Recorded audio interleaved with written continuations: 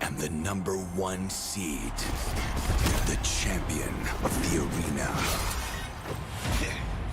The fans adore me because I've never lost.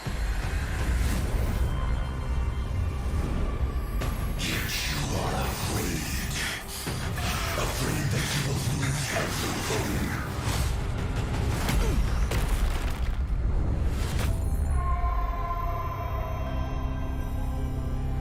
Do you ever get scared of losing, Kimmy? Well, big girl, I think we should cherish the joy and excitement of each game. Not who won or lost. That's right.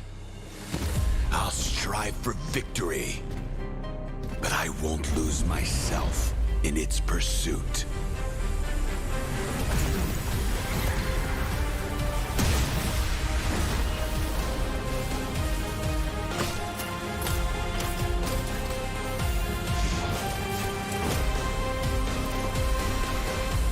World Championship. I'm back.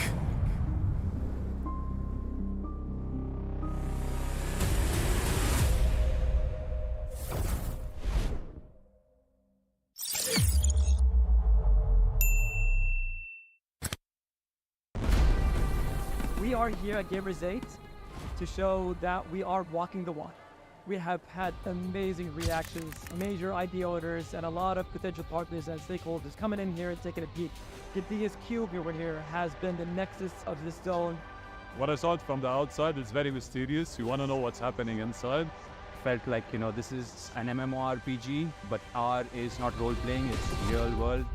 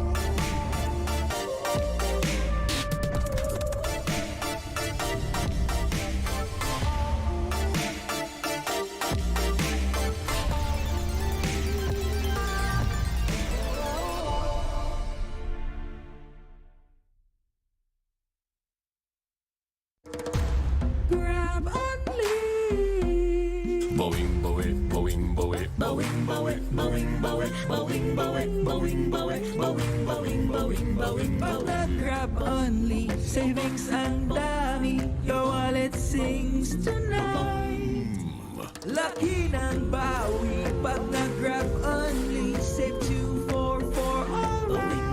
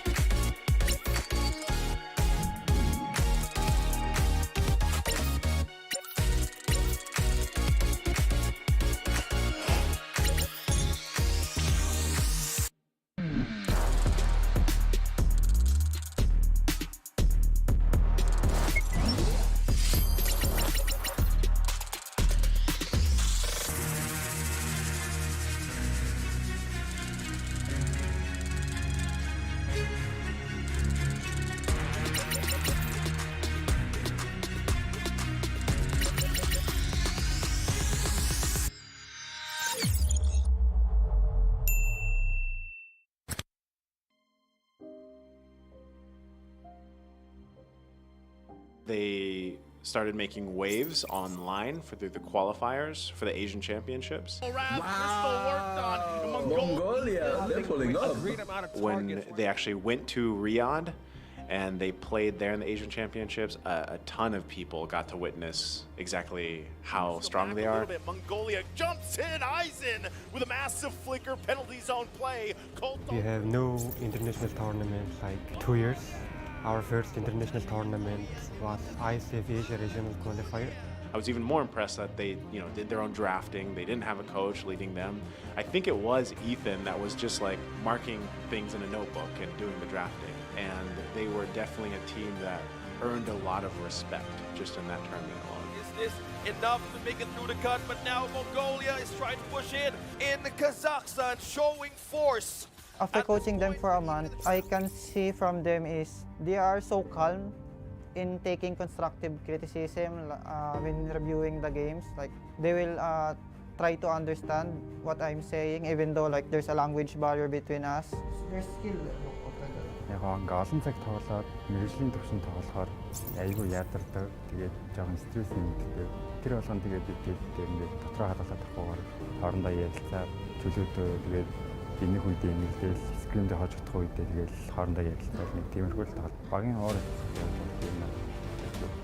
They always keep on asking me what can I do to improve them. Тэгээд бид энийг нөхөн тул яг нэг сарын өмнө They don't have MPL leagues. I always try to make them play scrims against top-tier teams in PH or Indo. Bebek drops the full barrage into the final slam with the base is going to be worked on. Just now they took a little loss here, but I have faith that they'll be able to make a comeback.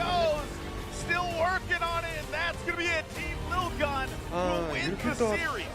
Одоо бидний өсөлтөж байгаа багууд маань ингээд бид нар өмнө яг тоглож үзээгүй мэдхгүй яг яаж тоглохыг мэдхгүй байгаа багууд байгаа учраас эхний тоглолт дээр бидэд нэг иргэд бол нэг жоохон тоглолтыг нь ойлгох мэдэж авах зорилгоор тэгээд 2-3 дахь гейм бол яг ойлгосон тоглолтын дээр зөрүүлээд контролж тоглож байгаа. They've had plenty of experience now that they're going to surprise a lot of people here for the M5 wildcard.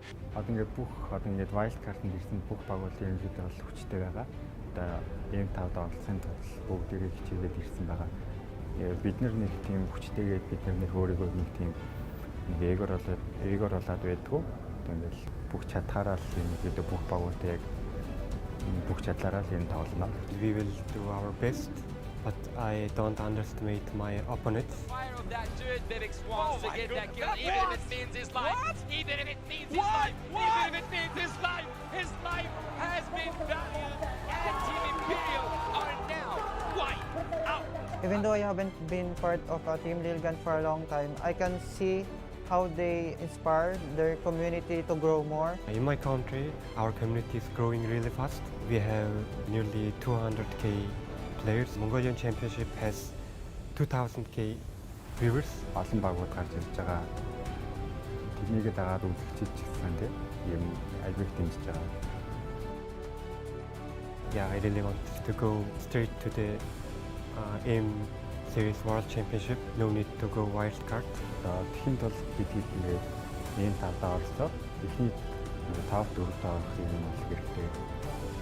We really want Mongolia. We have MPL.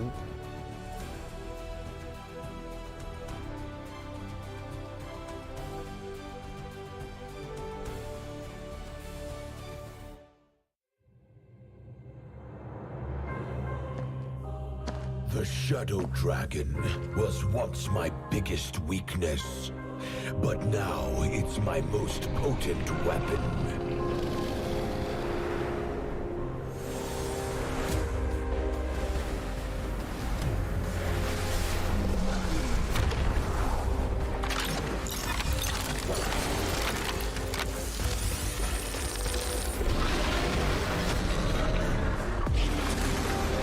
Cosmic Dragon, rise and soar! Dragon Stomp! Dragon Scales!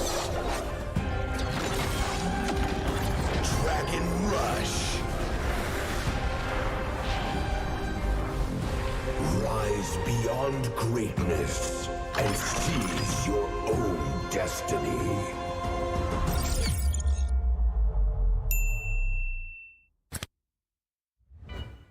Tonight, we celebrate MLBB Esport. Do the kaldak! Do the kaldak! This is the Suman Challenge. Go! Oh! This just it.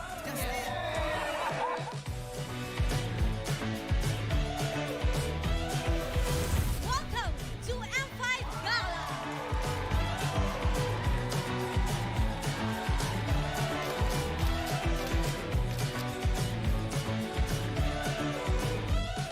Guess the Hero Challenge! Lapu-Lapu, Iritel, Franco, Nana. Nana! Best Dressed Team! Best Dressed Super Marco!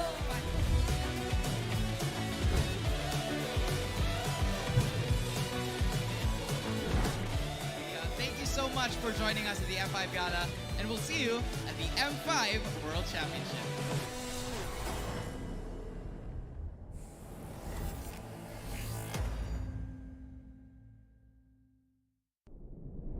Have you ever wondered what is our identity? Our identity isn't limited to just esport players. Our style. Sweat.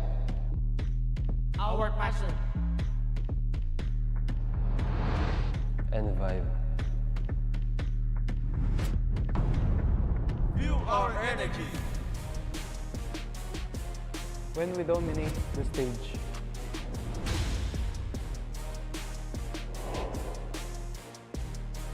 The hours of sacrifice. shape who we are. So, what is our identity? We are legendary.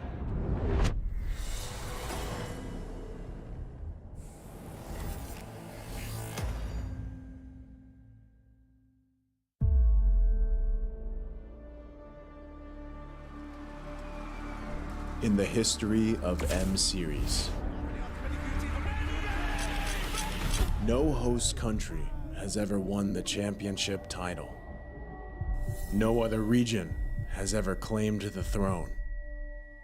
No team has ever secured the championship twice. In this thrilling showdown, 16 teams across the world have gathered once more to seize the trophy. Which teams will prove themselves in their epic rivalry rematch? Will a new region unveil their strength and climb to the top? And who will leave an unforgettable mark with their skills? Behold, the old guards, seasoned titans returning to reclaim glory.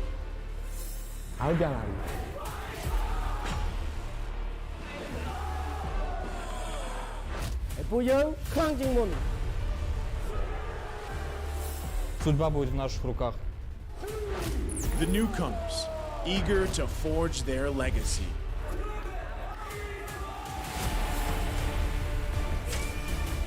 Kita di sini untuk lawan yang terbaik, kami nggak takut tantangan apapun.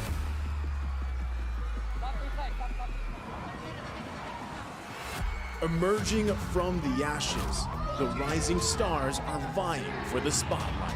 Kita orang dah tunggu lama untuk momen ni. This is our time. It's now or never.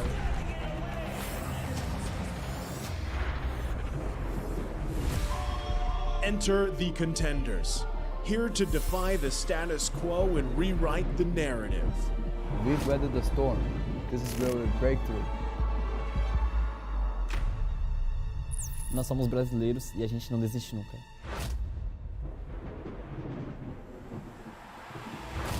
The Kings, legends in their own right, descend to defend their crown. Kita sudah merasai kemenangan. Ini saatnya kita menguasai dunia. Naitaas na namin ang kampyonato at itataas ulit namin ngayon. Babawiin namin ang corona para sa aming hari at reyna.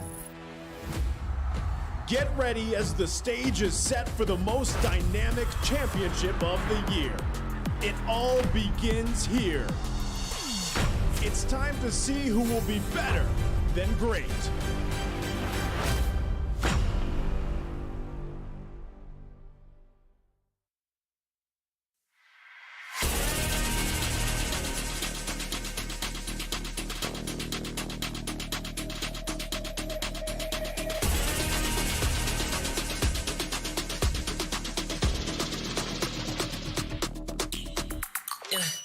Hit me like I might get over, but you can give me in no corner. I know I can make a comeback. Ace this round and finish this game now. Got the power on my shoulders. Yeah, you know that I'm a soldier. You can keep me off my guard, but you can't keep me from my honor. Nah, nah, nah. I feel like the floor is over. The energy's getting higher. You're saving my arm. 'Cause I know just what I got. I got you like na na na, and you know I hold the power.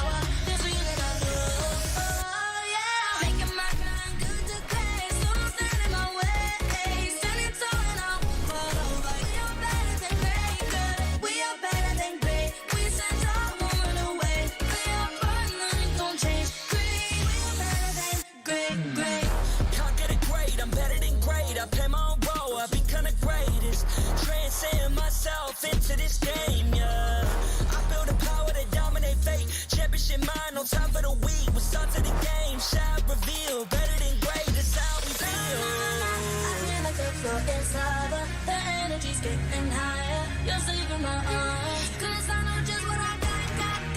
I got you like na na na, and you know I hold the power. This feeling I feel. Oh yeah, making my grind good to great. So don't stand in my way. We are better than great. We stand tall, won't run away. Play our part, nothing gon' change. Great, we are better than great. If we stand tall and believe we can make it, you and me, with a sense of urgency, you'll see I'm better than great. I'm better than great. Oh yeah.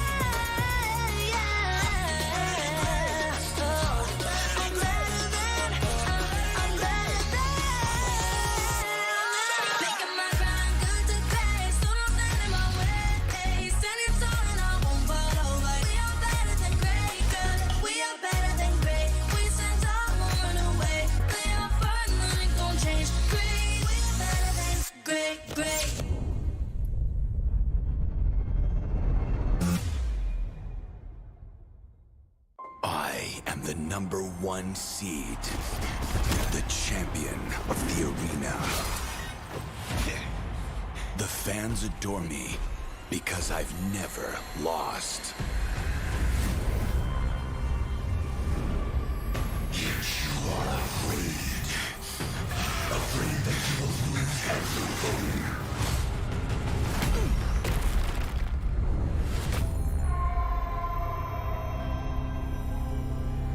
Do you ever get scared of losing, Kimmy? Well, big girl, I think we should cherish the joy and excitement of each game. Not who won or lost. That's right. I'll strive for victory, but I won't lose myself in its pursuit.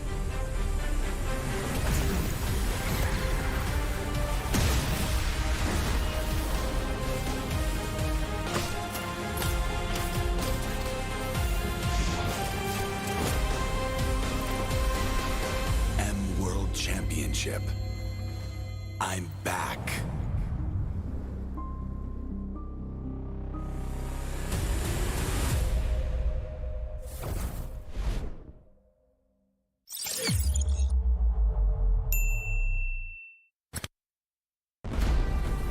We are here at Gamers 8 to show that we are walking the walk. We have had amazing reactions, major idea owners, and a lot of potential partners and stakeholders coming in here and taking a peek. The DS Cube over here has been the nexus of this zone. What I saw it from the outside is very mysterious. You want to know what's happening inside. Felt like, you know, this is an MMORPG, but R is not role-playing, it's real world.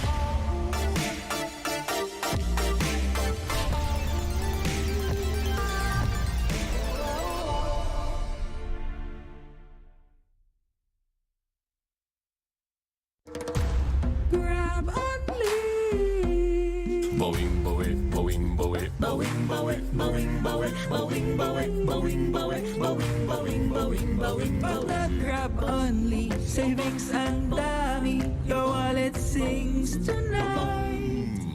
Laki ng bawi, pag nag-grab only, save 244 alright. Boing, boing, boing, boing, boing, boing, boing, boing, boing, boing, boing, boing, boing, boing, boing, boing.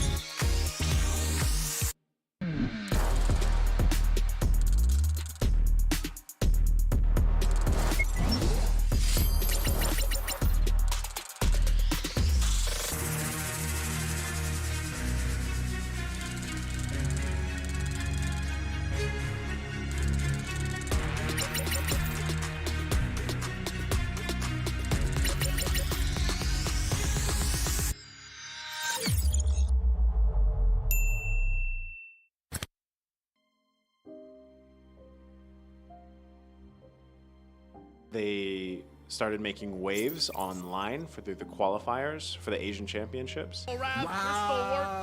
Mongolia, they're pulling up.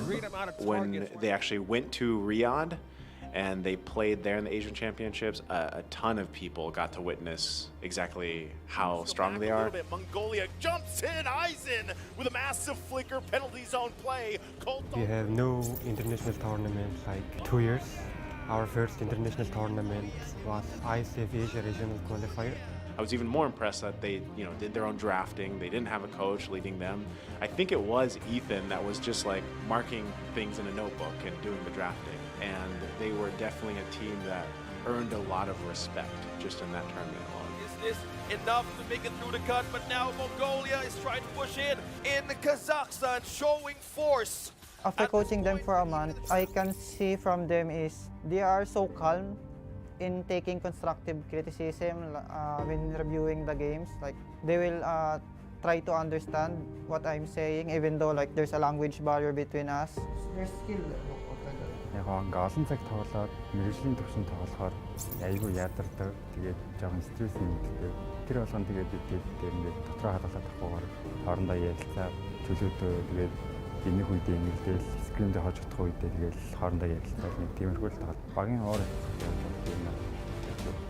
They always keep on asking me what can I do to improve them. Тэгээд бид энийг нөхөхийн тулд яг нэг сарын өмнө They don't have MPL leagues. I always try to make them play scrims against top-tier teams in PH or Indo. Bebek drops the full barrage into the final lap with the base is going to be worked on. Just now they took a little loss here, but I have faith that they'll be able to make a comeback. Still working on it, and that's going to be it. Team Lil Gun will win the ерөнхийдөө series. одоо бидний өрсөлдөж байгаа багууд маань ингээд бид нар өмнө яг тоглож үзээгүй яг мэдхгүй яг яаж тоглохыг мэдхгүй байгаа багууд байгаа учраас эхний тоглолт дээр бидэд нэг дэргэд нэг жоохон тоглолтыг нь ойлгох мэдэж авах зорилгоор тэгээд 2-3 дахь гейм бол яг ойлгосон тоглолтын дээр зөрүүлээд контролж тоглож байгаа. They've had plenty of experience now that they're going to surprise a lot of people here for the M5 wildcard. Одоо ингээд wild card-д ирсэн бүх багууд ерөнхийдөө бол хүчтэй байгаа. Одоо ENG-5-д оролцсон тул бүгдээрээ хичээгээд ирсэн байгаа. Бид нар нэг тийм хүчтэйгээд бид нар өөрийгөө нэг тийм эгор болоод байдгүй. Тэгэл бүх чадхаараа л ерөнхийдөө бүх багуудаа яг бүх чадлаараа л энэ тоглоно. We will do our best, but I don't underestimate my opponents. Fire of that dude, Bebix wants to get that kill, even if it means his life. Even if it means his life. Even if it means his life. His life has been valued, and Team Imperial are now wiped out. Even though I haven't been part of Team Lilgan for a long time, I can see how they inspire their community to grow more. In my country, our community is growing really fast. We have nearly 200k players. Mongolian Championship has 2000k viewers. Олон багууд гарч ирж байгаа. Тэднийг дагаад үзэгчид ч гэсэн тийм юм айгүй дэмжиж байгаа.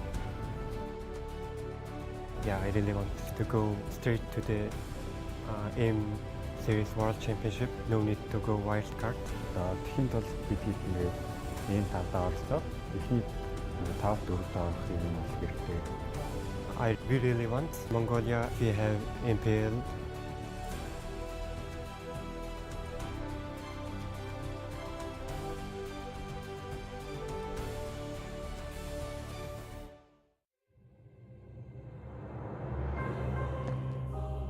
The Shadow Dragon was once my biggest weakness, but now it's my most potent weapon.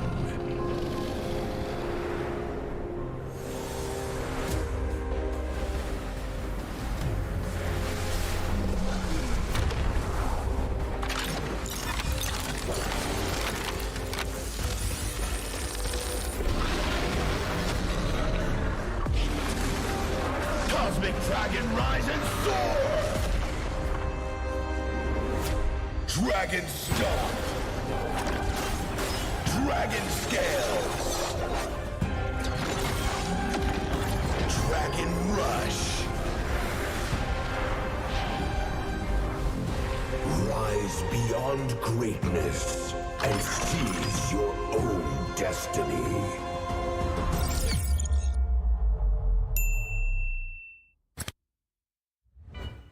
Tonight, we celebrate MLBB Esport. Do the kaldak! Do the kaldak! This is the Suman Challenge. Go! Oh! That's just it.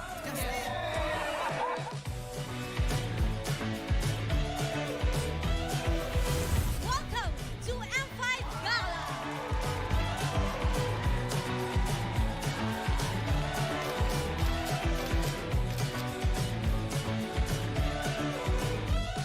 Guess the Hero Challenge! Lapu-Lapu, Iritel, Franco, Nana. Nana!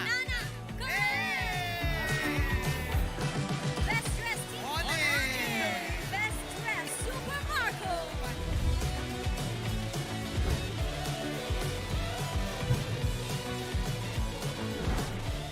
Thank you so much for joining us at the M5 Gala, and we'll see you at the M5 World Championship.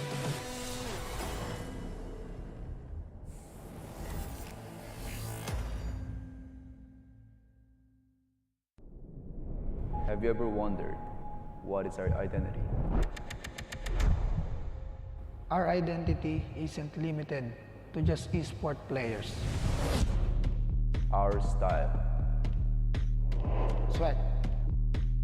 Our passion. And vibe. Feel our energy. When we dominate the stage,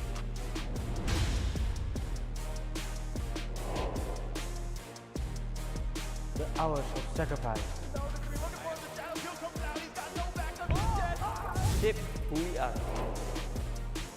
So, what is our identity? We are legendary.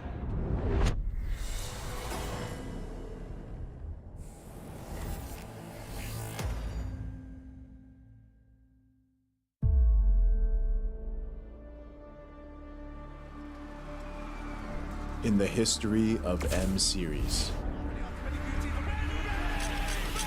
no host country has ever won the championship title. No other region has ever claimed the throne.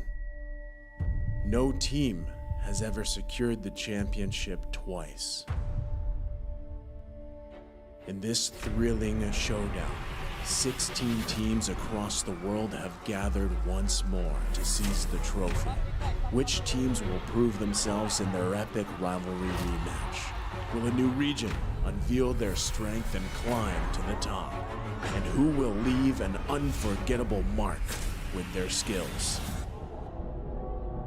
Behold, the old guards, seasoned titans returning to reclaim glory. How jangan?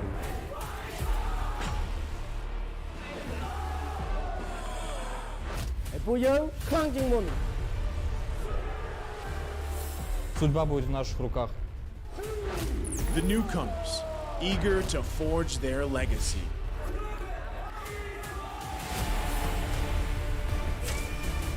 Kita di sini untuk lawan yang terbaik. Kami nggak takut tantangan apapun.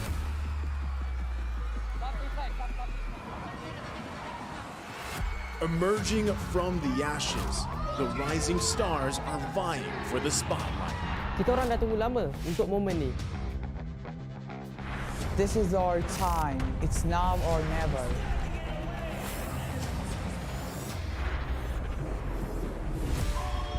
Enter the contenders, here to defy the status quo and rewrite the narrative. We've weathered the storm. This is where we break through. Nós somos brasileiros e a gente não desiste nunca.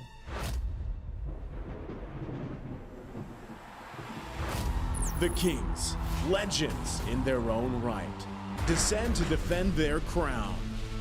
Kita sudah merasai kemenangan. Ini saatnya kita menguasai dunia. Naitaas na namin ang kampyonato at itataas ulit namin ngayon. Babawiin namin ang korona para sa aming hari at reyna. Get ready as the stage is set for the most dynamic championship of the year. It all begins here.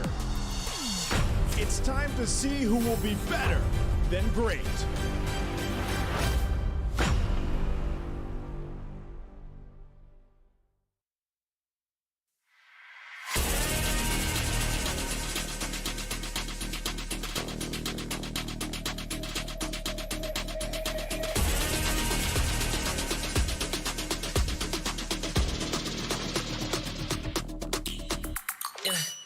Hit me like I might get over, but you can give me in no corner. I know I can make a comeback. Ace this round and finish this game now. Got the power on my shoulders. Yeah, you know that I'm a soldier. You can keep me off my guard, but you can't keep me from my honor. Nah, nah, nah. I feel like the floor is over. The energy's getting higher. You're saving my arms, 'cause I know just what I got. I got you like na-na-na, and you know I hold the power.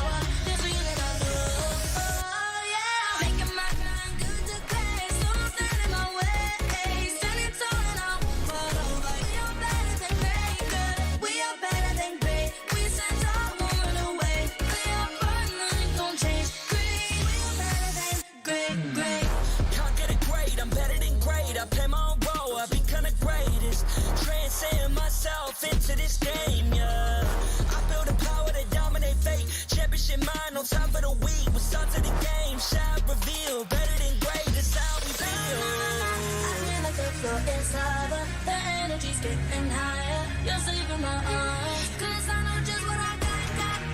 I got you like na-na-na, and you know I hold the power. This feeling I love, oh yeah. Making my grind good to pay, so don't stand in my way. We are better than great. We stand tall, won't run away.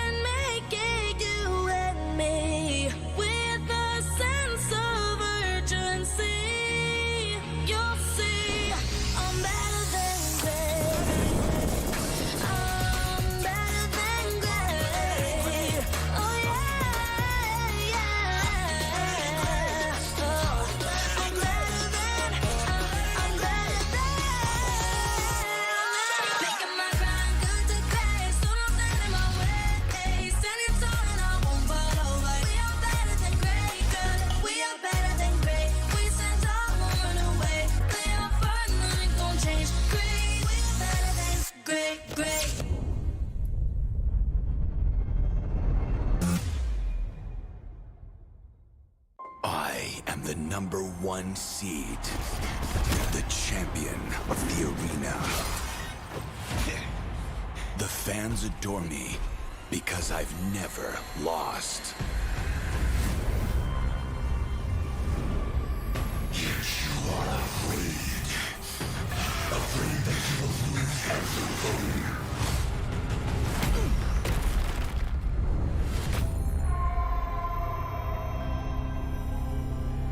Do you ever get scared of losing, Kimmy?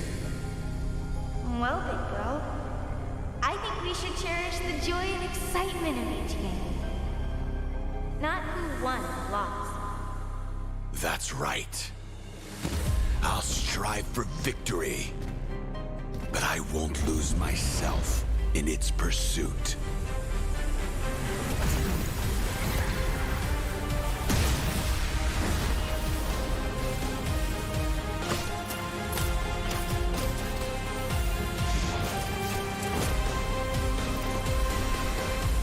World Championship. I'm back.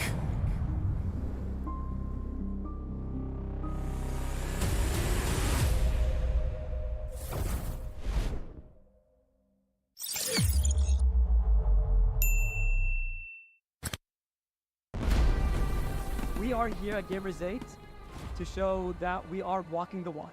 We have had amazing reactions, major idea owners, and a lot of potential partners and stakeholders coming in here and taking a peek. The DS Cube over here has been the nexus of this zone. What I saw from the outside is very mysterious. You want to know what's happening inside. Felt like, you know, this is an MMORPG, but R is not role-playing, it's real world.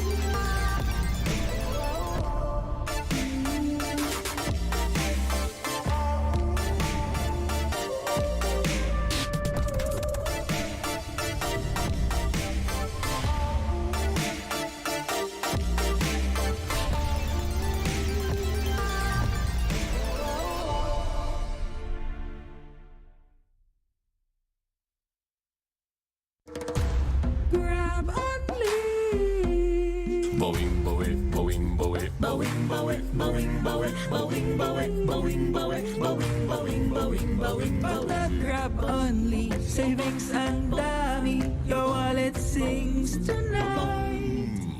Laki ng bawi, pag nag-grab only, save 244 alright.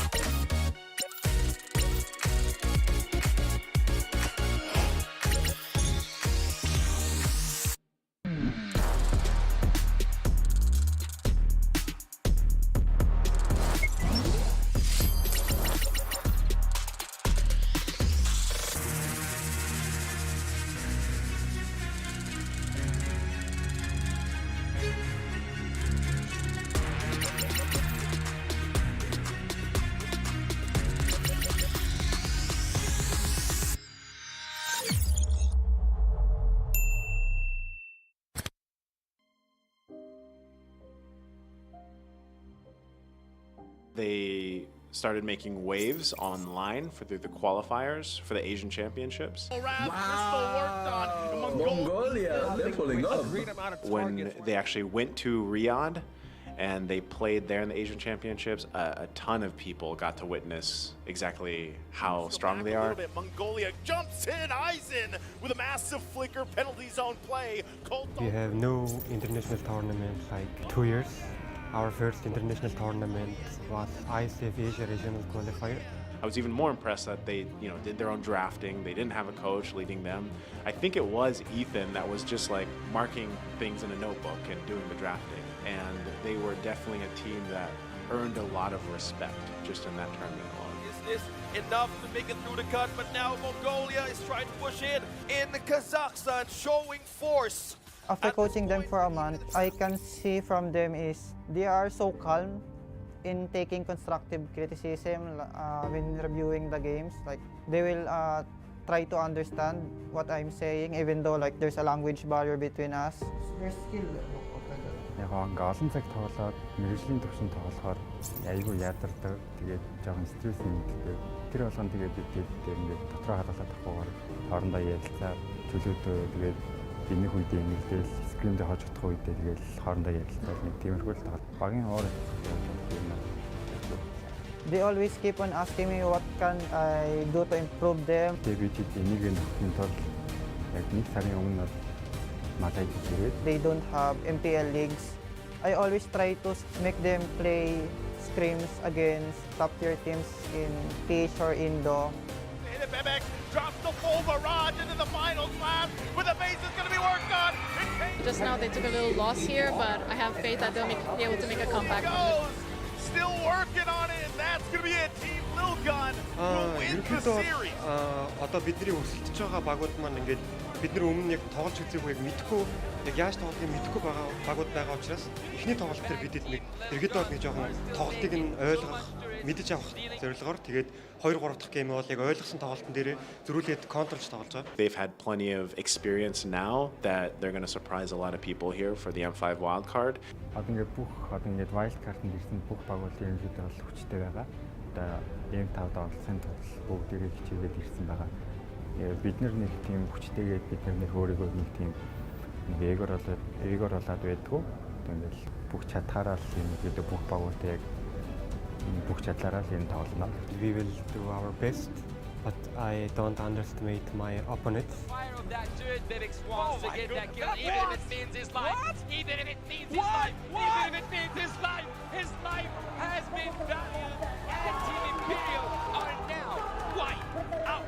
Even though I haven't been part of Team Lil Gun for a long time, I can see how they inspire their community to grow more. In my country, our community is growing really fast. We have nearly 200k players. Mongolian Championship has 2000k viewers. Олон багууд гарч ирж байгаа. Тэрнийг дагаад үзэлцэж гисэн тийм юм айгүй дэмжиж байгаа. Yeah, I really want to go straight to the M Series World Championship. No need to go wild card. Тэхийн тул бид ингээд энэ тавдаа орсоо эхний 5-4-т орох юм бол хэрэгтэй. We really want Mongolia. We have MPL.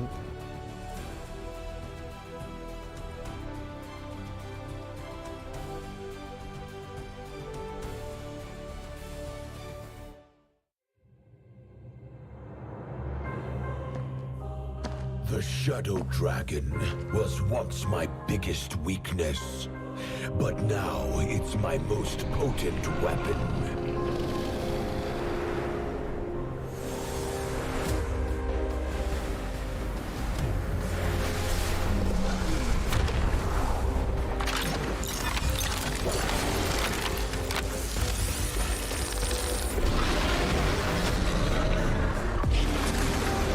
Cosmic Dragon, rise and soar!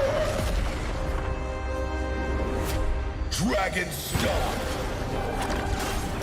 Dragon Scales!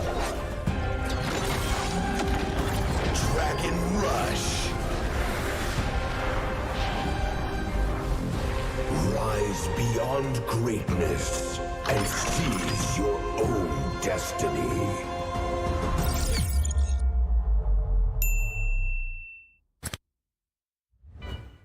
Tonight, we celebrate MLBB Esport. Duda Kaldak! Duda Kaldak! This is the Suman Challenge. Go! Oh!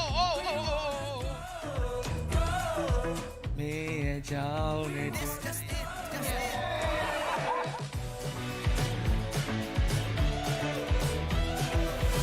Welcome to M5 Gala!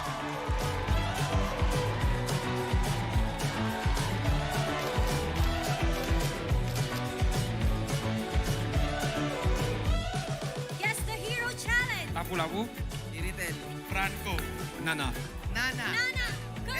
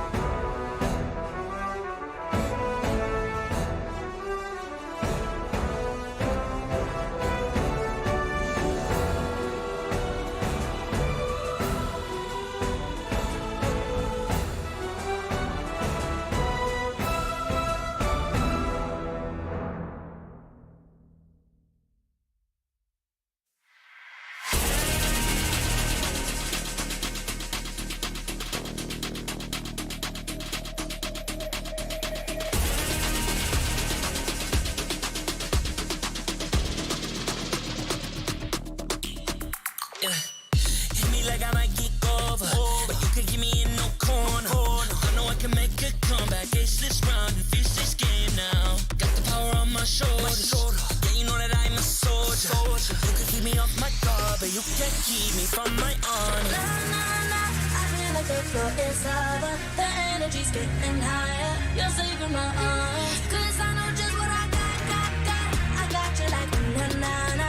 And you know I hold the power. This feeling I love. Oh yeah. Making my grind good to great. So don't stand in my way. Standing tall and I won't fall over. We are better than great. Good. We are better than great. We stand tall, won't run away. We are burn, nothing gon' change. Great. We are better than great. Can't get it great, I'm better than great. I play my own role, I become the greatest. Transcend myself into this game, yeah. I build a power to dominate fate. Championship mind, no time for the weak. We're start to the game, shall reveal. Better than great, that's how we feel. I feel like the floor is lava. The energy's getting higher. You're saving my arms. 'Cause I know just what I got. I got you like na-na-na. And you know I hold the power. This feeling I love. Oh yeah. Making my grind good to great. So don't stand in my way. Standing tall and I won't fall over. We are better than great. Good. We are better than great. We stand tall, won't run away. We are burn, nothing gon' change. Great. We are better than great. If we stand tall and believe we can make it, you and me, with a sense of urgency, you'll see I'm better than great. I'm better than great. Oh yeah. Oh, I'm better than. Making my grind good to great. So don't stand in my way. Standing tall and I won't fall over. We are better than great. Good. We are better than great. We stand tall, won't run away. We are burn, nothing gon' change. Great. We are better than great.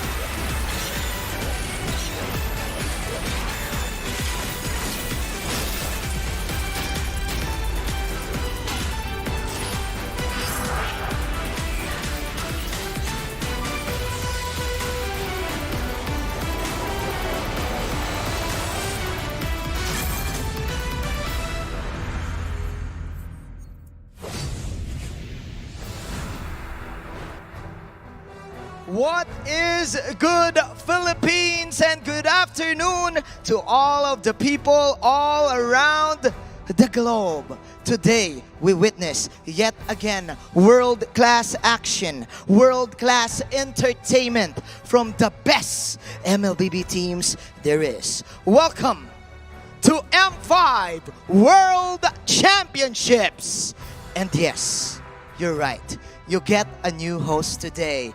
It is me, your kabayas, Manjin Faldas, your resident Filipino team supporter. I got you, Blacklist and AP Bren. Because here in M5, we would like to keep things fresh and throw a little bit of surprise from time to time. But speaking of surprises, we did not see any of those yesterday in terms of matches.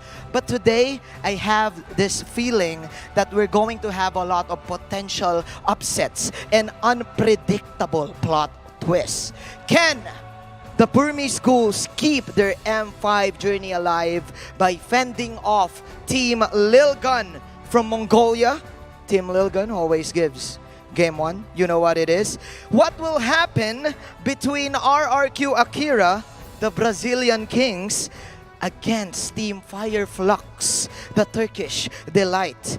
And can Deus Vault continue to rise to the expense of the hungry Baloyski and Geek Fam? And finally, can Triple Esports create the biggest upset in the entire MLBB history against the Sky Kings?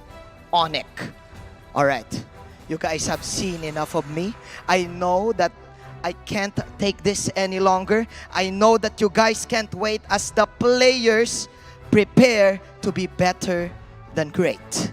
Let's pass it over to our Shoutcasters. Shoutcasters, it's your turn. Thank you so much, Manjin. 2 teams recognized as dark horses of the tournament are about to open the 4th day of the M5 World Championship group stage. Greetings, everyone. Gideon here. Together with me is going to be LaFell as well as Yasu on the desk to bring you the first best of 3 series of the day between Myanmar's Burmese Ghouls and Mongolia's Team Little Guns. Now keep in mind that the M5 World Championship is powered by Muntun, presented by Kadia, and supported by ROG, the official gaming phone, Grab, the official super app partner, and Secret Lab, our official chair partner. Thank you to our lovely sponsors, because M5 wouldn't be as awesome without your support. And here's the thing, special shout outs as well to our global presenting partner, Kadia. Kadia is a giga project, a city that is being built in Saudi Arabia. It is the future capital of entertainment, sports, and culture. Kadia Gaming is giving away 5 sets of Knockout Stage 2 and Grand Final tickets to join. Just follow Kadia Gaming on social media accounts. Comment why you deserve to win and tag 2 friends you want to bring in the comments. If you don't have friends, anyone will do. The campaign starts from 2nd to the 7th of December. The winners will be announced on the 8th December at Kadia Gaming Instagram story. What? That's not the only giveaway that they're having, right, Yasu? Well, we have the M5 passes now live. Unlock Yuzong's M5 exclusive Dragon Shades skin and Prime Cosmic Dragon skin when you buy the M5 pass. Accomplish all activities, tasks to reach level 75. You stopped at 56? Yeah, I got 56, 57 for now. I still have a few days to grind to level 75. You still have until 75 for free. A ton of M5 exclusive rewards are so waiting for you. Get yours or gift it to a friend. Will you gift it to me? Let me tell you, I don't think I'm going to stop at 75. No. I'm going to be real. I might go all the way. I mean, it's hard, especially whenever you sit here. The figurine is literally right in front of you. Keep in mind, the figurine at the very end. Now, guys, after everything that has happened yesterday, all the exciting matches, all the 2-0s that we did actually get to see yesterday, some of them have to be some of my favorite moments. I mean, I'm one counting a painful couple. Well, okay, we don't want to go too far into it, but for those of you who are just tuning in, not seeing the entire group stage, don't worry, we've got you covered. We've got the daily recap. Let's check it out.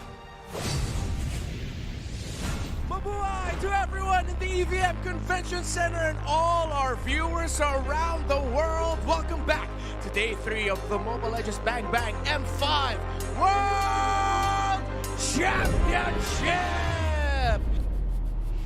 We just passed the midway point of the M5 group stage and definitely not short of impressive team fights and skirmishes.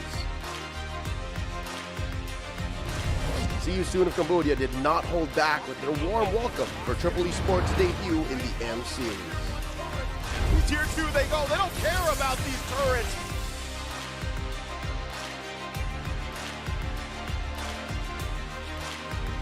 There they go, they're going to jump in. FP the King able to secure the turtle. Scan Blazing Duet with Kosei. And now they go in further, another final slap. The MENA representatives attempted to create havoc with some innovative draft in Game 2, but the Sooners had too much firepower.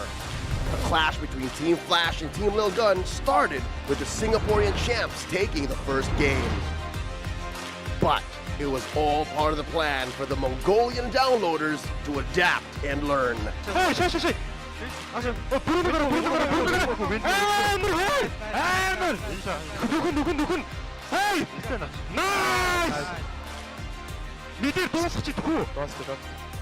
And secure the precious victory. Now we can move individually.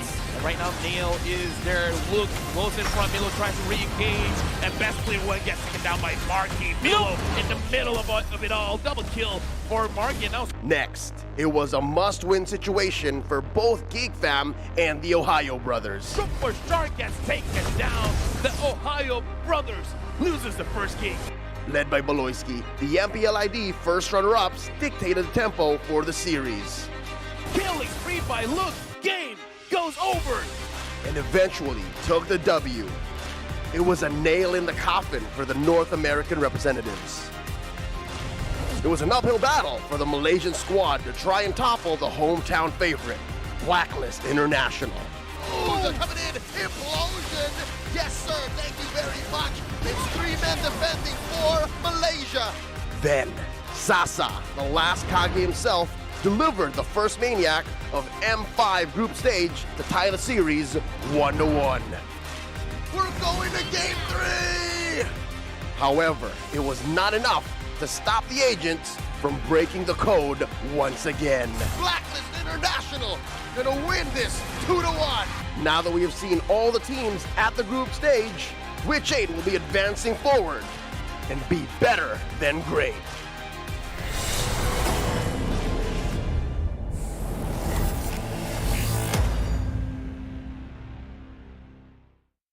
Presented by Kadia, let's check out the play of the day of group stage, day number 3. Sasa's key moment here. And despite Team SMG not actually overcoming Blacklist International, it was a good moment for them. Oh yeah, definitely. Here's the thing, I gotta say, the Filipinos have been incredibly nice to me. I don't know if it was because of my birthday, even though SMG lost, they DM me as like, we still love you, man. And I'm like, oh, thanks. I mean, we lost, but you guys still love us, so that's great. The love is going all around, but when competition meets, especially when we're this deep into the competition as well, most of these teams are on the brink of elimination. As we look through these groups, some of these teams have played a good majority of their games, and some very, very close to that spot, but they need to get some wins. And today, actually, Brimis Ghouls are having the last match in the Group C. So we're gonna see, will Brimis Ghouls have another chance to redeem themselves? Starting off with today's games, match number 1, Burmese Ghouls versus Team Little Gun, and the download continues. Fireflux Esports up against RRQ Akira, showdown of M4 7th and 8th place bout. Geek Fam versus Devu in potential decider to clinch the top 2 and finally to end things off. It's Onyx versus Triple Esports. Could be one of the biggest upsets of MLBB history. Let me just say, game number 1, as well as third series of the day, is definitely the one that I'm looking forward for, because Burmese Ghouls going up against Lil Gun, we do have to see Lil Gun, are they going to keep continuing the way that they've been playing? But even before we look at our predictions, because I have no idea who I predicted for, here's the thing. I am a firm believer of these guys. You know what this is? I have a rough idea. This is a Lil Gun. This is a Lil Gun? It's the smallest we've ever seen. It's the smallest gun that Second smallest gun I have. Some might even say it's a small gun. About average. A Lil Gun. And yeah, I would say this is average, no? Look, we're not hating on anybody out there, but at the end of the day, these men have been playing out of their minds since wildcards even. Our match headline, can Lil Gun's bullets finish off the Ghouls? And I think this question is going to be posed mainly to you, Yasu, because we've seen this team from the wildcards itself. Well, if their gun is that Lil, so I don't think that the bullets will actually hurt the Ghouls. But Lil Gun are coming from, let's say they are warmed up since the... Yeah, now it's not a Lil Gun anymore. Average guy. Average guy. All right. So coming from the wild card, they are warmed up. But Brimis Ghouls, while they have like these troubles coming here, they didn't have the time. They didn't have the matches that can make them up against Lil Gun with the same momentum. Well, considering Burmese Ghouls' overall legacy, they're going to be held to a very high standard here, and in comparison to Lil Gun, who have taken the time and more importantly so really kept up with what the meta is going to be and improved along the way. We've seen their story, right? From the wildcards itself up till now. These guys are the ultimate downloaders. They've broken the matrix here. They continue to reverse sweep even now in the group stage. Not gonna lie, if they're able to do this all the way to the knockout stage, heck, all the way to the grand finals, something is up. How can you learn that fast? Just by losing the first game? It's like an anime. Almost like an anime. It could be the ultimate anime story. In anime, you have a time skip. Well, they have like a few minutes. Well, the time skip happened before the wildcards. True. This is their championship arc. Well, we can see here that there are some calculations on how can Team Brimis Gould proceed to the next stage. But if we spoke about Team Brimis Gould's performance so far, we can say that it is the worst run they had so far in the M Series, as they secured the 4th spot at the M1 and finished the 2nd at the 2nd M Series, and now they are struggling to make it past the group stage. I mean, I don't think it's that hard. Just win. I mean, they didn't have that time skip moment like the Brimis Gould just needs to win 2-0 and then they have a chance. They have an opportunity. A chance. Not like, you know, confirmed, but just win. It's the closest they're going to get here, considering the situation that they're currently in. But it seems that I've been given the notice. The games are about to start here. Once again, whew! It is time for our very best of 3 match, and to kick things off, it's time to officiate the M5 World Championship. We have our marshals making their way onto stage. The people, our first responders, to ensure the fairness and integrity of our games. Thank you, Rain, Wilbert, Shun, and Ivan, for making sure that our integrity is at an all-time high. But I think it's time. Though they're down 2 matches, it is not an impossible scenario. Yet for the Myanmar representatives, give it up for the undying Burmese Ghouls! They gotta be careful. Don't give too much information, because we know, Lil Gun, they're downloading. To guide the teams to victories here, how long will their downloading process take? Can the Mongolian powerhouses show us their true form today? Let's cheer for Team Little Gun! They got their ticket from the wild card, and so far they are using it wisely. To guide the teams to victory, we have head coaches and analysts, people who arm their players with the best weapons possible in the Land of Dawn. From Burmese Ghouls, it's Lin Daddy, as well as analyst DJ. From Little Gun, it's Coach Mitch, looking to make a difference. Let me just say, for Burmese Ghouls, I kind of feel like they need 3 different plans. Because I kind of feel like if the game plan for Game 1 and Game 2 is going to be the same, it might go over to Lil Gun. It could be one of those moments, but we're ready for an upset here. Wait a minute, hold up. Let's do a roll call, because it's Stitch, Nico, Shadow, Lena, and Blink X. They're swapping out Carbon. Yeah. We've got no information on Shadow. Oh, but also one of those things that we didn't get information about was Nico's assassin gameplays, because we were used to see him play with the utility heroes, the heroes that can take damage while also playing the jungle basically. But the only game, and ironically enough, the only game that Team Brimis Ghouls won in this series, he used Nolan. Nolan's going to be a hero that everybody's looking out, especially when you're looking at Mongolian representatives. Team Little Gun with Bebex, Zixora, Aizen, Forbid, as well as Ethan. I gotta say, Bebex as well has been showing up quite a lot. We talk a lot about Ethan. Ethan is the captain of the team. He is the one leading, but I gotta say, Bebex now is putting the team on his shoulders. He's definitely had some outstanding performances throughout the tournaments. And let's not forget about Zixora, his overall flexibility to make sure that this team is working together like a well-oiled machine. Let's see whether or not today is going to be the day where they might actually take a series loss against the Burmese Ghouls. Because again, a lot of surprises. Let's see how good their downloading truly is. Let me just say, I'm looking forward to see the Psycho Fredrin again. It's a strike. It's a perfect strike. I don't know whose answers you're copying, Lafell, this time, but it seems that every... Renmar, yeah. I'm going for all Filipinos. All Filipinos? Once they're done, I'll go back to the Philippines. They'll never be done, let's be honest here. We're on their home soil, but yes, everybody on the desk is going to agree that Lil Gun has been, again, super impressive, and the Burmese Ghouls have yet to hit their stride. You want to know, Lil Gun is one of the easier ones to predict because we know it's going to be 3 games. So when they're like, is it going to be a 2-0-2-1? Come on, 2. Maybe, I don't Get know. outta here. I don't know. Maybe Burmese Ghouls could shake things up, you know? Let Lil Gun take game number 1 and then the reverse sweep.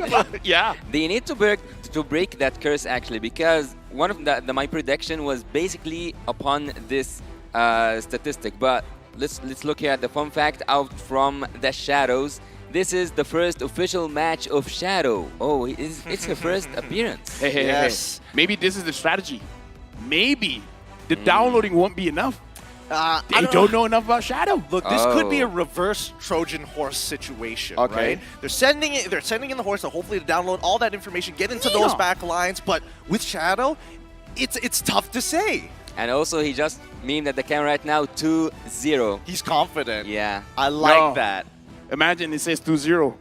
He doesn't say which team. I mean, who knows? Who knows? Truly, who knows with this? And I think, this might be a good idea. Really shake things up against Team Lil Gun. Keep in mind, this is a best of 3 and not a best of 5. Yeah. With the majority of Myanmar leaning in towards the Burmese Ghouls. And even the rest of the world, some actually truly believing the Burmese Ghouls have a chance. While even, big EECA support coming in for Team Mongolia. They love the reverse sweeps. Yeah. And also, if you are here in the Philippines, do not forget to come on, join us on this marvelous journey. You can be here attending in this marvelous journey. As I said, M5 World Championship. We are still at the group stage. Imagine the playoffs. Imagine when we reach the finals. I gotta say, Gideon, you've been for all 5 M series. Yeah. Congrats, dude. Thank you. I'm feeling older every single day. My knees are weak, arms are getting heavier each time. In those 5 years, have you seen a team like Lil Gun? That's the interesting thing. Initially, when we saw a team like Lil Gun, they were under the banner of Burmese Ghouls. Yeah, right. During M2, right? They were coming off with some of the strongest performance yet, and that legacy is yet to be upheld by this current new squad. I don't hold it against them. I truly don't, because again, they've gone through so much. They might not have even made it to M5 in the first place. We gotta talk about the legacy of Burmese Ghouls. They created a name for a skill with the name of a player, the Ruby DD play with the Lunox. We gotta see more of that. We need to create more legacies by the players. I mean, Myanmar, as Leo likes to mention it, is a country that continues to produce top-tier athletes every single time. But an athlete is only as good as its equipment. Let's get into the drafting phase and see what our coaches and analysts are willing to give them here in our very first match. Well, as I said earlier on, the only game that Burmese Ghouls actually won during this series they were using that Nolan. And also, something that quite interesting about Team Lil Gun is that they are only running for the objectives. They only group up and they want to play that utility. They want to play that obey strategy. Well, it's very interesting to think about Lil Gun's first draft, because no matter how good it looks, there's a chance. There's a chance it won't work. I mean, like yesterday, if I remember correctly, their whole idea was the pick-off composition. It didn't work out with the Kaja and all, but once they start playing the side lanes, start getting a little bit better. Exactly. And that's where I think, some of the key players start to show up. I've yet to see an Aizen truly go all out Bankai, ego mode, go sicko mode on his opponents, because we saw that during the wildcards. When he is disrespected, he's a little petty about it. He remembers it. He will isolate one guy just to get the 1v1 off. Isolate. I think that Team Lil Gun needs to be provoked, actually. Like, they need to lose the first game to wake up. It's a wake-up call for them. Gotta stoke those coals a little bit. But let's see. Current bans, it's going to be the Arlet, the Matilda, as well as the Farmers. We look over to the side of Team Lil Gun, and it's going to be Nolan, as well as the Guinevere. All really good picks thus far. And considering what the stats have been looking like here at the M Series, Farm is such a problem, but that's only in condition with the Valentina. And I don't know whether Lil Gun cares about it enough or not. We got to talk about Bruno as well. Bruno is basically the face of M5, and Shadow here, being the unknown. What if he brings a hero that we do not expect? like the Uranus. Oh, don't please. I would rather, you know what, just bring in Thomas. Be cool about it. Actually go for the ego challenge. If you're going to proxy the wave, you're not going to be super tanky, but you're willing to put people Smelling down. something.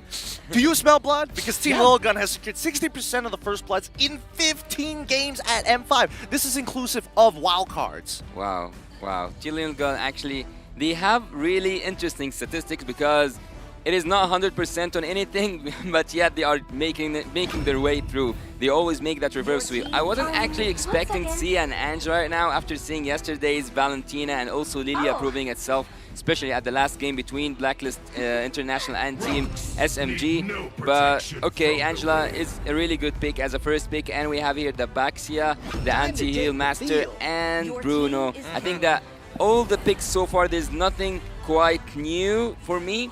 But I think that we might see Brimus Ghouls play something, go for the utility heroes, or even, and this might be a surprise, Nico go for an assassin. I like that they went for the Baxia, because giving Baxia and Angela, that's kind of like, you're asking for trouble at that point. And at this point, it's not even a Bruno. It's Brew, heck yeah. It's Brew too much. It's brutal. It's honestly, we saw the stats earlier, right? 98% pick and ban rate, meaning there's only a 2% chance that people kind of forget about it, right? If not, it is either banned or picked up, and a 60%, over 60% win rate, that's some good numbers. Oh. Now we jump back to the Burmese goals, right? This is what I was worried about.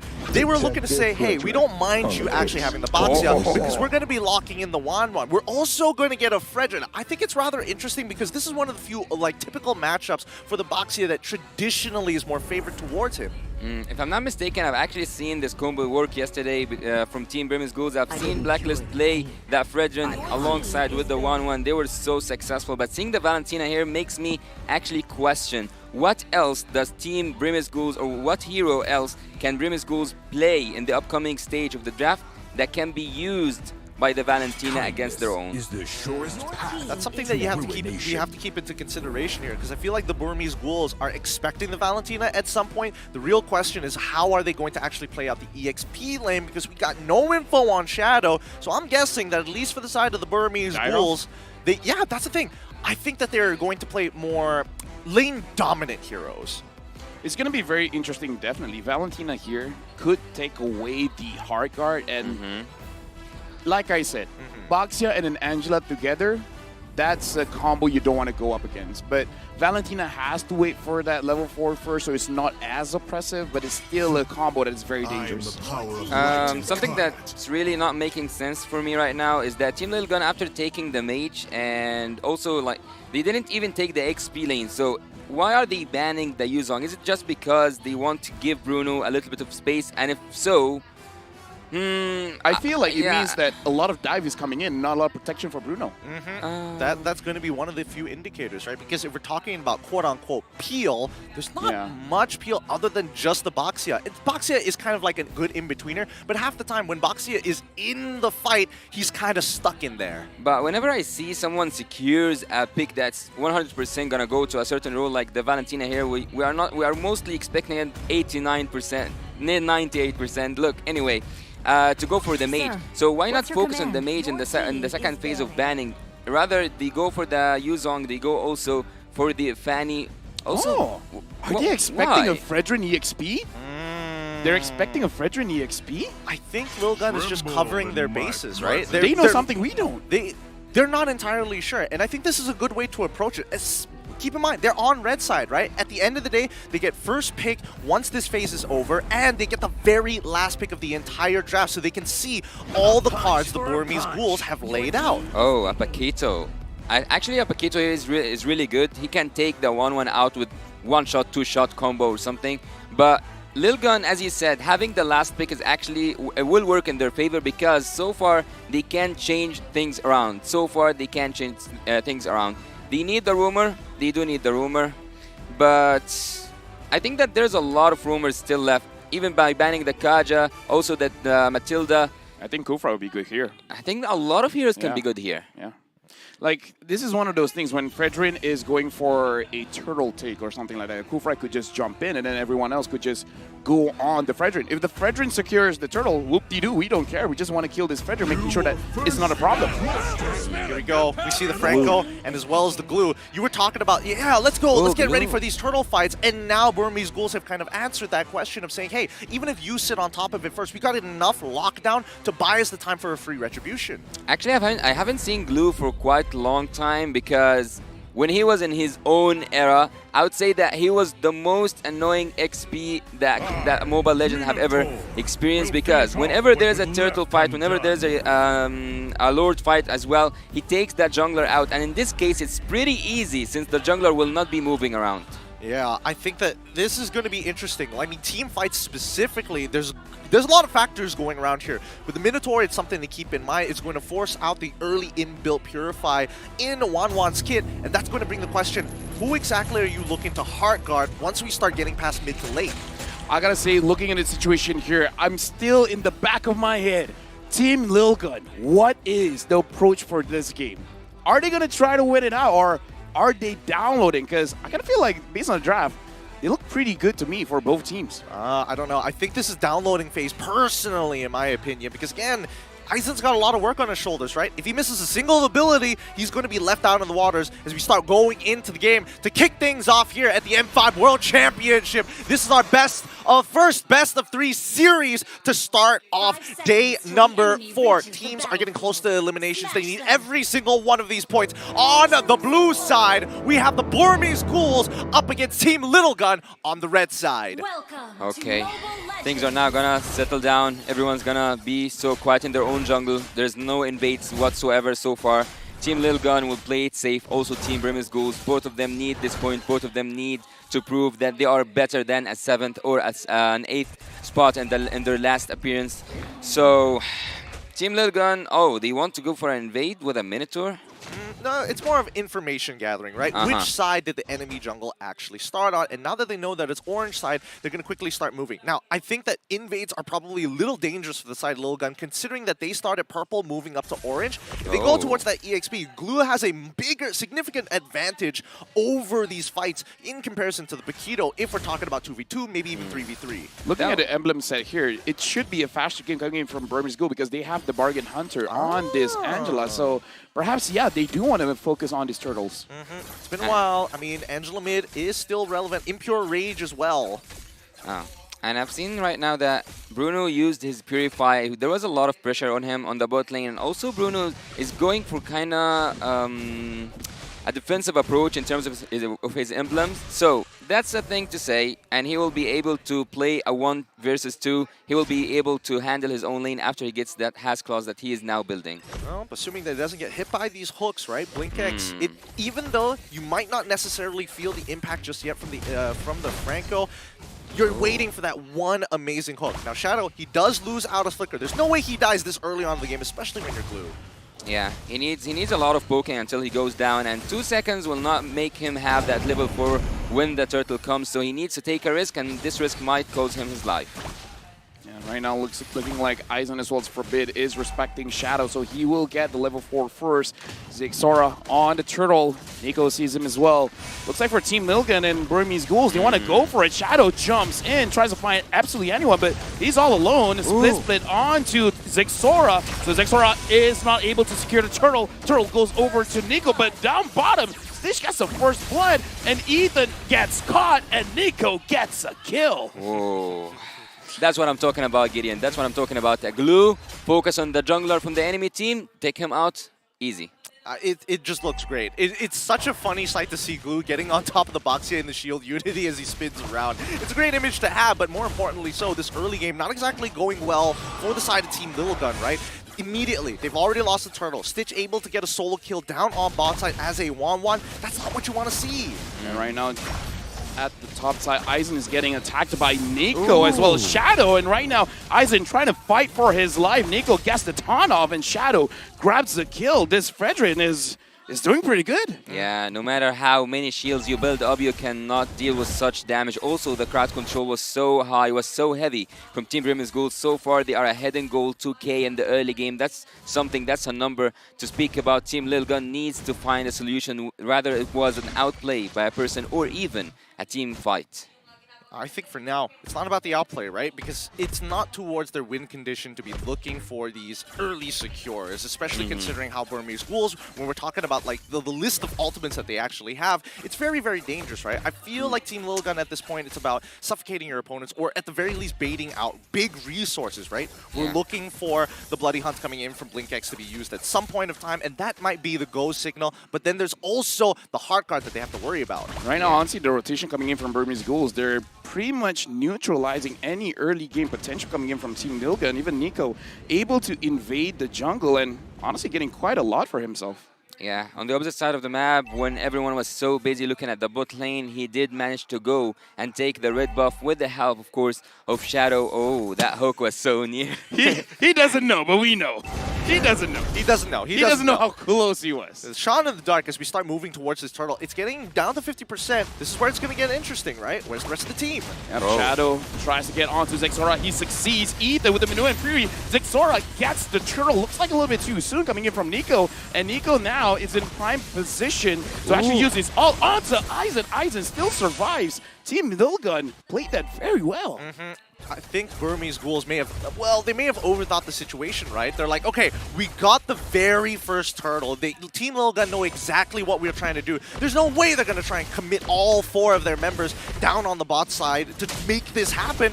And unfortunately, BlinkX just wasn't in the right place at the right time. Pressure in the mid. Team Lilgun wants to get it, but Nico is there to protect. So far, Team Nilgun looks like they're getting back into the game. They're getting a little bit more comfortable going up against Burmese Ghouls. What's actually scary for Team Lilgun right now is that Stitch took all the gold. Oh, but Flicker goes in and Forbid gets taken down. He should go down. He should go down. And Team Lilgun, if they don't find a solution for Stitch, he will keep on dealing that damage. They didn't see him activate a crossbow of Tang yet, and they don't want to see him. They're going to take their... Oh, nice hook. Good hook by Zexora. Gets haunted in, and the Minuan Fury able to get onto Nico as well as Shadow, but the damage isn't there just yet. Yeah, Stitch, it's still very early in the game. It's 5 minutes, 49 seconds, right? I'm expecting Stitch to have only about like 1.5 items at this point. Let's double check. 2 items already complete. He's 1.7k ahead, sorry, 1.6k ahead of his opponent right now. Looking good, but he still needs 1 more. That's what I'm talking, that's what I told you. That's what I told you guys. He is farming, free farming, got a gold for the turret alone, and even got the turret himself. Right now, Shadow, 1v4. He gets onto Zexora. He wants to fight back. He wants to secure a kill, but able to get out with the help of Lina. The hard guard. Down on bot side, though. This is why they're making these moves, right? That's why you're allowed to use the Heart Guard in a more flexible manner, right? It doesn't necessarily always have to go on your carries every single time. You can actually use it to defend and keep your team members alive, especially when they're making good macro decisions on the opposite side of the map. It's actually so hard to read the map right now because every single person here, I think that they have a mind of their own. They are not following one shout call. And right now, Turtle gets secured by Zexora. Very good Minuan Fury coming in from Ethan. Zexora is isolated. He's all alone, taking the brunt of damage coming in from Burmese Ghouls. It looks like he's going to get taken down. And Blinks gets a good hook onto Ethan. Ethan able to survive thanks to Aizen. Forbid as well as Bebex tries to fight back. Bebex gets a kill onto Nico. Right now, Ethan's all alone with Shadow. Nowhere to go. Ethan also gets taken down. It's one of those moments where it's been a while that you've got it. Hook coming in from Blinkus, but that might be a bad hook. Isaac goes in, wants to get for those kills, but he gets immobilized. Killing spree for Stitch. Stitch coming in with the damage, and Bebex taking quite a little bit for himself. Shadow all the way behind, and Bebex is there, still surviving, and kill goes over to Lilgun. Wow. Stitch at this moment will keep on dealing a ridiculous amount of damage. Look at the gold earned. He's 2k almost ahead from the highest gold after him, Bebex, 4k. That means that he's 3 items in and still counting. He's strong right now, and I think Bebex is trying to catch up, right? No Berserker's Fury just yet. That's why we're seeing the lack of damage. Those big auto attacks aren't coming out from him just yet. It's going to take a little bit of time, right? But how do you smother? How do you kind of drag this out? We see the second item complete for the side of Bebex. he should be able to take Stitch on, but only if they can lock him down, and that's not an easy job. Yeah, and actually something that makes 1-1 especially ahead every time when she's in the gold lane, if she got a really good start, is that she doesn't need to buy the boots. She can only, not only, but she can focus on having those items, the damage items alone. And so far, 3 items in, he can deal a huge amount of damage, but neglecting all that, let's look at the map itself. The map itself right now, it's revealed for Team Brim's Ghouls to go in and to invade any jungle, to go in and make the jungler from the enemy side fall down. I mean, it's a good lockdown, right? The Burmese Ghouls with a 2.5k lead so far, they're looking for that big 2x. And look at that, Burmese Ghouls started up, now pulls Xora away. Whoa. Yep, Shadow's been doing quite a lot, and he finds Xora, gets taunted down. Xora nowhere to go. Crossbow Tang off the stage, double kill for Nico. Burmese Ghouls is having everything that they want here. Team Lil Gun can't respond.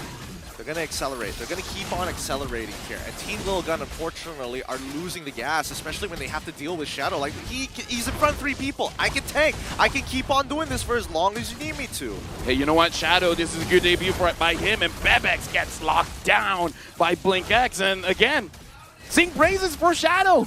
He's making a good reason why he's playing in this game. Yeah. Falling into the momentum of Team Burmese Ghouls, Team Lil Gun now are just responding. They cannot do anything actually. Maybe this is a part of their plan, no one will know. Let's see together. Is it a finish? Is it a reverse sweep? All the odds, all the possibilities are offered. Team Burmese Ghouls can go for the inhibitor turrets. Now with the Lord pushing on towards this side. Remember, this is not a Luminous Lord just yet. It's not even an empowered Lord. They're looking for these fights, and Nico will keep on disrespecting Team Lil Gun. He knows he has insurance policies stacked up. And right now, again, Stitch is dealing a lot of damage. Team Lil Gun, Aizen is unable to flank and really do any kind of damage onto Lina as well as Stitch. It's tough for him to even hold his own, right? Because at the end of the day, people can body block him. Shadow is going to make sure that if he already uses his champion stats, oh no, they got one, they got 4-bit, so now it's 4 against 5, and again, Nico is just spacing everyone away. He gets Aizen, Aizen gets Hun, he has to go away, Ethan, good maneuver just to protect his teammates, but now Shadow doesn't care. Shadow's just zoning everyone away. Treat him like a king. Treat him like a king. When he comes in, everyone just moves away. Stitch. Oh my god. Shadow also. There's a crossbow Tang. Crossbow Tang by Stitch. Xora almost gets taken down. And Burmese Ghouls, they're relentless. They want to stay. They got 2 inhibitors. Yep, 2 inhibitors off the very first Lord as well. So this is not exactly the best position to be Team Little Gun right now, but it doesn't mean that it's over just yet. Ethan, if you look at his build so far, 2 items complete. Wait, sorry, not Ethan. Aizen.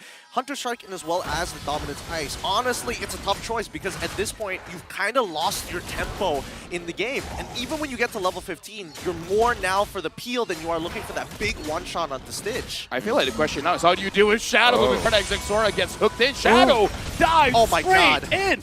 He's going to get certified. Looks like now he's going to use this split. Ethan with the maneuver free, able to get on to Shadow as well as Nico. Aizen has to go back into base. BlinkX unable to find a hook. Orbit is out of HP. Is down. Killing spree for Nico. And now Stitch flying high in the sky, gets Ethan as well. Unstoppable for Stitch. They're going to look for the end here. Two members, they can't hold on for 18 more seconds. Ah, 4-bit's not going to make it back in time. Yeah, looks like Aizen, try your best, but game goes over to Burmese Ghouls.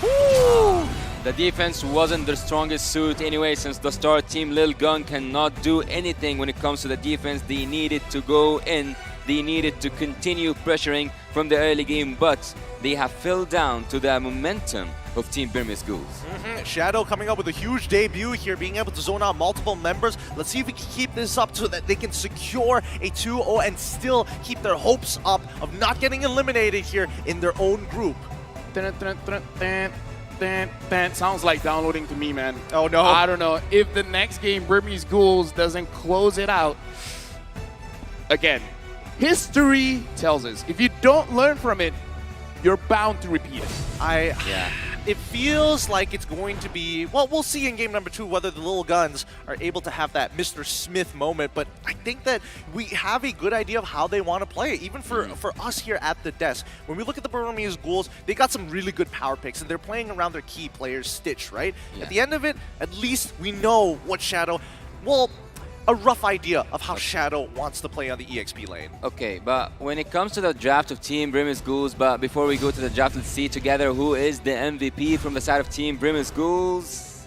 Zoom out and give it to your boy, the man, the myth, the legend. Ah, they're always so humble. Come on, you're the MVP of this match. Give it up for Stitch on this 1-1. Absolutely killing it. He did deserve that MVP, and not just that, he was treated as a king because everything and every hero in the draft on the side of Team Brimmis Ghouls was aiming to make that 1-1 successful. Whenever you speak about the Franco, whenever you speak also about the Fredrin, every crowd control hero was able to make that 1-1, was able to make that crossbow of Tang a possibility or even an inevitable at the end of it. Here we see that Shadow was annoying the enemy. He was trying so hard, and every time he succeeded actually to either zone away the jungler himself or even bring back someone into the death or into the hands of Team Brimmis Ghouls. He was so annoying, and I think they cannot download Shadow yet. Yeah, honestly, looking at this game, we do have to talk about the build coming in from Stitch, especially the way that he set up his emblems, because pull yourself together to make sure that you always have that inspire during a fight.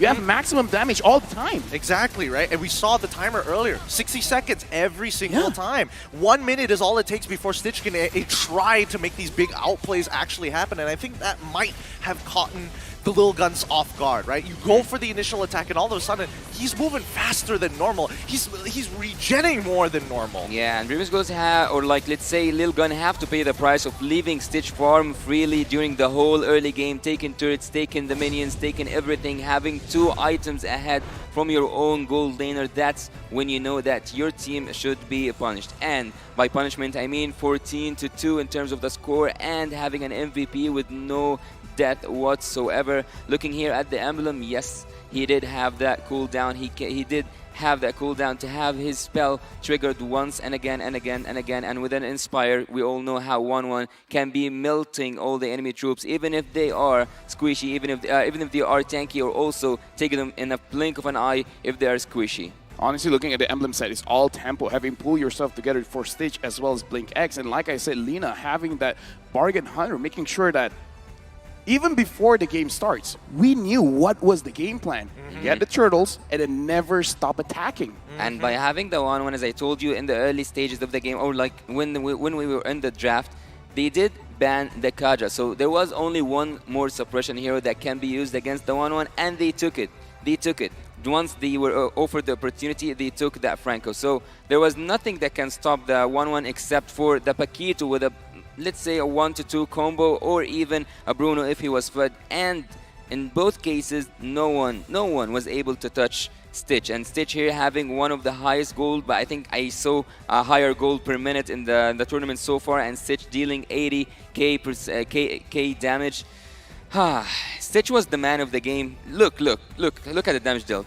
Look at 80k, and everyone else is just like 30, 33, 27. No one is actually dealing damage from the side of Team Brimmis Ghouls. There wasn't a magical damage that you should be afraid of from the side of Team Lil Gun, actually. It was only Stitch.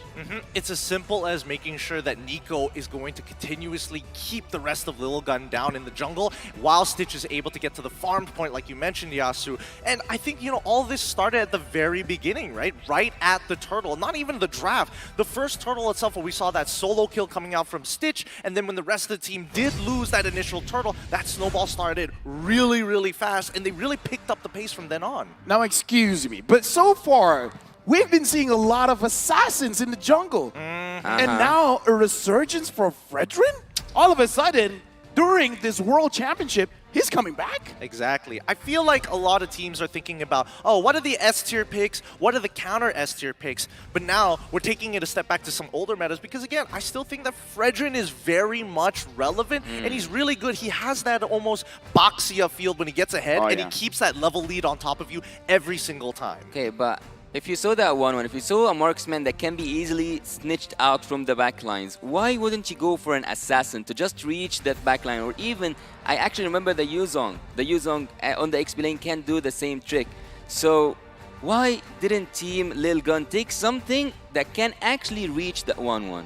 Downloading. That's why. When we saw in the second phase that Paquito pick, I think that Paquito is one of those super safe picks, right? It's one of those volatile matchups where as long as I don't die in the lane, I should generally be very relevant throughout the game because his knock-up strike is a great way to kind of keep people in the same spot for just a short period of time or at least disrupt combos. Okay, take your shoes off because now we're going to go in the shoes of Lil Gun. If we are Lil Gun, we downloaded. All right. What did we download? What did we learn? We learned that they are definitely not size 12. Okay. Shadow, potentially a problem. Stitch is a problem. If I remember correctly, minute 3, 6, and 7, while the entire team was rotating, Stitch stayed in his own lane, and then he also rotated to the EXP lane and grabbed both lanes gold plating. Yeah. That's how accelerated the goal was. And then the Fredrin as well. So I kind of feel like, okay, they didn't know anything about Shadow. Now they see certain habits coming in from Shadow, how Shadow plays the lane, as well as how aggressive he was with those flickers. All right. If he's going to be this aggressive, right, I feel that at least what Lil Gun can take away from all the information is, as we've all learned here today, the 50-50s. The fact that we did see the motions coming in from Franco trying to protect the Wanwan did give one turtle away over to Lil Guns, who committed 4 of their members against 3. I think if they can roll the dice that many times against the Burmese ghouls, 1 or 2 of these situations might actually even up the score if the early game doesn't go well for them. Well, I kind of remember something that Wolf said yesterday. He was speaking about the crowd control and how effective crowd control can be, or like can be toxic to the enemy troops. And that happened from the side of Team Previous Ghouls. They were so annoying to Team Lil Gun. At some point, they were paralyzed. But again, we have got to use to see Team Lil Gun lose their first game, and they are downloading. And if I am Team Lil Gun, actually one of the information I could have absorbed and digested from that match is that Shadow's first and last duty was to take the jungler away or to zone. He wasn't in there to make team fights or to initiate something. He was rather keeping people away or dragging one in. I like when the camera pan on their board. Stay focused. Keep winning. We are the bestest. Bestest? Not just the best. The bestest. Not bester. The bestest. The bestest. The highest. That no one ever was? Yes. But I think that I think that at the very least, the more I think about it, the more I'm hoping that like people are gonna take that board just to see the history on it, because they're not the only teams who use that board. Every other team has used it. So one of them said bestest. We just don't know which. Imagine that was the previous game and they just didn't bother just rubbing it on. It's like, yeah. Let's be the bestest too. No, why not? We agree. I think that for game number 2, this is where it gets exciting. And you look at the personality that we do see from Shadow. I feel like he's one of those guys that kind of gives that morale to the team, you know? Similar to how TOB's Milo actually kind of does the same thing, keeps the energy up. Time to teach you guys a lesson. Can you guess what is Franco's favorite food? Oh, boy. Chicken wings! Yeah, that's his line. Such a Rome player. Such Chicken a nerd. wings. You're such a nerd Rome player. He's a fisherman, but he loves chicken wings. Yeah, how would you just happen to know this off the top of your head? You didn't write this down anywhere, did you? Let me just remind you, my travel is now level 56. How much Mobile Legends have I played? Just in this time period. That's a good point. Chicken wings! I don't know. I thought you were more of a mage player these days. I am. But Franco is one of my most hated heroes. It's like keep your friends closer, but your enemies closest.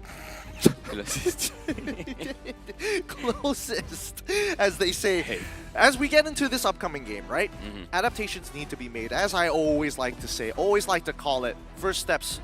I'm guessing that Lil Gun wants to stay on red side this time around. Usually I would expect them to switch on over, but I actually think it's quite worthwhile to stay on red side for Team Lil Gun.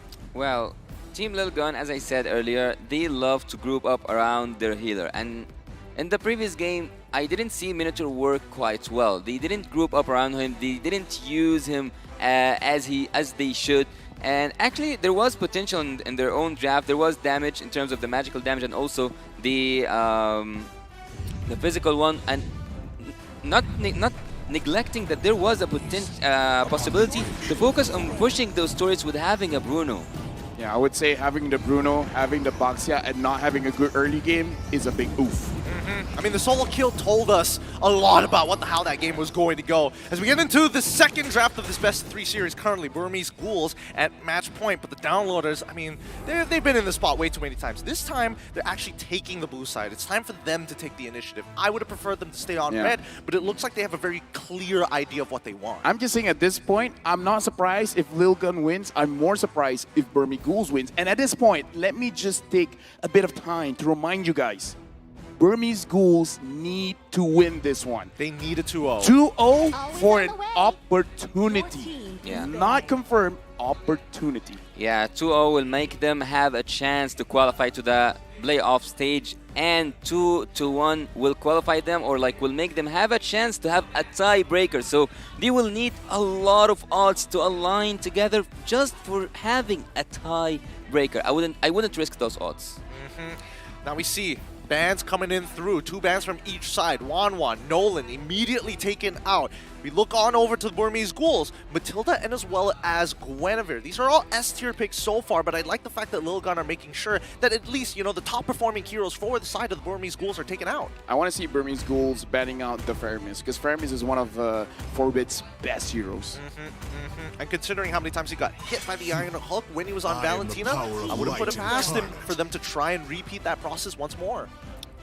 Thinking of the Valentina, have you saw Valentina steal anyone's ultimate and use it last game? Yes, a couple of times, except she was holding on to it and then dies with it, unfortunately. There's nothing much you can do when you get bloody hunted and get hit by the Iron Hook. It's a very minimal counterplay to that.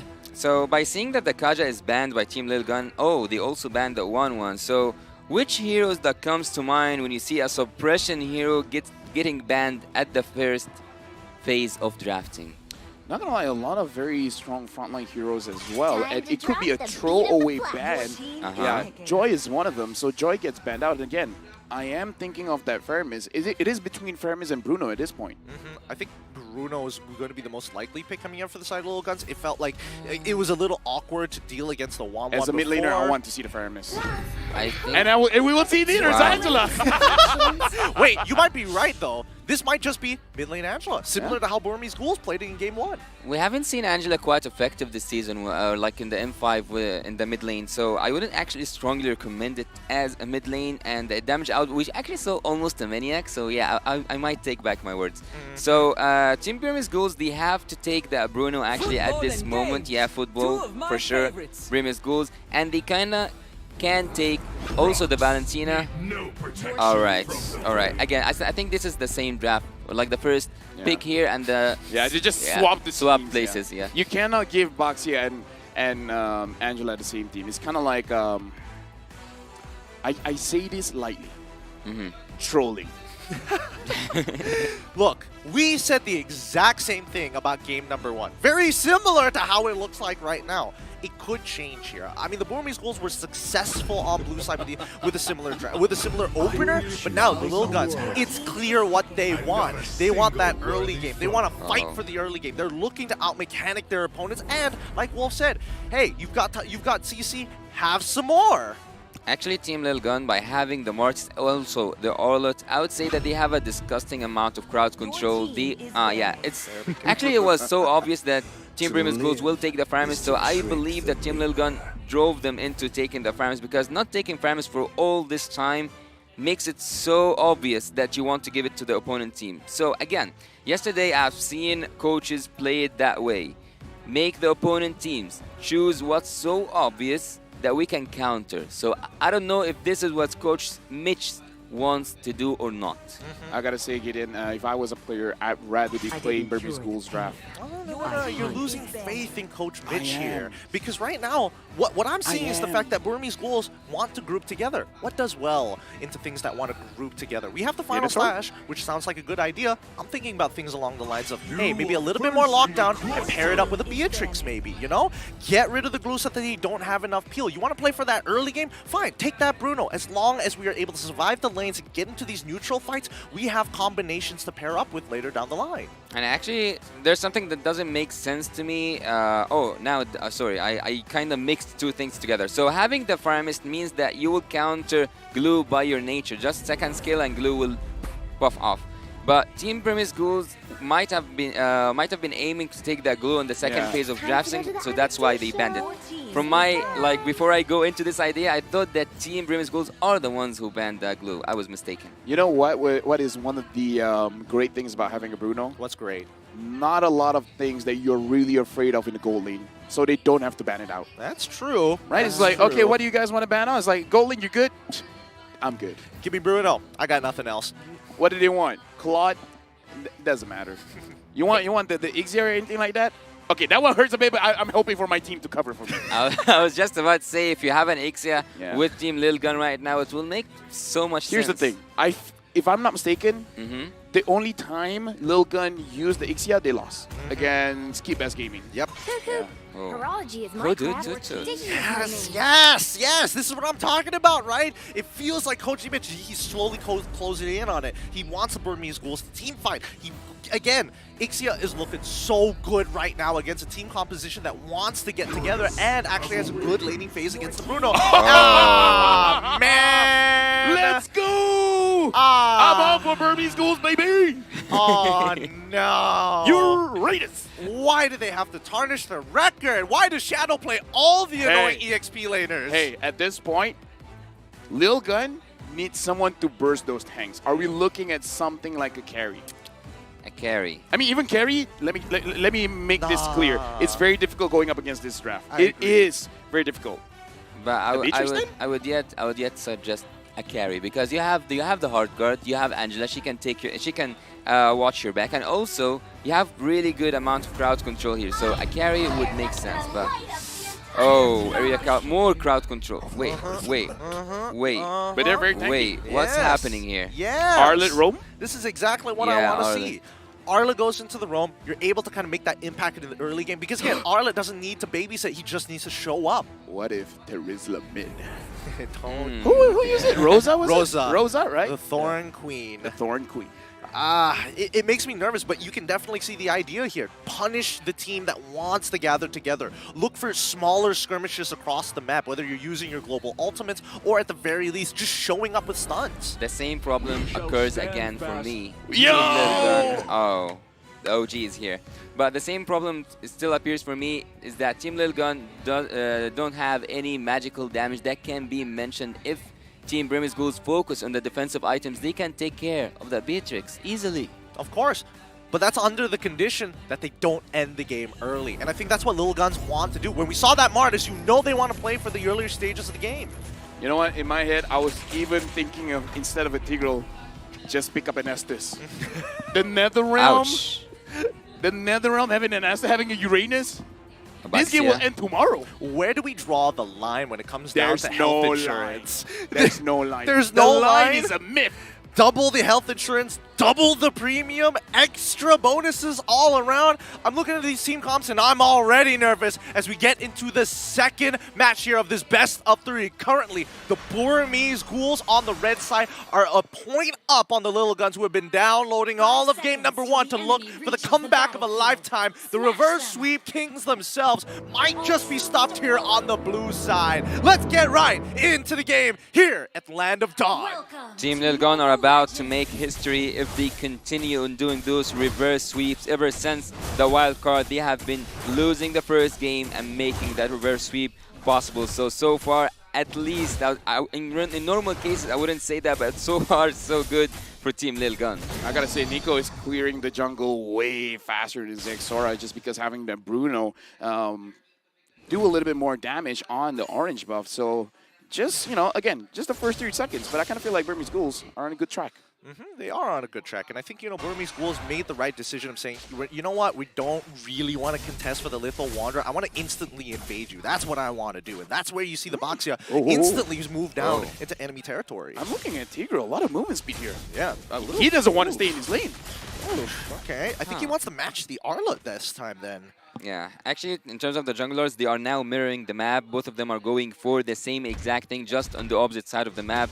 And that indicates, Nico is also in his comfort zone. He's playing the Baxia, so he's playing the utility hero. And, they caught him? Hard. Nico has been making some really good decisions here, right? Ethan, he wants to check for the 4-ball camp. And right now, Ethan still surviving quite well. Burmese Ghoul as well as Team Lilgun. In the early stages of the game, it looks like they're just testing each other. See, like, what do you guys want? Do you guys want to go for it, or do you guys actually want to play it safe? I'm actually now kind of curious. Why Bebex is always losing a 1v1 against Stitch? We can see here that Stitch, for the second time in a row, he's ahead in gold, also ahead in lane, clearing faster, doing everything. I think that the Beatrix in the early game is really good in clearing the waves, but is it like, is it inevitable to lose against the Bruno? Bruno is the king, man. Bruno just wins the lane straight out. The only one that can really contest is Ixia and Brody. Yep. And even Brody, there's a limitation to it, unfortunately, right? There are conditions that need to, it's a skill matchup, right? Very, very volatile. But now, let's see this very first turtle here. Zixora immediately on it.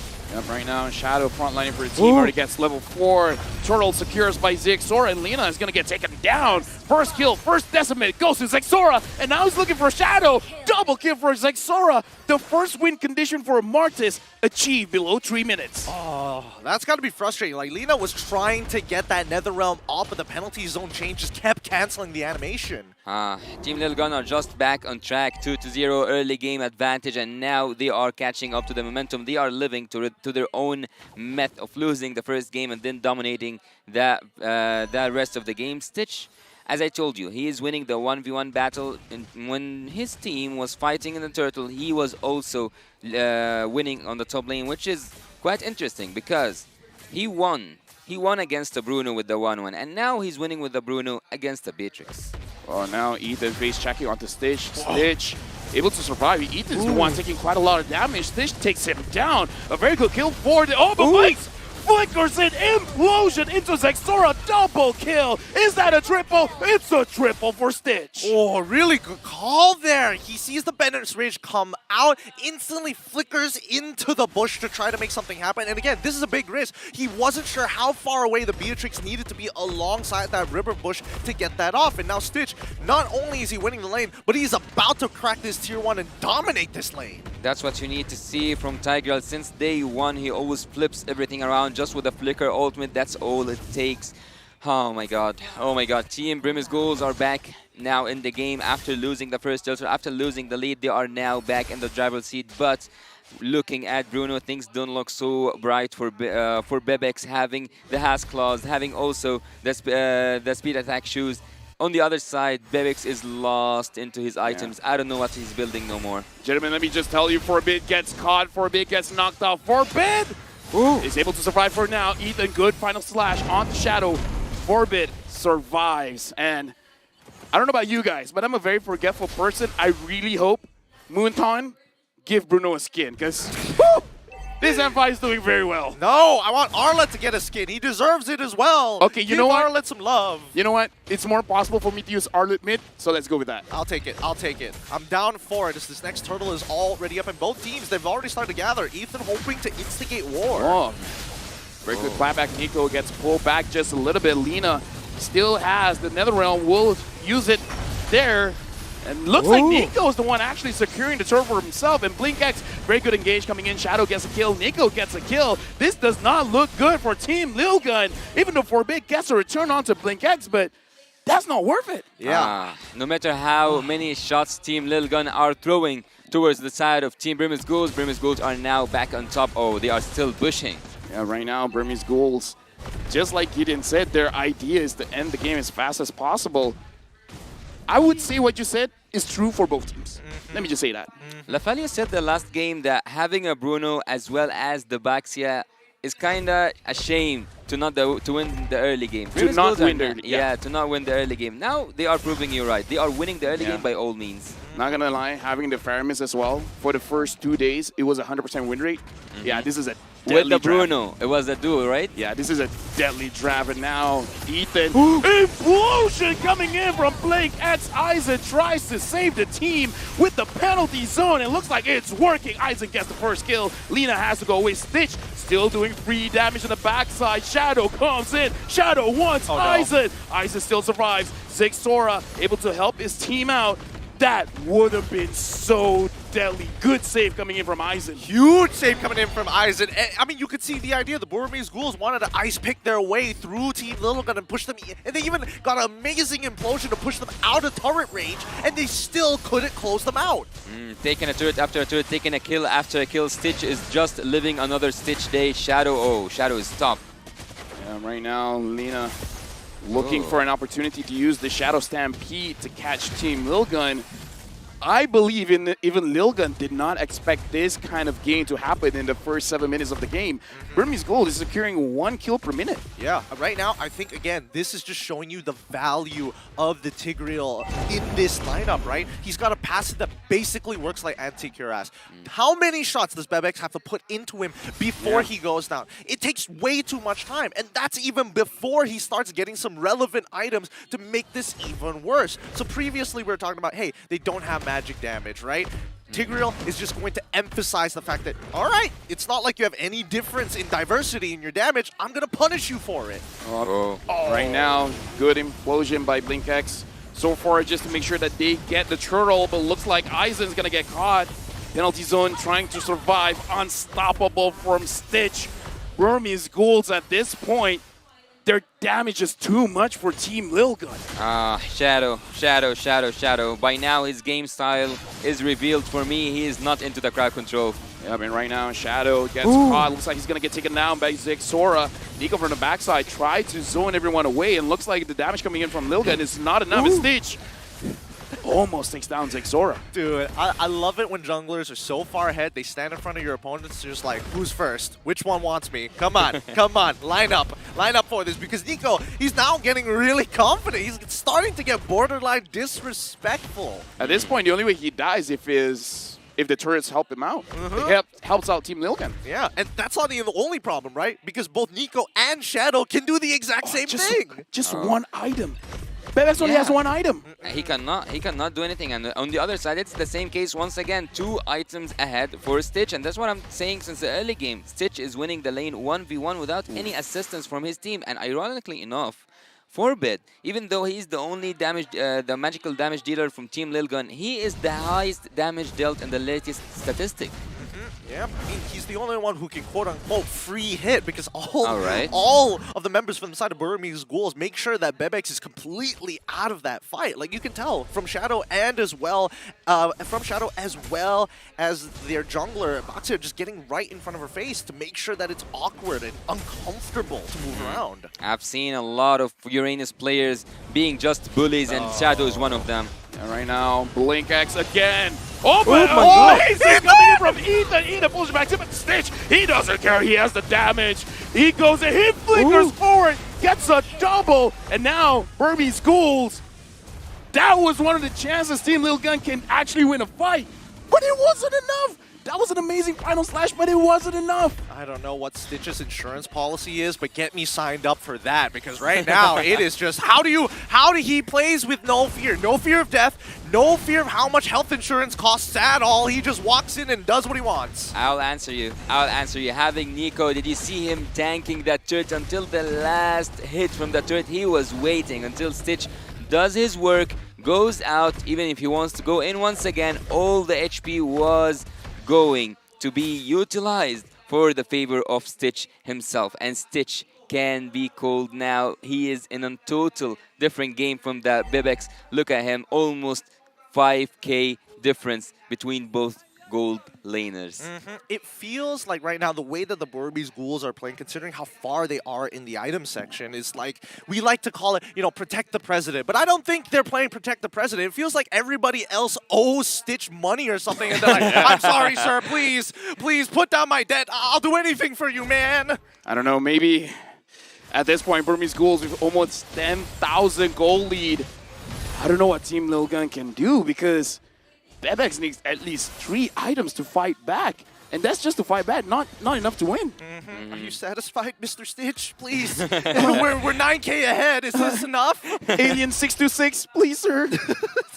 Yes, I remember Lilo and Stitch. Oh, this is so hard to watch. As their inhibitors are starting to come crashing down with the help of the Lord. They're just getting zoned out. They're getting stat checked.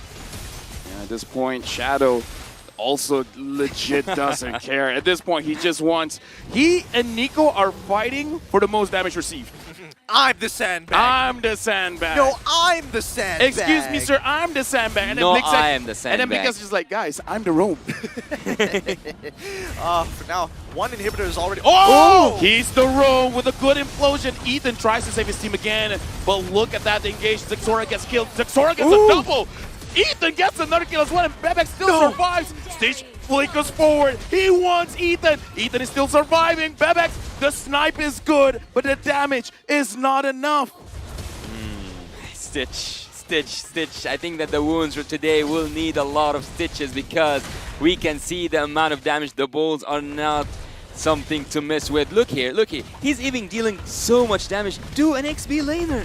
Yep. Honestly, I think that I will take that for the side of Team Lil Gun. Considering how far behind they're all, people who want to win games will take these type of 50-50s. And honestly, it got very, very close. We did see a bit of a mechanical mistake coming in from Stitch, slide tackling into the wall, forcing to have to use his flicker to close the distance. If he just made it over that wall with the slide tackle initially, I think it would have been a wipeout for Team Lil Gun. Going to a late game right now, I cannot neglect the fact that Team Lil Gun can make a good and a solid defense. Having the Beatrix and also having good crowd control, and if Burmese Ghouls come in on a certain point, and in this certain point will be exactly where Tiger steps inside the base of Team Lil Gun, that's when Ethan, Zexora, and Aizen need to work and have that space for Bebex. And if that didn't happen, specifically, as I said, Team Lil Gun will fall down.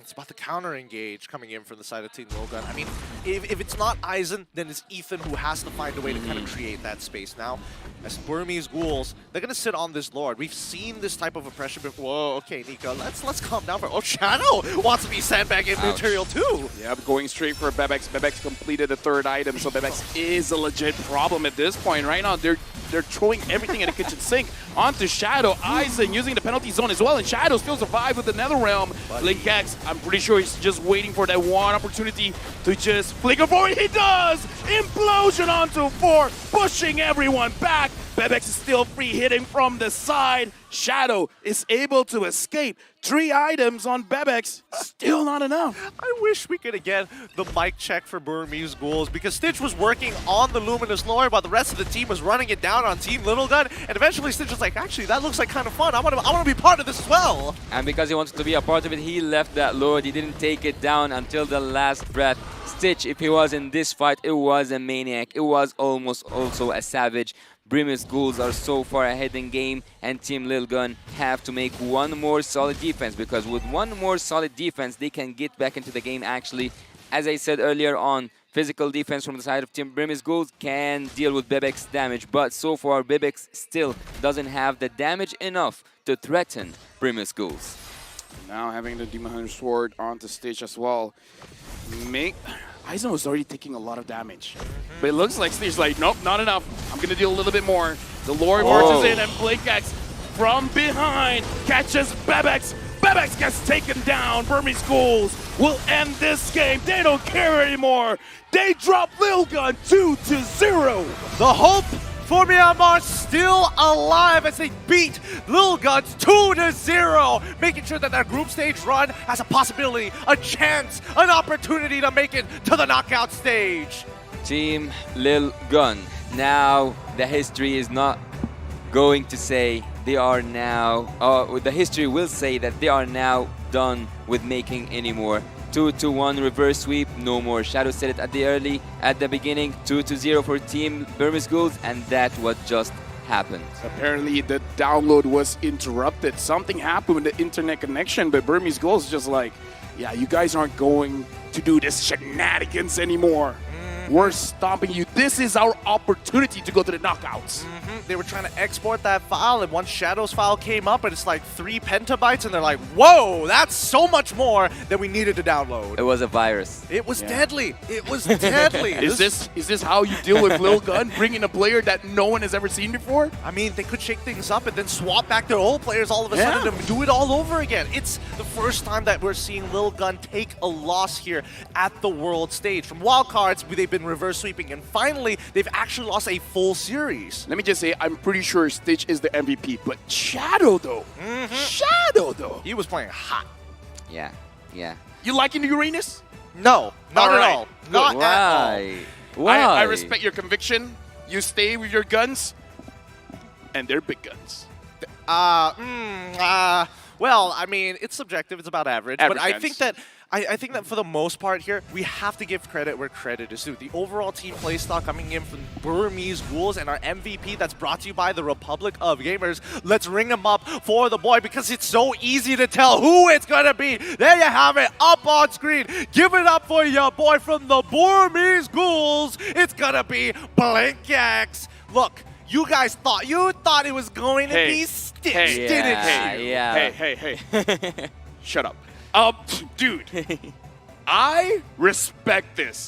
This is the World Championship. You give the MVP to those that made an impact. He made such an impact again. I mean, I bet, like, when we look at these highlights here, we are seeing those big implosion moments actually making a difference. And once they kind of learn, like, okay, this is how Team Lil Gun actually approaches us after the implosion, let's adjust it a little bit. Let's adjust the timing. Actually, you haven't made just one wrong prediction here, Lafell. You also said Shadow might be the one, and it came to a third person. BlinkX was the maestro, was the mastermind behind all of this. Every time he didn't only gather 2, sometimes he also gathered 4 in the same moment, and by that, Team Burmese Ghouls were back on top again and again. Even since the early game, they lost the first team fight, but ever since that, they haven't lost one by having BlinkX with a flicker ultimate, with going in, trusting your front laners, and having Stitch at the back line, Stitch doing Stitch stuff at the top lane and getting all the gold possible. This was the turning point actually for Team Lil Gun. At this moment, they could have actually done something with the crowd control with the final slash coming from Ethan, but again, gold speaks and strength speaks. Team Lil Gun couldn't have actually done anything that can prevent the damage coming, the damage output coming from the Burmese Ghouls. And here we can see Stitch was just going in and dealing a lot of damage that at some point you weren't able to even imagine or to reflect or to have any kind of response to it. No Wind of Nature, nothing could have helped you from the balls of Stitch. Yep, they just got stat checked all the way through, right? Every single time you're like, oh, do I have enough damage? They have too much armor. Do I have enough utility to make it through? Unfortunately, you don't have the levels to back it up. The base damage is all across the board. I think that Lil Gun, they had answers to how to approach the Burmese Ghouls. They just didn't have the gold or the numbers in terms of attack damage and, most importantly, armor penetration to get through them. Alright, as we can see here, we have the statistics for the game between Burmese Ghouls and Team Lil Gun. What's interesting here is... Okay. We all know that some of the junglers go for, or some of the tanky heroes go for semi items, and that's something we are familiar with Arlet and also with other heroes. But seeing that Nico wasn't completing his own items, focusing on just surviving, on just buying some time, having that amount of HP to just dive in, and also Shadow, his game style, his play style was quite on point because he did the same thing using the glue, and he did the same thing using the Uranus. He was zoning out the enemy, he was annoying them, he was just playing on their nerves. And more importantly, it's just a way to kind of change up. And finally, we do see the sandbag goes over to Shadow with Rich Guy and as well as the carry going over to Stitch. Stitch, now his stats are looking way better. Previously, not even breaking 700, but now 900 plus consistently in this match itself. I gotta say, looking at how Burmese Ghouls have been playing this game, Nico as well as Shadow is creating so much space. At this point, it's like Stitch playing in easy mode. Like, his struggle was just, okay, my job, laning phase. After the laning phase is done, turtle, lord, team fights, I know my team got me. I know they can create space. They have their jobs and they're doing it well. All I gotta do, auto attack. Auto attack. Just not mess up mechanically, right? That's the thing. As long as Stitch can free hit, this game is pretty free for them. But it also felt, at the very least, that the Lil Guns were a little uncomfortable against this Tigreal. Not just because of the passive, they don't have necessarily the highest amount of magical damage, but the fact is the spacing. They're not sure how far away they have to stand back when they know that Tigreal has the Flicker Implosion. And I think that's something that Team Lil Guns, it's going to take a bit of practice to get used to. Because again, this is pretty fresh in the meta. That instant stun, woo! Nice change, Moonton. So annoying. Actually, I do agree with you, Lafel, about Shadow being an MVP because he was the man also behind the scenes as beside the Tigreal himself, Blink.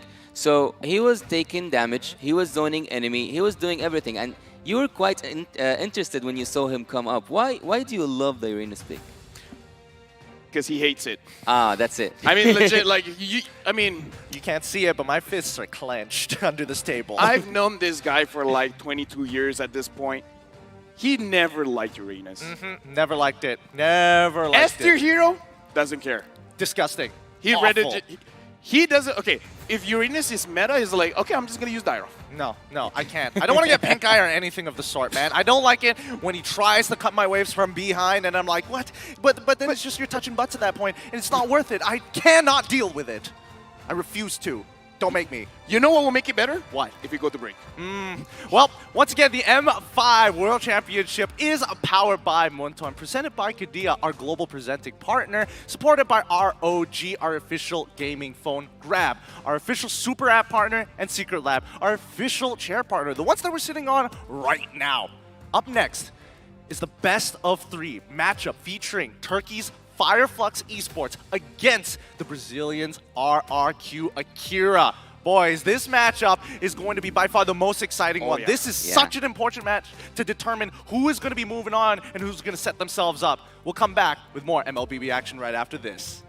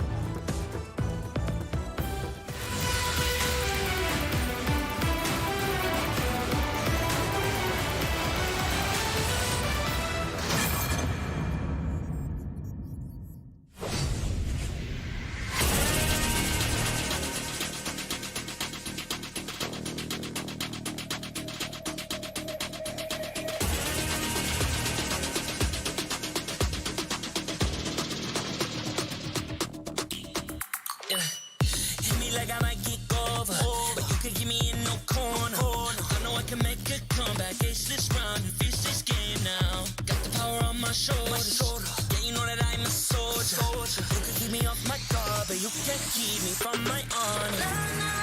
I feel like the floor is lava, the energy's getting higher. You're saving my arms, 'cause I know just what I got. I got you like na-na-na, and you know I hold the power. This feeling I love, oh yeah. Making my grind good to great, so don't stand in my way. Standing tall and I won't fall over. We are better than great, good. We are better than great. We send our woman away. We are fun, nothing gon' change. Great, we are better than great. Can't get it great, I'm better than great. I play my own role, I become the greatest. Transcend myself into this game, yeah. I build a power to dominate fate. Championship mind, no time for the weak. We start to the game, shout, reveal. Better than great, that's how we feel. I feel like the floor is lava, the energy's getting higher. You're saving my arms, 'cause I know just what I got. I got you like na-na-na, and you know I hold the power. This feeling I love, oh yeah. Making my grind good to great, so don't stand in my way. Standing tall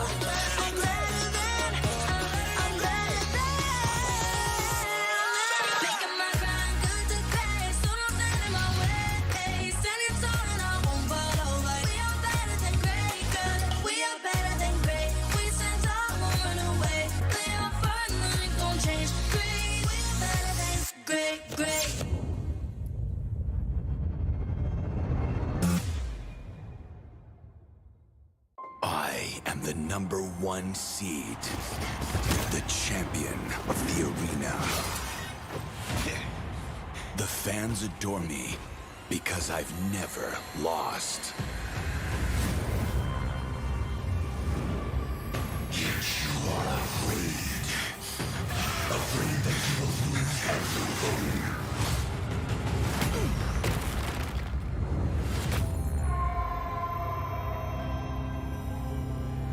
Do you ever get scared of losing, Kimmy? Well, big girl, I think we should cherish the joy and excitement of each game. Not who won or lost. That's right. I'll strive for victory, but I won't lose myself in its pursuit.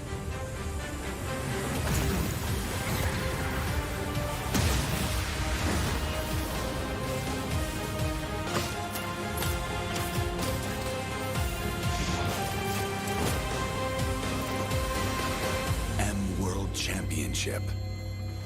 I'm back.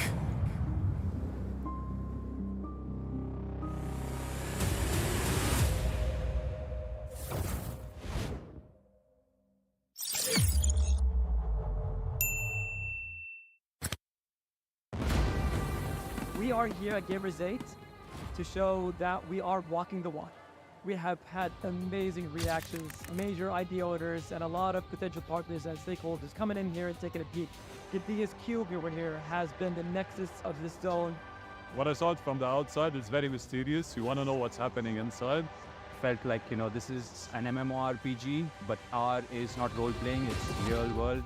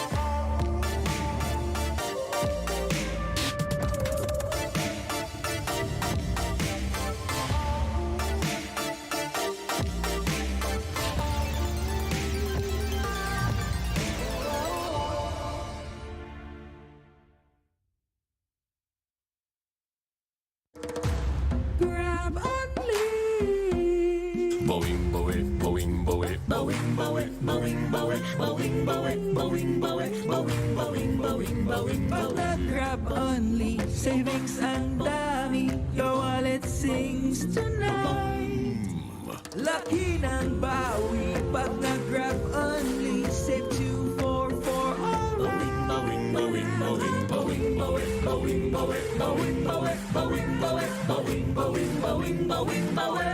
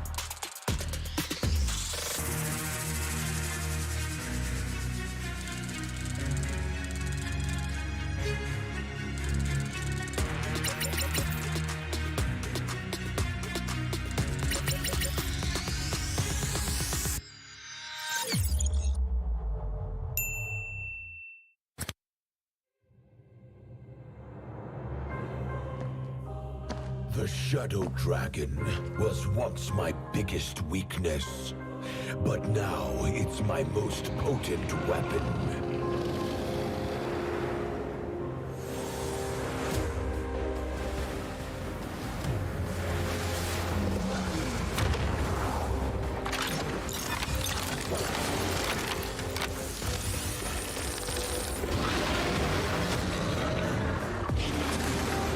Cosmic Dragon, rise and soar! Dragon Stomp! Dragon Scales! Dragon Rush!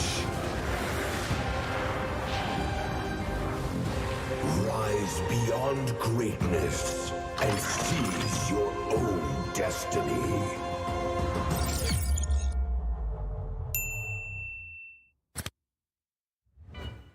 Tonight, we celebrate MLBB Esport. Do the kaldak! Do the kaldak! This is the Suman Challenge. Go! Oh!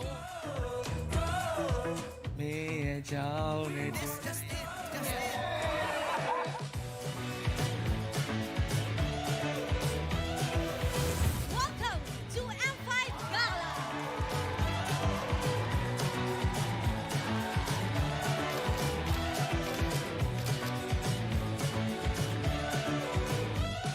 Guess the Hero Challenge! Lapu-Lapu, Iritel, Franco, Nana.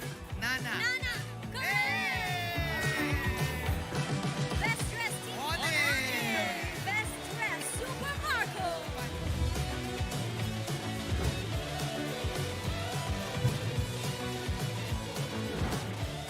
Thank you so much for joining us at the M5 Gala, and we'll see you at the M5 World Championship.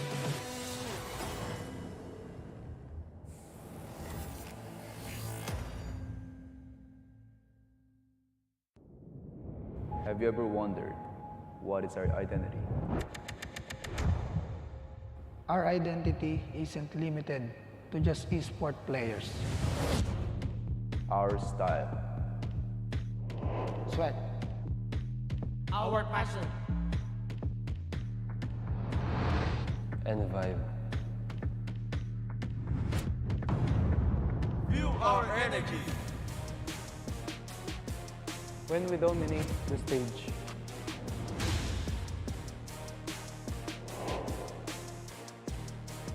The hours of sacrifice. Shape who we are. So, what is our identity? We are legendary.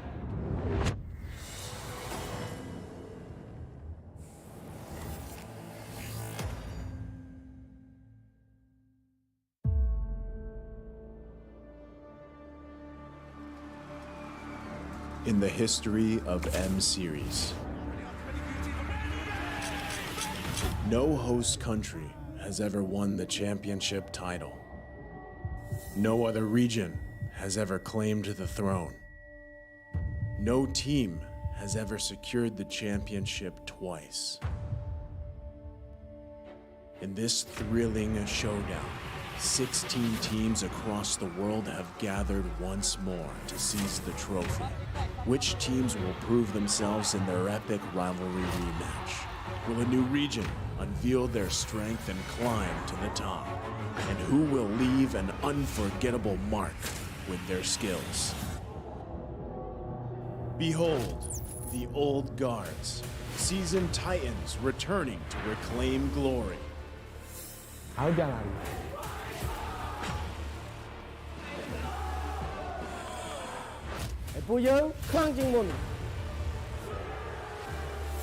Судьба будет в наших руках.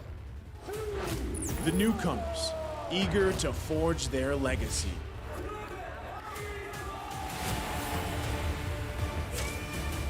Kita di sini untuk lawan yang terbaik, kami nggak takut tantangan apapun.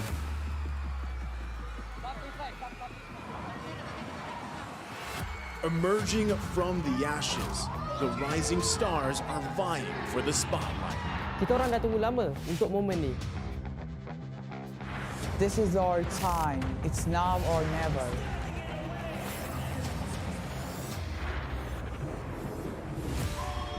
Enter the contenders, here to defy the status quo and rewrite the narrative. We've weathered the storm. This is where we break through. Nós somos brasileiros e a gente não desiste nunca.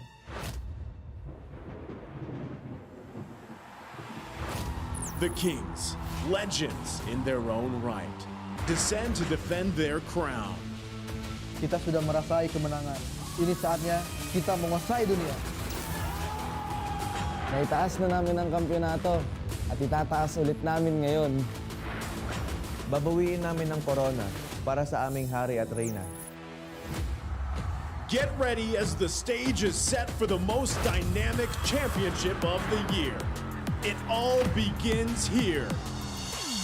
It's time to see who will be better than great.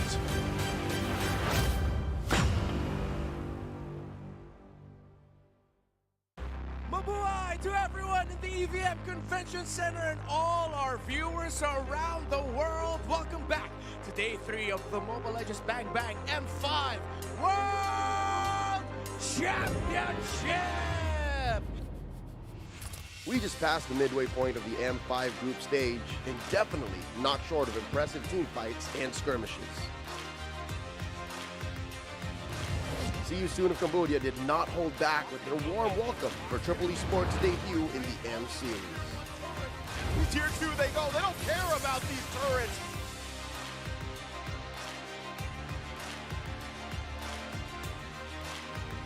There they go. They're going to jump in. MP the King able to secure the turtle. Scan Blazing Duet with Bose. And now they go in further. Another final slap. The Maino representatives attempted to create havoc with some innovative draft in Game 2, but the Sooners had too much firepower. The clash between Team Flash and Team Lil Gun started with the Singaporean champs taking the first game. But it was all part of the plan for the Mongolian downloaders to adapt and learn.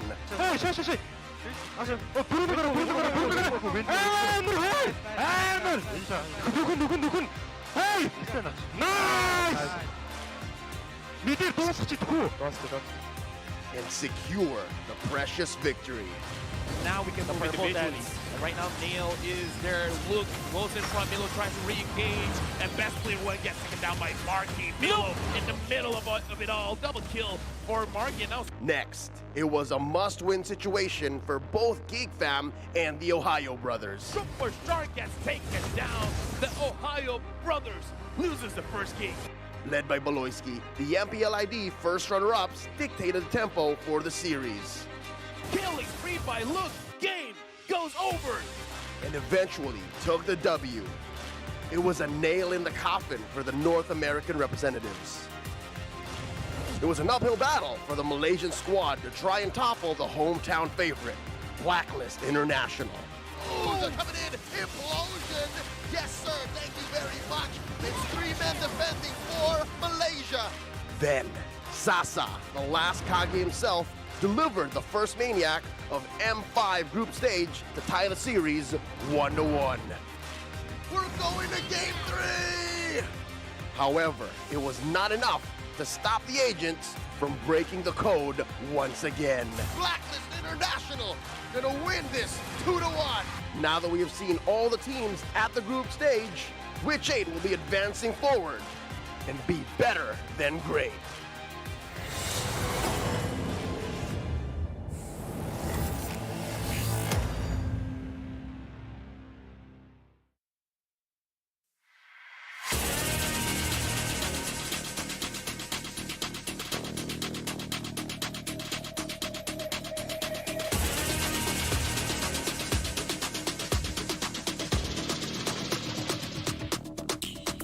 Hit me like I might kick over, but you could give me in no corner. I know I can make a comeback. Ace this round and finish this game now. Got the power on my shoulders. Yeah, you know that I'm a soldier. You could keep me off my guard, but you can't keep me from my honor. I feel like the floor is lava. The energy's getting higher. You're saving my arms. 'Cause I know just what I got. I got you like na na na. And you know I hold the power. This feeling of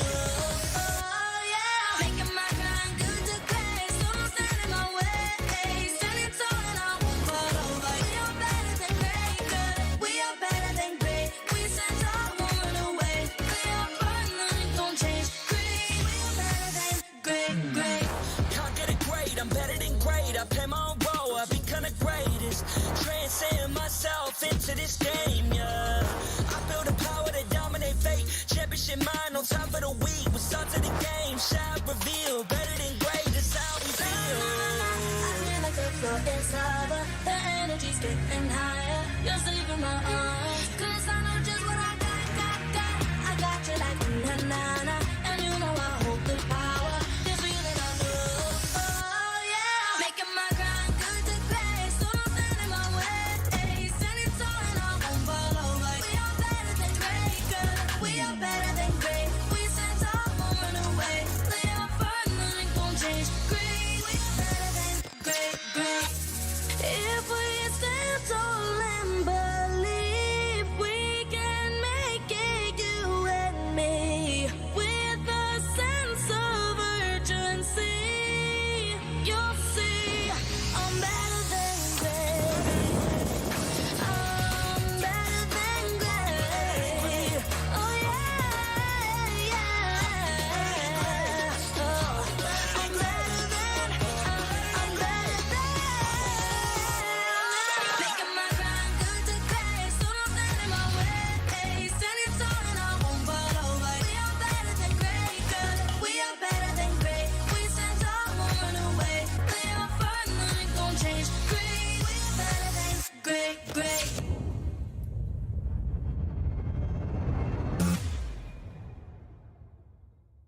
I am the #1 seed, the champion of the arena. The fans adore me because I've never lost. Yet you are afraid of losing, Kenny. Well, big girl, I think we should cherish the joy and excitement of each game. Not who won or lost. That's right. I'll strive for victory, but I won't lose myself in its pursuit.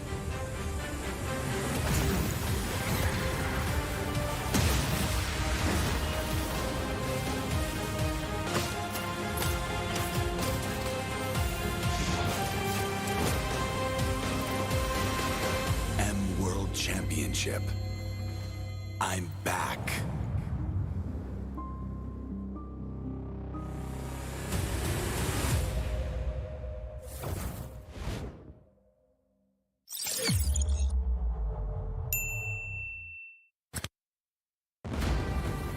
We are here at Gamers 8 to show that we are walking the walk. We have had amazing reactions, major idea owners, and a lot of potential partners and stakeholders coming in here and taking a peek. The DSQ over here has been the nexus of this zone. What I saw it from the outside is very mysterious. You want to know what's happening inside. Felt like, this is an MMORPG, but R is not role-playing, it's real world.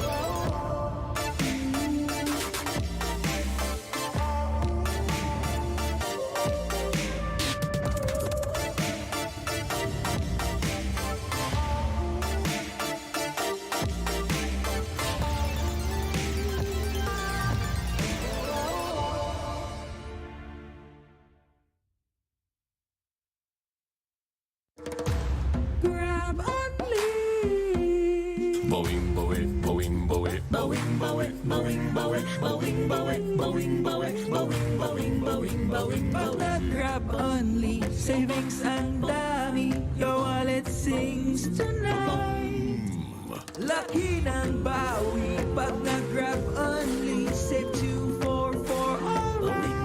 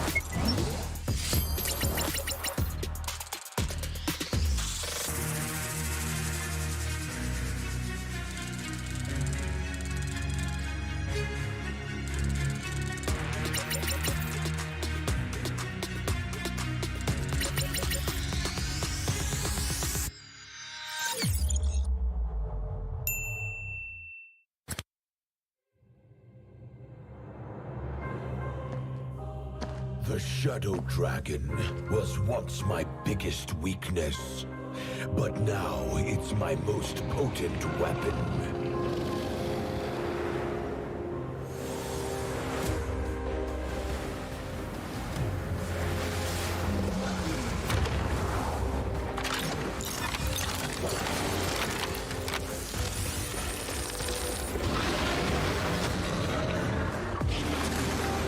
Cosmic Dragon, rise and soar! Dragon Stomp! Dragon Scales! Dragon Rush! Rise beyond greatness and seize your own destiny.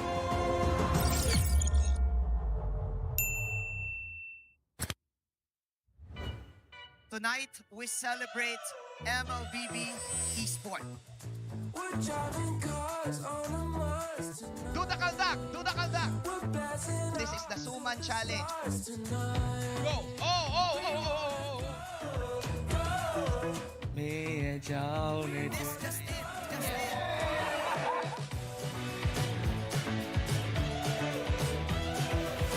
Welcome to M5 Gala!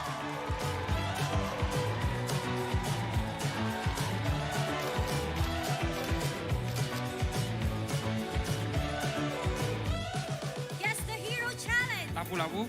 Iritel. Franco. Nana. Nana. Nana! Best dressed team! Best dressed Super Marco!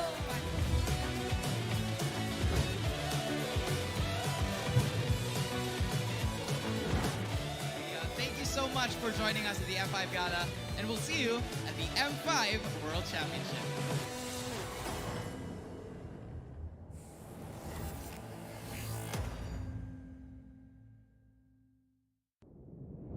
Have you ever wondered what is our identity? Our identity isn't limited to just esport players. Our style. Sweat. Our passion. And vibe. Feel our energy. When we dominate the stage.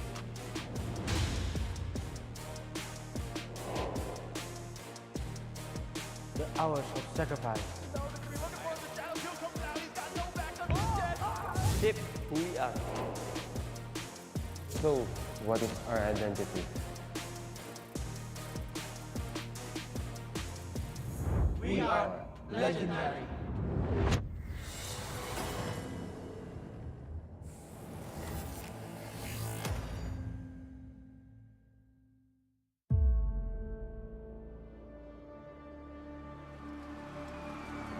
In the history of M Series,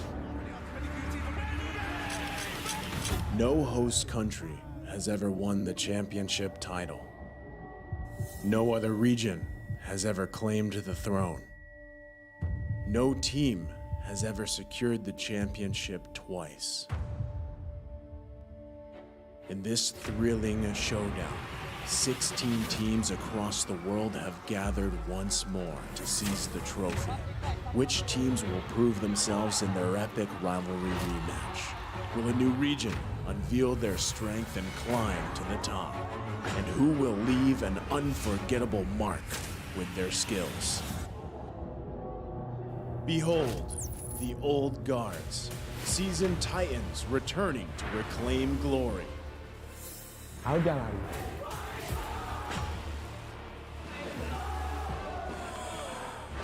Пуел, Хантингмон. Судьба будет в наших руках.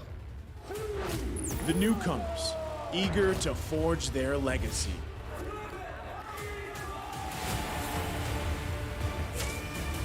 Kita di sini untuk lawan yang terbaik. Kami nggak takut tantangan apapun.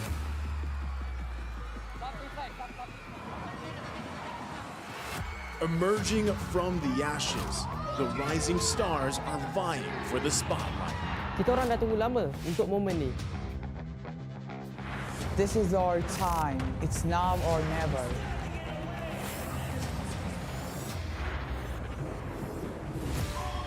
Enter the contenders, here to defy the status quo and rewrite the narrative. We've weathered the storm. This is where we break through. Nós somos brasileiros e a gente não desiste nunca.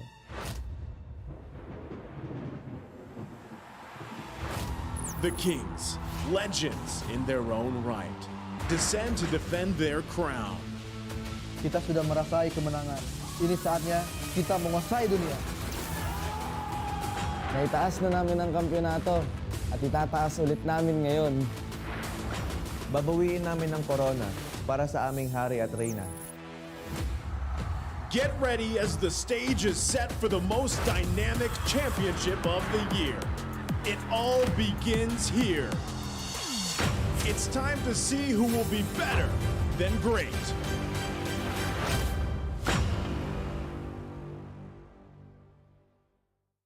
Mabuhay to everyone in the EVM Convention Center and all our viewers around the world. Welcome back to Day 3 of the Mobile Legends Bang Bang M5 World Championship! We just passed the midway point of the M5 group stage and definitely not short of impressive team fights and skirmishes. See You Soon of Cambodia did not hold back with their warm welcome for Triple Esports' debut in the M Series. Tier 2 they go, they don't care about these turrets.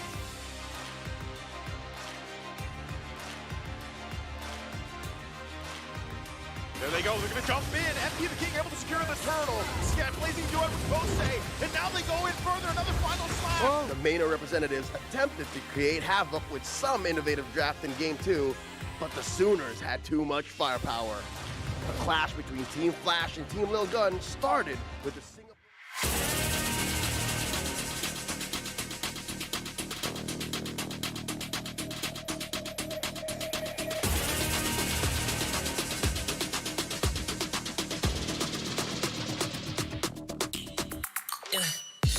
like I might get over.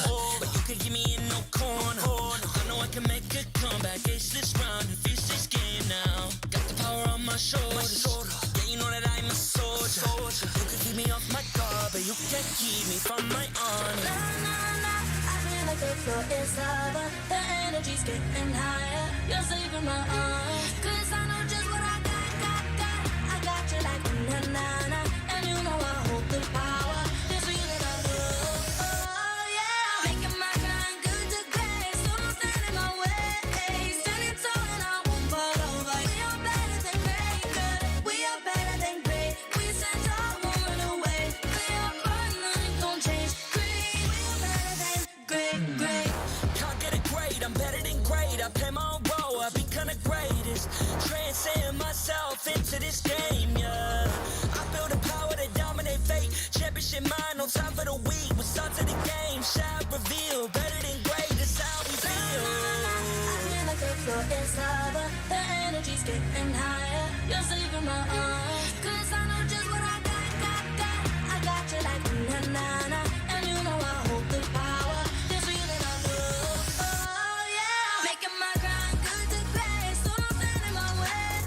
Standing tall and I won't fall over. We are better than great, good. We are better than great. We stand tall,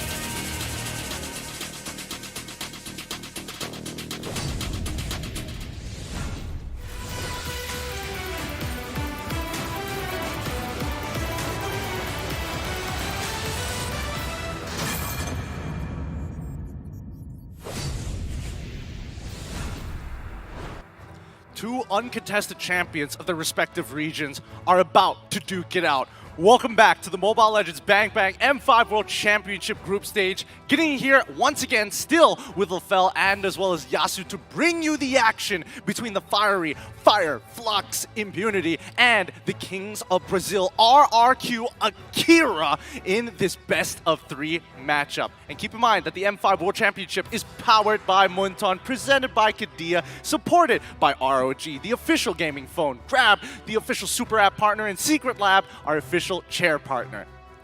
And again, honestly, all of this, if it wasn't for our sponsors, man, I'd still be in Malaysia. I've been loving the Philippines, and here's the thing. Yesterday was my birthday. Yes. I got a cake. Oh. But I will not consider that a birthday present. Really? Because you know what I want? I know exactly what you want, my guy. Because if you guys don't already know, well, let me tell you about it. The ROG Phone 6 is M5's official gaming phone, and it packs the game-winning power of the Snapdragon 8 Plus Gen 1 chipset with the class-leading Game Cool 6 thermal system that lets you break every limit. And here's the thing. It comes with a spectacular 165 Hz AMOLED display and a monster 6,000 milliamp hour battery. It can power you through your gaming needs, and I need the game. And Moonton, I need this phone. We all need this phone, and also check out here Fireflux Esports doing their big checks with the ROG Phone 6. You know, I've had friends tell me, close friends of You mine. have friends? Yeah, and they're going through some rough times. I you need know? some of those. Exactly. I mean, here's the thing. Some of my friends are going through some tough breakups, and they want to get back in their relationships together. You know who I called up? Who will you call up? The Republic of Gamers. And they sent themselves phone. They've been married for the next, well, past 2 years, happily married because this phone brought them together. I'm single. I kind of need this He phone. needs the phone. Republic? He needs the Republic of Gamers. Call the Republic. Call the Republic. We got another one on the desk. Wait. I'm already married, so I can't have one. You want a happy marriage? That's why. Look, the man is being greedy here. The Republic will remember that. But keep in mind, for today, it's RRQ I hope my Akira's wife's not chance. watching. Oh It's boy, not about- I can't guarantee that. It's not about the Republic remembering. It's about someone remembering or not remembering what just Lefel said. Maybe I'll tell you at what. home. Yes. It was just a joke. It was just a joke. Let me buy. Until he gets you one. Again, hold him accountable. But keep in mind, for today's matchup, RRQ Akira. From Ube Express to Turkish Delight. Because right now, Fireflux Esports are looking hotter than ever. And RRQ Akira, they've had, well, some tough games against Blacklist International, but we did see them in game number 2 in that match in the best of 3 series against Blacklist. They actually have some pretty dank skills. I would say that they had a warm welcoming by the Blacklist International here, the agents themselves 2-0, but yet RRQ Akira bounced back. As you said, they did really good in that second game. They could have got it. They could have went for a third one. Exactly. Let's have a look at the Brazilian GOAT versus the Turkish healer, Luis, versus Apex 47. Let's go through their stats, boys. I might need glasses because they look the same. I'm seeing double here, even though, okay, different heroes, right? A Cho going up against an Estes, but I kind of feel like this is something that RQ Akira, they got to be careful of, because I'm pretty sure this Estes is going to bring tears to their eyes after what happened with Blacklist. I think they kind of, I would hope, I would imagine that the Brazilian GOAT has kind of figured out a way around it, because when we're looking, seeing doubles here up on the stats, 2.57 KDA, exactly the same. When it goes down even to kill participation, exactly the same. And then when we look at the M5 World Championship team rankings, RRQ Akira is put 5th compared to Fireflux Esports at 7th. Oh, and actually both teams have finished and tied 7-8 in M4. This match will be tiebreaker for them too. Yeah. It's like what you call it? It's more prideful for this kind of match. It's like just winning, like getting points is great. But at this point, it's about the bragging rights. Yeah, I mean, we saw in the ranking just now, RRQ Akira was ranked above Geek Fam ID. Imagine that as a Southeast Asian fan. There's got to be something in this team that sets them apart. I don't know. At this point, I'm a little bit on the side of Fireflux because what happened with SMG? Oh my god. I'm traumatized, man. They too owed us. Wait. They do. They kind of, just a little bit. I kinda might need one of these tissues after today finishes. There you go. I have There you triple go. esports against Onyx. Oh no! Oh no! That's also happening. But with that being said, it looks like this best of 3 is about to begin. So, to officiate the M5 World Championship, we have our marshals making their way onto stage. They are here to ensure the fairness and integrity of our games. Thank you so much to our marshals, as they are our first responders when tech issues occur, and nobody likes that. But I think it's time. After a successful opener, the Turkish champion looks to secure their second straight victory. Let's go, Fireflux Esports! Let me just say, after their debut here in M5, I'm honestly on their side. Going up against them are the redemption-seeking Brazilian Kings of Kings. Vamos, RRQ Akira! RQ Akira, the question here is, will the Brazilians dance Sampa tonight? It's going to be an interesting matchup. Both sides looking for as many points as possible to make sure that they make it over to the next stage, the knockout rounds. Now, let's welcome their coaches. Starting off for Fireflux, Coach Reminiscent as well. Oh, whoa, that's not right. It's Zigabum as well as Bangladesh coming up for the side of Fireflux, and Coach Cabral for the side of RRQ Akira. Honestly, this is going to be quite the matchup when it comes to the drafts because, again, we see that RQ Akira, they're pretty good when they're in a setup lane, when they're trying to get those pickoffs. And looking at Fireflux Esports here, we got to remember Rosa has a lot of hidden gems up his sleeve. He brought out the Terizla mid. The The Riz Queen. I mean, you don't get that title for no reason whatsoever. With Sunshine, TNC, Alien, Rosa, and as well as Apex 47, this team of veterans have really come together to make a name for themselves at the M5 World Championship. Actually, Team Fireflux, while I was doing some studies about them, I kinda named Rosa the unreachable king because he always lays back in these backlines, but seeing him play Trizla in the M5 changes a lot to me. I mean, some people may take offense to that, especially up against the Kings of Kings from Brazil. It's Gusta Lagusta, King himself, Takashi, Sagan, as well as Luis. We got to talk about the Brazilian GOAT, man, Luis. And after watching how they play against Blacklist, even though they lost, we really do have to talk about that second game. I still remember seeing an Akai flying away with just 1 HP. Some of the longest guiding wins we've ever seen. Dude, that's the longest one I've seen so far. I mean, personally for me, well, I don't want to brag or anything like it was average or anything. I've never seen a panda fly. I've never seen it happen that often. Well, speaking of what we have seen and what we haven't seen, I actually haven't seen Team Fireflux go to defense, and they haven't been defeated for a very long time. Coming from their own region, up until now, they only lost 1 game, not a match, but 1 game. But let's look at the predictions.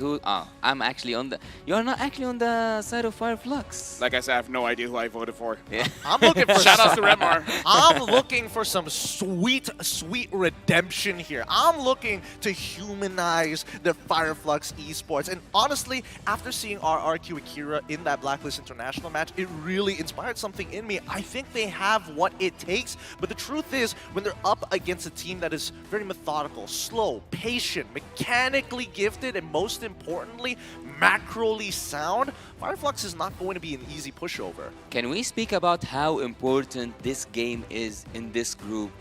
This game is a game changer, actually. The second of the group against the third, and if it went for a tiebreaker, this game is so important. It might just be the difference maker, some may say. And I think, so far, most people are going to expect Blacklist to be top in the group, so that means one other team is going to be looking to try to get that next spot. And we don't know who it's going to be just yet. Maybe this time we'll know exactly how it's going to be. Because Takashi yesterday, it felt like, he wasn't playing as flexibly as he usually does. Very structured, and he got punished for it. Therefore, if we're looking at Fireflux, who has taken a lot of inspiration from Blacklist International, does that make this a repeat of that game? I'm just saying, man, during the host opening, Manjin said, today we're going to have a lot of surprises. The only way I can be surprised in this match if it ends in a 2-0. 2-0? I don't think it's going to be a 2-0. I do believe that this will go all 3 games. So, I don't know. I personally feel the first match is going to be testing the limits for both teams. Can we actually get away with certain things in the draft? And I feel like game number 2 is where the real game changer will happen. After learning a little bit more, I feel like game 2 is going to be the important one. I actually got to play a game or 2 in the Turkish server, and I remember seeing that they have a totally different meta, different than the one that we are using or we are seeing on the international stage. They kind of look up to the Jawhead. They look up to some certain picks that we don't see on the international stage.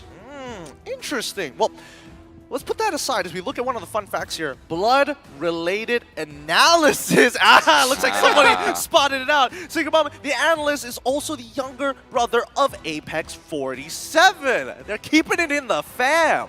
Yeah, he saw it and was like, oh no. Oh, Why you guys talking about me, please? Oh my goodness. Our family is great at Mobile Legends, by the way. Dude, talk about legacy, right? Yeah, speaking of legacy, let's look at the audience predictions 50-50 here. Indo. Oh, they can't decide. They can't seem to decide either. I mean, it is not as one-sided. Well, we do expect, especially for home crowd, to always be on their side. And even so, it's not like it's 100%. Even Nepal is leaning more towards Fireflux. Kind of interesting. Is it safe to say that he is the brains and his brother is the muscles? I feel that they're interchangeable. I feel give it M10. They're going to start switching roles. We got to give it enough time, okay? We have to give it enough time. MXI. MXI is when it's going to happen. But with that being said, as we get into this game, are there any predictions of what's going to be prioritized in this particular draft, right? Because I feel both sides, especially in game 1, like to go for that counter draft style initially. I feel like numbers don't lie. Fermis as well as Bruno has been the priority here. And I don't know if either team will actually let go of Nolan. Guinevere, I feel like Guinevere is the one that most teams have been a little bit more lax on letting go. Joy as well. Not many teams are really affording to let go. So I don't know. I kind of feel like, especially for Fireflux, they have a lot in terms of healers. So that's something that I am looking forward to. What I'm looking forward to is to see how many heroes can the Rumor and the jungler Tennessee, like the players from Team Fireflux, can pull off, because this is something that helps actually Team Fireflux to be flexible around the draft. They can go for healers, they can go for assassins, they can go for utility junglers, and they can also go for tanky Rumors. So that's the quite interesting thing. When you have those players, key players, that can give you this space in draft, I kind of imagine I will see something quite different than before. Well, let's see how creative they're going to get, especially in the very first game here as we jump into the drafting phase between these two incredible teams. Let's see which side they're going to be on. Will they prioritize blue or will they prioritize red? It's going to be Fireflux Esports up against RRQ Akira as we jump into the drafting phase.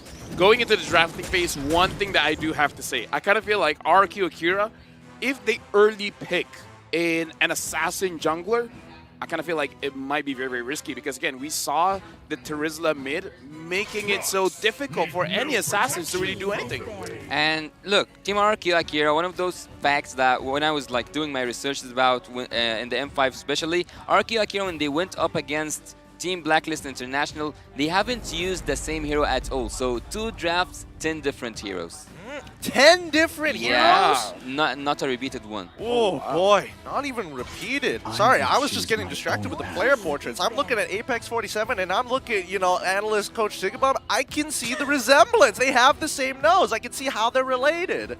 Yeah, right now looking at Fireflux, again, Bruno, face of M5. Bruno banned out, 1-1 banned out, as well as Arlet. For RQ Akira banning out the Guinevere as well as the Boxia. I'm thinking of Nolan at this point, but if they want, they can let it go and let Nolan as well as Joy off the hook. Again, I feel like it is risky for RQ to use... Okay, they want an assassin. I talked about them having an assassin, and they might. Well, having a Nolan right now, we have seen how many times Phoebus was able to suppress that pick. So if they had a Nolan, which is a really good pick, it's one of the best assassins, if it's not the best assassin right now in this meta, but if Team RRQ took the previous, they will suppress it down. I mean, not every team is going to be like AP Oh, brand wow. where they're like, we'll That's play new. it anyways, but Hey, Fireflux. the counter to assassin junglers, man. Ooh, And let me just say, Hilda isn't the only tank that can do Hilda things. I'm not gonna say those heroes, but there's quite a few heroes that can go inside the jungle very, very early on. I can hear the telepathy. Yeah. We're connected. You know the hero, but we can't say it just We yet. can't say it just yet. It's a surprise. We'll see it. Maybe we'll see it later on. Yeah. But first, let's look on over to RRQ Akira, right? Because again, this is one of the few flex picks for Fireflux Esports, right? And I think for RRQ Akira, what I've been waiting to see is King really finding his step, right? He has an IGN like no other. Well, Okay. Joy and as well as Joy and as well as Brody, not bad. And Fireflux instantly respond. They take the Nolan, they take the Valentina. ouch. Ouch. I think that Team Fireflux they saw this coming. They needed Team RRQ to go and pick off whatever they want because, and this is something I mentioned on earlier on today, Coach Bad Golsov here, he did the same thing as we have seen against Team Triple Esports. He led Coach Cabral into the draft. He was the one in command from the first place. I agree because they picked the Teresa first because there's no way they're picking up Joy and Nolan at the same time. So it's just like, okay, you just choose which poison you prefer. We'll just take the other one. Exactly. They could look for some potential answers here, but it looks like RRQ are looking for the more, well, global ult to actually respond to it. Big damage? Oh, good luck getting through my heart guard. Hate me for it. Hate me for it. I don't mind, but I see that Esmeralda coming from RRQ. From Fireflux. From Fireflux? Yeah. Truly. And Esmeralda gold lane? Yeah, I think that Trizla so far has been played 2 times in the mid lane. So after seeing a fighter being picked up at the first pick, I kind of expect to go somewhere wild in the draft. It feels like you're a big fan of Alien, and he's already just simulated into your brain. He's gone in, and he's just like whispering Esmeralda, and we're hoping for it. But now we go to the second phase, and this is the most important part here because RRQ, they're banning out. Since Bruno's already gone, get rid of the Ixia as well, right? You've got some decent dive, but that doesn't necessarily mean your whole team comp is around that dive. Yeah, I would say the other option good here is, this one is tricky because the Claude is a good hero, but generally when you do have an assassin in jungle, you would prefer a gold laner that can pick up the pace a little bit earlier. For Team Fireflux, actually, I don't think they care that much about the gold lane. They already banned in the first place Bruno and 1-1. So they kinda can deal with anything that comes their way. They might go for the Beatrix, they might go for whom else is there? You said the Claude, right? Clint as well. So, Clint as well. So I think Team Fireflux can be flexible in terms of when it comes to gold lane. Do they actually want to go for the Irithel in this particular matchup? I feel mean, like I'm Claude is the safest. Yeah. Claude is great. Really safe, right? It has the mobility to kind of keep Joy on her toes, to really decide which direction she wants to dash in compared to Irithel, where it's like, I'm booking it one straight line away from you. RRQ kind of needs some crowd control, won't you agree? Yeah. Minotaur? But then letting the Angela become mid? Yeah, that would be a bit... Or the Cho. Or the Cho. Tigreal? Tigreal as well, yeah.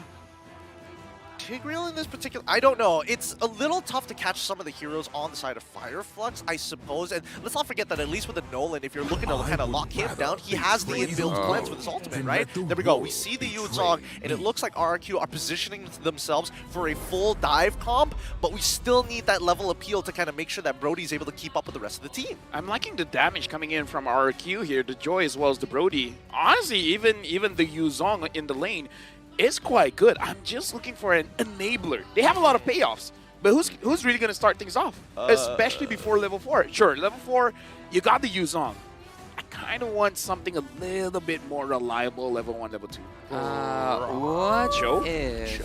Well, I'm not going for that approach. I'll go for something kind of similar. What about a Lilia here? What about making Team Fireflux unable to move, that the RQ can dance around the Lilia bombs? Huh, interesting. I would say if that is going to be the case, especially since Tigreal is going to be locked on the other side for Fireflux Esports, maybe this just might be an angle where you play along the lines of Novaria, right? Want to go crazy and get Diggy? Go ahead. Oh, Diggy! But Nolan is there. Nolan makes Diggy not as good, but you know. buddy, I don't Just know. putting out there. Just putting out there. That's a hot take. That's like almost like a 5-man Arlet final slash sort of situation right there. Yeah. We're getting close to it. We're getting close. But I think that at the very least for RRQ Akira, they still need some way to kind of set things up, like you mentioned before. I was thinking maybe along the lines of Kufra, but then the counter engage looking for Fireflux and Fireflux Esports. Bit dangerous. Maybe the Novaria might help it out to make those clean decisions for the team. All right, 5 seconds in. Will this Angela be a mid? Will it be Romer? And it will be... Oh. Okay, Minotaur. Who called it? I think you are the one who called it, Gideon. No. That was LaFell's one early on, prior to the Angela there. Interesting compositions built from both sides. I feel like Fireflux is a lot more standard, but then we look on over to RRQ Akira. They've got some interesting synergies amongst the heroes to kind of get by. Well, having the Angela, I would say that it's a really good pick in the mid lane, okay, but we haven't seen her effective yet, unless for that one game that I always like hate myself for remembering that Angela at some point could have got a Maniac in the M5, but the damage output, speaking of RRQ Akira, I think they have all the damage they need, all the types of it, the physical damage and also the magical damage. On the other side, I would say that Team Fireflux have crowd control and also they have early and potential defense in the late game. With that being said, with all the combinations that we are seeing for Fireflux and Purity, is it going to be enough to take it to the next level against RRQ Akira? Let's jump into the Land of Dawn and find out to settle this debate once and for all in our very first match in this best of 3 series. Welcome to the Land of Dawn. We have Fireflux Esports on the blue side up against RRQ Akira on the red side. Starting things off, I can already see Luis trying to slow TNZ down a little bit. Apex 47 is there, but looks like they're not going to commit just yet. Luis is just trying to slow things down and be like, hey, guy, we can take our time. We got all day. We're just the second series of the day. We don't need to be that fast. Attacking early on in this, let's say, stage. Both teams, if someone were... what happened? What did I miss? Apex. Do it to him. Reset. Reset it. Reset. Evil. Okay, no. Evil desk. Evil desk. I mean, that's what you expect from Tigreal, right? I mean, looking at the emblems, like he's built to do so as well. He's got Wilderness Blessing and as well as the agility. He's got the movement speed to kind of stay ahead of the game. But look, we have seen. I actually remembered Zorn was the one who did that. He lost his flicker earlier on as a, if I'm not mistaken, a Grok. Yeah. So if the same thing happened with Luis here, he will lose his life more than one time. And at this time, electrifying piece. I mean, to be fair, even though Zorn died a lot, the team still won. Right? Yeah. Right? Still won. That's true. That's true. But I mean that if Minotaur lost his flicker, he will be punished to away. He will be so squishy by the mid game. Well, let's see, right? We've seen both angles before. We've seen him lose his flicker early on and then afterwards become really, really squishy. But we've also seen the opposite where we've seen him play a more counter-engaged, objective-based type game where we're waiting for the opponents to come at us. And considering that Apex is playing Tigreal, the onus is on him to kind of wait it out. Whoever holds the ult the longest generally has an advantage. Takashi understanding that the gank is coming, making sure that he stays safe because this Yuzong is going to be very important in this sort of fight. Yeah, Rosa already stole he did steal the Minotaur, right? Yeah, he did steal. He will use it even before the Minotaur. That's funny. That was so good, forcing that retreat out, making sure that, there's no way a turtle contest is going to come by. It's his presence, the presence of the Tigreal, knowing that he wants to reset you. Do you imagine the disaster that Team RRQ Akira are going to face if they saw a penalty zone with the stolen Minotaur ult and also the Tigreal? Can you imagine that situation? Oh, that's going to be super devastating. Speaking of which, Takashi and Alien are just 1v1 each other, and even Saigon was like, do you want my help, bro? And Takashi's like, nah, fam, I'm good. Yeah, it's fine. And I think Alien won out on that trade. He did commit the ultimate. He didn't get the Black Dragon form out of Takashi, but he is ahead in EXP. Takashi trading for a little too long, ended up missing a minion down by when it was pushed into the turret as Fireflux were looking for. Explosion coming in from Apex 47. There's nowhere for Luis to go. Gets taken down. No need to use that flicker anymore. Just die first blood. Oh no setup there. Can't really do much. This is going to be a little frustrating. No hole so far for the side of Fireflux Esports. Yep, Saigon, I kind of feel like he committed to that hard guard a little bit too early. Gusta Lagusta wasn't in any real trouble there. Yeah, I think, again, way too early, down by bot side, a lot of focus there, but RRQ Akira, when are we expecting them to actually take the initiative against Fireflux Esports?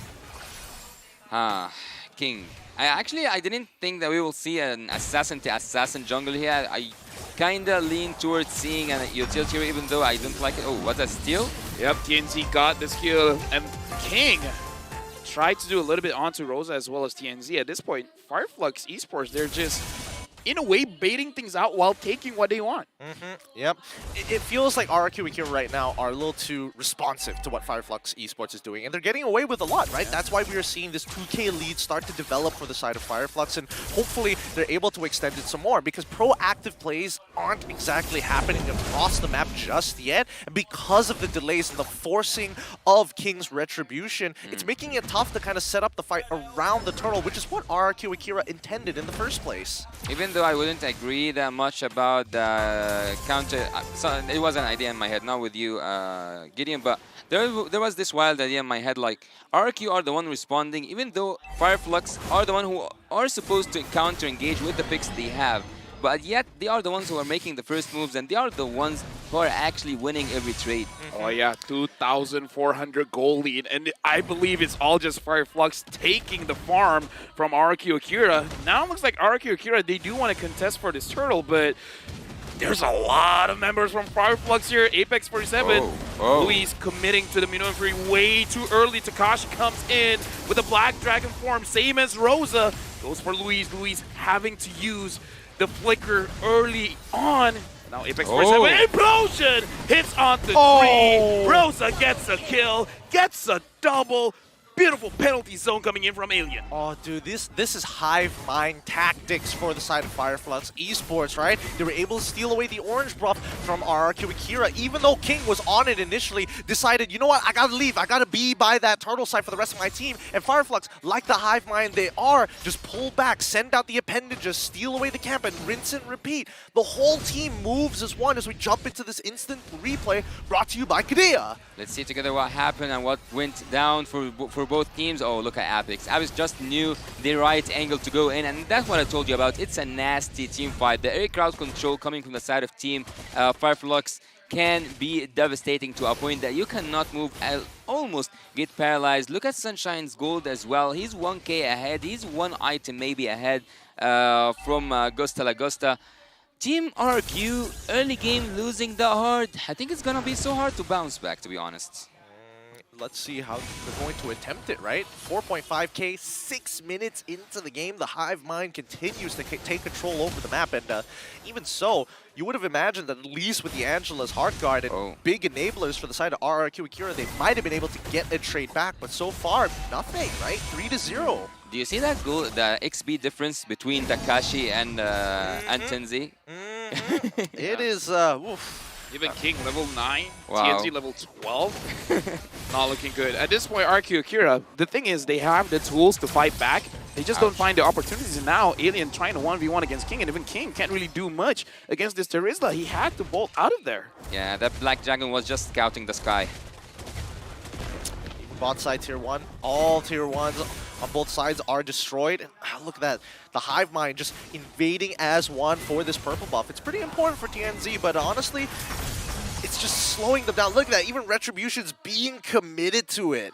After this, during the analyst segment, we just have to see how much buff the RQ Akira actually accumulated. Now King goes for Sunshine, taking quite a lot of damage. Sunshine is all by himself, but personally for me, I might have just forced it, you know? Oh, Apex, look at him coming from a really good angle here. Yep, still. RQ Akira looks like they're hesitating a lot. They're not really being proactive at all. I don't know why they're so nervous, right? It looks like nothing's really going together with them, right? We're seeing these engages coming in from Luis. We're seeing these moments coming in from like King as well, but we don't see the backup. Like, where's Gusta Lugusta? Is he in the right position? It feels like Sagan is being utilized, but at the same time, where are the rest of the teammates to kind of solidify a way to bounce back into this game, to find the trades? Yeah, this is not the same RQ Akira we saw against Team Blacklist earlier on. Wow, that damage. I gotta hold my breath because that was almost a 1v1 kill.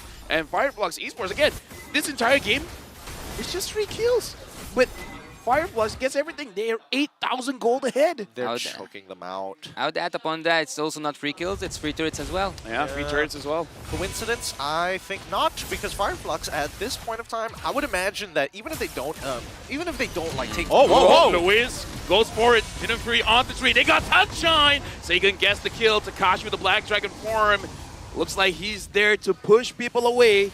Now they're being proactive. Finally. Okay, let's look at the items. Let's see whether there was something that made the difference here. And what I'm seeing is that at least 2 items have already been completed for Gusta Lagusta, and that's what gave them a bit of confidence. But let's not forget that even for the side of King, right, he's got the G.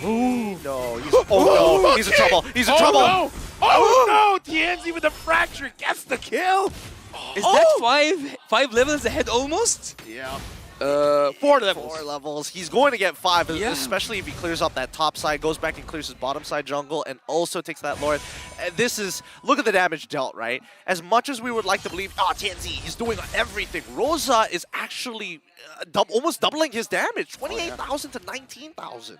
The thing that doesn't make sense to me, and I need to ask about that because, of course, like none of us is perfect, but why? Why do I see the Necklace of Durance always as a first pick for the Valentina? Even though I think that she can use some other items to have damage outputs or cooldown or something. Number 1 is definitely the Elegant Gem, just because every single time you level up, your HP gets topped off, your mana gets topped off, so you don't have to recall. And going up against a composition that has a Minotaur as well as an Angela, it kind of secures you that first blood, that first kill. Wouldn't you like? Oh wow!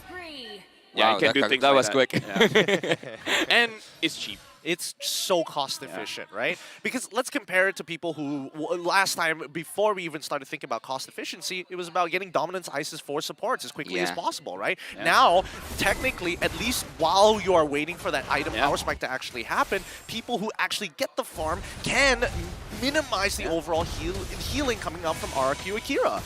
Yep, and right now, Fireflux, they're just getting all of the holy defense coming in from the inhibitor. So RQ Akira, 10,000 behind. They need a miracle here. They need to do what they did just now. Luis needs to catch 3 people with his Minu and Fury. Yeah, it's gonna be so hard though. It's gonna be so hard because looking at the other side, looking at the side of Team Fireflux, they are in. Luis re-engages. Apex 47 still holding on. And they baited it out. Whoa. But from behind, King tries to get a kill, but TNZ out damages him. Gusta Lagusta gets a kill onto Apex 47.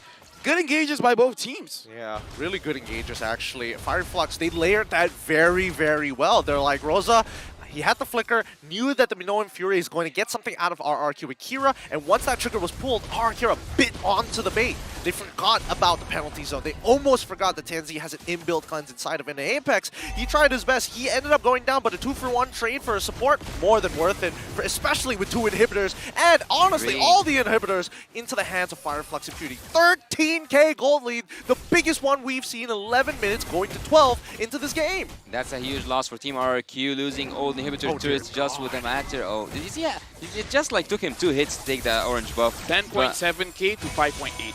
Yeah, it's like, as I told you, it's the same as last game. Stitch State with Bebex. It's almost the double. Oh man, this is a hostage situation, man. Oh boy. This is, I'm gonna take the earthquake alarm because this is a disaster coming in for RRQ Akira. Hopefully everyone stays safe out there. We wish everyone all the best. And stay safe. Yeah, stay safe. Please. Contact your loved ones if you can. Make sure you go to the authorities as soon as possible if you are in some trouble. Now, as we jump back into the game and hopefully on a lighter mood, 18 seconds until the next upcoming Lord. And hopefully that's going to be what it takes for Fireflux Esports to close out this match. Team RQ actually needs some kind of a perfect approach. Let's look at the good things here. They do have some crowd control. They do have a zoning hero. They can reach the back lines. The Gusta Lagusta haven't died yet. So there are some assets for Team RQ. If they use them well, they might actually pull off one more defense. And by one more defense, they can buy time. And by buying more time, they can get back to the game. Is that a Lord or a buff? That was fast. Yeah, it was fast. Oh, once again, Apex. Implosion Oh. going in. Luis finds 3, but Luis gets taken down. He took way too much damage. Alien goes in onto Gusta. Lagusta, Takashi trying to zone everyone away. Alien is basically 1v3 at this point. Takashi can't take the damage coming in from Rosa. It's just too much. It's just too much. It's checkmate, man. It's already checkmate, and 4,000. Fireflux looking to end it. Flickers forward. Rosa doesn't care at this point, and King gets taken down by TNZ. Rosa finally goes down to Gusta Lagusta, but he's gonna get taken down as well. Game 1 goes to Fireflux Esports. Oh man, that was difficult. That was really difficult to watch. I mean, so many of the win conditions just denied away from RRQ Akira, on top of the fact that they were getting stat checked time and time again. Once again, Fireflux playing like a forest fire, honestly, taking as much of the land as possible, working like a hive mind. Well, they already got 1k gold per minute or even more. Oof. If we look at the stats when it comes up, it was almost 15k gold lead in a matter of 13 minutes and 48 seconds. Can you? It's like 15k gold is a match itself. I gotta say, man, they gotta go back to the draft, because personally, from my point of view, it looked like King wasn't really all that comfortable on the Joy. It looks like he doesn't really know the limits of how much damage he can take and how much damage he can dish out. I think it was one of the few situations whereby, like, you know you have the damage once you start getting into the Holy Crystal. Like, you know, Genius 1 is great, but then afterwards you start recognizing, like, oh man, I am dying in 2 shots here. I would much rather, instead of having my Retribution, to actually have a Vengeance even, to kind of keep yourself alive when you're that far behind. But I think he got boosted, like confidence boost, whenever he have that hard guard. I think this is when he thought that he can actually go in and 1v4. Yeah, but apparently it's not enough, man. Like, yeah. There's so much an Angela can do. There is too much. I think that it was a tough game overall, but I think the base problem, the root problem, even if we're looking past the draft, the fact that they're very overreactive. It's almost like an autoimmune disease where you're just overreacting to situations. Yeah, they need to find windows to attack. I feel like that was part of the key problem here. Well, let's have a look at our MVP, brought to you by the Republic of Gamers. Give it up for your boy, coming up from Fireflux Esports. It's TenZ once again, coming up big time on this Nolan. Oh man, he's 1 off 900 GPM. The bestest of the best. TenZ is there, 306. What a wonderful KDA in such a short time. Kill participation, 82%. I think at this moment we can say safely that he was almost full build, and King was almost halfway through to his second build, which is devastating for King, of course. But let's look here where did things turn around. Fireflux were in the driver's seat since the beginning. Here there was a difference. Here, like, we saw a glimpse that Team RRQ Akira can do something, but Apex had to take all their hope and flip it to a nightmare. Luis was trying here to pull off something. King also got Sunshine out of the way, having the hard guard with him. And that's the moment where I told you, Lefal, he kinda thought too much of himself when he got the hard guard. He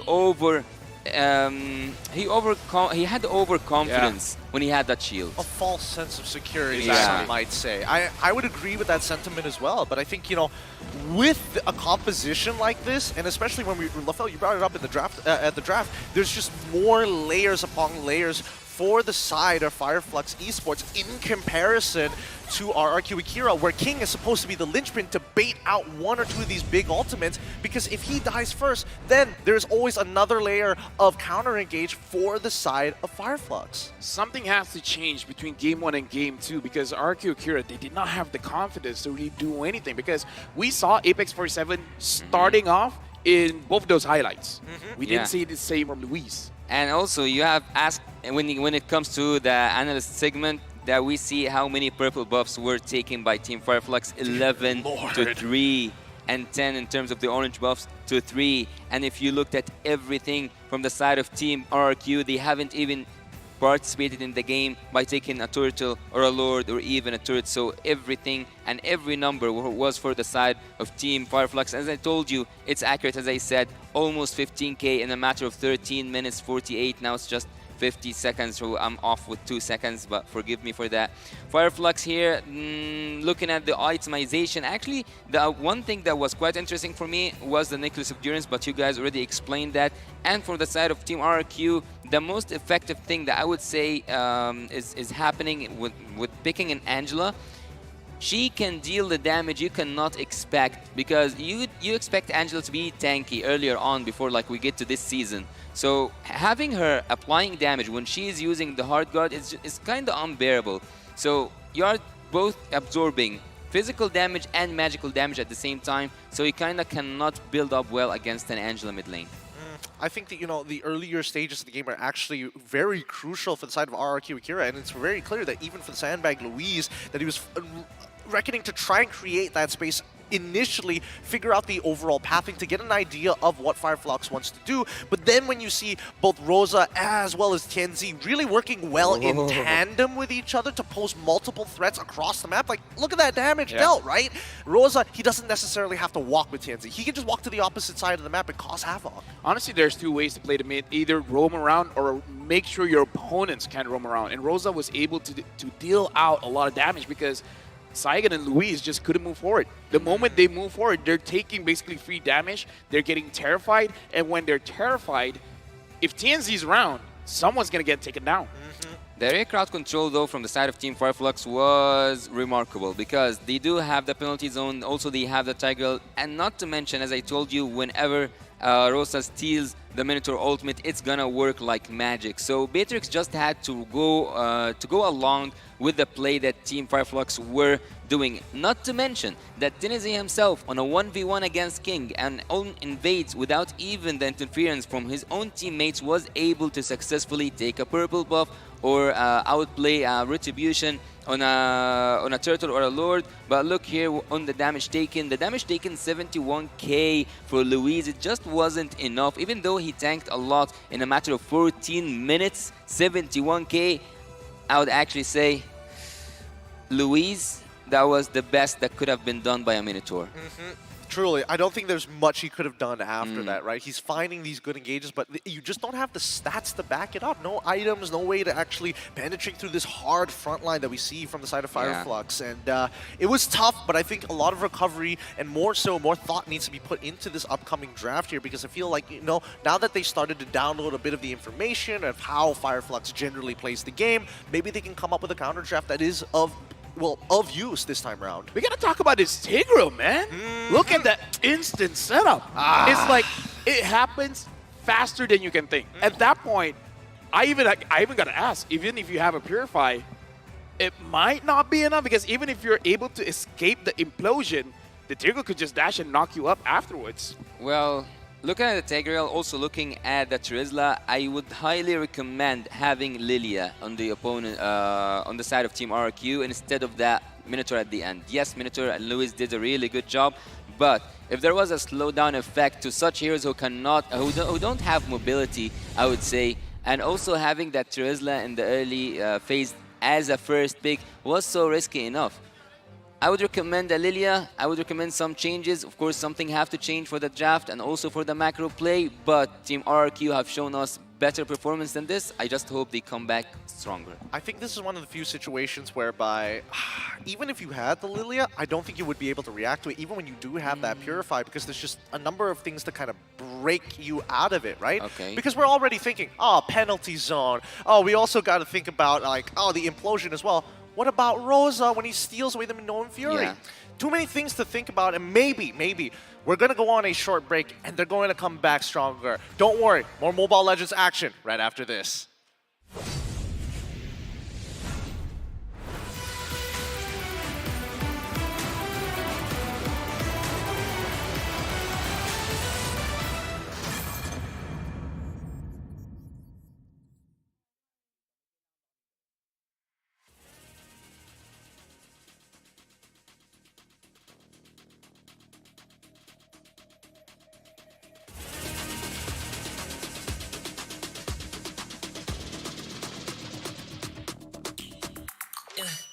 Hit me like I might kick over, but you can give me in no corner. I know I can make a comeback, ace this round and finish this game now. Got the power on my shoulders, yeah, you know that I'm a soldier.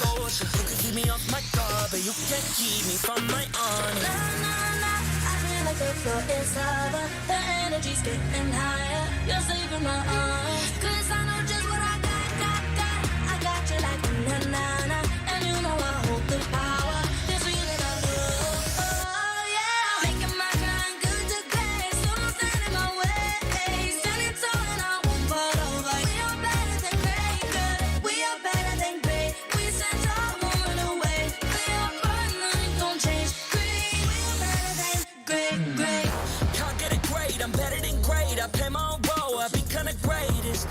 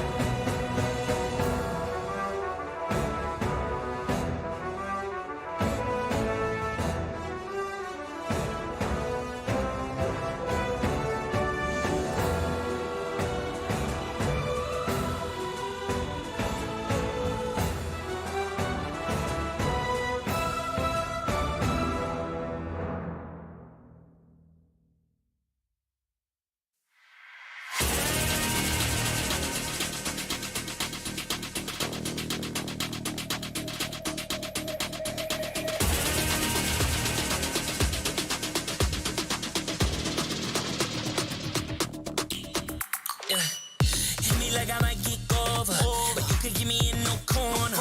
I know I can make a comeback. Ace this round and finish this game now. Got the power on my shoulders. Yeah, you know that I'm a soldier.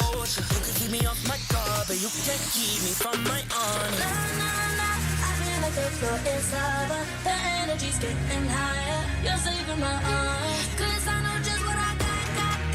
I got you like na na na. And you know I hold the power. This feeling I love. Oh yeah. Making my grind good to great. So don't stand in my way. Standing tall and I won't fall over. We are better than great, good. We are better than great. We stand tall, won't run away. We are burning, nothing gon' change. Great. We are better than great. Can't get it great, I'm better than great. I play my own role, I've been kinda greatest. Transcend myself into this game, yeah. I build a power to dominate fate. Championship mind, no time for the weak. We start to the game, shout, reveal. Better than great, that's how we feel. I feel like the floor is lava. The energy's getting higher. You're saving my arm. 'Cause I know just what I got. I got you like na na na. And you know I hold the power. This feeling I love. Oh yeah. Making my grind good to great. So don't stand in my way.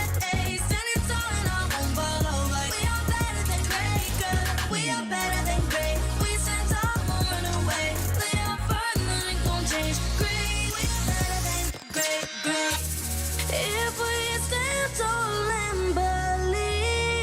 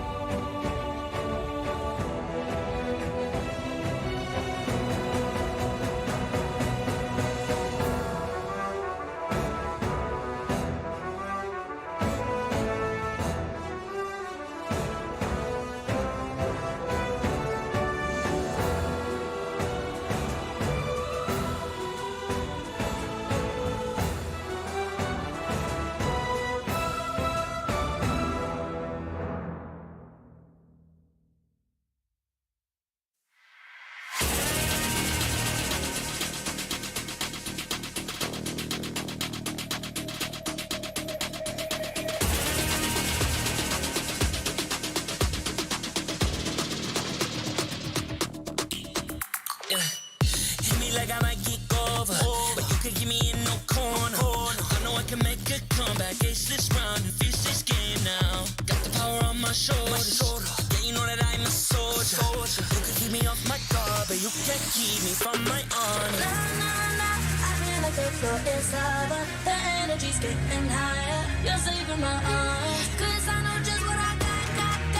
I got you like na na na. And you know I hold the power. This feeling I love. Oh yeah. Making my grind good to great. So don't stand in my way. Standing tall and I won't fall over. We are better than great, good. We are better than great. We stand tall, won't run away. We are born, nothing gon' change. Great. We are better than great. Can't get it great, I'm better than great. I play my own role, I become the greatest. Transcend myself into this game, yeah.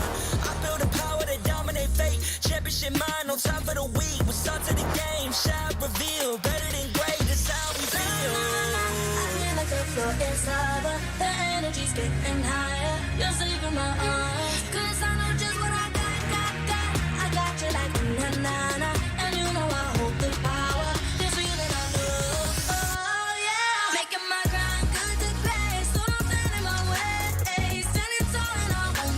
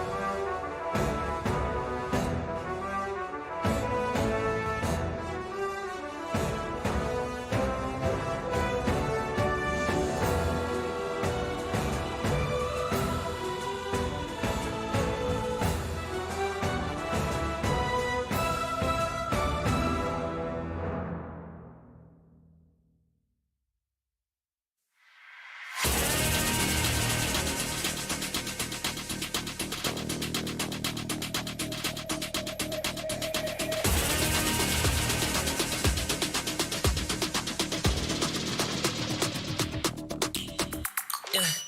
Hit me like I might get over, but you can give me in no corner. I know I can make a comeback, ace this round and finish this game now. Got the power on my shoulders. Yeah, you know that I'm a soldier. You can keep me off my guard, but you can't keep me from my honor. Nah, nah, nah. I feel like the floor is lava. The energy's getting higher. You're saving my arms. 'Cause I know just what I got. I got you like na-na-na. And you know I hold the power. This feeling I love. Oh, yeah. Making my grind good to great. So don't stand in my way. Standing tall and I won't fall over. We are better than great, good. We are better than great. We stand tall, won't run away. We are burning, nothing gon' change. Great. We are better than great. Can't get it great, I'm better than great. I play my own role, I become the greatest. Transcend myself into this game, yeah. I build a power to dominate fate. Championship mind, no time for the weak. We start to the game, shout, reveal. Better than great, that's how we feel. I feel like the floor is lava. The energy's getting higher. You're saving my arms. 'Cause I know just what I got. I got you like na-na-na. And you know I hold the power. This feeling I love. Oh, yeah. Making my grind good to great. So don't stand in my way. Standing tall and I won't fall over. We are better than great, good. We are better than great. We stand tall, won't run away. We are firm, nothing gon' change. Great. We are better than great. If we stand tall.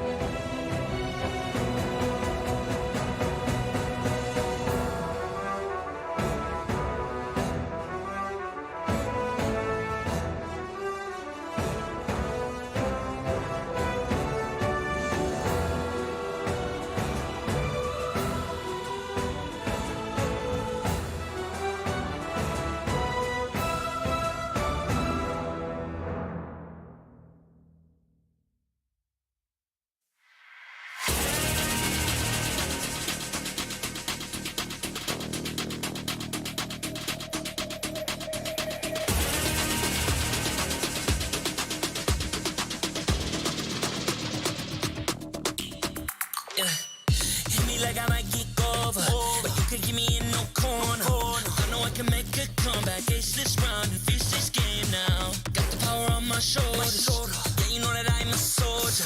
You could keep me off my guard, but you can't keep me from my honor. Nah, nah, nah. I feel like the floor is lava. The energy's getting higher. You're saving my arm. 'Cause I know just what I got. I got you like na-na-na. And you know I hold the power. This feeling I love. Oh, yeah. Making my grind good to great. So don't stand in my way. Standing tall and I won't fall over. We are better than great, good. We are better than great. We stand tall, won't run away. We are fun, nothing gon' change. Great, we are better than great. Can't get it great, I'm better than great. I play my own role, I become the greatest. Transcend myself into this game, yeah. I build a power to dominate fate. Championship mind, no time for the weak. We start to the game, shout, reveal. Better than great, that's how we feel. I feel like the floor is lava. The energy's getting higher. You're saving my arm. 'Cause I know just what I got. I got you like na-na-na. And you know I hold the power. This feeling I love. Oh, yeah. Making my grind good to great. So don't stand in my way. Standing tall and I won't fall over. We are better than great, good. We are better than great. We stand tall, won't run away. Play our fun, nothing gon' change. Great, we are better than great. If we stand tall and believe, we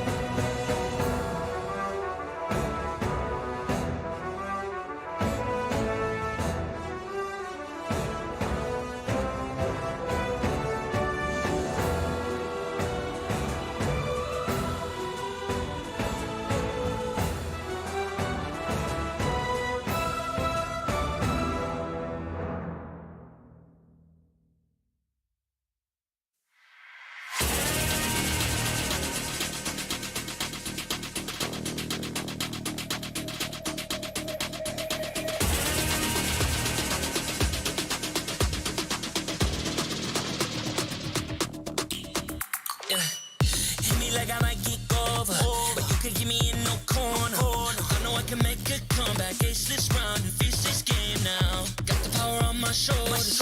Yeah, you know that I'm a soldier. You can keep me off my guard, but you can't keep me from my honor. Nah, nah, nah, I feel like the floor is lava. The energy's getting higher. You're saving my arms. 'Cause I know just what I got. I got you like na-na-na. And you know I hold the power. This feeling I love. Oh, yeah. Making my grind good to great. So don't stand in my way.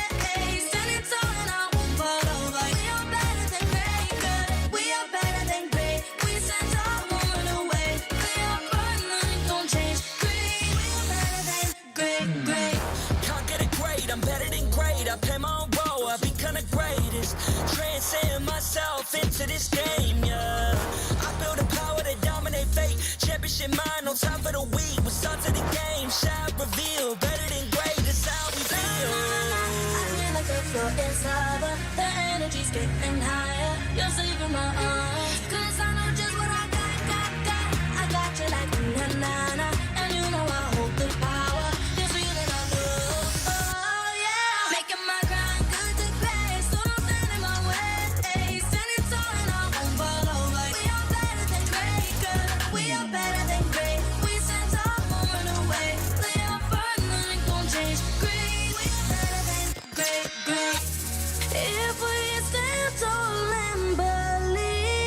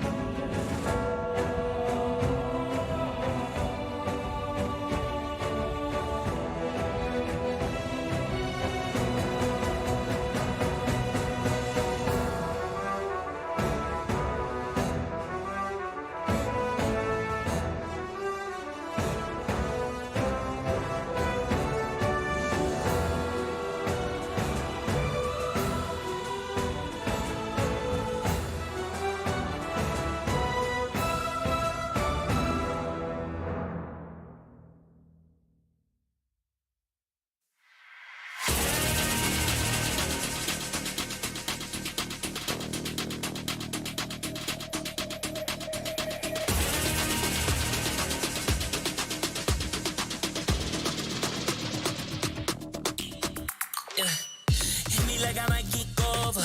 But you can give me in no corner. I know I can make a comeback. Ace this round and finish this game now. Got the power on my shoulders. Yeah, you know that I'm a soldier. You can keep me off my guard, but you can't keep me from my honor. Nah, nah, nah. I feel like the floor is lava. The energy's getting higher. You're saving my arms. 'Cause I know just what I got. I got you like na-na-na.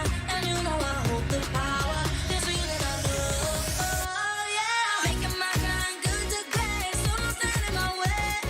Standing tall and I won't fall over. We are better than great. Good. We are better than great. We stand tall, won't run away. We are fun, nothing gon' change. Great. We are better than great. Can't get it great, I'm better than great. I play my own role, I become the greatest. Transcend myself into this game, yeah. I feel the power to dominate fate. Championship mind, no time for the weak. We start to the game, shout, reveal. Better than great, that's how we feel. I feel like the floor is lava. The energy's getting higher. You're saving my arms. 'Cause I know just what I got. I got you like na-na-na. And you know I hold the power. This feeling I love. Oh, yeah. Making my grind good to great. So don't stand in my way. Standing tall and I won't fall over. We are better than great, good. We are better than great. We stand tall, won't run away. We are fun, nothing gon' change. Great. We are better than great. If we stand tall and believe.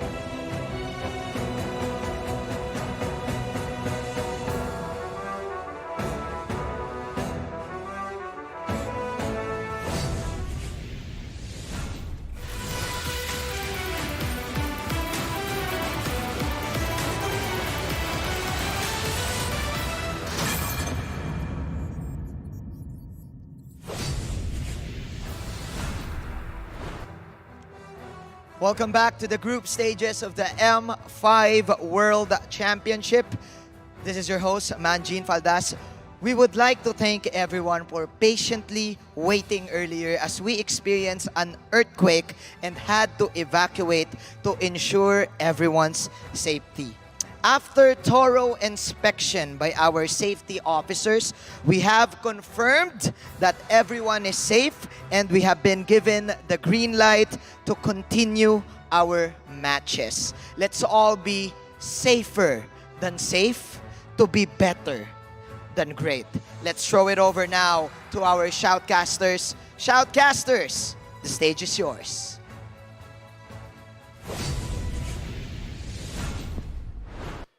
Thank you so much, Manjin. Our host is doing a great job. So is everybody here at EVM as we now continue the games. And currently, so far, in case you missed out on it, Fireflux Esports currently a point up on RRQ Akira. This is match point, and this is by far the most important time for RRQ Akira to bounce back.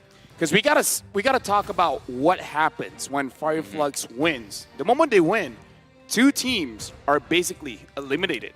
It's not looking good for Team RRQ Akira right now. They haven't won a single match since this group started for them, so their journey is not quite as they expected. Wouldn't you say that? Yes, no, honestly, things are really just... It is in an awkward spot. Yeah. I would say that it is not exactly the best situation for RRQ Akira as of right now, but considering everything that has happened so far, they had some time to really think about this, especially with the next moves that they're going to be making here in the Land of Dawn. Starting off, hopefully in the draft itself, we might get a bit of an idea or maybe even a lead of where they're going to be putting their focus on. Yeah, I do believe that RRQ Akira, they're playing like they're not really all that comfortable, so I kind of feel like they do have to readjust.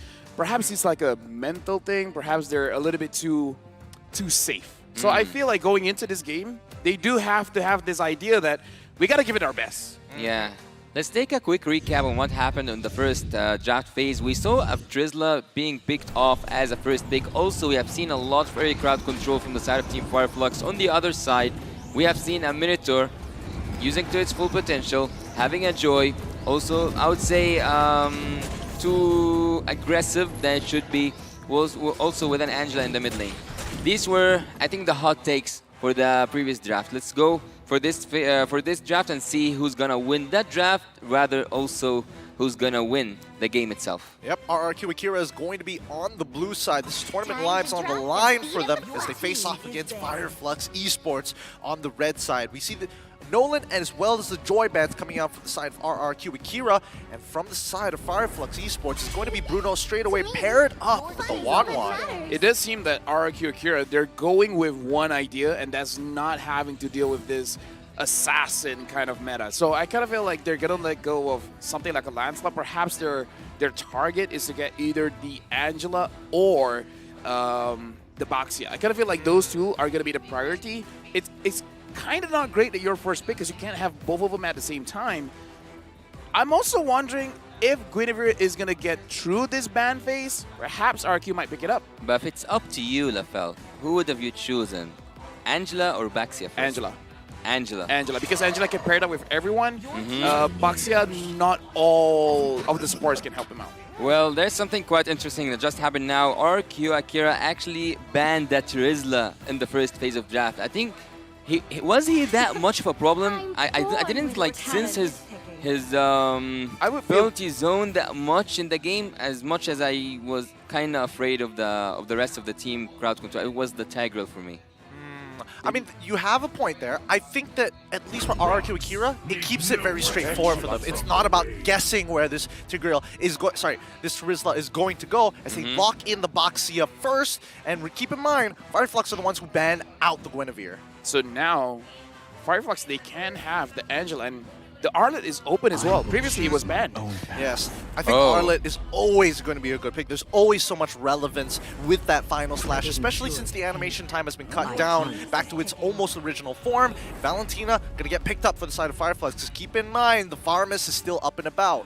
I would say that this is a really wise choice here. Having the Valentina, she can have both, or like have the best of both worlds. either the Nether Realm or even the Hard Guard if they were picked off by Team RQ. Actually, they can have both, having also the Baxi. I think this is a really toxic composition in the first phase. RQ have a lot of opportunities here to get a very solid draft. Again, Fermis or Angela, either or is going to be great. And then you can secure your priority marksman. Would you say Matilda? Matilda's fine as well. Like, there's a lot of supports open here. Yeah, I think Matilda is actually not too bad. The extra mobility is always going to be useful, considering that it comes down to... Ow. Oh, and Lilia! This is rare for me. Yeah, because we were thinking maybe this is gold lane priority. Actually, it's mid-prio. Wow. I was calling for that Lilia earlier on, but I'm not kind of calling for her right now. I'm not seeing the use of a Lilia in this draft so far. We still have 3 picks to go for Team Fireflux, but I think this prevents them from taking heroes with low mobility. Yeah, perhaps they're trying to prepare for a possible Fredrin or Martis pick. Perhaps that's the idea here, because having the Kaja makes it a little bit difficult for you to use something like a Lancelot, like a Ling. So they're kind of answering the problem before the problem arrives. Yeah, preemptive measures. Preemptive, exactly, yeah. I like that idea, but especially when you are on the blue side, it's so easy for red side to pivot, right? Ooh, we do see the Fredrin, though. The Kaja's still going to be relevant, especially for neutral fights. But keep in mind that when you do have that Arla, the counter engage is also there. You try to pull them away, Arla pulls you back. True, yeah. Yeah, Fredrin, even though he sees that there's a Lilia and he will not be able to move that freely, he still goes for it. He still goes for that take. Crowd control there is, and also some preventation from the side of Team Fireflux having the Valentina. Yes, there is. I think the Valentina have a lot to pick from actually, but let's forget about the first phase of drafting. Let's look up a little bit about on the second phase of ban itself. I see that Tigreal, as I said, was the biggest issue for me. Having it banned by Team RQ makes most sense. Come on, yeah, I think at least, you know, making sure that you can't just get locked down and you're forced to, like most people are forced to take Purifies, especially if you are in that gold lane. That's one less thing to worry about. We do see the Claude ban coming out for Fireflux just to make sure that you don't have as much mobility. They might force out the Brody from the side of RRQ, and finally the Matilda ban for RRQ Akira. I feel RRQ, they have a lot of good options for the gold lane here. Having the Kaja, having the Brody or the carry is going to be devastating, because what your basically checkmate position is, have one lane empty, and in case even if you're losing the team fights, just have Kaja and your marksman split push, and you could just end the game there, because there's no one that can really hold off against that kind of combo. I think the RQ Akira actually have a really good early game also. They have really good burst damage in terms of the Lilia. Also, the rotation is going to be so fast having the Baxia. But as you said, we might see a carry occurred right now. And it's a really logical pick actually, because you have a lot of HP, I would say, on the other hand, from the side of Team Fireflux. So having a carry here, but there is something wrong with the carry actually. A pro player advised me against the carry when it comes to such a draft, because he's saying the mobility of the second skill alone cannot allow carry to move freely in the map. She needs a lot of setup. There's a very small window for RQ here. Benedetta getting picked up as well. Their win condition is to be able to clear one lane, and they gotta clear the lane as fast as possible. So this Baxia, Lilia, as well as Kaja should be very active around the map. Choose whether you want to take down the EXP lane or the gold lane, and then play macro all the way through. I mean, when you're in RRQ's position, right, it's all about making sure that the gold lane actually works out. You're hoping that Takashi is actually going to be able to hold his own for the time being, which gives the opportunity for Fireflux to have that level of creativity when it comes down to moving across the map. They have multiple places to attack RRQ Akira, but they have to pick one. They can't be in all places at once. We get the Edith lock-in, and that's what I'm talking about, to start that chaos going, to really affect the side lanes. For Team Fireflux to execute this draft, they need to approach a front-to-back kind of strategy. You have to take Team RRQ Akira layer by layer. They cannot reach the back lines actually. They need to take the front lines first and then approach the carry, which is gonna be so hard. I'm not even mentioning that there's a Lilia in the back line. And now all of this is weighing on the shoulders from the EXP laners here. We get the final roster, Alien. That final slash is going to be extremely key to kind of open up the space, and more so if he can catch the back line off and stop Louise at the same time, that would be the most ideal condition. I would say RQ here has a more difficult draft to execute, but if you're able to execute it, it's going to be very difficult for you to fight against it. I would just change the Benedetta, to be honest. Change the Benedetta? We'll talk about that in a little bit as we get into the game. This is match point for the side of Fire Flux Esports. A dangerous place to be in, especially if you are RRQ Akira. They need this point. They need to even things up. Welcome to game number 2 with RRQ Akira on the blue side up against Fire Flux Esports on the red side. But let's get back into the topic, right? Takashi on this Benedetta, what would have been the more ideal pick for you? Well, they already banned the Trizla. I would have sent the Trizla earlier on, but with the Trizla gone, I would have went for a Yuzong. I would have went for someone that can... Yeah, I know that Benedetta can reach the backline, of course. But again, I don't think that she's that hero that can front damage for you. And you kind of lack some fronting heroes. You have the Baxia, you cannot sacrifice him. He's the jungler after all. And also you have Lewis. He's going to be almost all about the flicker ultimates. He's not going to be fronting anything, for me at least. Well, I mean, you are Benedetta, so that's not naturally supposed to be your job. But I think at least with the Benedetta compared to the Yuzong, you have the access to Eye for an Eye, which is a very, very powerful spell if timed right. Now, in a lot of cases, Brody ends up kiting out the Yuzong more times than you would like to believe, and that's why the Benedetta is just slightly better in that type of situation, or that's what I believe to be the case. Right now for RRQ Akira, I'm really wondering which side of the map that they want to approach first, because sure, get level 4 onto Louise and then perhaps you want to be a little bit more proactive, but starting things off, we don't want a repeat of game number 1. Right now, Apex 47 having to use that flicker early on. If he didn't use that flicker, he was going to get run down and just die straight up. I think, for me, RRQ Akira, they need to play towards gold side, right? Takashi needs to be an independent laner because it's more of a win con to play around Gusta Lugusta. Well, I think that carry at this composition, as I told you, it needs a lot of setup. So, and also it's actually a key pick here. If Gusta Lugusta can deal damage, they will win.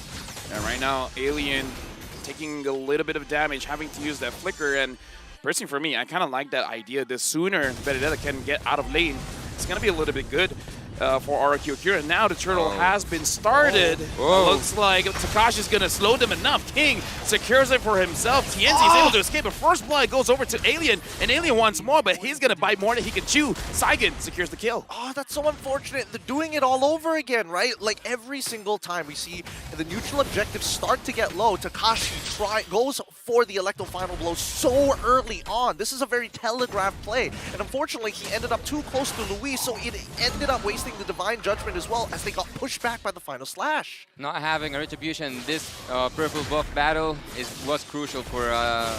Yep, and now looks like King gets caught. No way to run away from that. TNZ gets the kill. RRQ Akira, they're being aggressive, but they're starting to make mistakes. I was just about to talk about King, that he's not having the retribution going in for the purple buff, but he went so deep. He was so greedy, actually. He kinda saw that coming. 4 members coming in, taking a gift. It's easy. I think it was a really good read from Fire Flux Esports, because keep in mind that he did start off on the purple side of the map, right? Yeah. So you would have expected the traditional jungle path to actually go back up there. It looks like you spotted something out there, Lofel. What's up? Takashi actually went outside of the range of the cannon minion, so that denied him of some XP. But either way, Alien going up against Takashi, and Takashi's not having a good lane going up against this Arlet. I mean, as long as he goes even against Alien, right? You can lose a little bit of EXP, but not to the point where you're down an entire level, which is what we're concerned about for the upcoming wave. Oh my god. The gold lane, actually, so far we haven't seen a lot of action there, even though I would have expected to see a lot of the resources being spent for that top lane, for the gold lane. But so far, the true damage from carry will not appear, and also we will not see Sunshine shine anywhere in the map, but it seems like someone's going dark. They're going for Rosa, and Rosa gets taken down, but I don't know, it seems like an overcommitment. Louis already using the flicker. Yeah, I agree. That does feel like an overcommitment. They could have really just taken their time with that one, you know? Might even like bait out a flicker from Rosa too. Yep, now Takashi and Alien are duking it out. Turtle still in the eyes for RRQ Akira. TNZ is waiting for his opportunity to go in, but Takashi goes and finds 2. TNZ gets locked down here. He goes forward. Can he actually secure the turtle? No, Takashi kills TNZ, and King kills the turtle. Beautifully done coming in from Takashi, changing up that timer, but making sure that he's holding that eye for an eye for that final slash at the end of the day. Nicely played so far, and now you see the level lead. Yeah, it looks like Alien trying to run away, having that flicker probably saved his life. If not, RQ Akira would have secured another one. Securing that Blade of Hephaestus for Sunshine will make him at least start dealing some damage, and now they are claiming that top lane. They're putting a lot of pressure here. This is what I was worried about, right? I was hoping that RRQ would at least try to save Gusta Logusta from this lane, but considering everything that has happened, right? It looks like the EXP is about the same for both sides. I'm guessing that Sunshine has a gold lead on the other end, but now we do see that TNZ is getting aggressive. Oh, TNZ wanting to get a little bit more buffs coming in, and he's taking quite a little bit of damage from Gusta Logusta as well as Saigon. He has to run away, and King was preventing moving forward by Rosa. But yeah, looking at the levels here, especially from Alien as well as Takashi, I guess I might be wrong. Perhaps he did actually secure the EXP minion. Yeah, using that conceal was a really smart move from Team Fireflux, but let's look here. What did you spot? I mean, the gold is dead even for both the carry and as well as the Brody, despite that turret goal going over to him, right? And we do see a little bit of a lead as well. So honestly, not too bad for Akira. Having a switch here actually makes a lot of sense to me, but leaving the turret freely for Gusta Lagusta doesn't make sense whatsoever. But Team Fireflux actually are kind of struggling right now because of the cut lanes that the Benedetta keeps on doing in the bot lane, also in the top lane, somewhere near the future. Carry already finished her duties in the top lane. Now she's moving to the bot lane to proceed taking more turrets. So I think here is the gold difference. Here when will we see a gold difference for the carry? It depends, right? It depends if she gets some kind of kills. You can expect her to try and burst somebody down, but here we go. This is going to be the turtle dance once again. Takashi, he's got to level up on Alien, and he's been the big game changer here for RRQ. I'm looking at Luis. Luis flickers forward, finds TNZ. TNZ still surviving, but King secures the turtle. Takashi takes TNZ down, and Fireflux Esports, they're scrambling. They're not sure what to do. Sunshine finds Luis. It looks like Takashi as well as King. They're really thinking about it. Apex 47 goes inside the bush. Gusta Lagusta is securing the turret. This is what we want from RQ Akira. Get as much turrets as you can. Try to focus on one lane. They're attacking both. Honestly, to me, that was some hot stuff. Really, Takashi is changing up his gameplay. He's trying to break out of that structure, and he's keeping Fireflux Esports on their toes because they don't know when he's going to go in, right? And they have to make sure that they don't accidentally hit the eye for an eye if he is trying to dash into them, because that's going to cause a lot more problems. And now we look at the gold earned. Sagan, Takashi, Gusta Lagusta taking the top 3 spots. Yeah, as I told you, Gusta Lagusta is moving freely all around the map. In the top lane, he already got a turret. In the bot lane, he did the same, and his damage so far, he haven't, if we went for the damage dealt, he will not be even dealing damage to any member of Team Fireflux so far, because there wasn't a team fight where he existed. He was focusing on farming and also on getting some turrets, which is something I would have expected from a Bruno, but not from a carry. Anyways, this is the RQ Akira that we have seen up against Team Blacklist International at the second game. Coming back once again, this is what we are used to from the Brazilian Giants.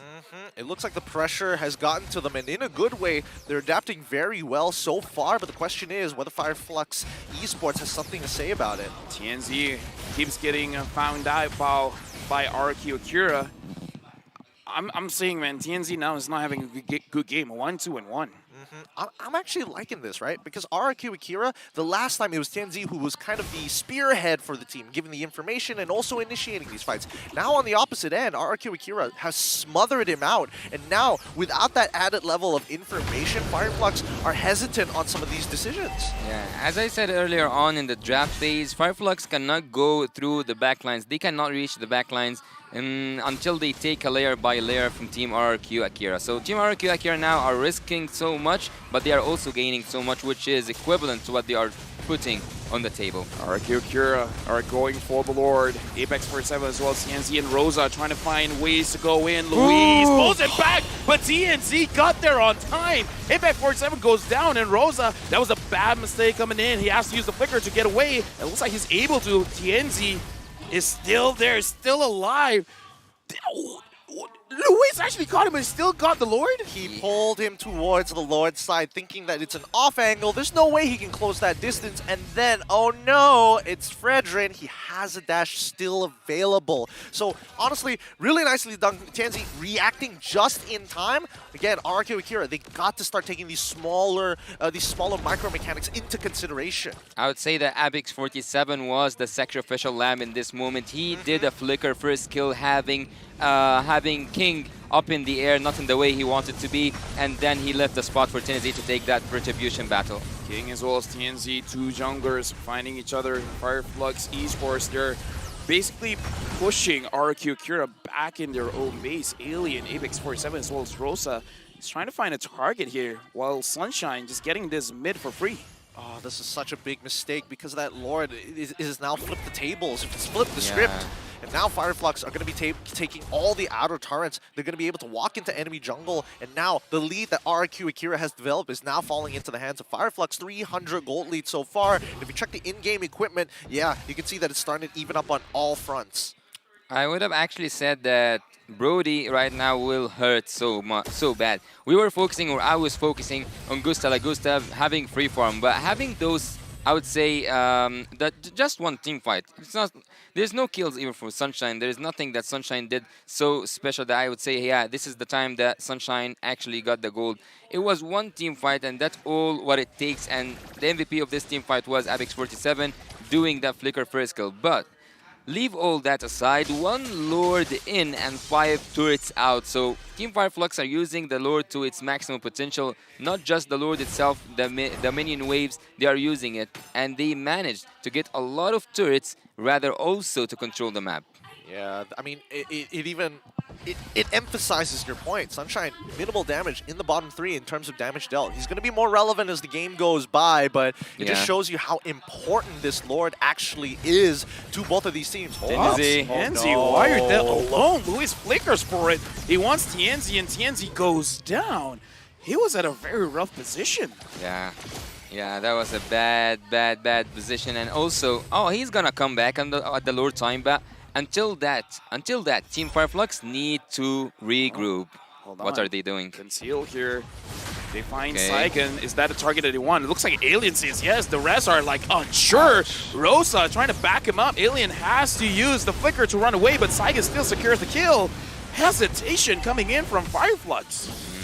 It's not looking good. It's really not looking good here. Rosa, again, Apex is there to kind of supplement everything that happens, but it doesn't mean that he can necessarily create space, right? The two big people that we're looking for is both Alien as well as Tianzi. They just need the damage dealer to work together with these two members, and they might be able to find something. The next Lord falls into the hand of RRQ Akira pretty freely. As we look at the items again, we are starting to devolve in towards that late game, which is going to be a big problem because all these tanks are going to melt underneath Gusta Lagusta. RQ Akira, I would say that they are playing with time because they used the time until Tennessee reached there to melt that Lord down. Having that true damage right now will have a lot to say into the equation. Fireflux Esports have to go back, have to regroup, have to have this solid defense because just one mistake right now will cost them the game, will cost them to go for game number 3. Luis has the Divine Judgment. Doesn't look like he's going to really go for it just yet. But this is a good opportunity for RQ Akira just to secure the turrets. Right now, they do have the gold lead. All that Luis is waiting for is for that flicker. And at that point, having this carry on your side, you could potentially burst down anyone. Yep, but the thing is, they didn't see that Alien actually used his final slash earlier on the wave, so that's why Luis was like hesitant, right? He doesn't know whether he was going to get pulled back. So that's the big condition. They have to be extremely aware of what abilities are up and at what times. Who does Luis wants? That's the question right now. Okay, they are furiously defending that mid lane inhibitor turret, but again, the question here, who does Luis have to take out so that Team Fireflux fully goes down? Is it the Edith for the start? Is it the Alien with his Arlut just to take that final slash away from the team fight? I don't know. For you guys, who do you think should go out for Team RRQ to go in? I think anybody except for Apex 47, right? I think Alright. that Apex 47, he's great once the Primal Wrath kind of comes out, but everybody has value on the side of Fireflux Esports. I think that the most ideal target in some of these situations is either TNZ or Alien, because Rosa's a little hard to catch. His positioning has been quite sharp, right? He's working very closely with Alien, who are looking to counter-engage as soon as RRQ try to pull the trigger. Yeah, again, the Valentina with the Nicholas of Durance once again at the early stages. And look at the other side. Look at the Lilia. She has a lot of slowdown effect with this Ice Queen wand. Also some, Divine Glaive and Penetration. Yep. Sunshine having to use the Flicker very early on, and TNZ half HP. Fireflux, good movement, but Rosa is caught in between. There's nowhere for Rosa to go. What? That's the sharp position we're talking about? Dude, you cursed it. I cursed it. Why did you have to say that? Look, Fireflux were trying to look for a play here, and RRQ Akira were at the right place at the right time and called for it. I think that, you know, at the end of the day, RRQ Akira are not thinking too hard about this, and it feels like Fireflux are kind of getting in their own heads about how complicated this play needs to be. At some point, I think that RRQ Akira just found Rosa by chance, because he wasn't on map, he wasn't like, no one had vision upon him, and just appearing like that in your backline, it was a gift. It was a gift given by Rosa that Team Fireflux cannot actually afford. Yeah, that was a mistake, definitely, at this point. Fireflux, I don't know, 6.7k behind, 6.8 right now. And again, this is the win condition we were talking about. At one point, even if somehow, some way, RRQ Akira does not win the team fight, they can go for the split push. Having the Kaja carry combo is very deadly. Yeah, that is very deadly, but as of yet, we're hoping to see something happen here, right? We're hoping to see that big fight, but with a 7k gold lead, eventually it's not going to matter in just a little bit. Fireflux, I think they're going to wait out their time, right? Sacrifice what needs to be sacrificed. If it comes down to an inhibitor, then so be it. An Enhanced Lord can be the answer for Team RRQ, can be the solution. Team RRQ right now, they have all the ultimates, all the spells, all what it takes is focus that crystal. Louise right now having the Flicker, looks like, conceal use. He finds Sunshine! Sunshine goes down! And now, Fireflux Esports, they don't have a lot of damage. RQ Akira, they can force this out. They get mid-inhibitor. Even Rosa has to be very careful. The minions are going in, and looks like Alien wants something to do with it. Louise goes down, but Takashi, with an amazing stun, they're able to get him on. Alien finds Saiga, but Alien gets taken down by King. Apex 47 and TNZ are trying their best to protect their base. King just walks in. Apex 47 is going to get taken down. TNZ, there's not much that you can do. This is game over. RRQ Akira pushes us to game number 3. Woo! From what used to be match point for Fireflux Esports, now it's 1-1. Who's going to be able to take this away as we move on into game number 3? Nicely done by RRQ Akira as they recover from game number 1. RRQ Akira, they wanted to clean things out just to take that base. They didn't want to just take the base alone. They want to send a message, and that message is that they are able to come back stronger, wiped out at the finish, 1-1, and now going to match point. Great draft, but even better execution. Definitely much better than what we saw in the previous game, where this time they're being proactive. They're trying to find those trades. They're trying to find those kills, and it looks like Fireflux Esports as well. They gotta change things up, because quite a few mistakes that they did in that game. I don't know. Yeah, I would agree with you. It did get a little sloppy there towards the later half of that game, but I think at the very least, finding that stride again for the side of RRQ Akira brings a lot of hope for everybody else in that group, and they don't want to get eliminated just yet. We have spoken a little bit about how important this match for both of the teams. So having a 1-1 makes you have this perspective, okay, both of them are on the same level. Yes. Both of them are like battling in an epic battle. So the match point actually is also might be the group decider. Yeah. Let's look at our MVP, brought to you by the Republic of Gamers. Give it up to Louise, our MVP of the game, coming up big time, finding the right divine judgment at the very end of the game onto Sunshine, while Alien wasn't able to get in close enough to respond.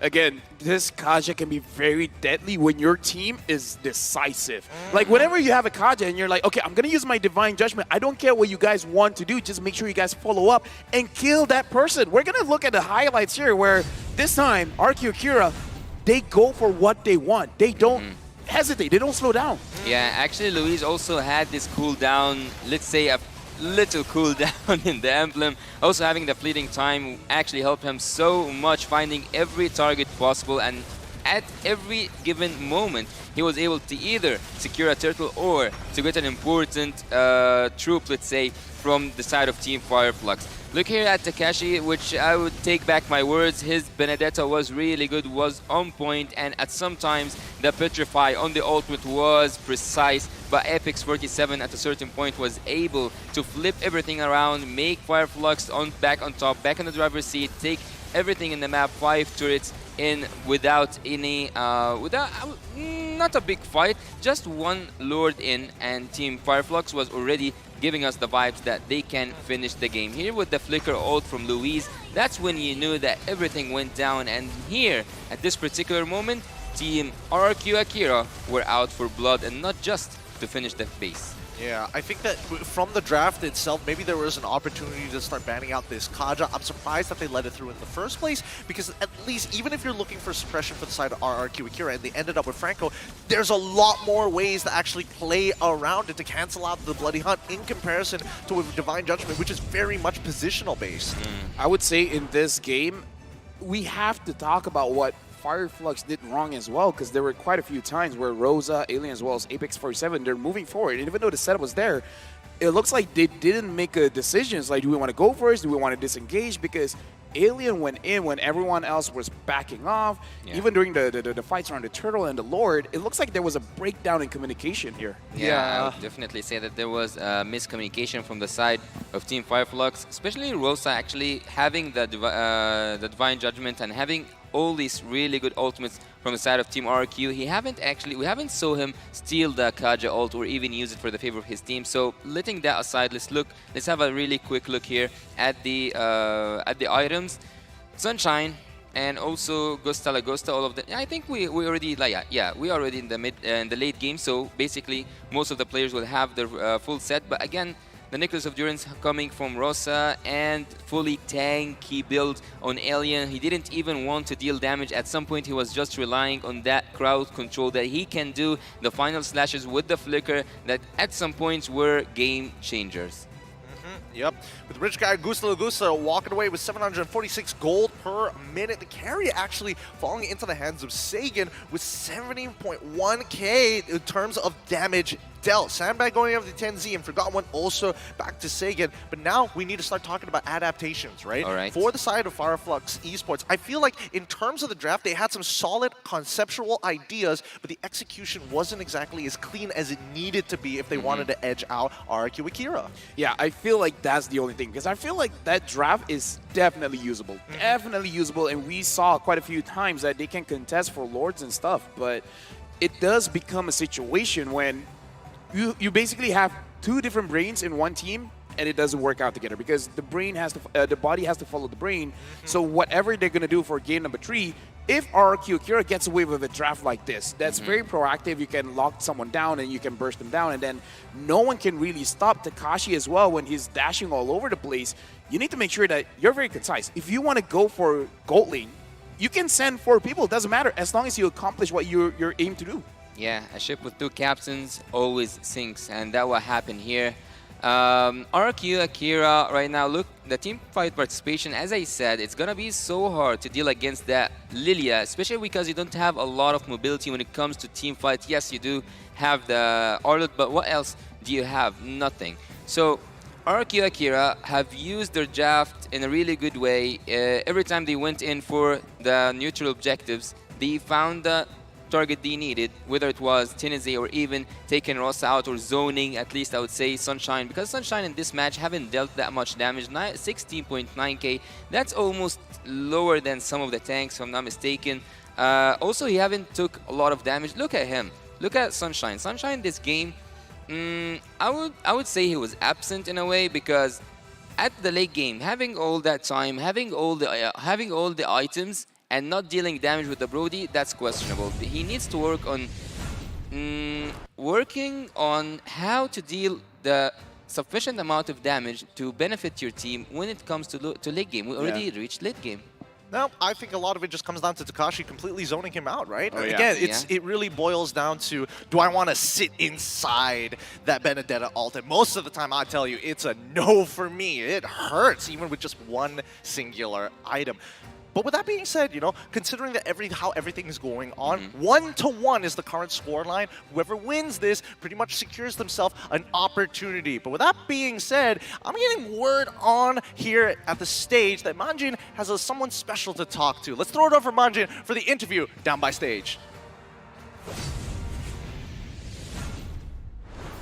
Thank you so much to our shoutcasters. Once again, it's your kabayas, Manjin Faldas, RRQ Akira, forced game number 3 up against Fireflux. This time, we have ourselves our own kingdom here in the Philippines. Introducing RRQ Kaito from MTL Philippines. Hi guys, can you please introduce yourself? Okay, wait. I need to speak in Tagalog, and then I will translate. Alright, pakilala muna kayo. Pakilala kayo. Hi guys, my name is RRQ Ferds. I'm RRQ Shocker. RRQ Mark TZ. Go. RRQ Card. Yeah, alright. RRQ Janus. There you go. RRQ Kenji. Alright, of course. You all know who Kenji is. Come on. Alright, so guys, hindi obvious. It's not obvious that you guys are rooting for, you know who it is, RRQ. This time, this is the question. Kung kayo ang magiging tourist ng RRQ, saan nyo sila dadalhin sa Pilipinas? Sino gusto sumagot niyan? Kung tourist, dadalhin ko sila sa Tondo. Sa Ugbo. Madaming pagkain kasi din masasarap. Okay. So the question is, if you're going to be the tourist of RRQ Akira, where would you take them in the Philippines? Shocker said, ano yung sinabi ni Shocker? What did Shocker say? What did Shocker say first? Give me the mic. Okay.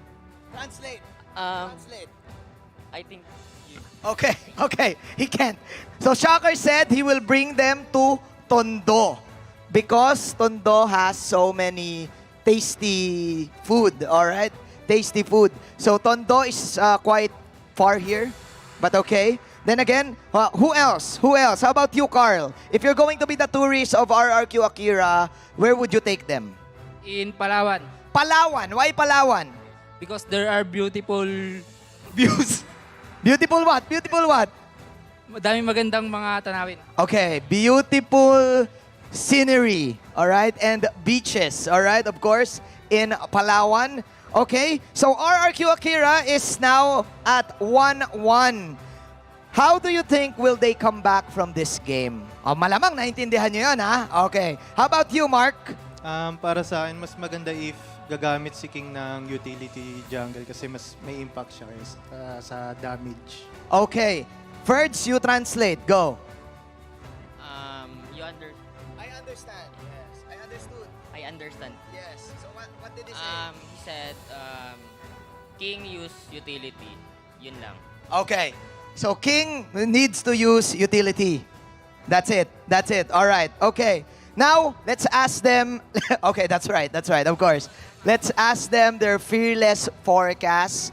Of course, they're here to support RRQ Akira, and they have their predictions. Let's ask them, who do you think is going to the grand finals? Let's ask RRQ Kenji.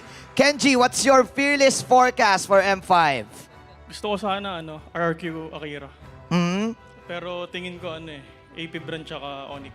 AP Bren and Onyx, you guys understood it. Come on. He says his heart is saying RRQ Akira because he's part of the organization, but he's being real. He thinks it's AP Bren and Onyx. Do you agree, Ferds? Do you agree?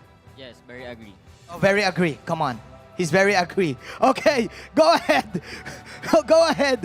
Please, give a message to your fans and do your shout-outs. All right, one by one. Come on. Give him the mic, Carl. Okay.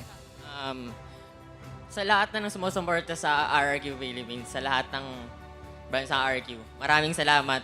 Tuloy niyo lang yung pagsusuporta sa amin. Thank you. Okay, Shocker? Thank you sa mga sumusuporta po sa RQ and patuloy nyo po rin po sila supportan and kami po. Yun lang po. Okay. Patuloy nyo po supportan yung Kingdom. Okay. Shoutout po sa RRQ Kingdom. Pagtuloy niyo po yung pagsuporta sa RRQ. Okay. Shoutout po sa RRQ fans and sa Kingdom. Shoutout po sa manager namin na pupunta dito. Okay. Who's your manager? Manager Tets, ang OG. Okay. Alright. Alright. Kenji? Shoutout sa mga fans ng RRQ. Patuloy niyo lang po silang supportan, lalo na yung RRQ Akira. Okay. Alright. Huge shoutouts to the Kingdom. Of course, they said that they're just in, they lost their MDL. So they want to do revenge. But first, they will support RRQ Akira. That's it. This has been RRQ Kaito. Let's go back to the game. Shoutcasters, it's your turn. Thanks, Manjit. It's good to see that when you are part of the Kingdom, no matter where you are, you never walk alone. Huh. It's true. Yeah. Whether you're in Indonesia, whether you're in the Philippines, whether you are in South America, they've got places all across the world. It feels good to at least have that kind of support here at EVM. I just like that even Manjin specify, like, they lost, so they want revenge, but for now, they're just going to support RQ Akira. I kind of feel like part of that message doesn't even have to be said. I just like, oh, they're here to support RQ Akira. Well, we got it. Right? I mean, to be fair, you know, if we're talking about quote-unquote seniority here, it's the little bros looking at their elder brothers and be like, come on, let's get this game going. Let's make sure that we can close this out against Fireflux. And hopefully that support might just be enough. Because right now, Fireflux, I think they've kind of like, all right, we made a couple of mistakes. We had the okay draft. And now we're trying to repeat it again. But this time, we need to have some overwhelming odds if we want to be able to make this a 2-1. Yeah, I kind of think that both teams right now can use some cheering up because 1-1 is a really tense situation. And everything now is, I would say, on the balance of it's you're in, it is to be or not to be. And for both teams, I think, did we mention that they were 7th and 8th in the M4? So this is also, again, a tiebreaker for them. Well, I mean, you know, if we're going back in history, historian moment here, previously, at least for Alien, the only one coming in from Badel, actually experiencing that very moment itself. And from RRQ Akira, obviously it's going to be Luis, but that was ages ago. I mean, Coach Cabral used to be a player in that same position. So again, there is very minimal tension between the two sides, but denying them, just imagine, if RRQ Akira wins this against Fireflux, that's really going to change the standings of the group. And it's not a bring yourself up moment, it's pulling Fireflux down into potential elimination as well. Hey, you know, I love that. It's like, hey, if I'm not doing well, you're not doing well. You're not doing well. It's one of those things where it really brings in the question of pride in this game, right? Because if I'm not mistaken, this is the group where even RQ Akira said, we almost don't care whether we win or not as long as we take down Blacklist International. They failed one time. So I kind of feel like if they have a way to have the same mindset as like, okay, if we don't win, it's fine. Wow. We just want someone else to lose. I actually love it when things get kind of, I'm not going to say personal, but in terms of the game itself, it's a bit personal. So Team RQ Akira and Team Fireflux, both of them have shown us really good drafts. I would say some of them are quite surprising to me. I haven't seen the Kaja played quite a lot this season. So after Luis taking Kaja today, and after we saw a lot of tag girls today as well, I think that the M5 will witness a shift, I would say, in terms of the rumors at least. Possibly. Possibly. How much? 60.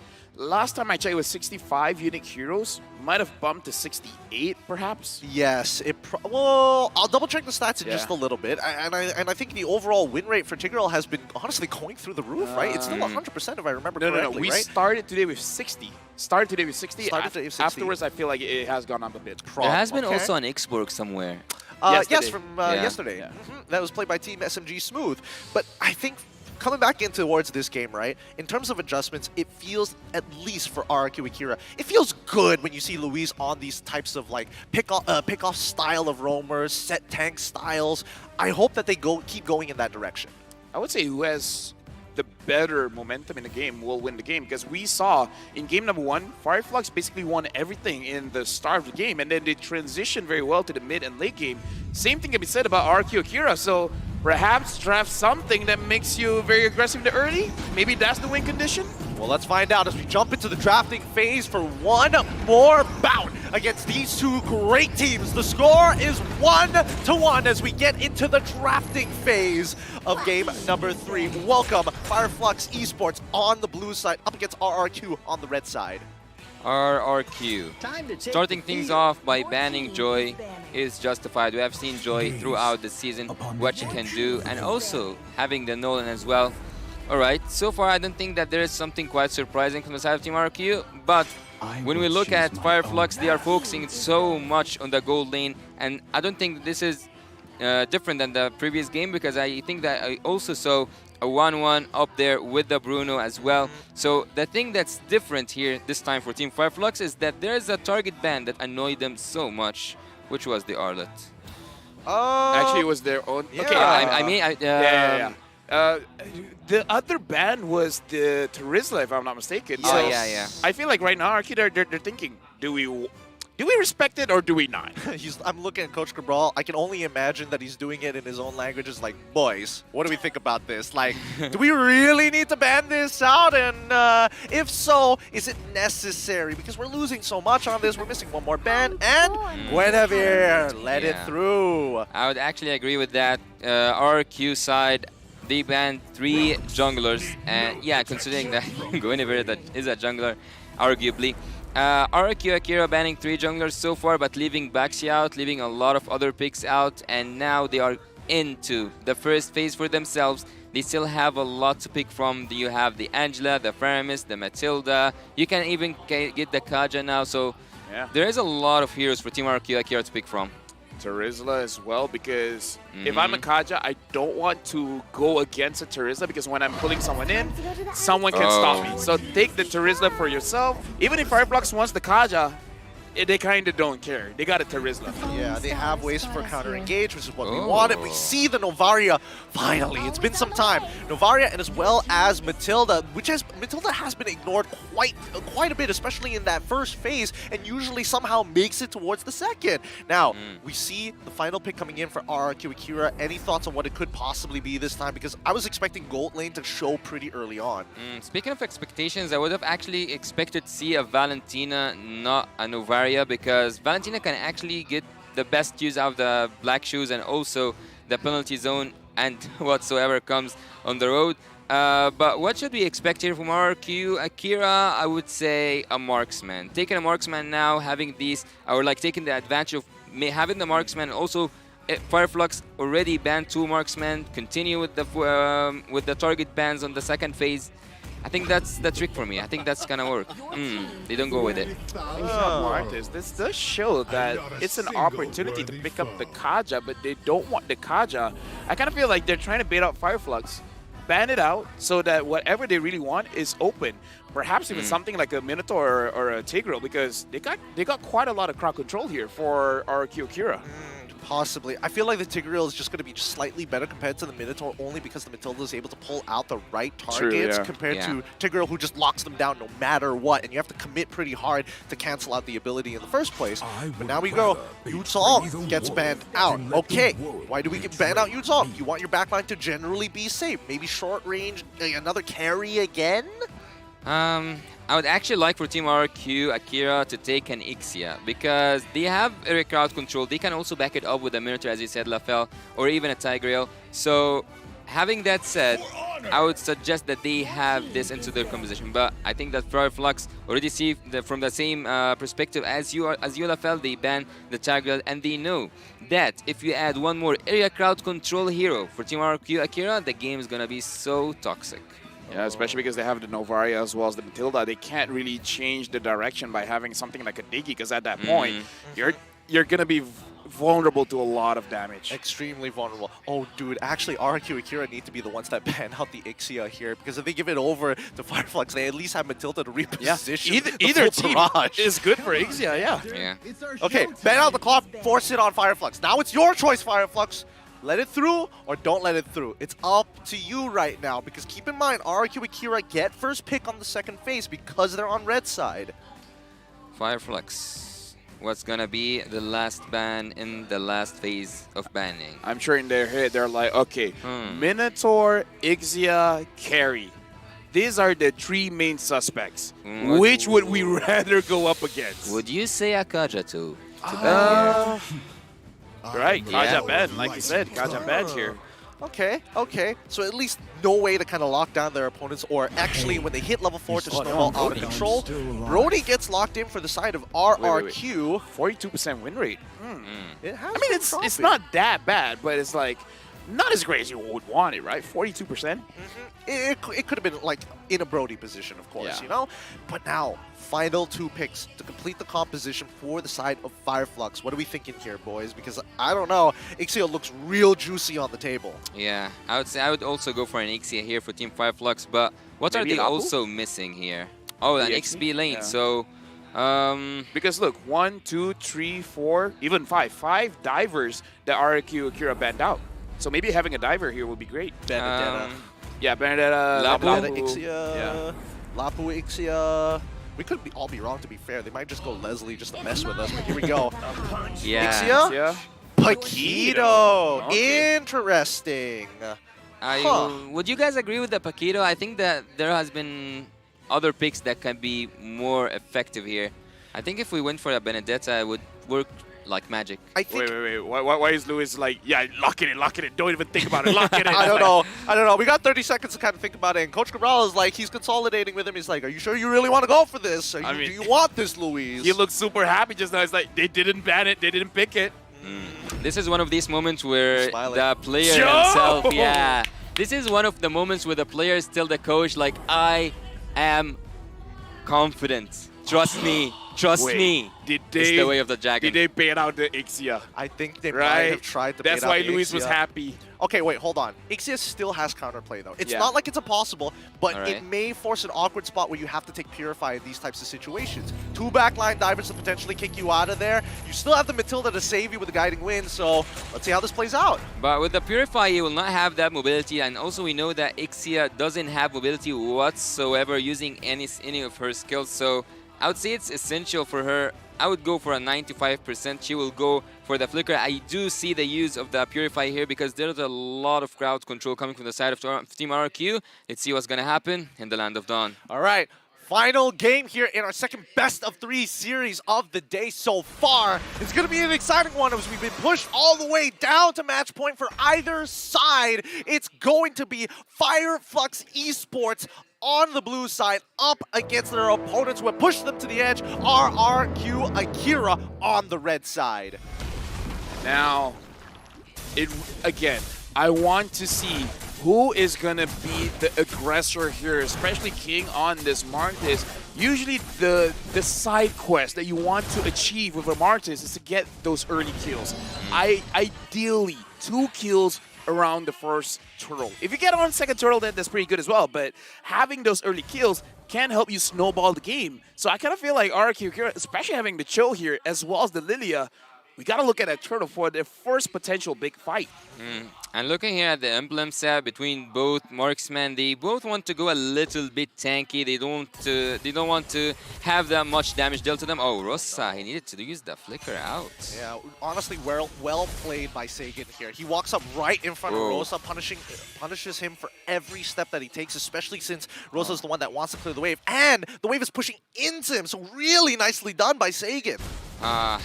Looking at the XP also, because we are, like, or at least me, I'm talking a lot about the gold lane here, but looking at the XP, they have this clear potential that they can clear so fast, join the team fights, and especially for the Paquito himself, having level 4 earlier on will be a really good thing for a Paquito, but it's gonna be even more better for Tekashi to take his level 4. The penalty zone will be so effective, and the turtle is 15 seconds away.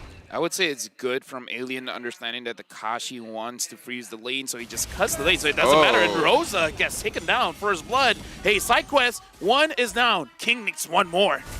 Oh boy, that is not what you want to see here. It feels like Fireflux Esports, especially with the way that they're positioning with Tianzi so deep in the jungle. How else was he supposed to inform Rosa about the potential trap being laid out by RRQ Akira? Feels like they're... Oh! Penalty zone going in onto TNZ. He's in trouble. Matilda there to help him out. Saigon is looking very low. Alien wants that kill. Alien gets that kill, but right now he's in a bad position. King gets another one. Side quest completed. And now TNZ, where are you going to run away from? Apex 47 helps him out, and King gets the turtle. King was almost there. He Oh my god, kill over kill. Roamer aggression, Apex 47 going for Luis.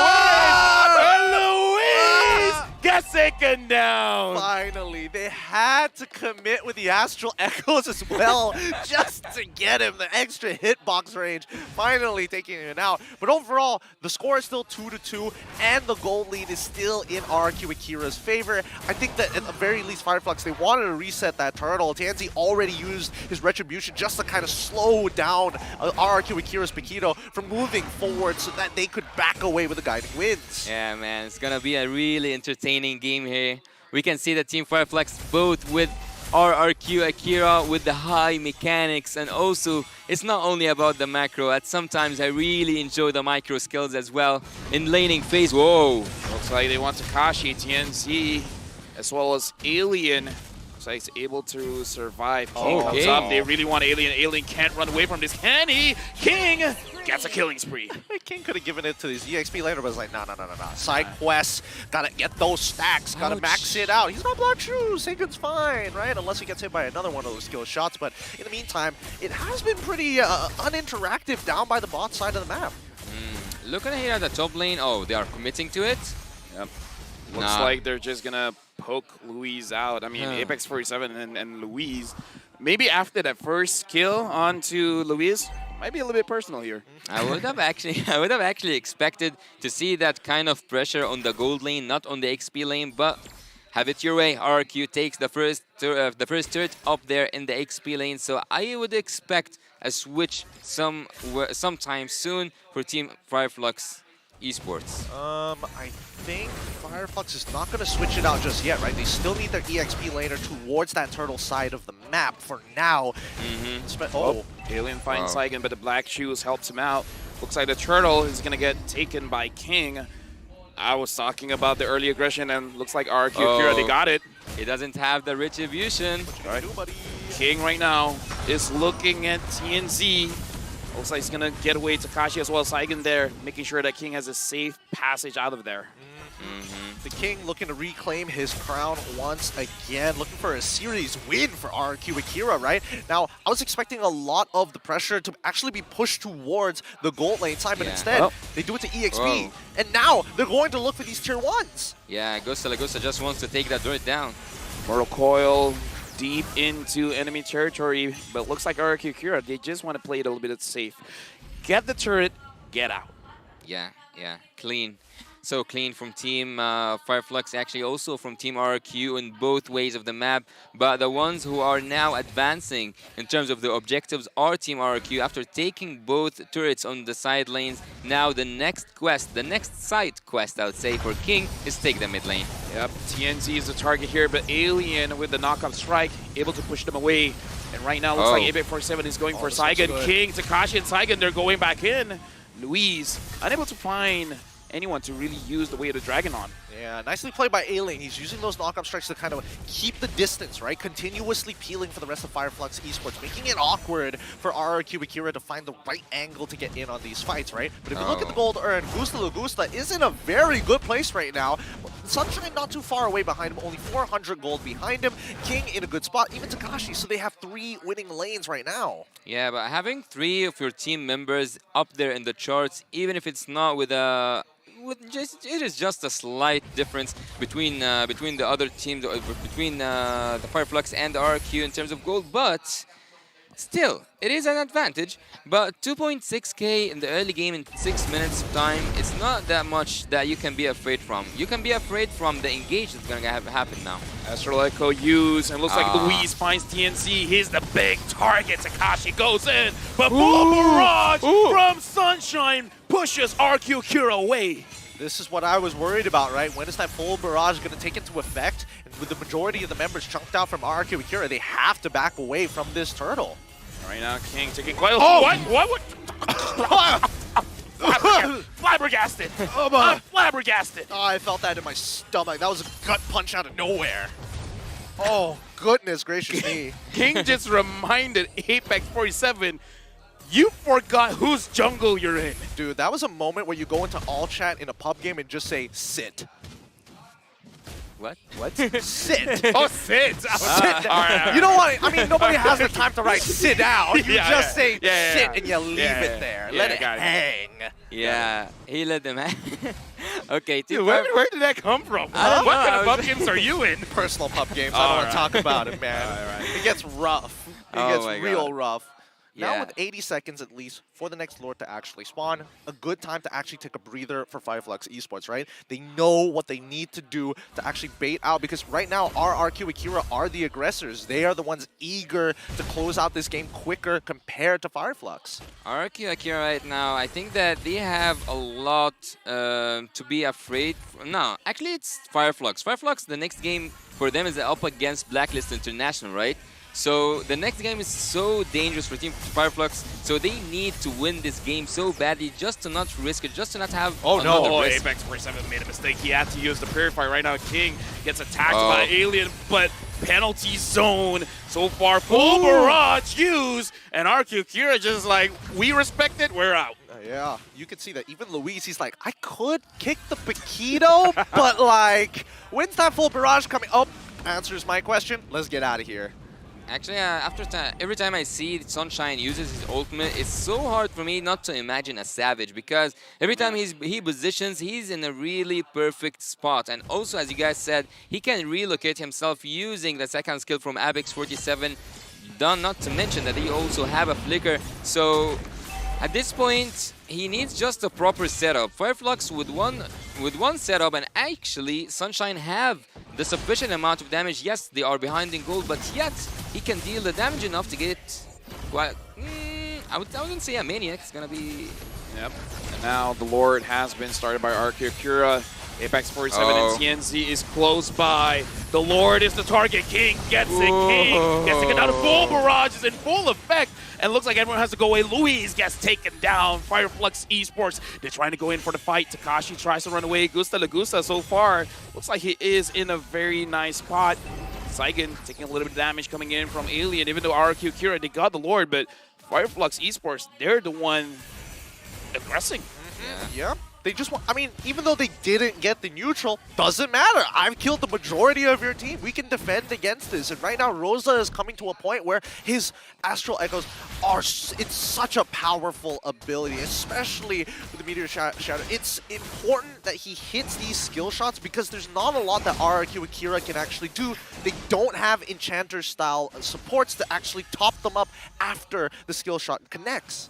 Yeah, and defending the Lord from a far distance actually sends you a message that Team Fireflux kind of found their own rhythm by now, and winning a team fight for me actually is kind of important more than the Lord himself, because as we see, Fireflux took the mid lane to it, now they will take the losses, now they will pay the price for leaving that Lord. Right now, Luis finds Apex 47. Luis so far haven't found a lot of good targets to use the Way of the Dragon. Apex 47 taking a lot of damage. Takashi goes in, and it looks like Gusta Lagusta gets the kill. TNZ is not there to help. Oh, it's not looking good. Where's that full barrage? Sunshine ready to rip it open. And there we go. And RQ, they just walk away. They're like, okay, that's totally fine. But notice on the top side of the map, we see that Alien is actually getting a push of his own and will be able to secure that tier 2 without much contention. Yeah, he was just playing his own game on top lane. He managed to get that second turret, and actually this will give quite good vision for Team Fireflux with time, but he's going for the back line. No black shoes. Flicker has to be used. Gusta Lagusta has to run away. Saigon and Gusta Lagusta, that was so close. Luis is there, but I don't think he's in prime position to use his ult to isolate a target, because even the damage dealers aren't healthy at this point. Yeah, Rosa is hitting some really nasty shots. Gusta Lagusta losing all of his resources, including his flicker as well, just to get out of the situation entirely, right?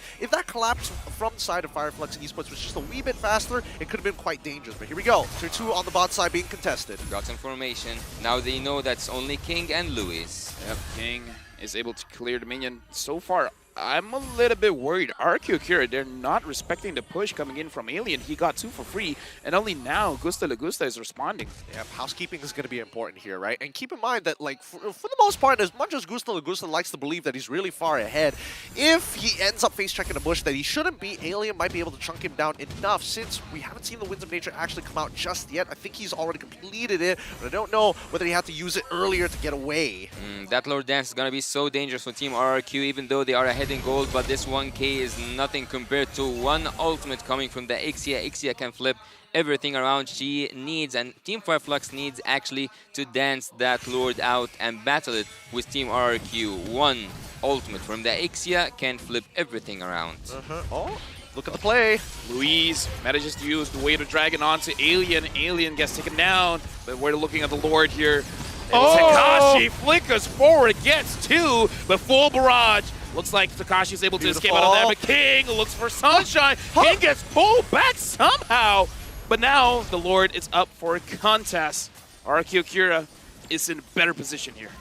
King might have overthought the Ashura's aura there, but this dance is starting to look kind of bad for the side of RRQ Akira. Even though majority of the spells are down, Rosa's just harassing them.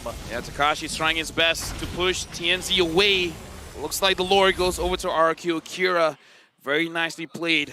And Rosa was hitting those shots, man. They could have died. Even though RQ Akira were lower in numbers, they missed Louis and also Gusta Lagusta. They were managed to pull off a 3-4 team fight. That was quite insane, actually. And the one to give the credit to was definitely Takashi.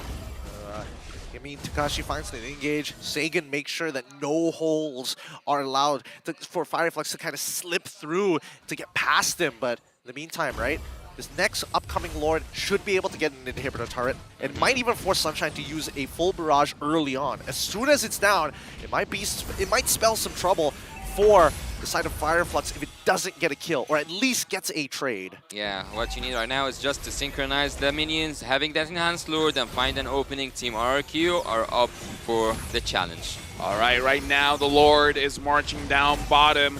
Apex 47, he has to be careful. He's far away from his team. Speaking of which, RQ Akira manages to get the inhibitor down bottom. Looks like they're going to get the outer turret down in the mid as well. RQ Akira, they're not stopping. They want another inhibitor, and they get it. They get the mid.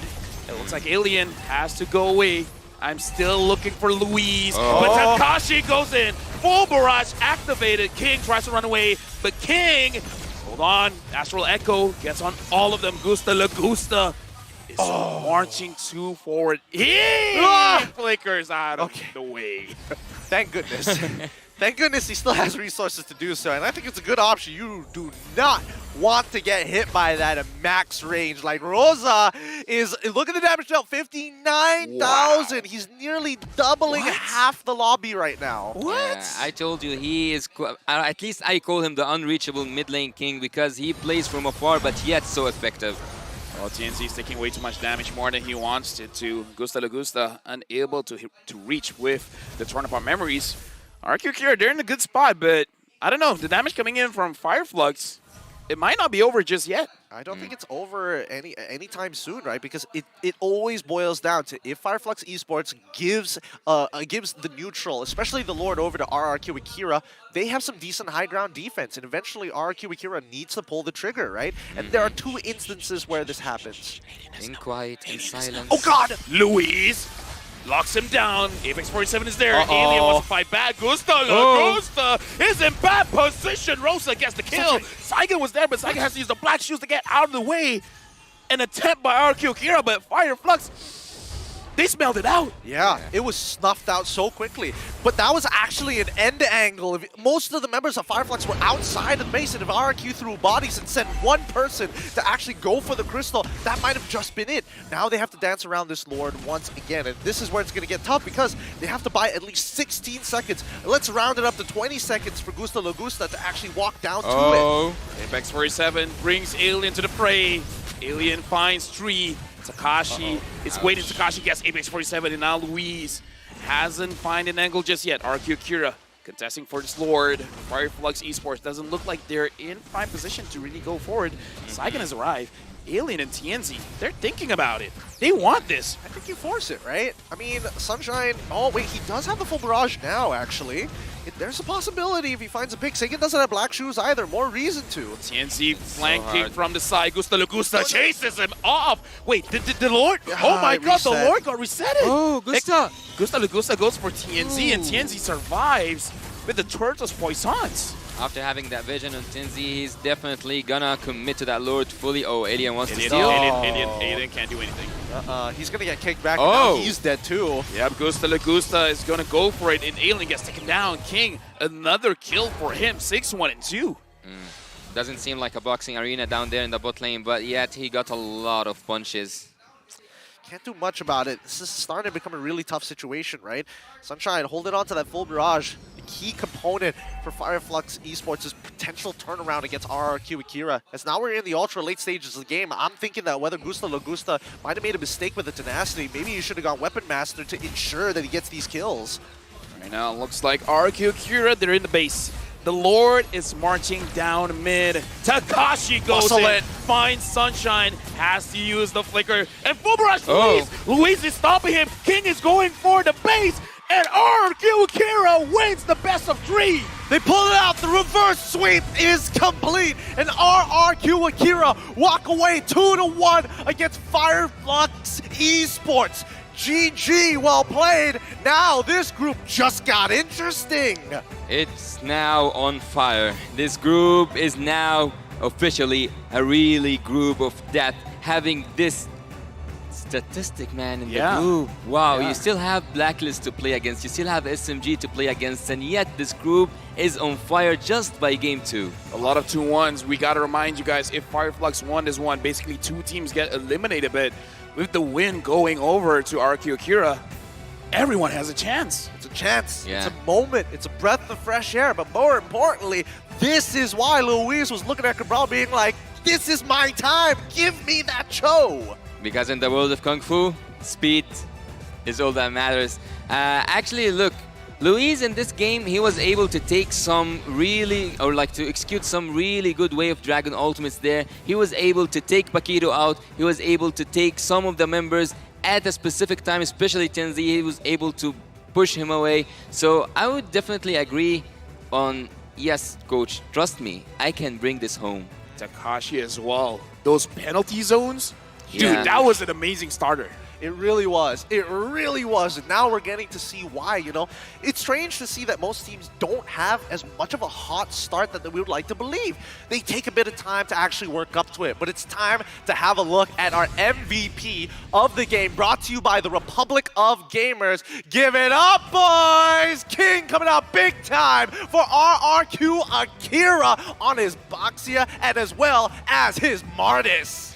Martis. That was the best actually executed Martis so far in the M5. We have seen him take that kills one after a time. Sometimes we have actually called it some side quests. Look here, he went for a semi-tanky build, just having the Hunter Strike and going for a full tanky build after that.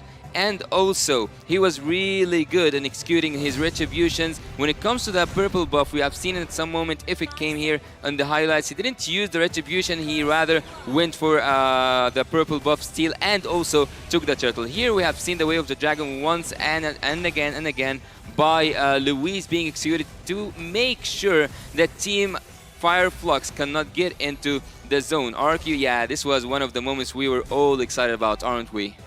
Yep, I mean, it's these small things that make all the difference here, right? The fact that they were able to find these lockdowns on specifically Tianzi, who's having a particularly difficult matchup, but it's thanks to Sunshine, who was able to kind of back him up. Don't worry, if you get caught out, I will protect you with a full barrage to make sure that they pay for it. Yeah.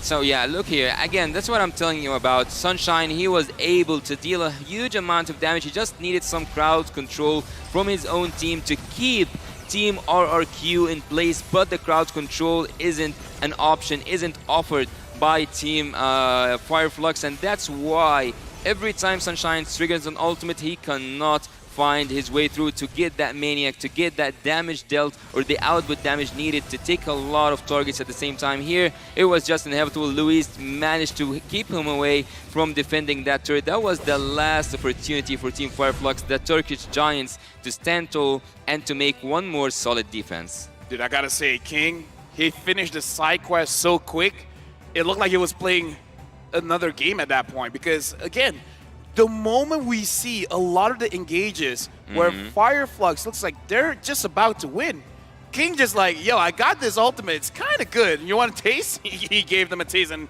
that was it. He was playing Power Wash Simulator because he's just cleaning people up. That's the idea, right? Peel, clean up every single time. Overall, despite it only being an 18-minute and 10-second game, overall very low kill count. And I was starting to get worried that maybe people like, you know, Gusta maybe should have taken Weapon Master to really... They've already accelerated him to the later stages of the game, but still, you're seeing people like Tianzi walking away with just slivers of health. Looking at the spell of Seijin actually using the Flicker is not something I'm quite used to see on Lilia. I'm more of a Purify guy on Lilia. But again, he managed to escape a lot of inevitable deaths.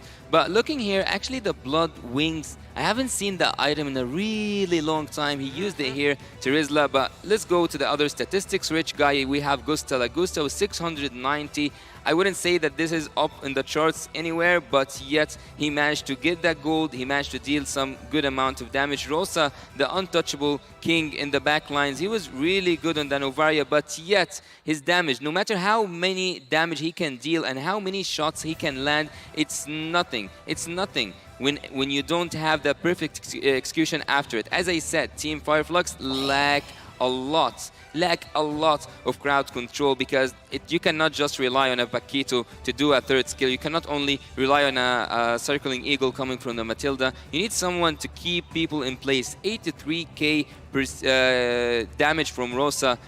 I told you, he did a lot of damage, but what can you do with damage if it's not in the right place?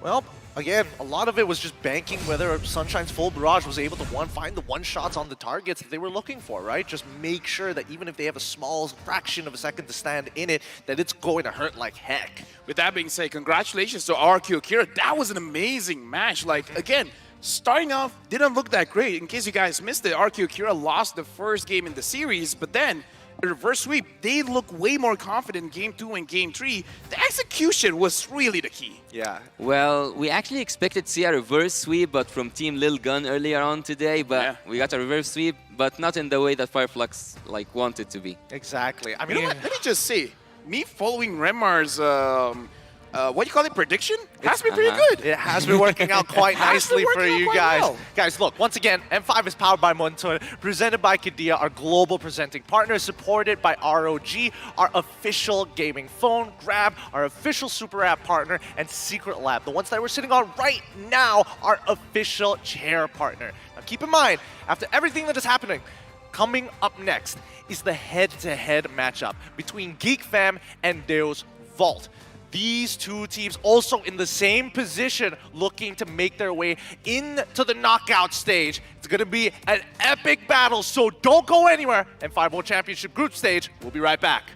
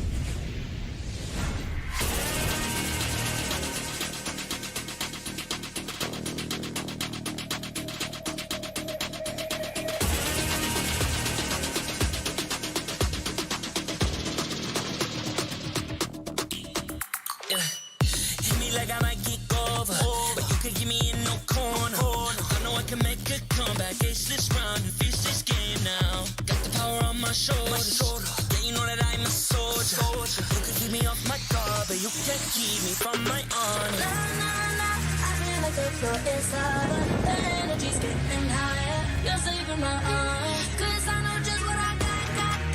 I got you like na na na, and you know I hold the power. This feeling I love. Oh yeah, making my grind good to great. So don't stand in my way. Standing tall and I won't fall over. We are better than great, good. We are better than great. We stand tall, won't run away. We are fun, nothing gon' change. Great, we are better than great. Can't get it great, I'm better than great. I play my own role, I become the greatest. Transcend myself into this game, yeah. I feel the power to dominate fate. Championship mind, no time for the weak. We start to the game, shine, reveal. Better than great, that's how we feel. I feel like the floor is lava. The energy's getting higher. You're saving my arm. 'Cause I know just what I got. I got you like na na na, and you know I hold the power. This feeling I love. Oh yeah, making my grind good to great. So don't stand in my way. Standing tall and I won't fall over. We are better than great, good. We are better than great. We stand tall, won't run away. We are fun, nothing gon' change. Great, we are better than great. If we stand tall and believe we can make it, you and me, with a sense of urgency, you'll see I'm better than great. I'm better than great. Oh yeah, yeah. Oh, I'm better than. Making my grind good to great, so don't stand in my way. Standing tall and I won't fall over. We are better than great, good. We are better than great. We stand tall, won't run away. We are fun, nothing gon' change. Great, we are better than great.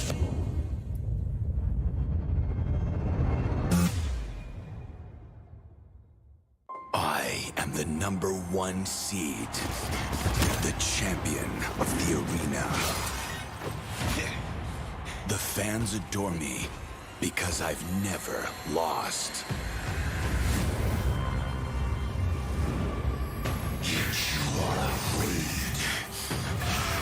that you will lose everything.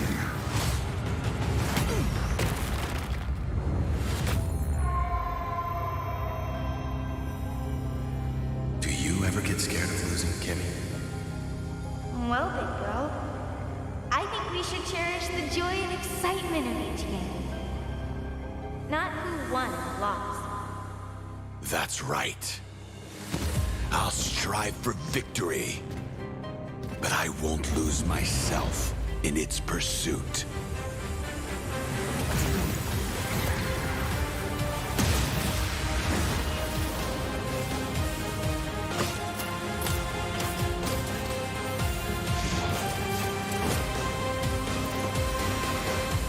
World Championship. I'm back.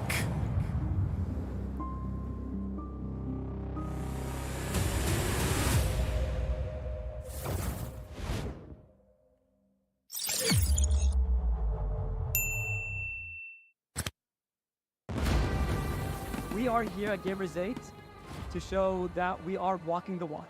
We have had amazing reactions, major IP owners, and a lot of potential partners and stakeholders coming in here and taking a peek. Giddia's Cube over here has been the nexus of this zone. What I saw it from the outside is very mysterious. You want to know what's happening inside. Felt like, this is an MMORPG, but R is not role-playing, it's real world.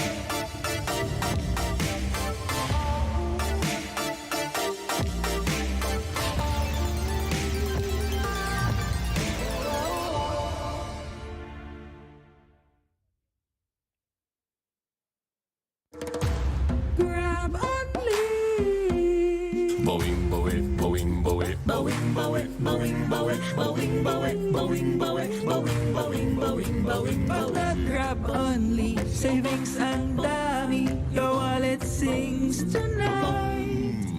Laki ng bawi, pag nag-grab only, save 2 for alright.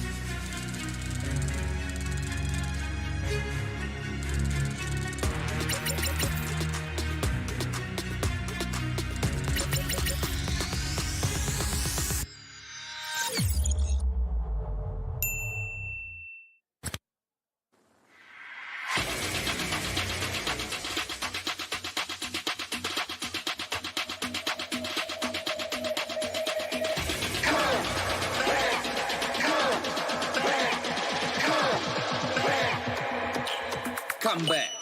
Что мы друг другу скажи мне? Мы вместе на пути к вершине. Наши глаза горят, и воздух накален невыносимо. Нет, мы не заплачем, потому что здесь мы что-то значим. Ногами высекаем искры, за спиной наша удача. Устали мы вечно ждать, сидеть с трибун, все наблюдать. Гладиаторы мы в этот раз.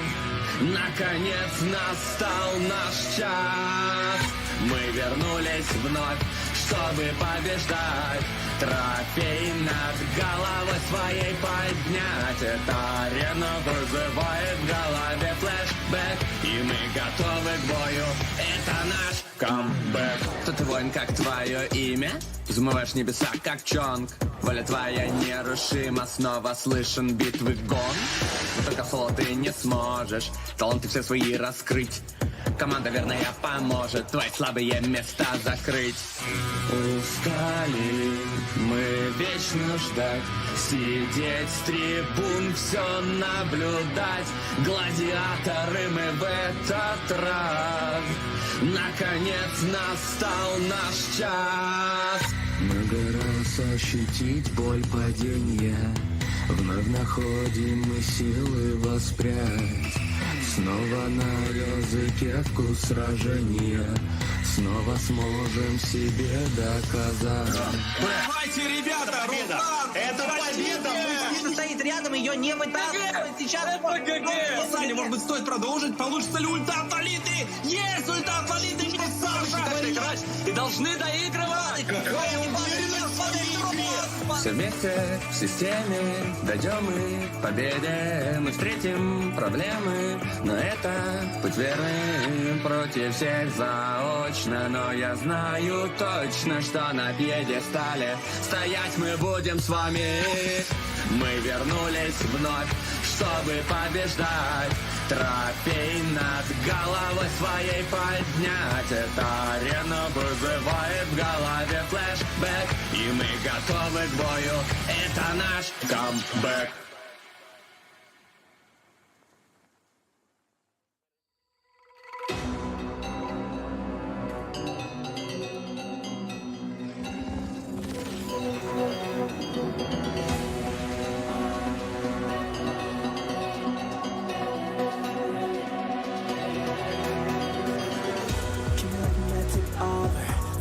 Surut kanku Ku tahu kita akan bangkit as this round versus game now. Got the power on my shoulders. Kau ku sang petarung. Kau bisa buatku lengah, but you can keep me from my honor. I feel like the floor is lava. The energy's getting higher. You're serving my arms. Cause I know just what we got. I got you like na-na-na-na. And you know we hold the power. Cause we are better than great.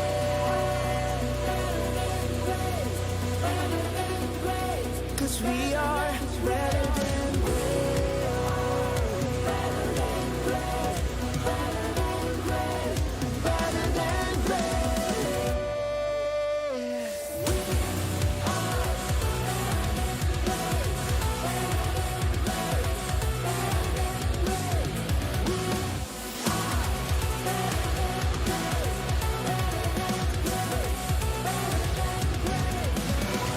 Takkan hebat, aku yang terhebat. Apa yang malu, ku jadi terhebat. Transcend myself into this game, yeah. I need the power to tell me afraid. Kemenangan bukan tik yang lemah. The suit of the game, shall reveal. Better than great, it's how we feel. I feel like the floor is lava. The energy's getting higher. You're serving my arms. Cause I know just what we got. I got you like na-na-na-na. And you know you hold the power. Cause we are better than great. I can tell you if I don't stand in my way. Stand in front of you talking. We are better than great. Keep it up to him. Heart up, beating back to back. They all fall down and down. We are better than great.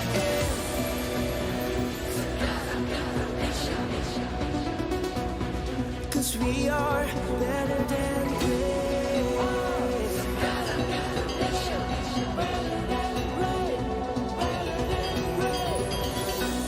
If we stand tall and believe, kau dan aku kan bisa dengan tekad membara. You see, I'm better than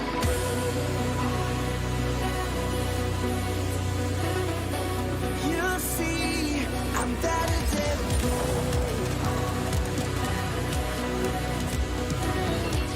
you see, I'm better than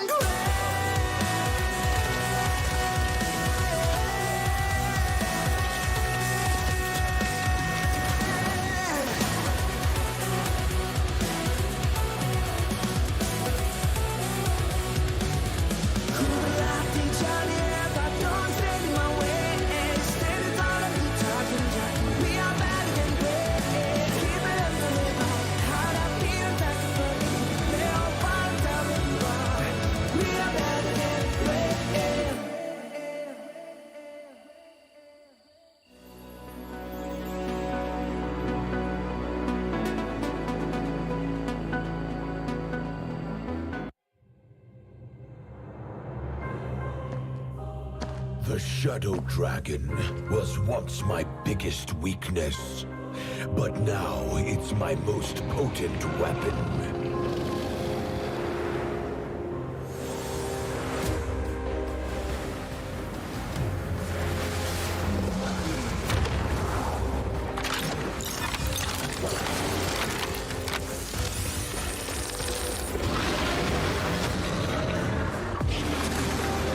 Cosmic Dragon, rise and soar!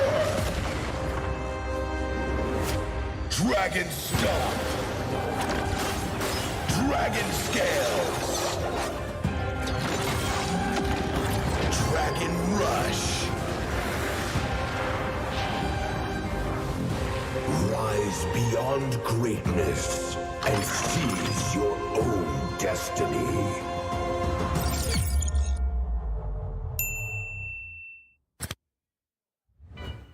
Tonight, we celebrate MLBB Esport. Do the kaldak! Do the kaldak!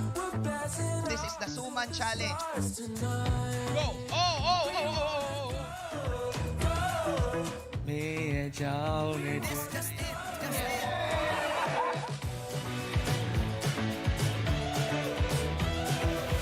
Welcome to M5 Gala.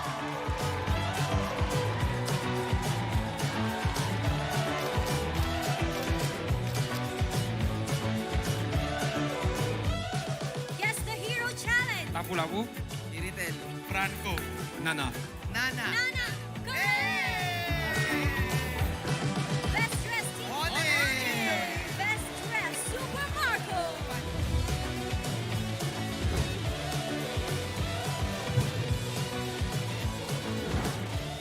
Thank you so much for joining us at the M5 Gala, and we'll see you at the M5 World Championship.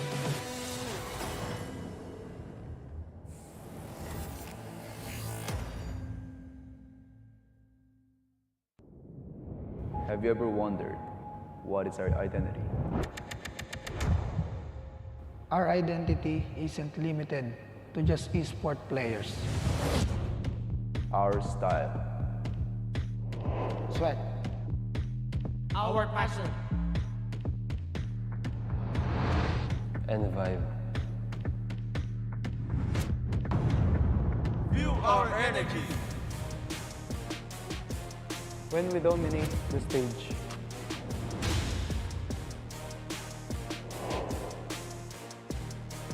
The hours of sacrifice. shape who we are. So, what is our identity? We are legendary.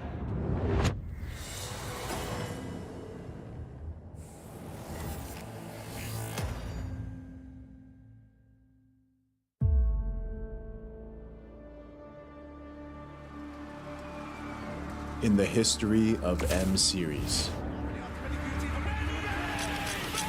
no host country has ever won the championship title. No other region has ever claimed the throne. No team has ever secured the championship twice. In this thrilling showdown, 16 teams across the world have gathered once more to seize the trophy. Which teams will prove themselves in their epic rivalry rematch? Will a new region unveil their strength and climb to the top? And who will leave an unforgettable mark with their skills? Behold, the old guards, seasoned titans returning to reclaim glory.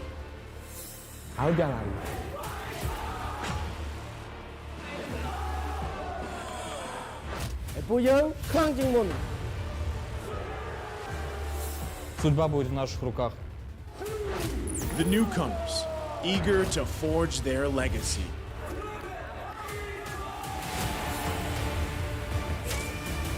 Kita di sini untuk lawan yang terbaik, kami nggak takut tantangan apapun.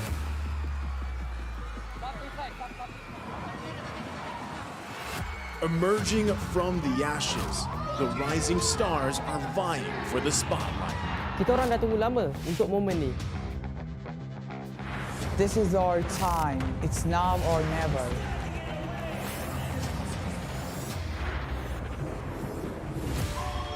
Enter the contenders, here to defy the status quo and rewrite the narrative. We've weathered the storm. This is where we break through. Nós somos brasileiros e a gente não desiste nunca.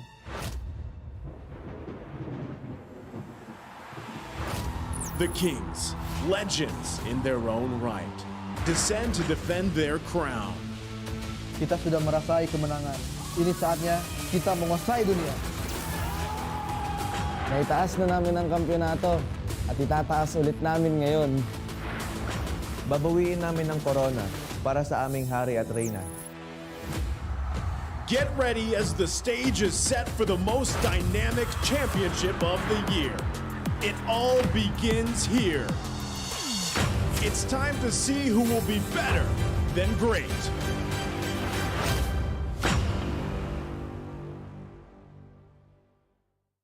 Mabuhay to everyone in the EVM Convention Center and all our viewers around the world. Welcome back to Day 3 of the Mobile Legends Bang Bang M5 World Championship! We just passed the midway point of the M5 group stage and definitely not short of impressive team fights and skirmishes. See You Soon of Cambodia did not hold back with their warm welcome for Triple Esports' debut in the M Series. Tier 2 they go, they don't care about these turrets.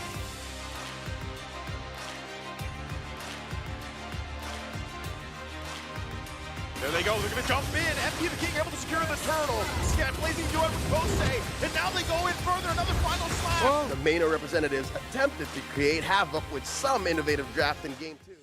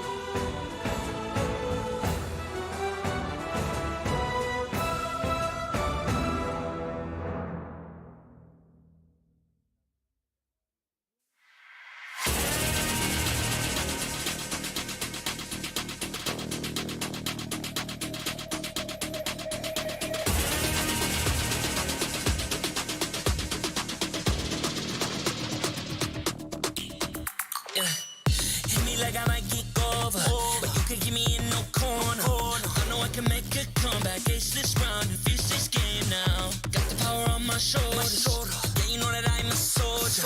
You can keep me off my guard, but you can't keep me from my honor. Nah, nah, nah, I feel like the floor is lava. The energy's getting higher. You're saving my arms. 'Cause I know just what I got.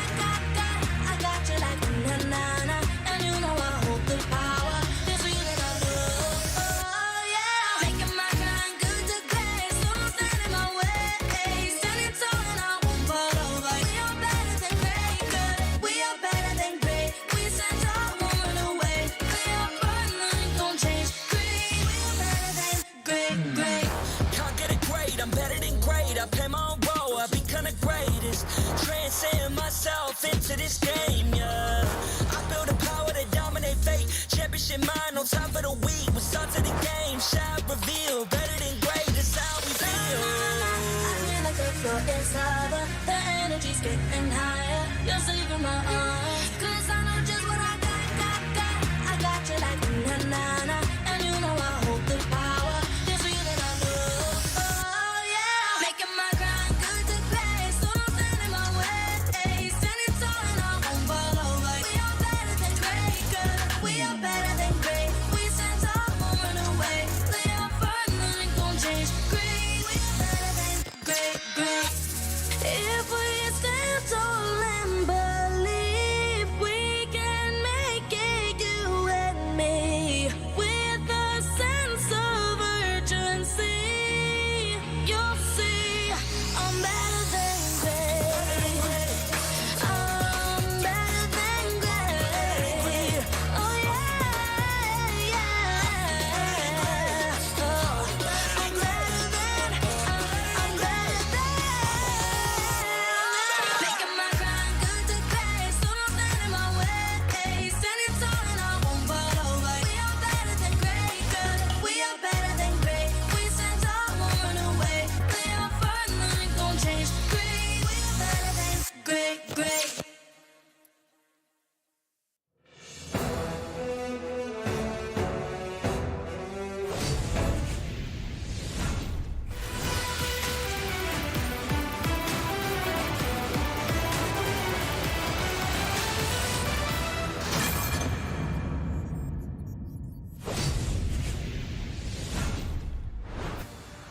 A vital test is about to commence for the teams gracing our next match. Welcome back to the M5 World Championship group stage. I'm Yasu together with Mirko and Reptar to bring you the third best of 3 series of the day between Indonesia's Geek Fam and EECA's Deuce Volt. It's crazy, man. I mean, I just got here, right? But I really have been waiting, anticipating to cast, and it's great that I get to see Geek Fam taking on Deus Volt in my first ever cast in M5. Yeah, it's an honor to share the desk with you, gentlemen. And Mirko, I feel a little bit of nerves here, or is that pure confidence for Geek Fam? Huh. It's a bit of both, honestly. They're a bit inconsistent, but you know, when they get to their tip-top form, when they find that momentum, that's usually where they start doing really, really good. And they're coming off a 2-0 win just earlier yesterday. Yeah, before we get into the depth of that, we need to also be reminded that the M5 World Championship is powered by Muntum, presented by Kadia, supported by ROG, the official gaming phone grab, the official super app partner, and Secret Lab, our official chair partner. Thank you to our lovely sponsors. M5 wouldn't be possible without your support. And you guys can find the best M5 content on TikTok. Just search up hashtag MLBBM5. Also, remember to use that hashtag to share your content and stand a chance to win a lot of rewards. Well, let's see what's gonna come next into this stage. We have a game today between Geek Fam, which is your boys, against Team Deuce Volt from the EECA. We will have a surprise today in the stream. We'll have a guest, right? Yeah, I love surprises. I wonder what's it gonna be. I know I have a little bit of an idea, but you know, no one really told me like what the surprise is. I mean, that's the whole point of a surprise.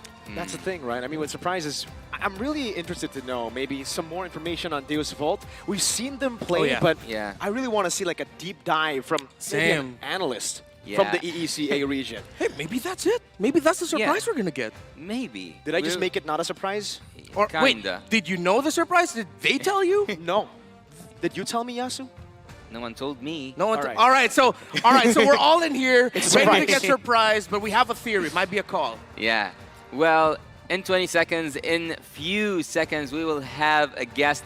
We haven't revealed his name. When he comes on camera, we'll see who he is and who he is rooting for. Let's all welcome together Wonder Belka from the EECA region.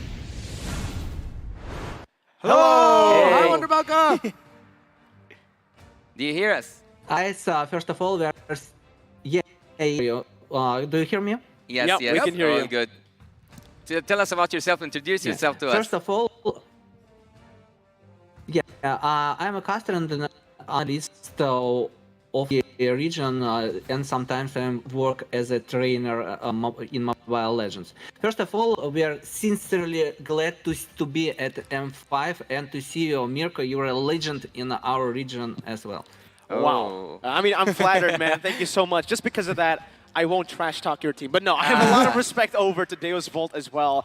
But honestly, I want to ask you, maybe, what is the best insight maybe you guys can give without spilling any of the strategies? Obviously, Yeah. here are two Geek fam who are competing for this matchup. What do we need to look out for? First of all, I want to tell small insight about how did Devil prepare for this championship. Most part of Devil players are well-known streamers. Yesterday, I had a with their largest, because when you are Mobile Legends good at cyber sports in Mobile Legends, you can have some large donators, you know. Oh. And he said, for current Devil, it's easier to play versus Geek Fam than versus High Brothers Did he say because easy? of macro play. While while Geek Farm plays more according to classical macro, the High Brothers can add some spicy with regular movements and macro decisions, making them less predictable. So our team is better prepared for Geek Farm. Oh, so you would say that if I ask you how do you feel, you will say confident. It's a 2-0 I to can Deus say Volt. for I can say 2-1. Geek Farm is extremely, but I can say we have an inner trust in our team who has improved a lot since the M3 championship. Don't worry, don't worry. Indonesians, I got this. I think Deus Volt will win 2-0, destroying Geek Fam 2, man. I completely agree with you. A test for Geek and Divo. What do you have to say, Reptar? Oh man, I think Mirko's just trying to curse Deus Volt now. Oh. No, you're not. You're not. No, of course not. Wait, All right. wait, Okay. wait, Fine. wait. Fine. I'll go along with it. I'll go along One with second. it. Is he a cursed caster? Oh, I don't know, man. I don't know with him. I think he'll explain a little bit later on. But Wonder Belka, we just have to ask you though, who's that one player for you in Deus Volt that you feel like the entire world has to watch out for in this series? Who's that one player in Deus Volt? I think it's Sunset Lover because he has an extremely nice finger reaction, and he's very well prepared for mental state. So he's always confident. He was dancing at the M3 series. If you have a chance right now to speak about your boys Geek Fam, what would you say? Well, firstly, I gotta just talk a little bit about Deus Volt first, All right, go I mean, ahead. you know what? Reptar, you know them a bit better. Oh yeah, of course, EECA emerging. And when we talk about this EECA region, they love their esports. They love their competition. And what I love about these players is even outside of the game, you can hear them, even though I don't understand them. I'm just assuming that they're talking about the game itself. When you think about the community, they're a competitive community that loves to analyze tournaments and have high-level discussions. We got a glimpse of that from Wonder Belka. He told us about what Deus Volt is confident about. Their macro, they look like they can, or they know that they can stand toe-to-toe with the members of Geek Fam in terms of the micro plays. Well, he said that we have to look for Sunset Lover, but I would actually say also Sao, because we saw him play that Diggy with full damage, full burst. Oh, He yeah. was melting TOB. Not just melting, honestly. I feel like he was just decimating everything in his path. And that's honestly very interesting. The fact that Deus Volt here, we've seen them before, before even M3. We actually were able to see them in past tournaments. And in M3, Sawa was definitely the standout, in my opinion. Wow. For you, Wonder Belka, since that M3 performance, how much have they improved with new members? They have improved a lot because particularly training they were before M3. They were playing as Navi, so I left before it. But I can say they will have a very interesting trainer, who is who has an experience in Asian. So they have improved their skills for in the late 2 months a lot. But we had a very close finals in the MCC Championship for 3 versus they won, and they went at M5. So our regions has improved, but they made a huge step ahead of everyone in the left. Okay, before we let you go, just send a quick message to the team Deus Volt. Дево, весь регион верит в вас, вы побеждаете за наш регион. Я знаю, что вы можете, да, знал это, вы сами это знаете. Сделайте максимум, на что вы способны. Exactly, as you said. Exactly. I wish I had Lafel on desk. He could have helped me with that translation. We don't have a translation, but I believe Lafel's already translating for us behind the stage. But thank you so much, Wonder Belka. Thank you, Wonder Belka. Thank you, guys. Good luck. Good luck to you too. Good luck to you too. Some new insights. Yeah, so Reptar for Deus Volt here. I'm really excited to see how they play now. Again, I believe they're 1-0 currently. They beat TOB 2-1. Well, he said that he feels confident. Okay, he feels like at some point he said easy geek. Yeah. Right? So what do you have to say about that, Reptar? Oh, it's going to be spicy, and I feel like this is going to be the determining matchup. If this is going to be easy for Devu, or if Geek Fam are just going to tell Devu, what you talking about easy? It's Aboy and Sunset Lover. And Sunset Lover was the man that Wonder Belka mentioned as the person to watch out for in this matchup for Deus Volt. But yo, Mirko, I'm pretty sure you can back up your boy Aboy here. What do we got to watch out for from him? For a boy, you know, despite looking at the heroes behind their faces here, it's Feramis for Sunset Lover, it's Gord for a boy. But in MPL Indonesia, it's actually been Feramis for a boy. That's his main pick. If he gets his hands on the Feramis, it is going to be nasty. So the fact that Sunset Lover has found so much success on the Feramis as well, it's definitely going to be a very contested pick here. You're going to expect it banned out or picked. It is contested for sure, 100%. So you would say that in MPL ID, this is called friendly fire. They are now playing against their own kind of meta hero. But anyways, let's go ahead and see the preparations for the game. Let's go ahead to see who's gonna be able to be better than great, and not just that, who's gonna help the players to be even better than great. Let's go ahead to the stage to see the M5 World Championship. We have our marshals making their way onto the stage. They are here to ensure the fairness and integrity of our game. We see them now going towards their own places to secure that the game is fair for both teams. The team has found their way back to their winning ways. Can they retain the momentum? Once a geek, always a fam. Give it up for Geek Fam! Beloit, he's looking hungry. I just gotta say, Beloit, he's looking hungry. He wants to win this. But on the other side, powered by veterans, enhanced by young bloods, the pride of EECA returns to the stage with an eagerness to prove their dominance. Please welcome Deus Volt! And now to guide the teams to victory, we have their head coaches and analysis coming up now to the stage. From Team Geek Fam, we have Coach Erpang. From Team Deus Volt, we have Fly Solo. Both of them are now prepared. Both of them have studied press bumps all over the stage. Friendly vibes until we get to the Land of Dawn, when there is nothing friendly that's gonna happen between both teams. Oh yeah. It's only friendly outside of the stage. In the stage, they're going fast at it. Yeah. And we're going to take a look at the roster here for Geek Fam. They've opted to go still for Marky in the gold lane with Niall, Luke, Aboy, and Baloyski. Since MPL Indonesia Season 12 playoffs, we have seen that this is their winning lineup. And you gotta be careful here because it says Airpang, only Airpang, no analyst. Oh, no, Did you see the shadow? I don't see the shadow. I don't think there's enough light for the shadow right now. No Oh, light. the shadow. But I'm wondering, will we see a Baloyski special here?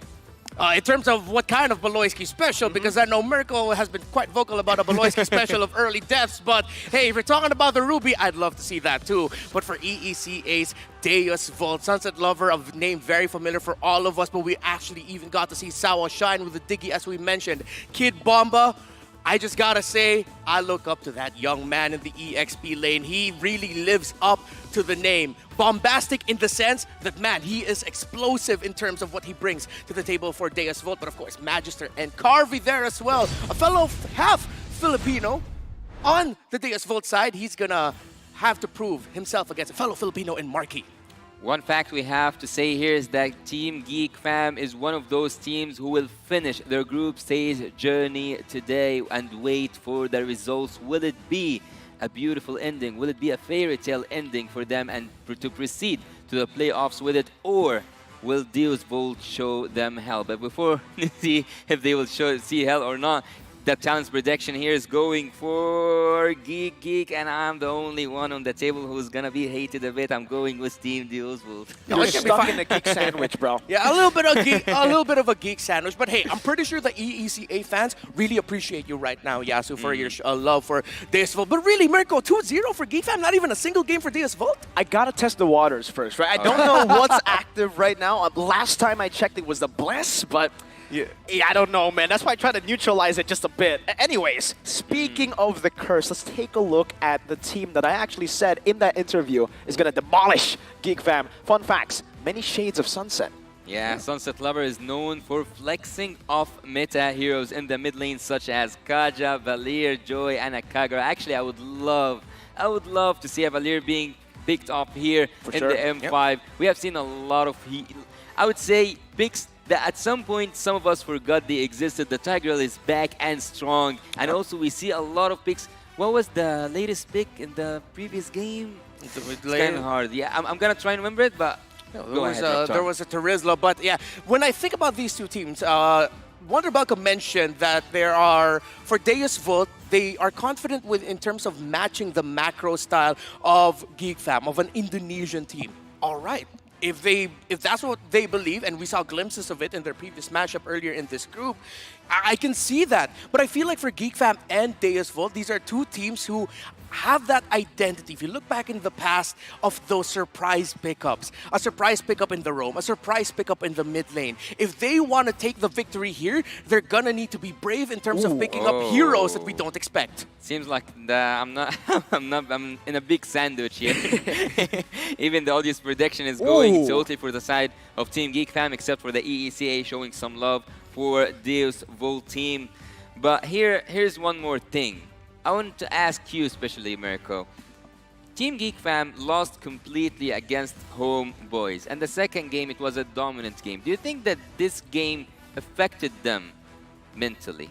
I think for Geek Fam, mental punches like that don't really affect them. They've played through the entirety of Season 10, 11, and 12. They got reverse swept in Season 11 playoffs by EVO's Legends. And we've seen them continue to grow based on these mistakes. Geek Fam are our team known to do that. They will take a loss in the best possible way and come back from it. Right after the 2-0 loss, they were able to get a 2-0 win against TOB. And that's the thing about Geek Fam.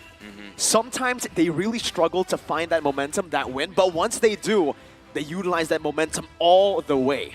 And for you, Reptar, coming from a full best-of-7 against Umbrella Squad for Team Deus Volt, having the first taste of victory against the Ohio Brothers, do you think that they will keep up with the momentum and Geek Fam is just another victim? Oh, they're going to have to. They're up against a very strong region in the Indonesians. Oh. They did mention earlier their playstyle is closer to ID than PH, so that means they've already worked out the inner and outer workings of what makes an Indonesian team, what makes Geek Fam tick. So, hey, if Wonder Belka says that Deus Volt is confident, I'm pretty sure Deus Volt is confident.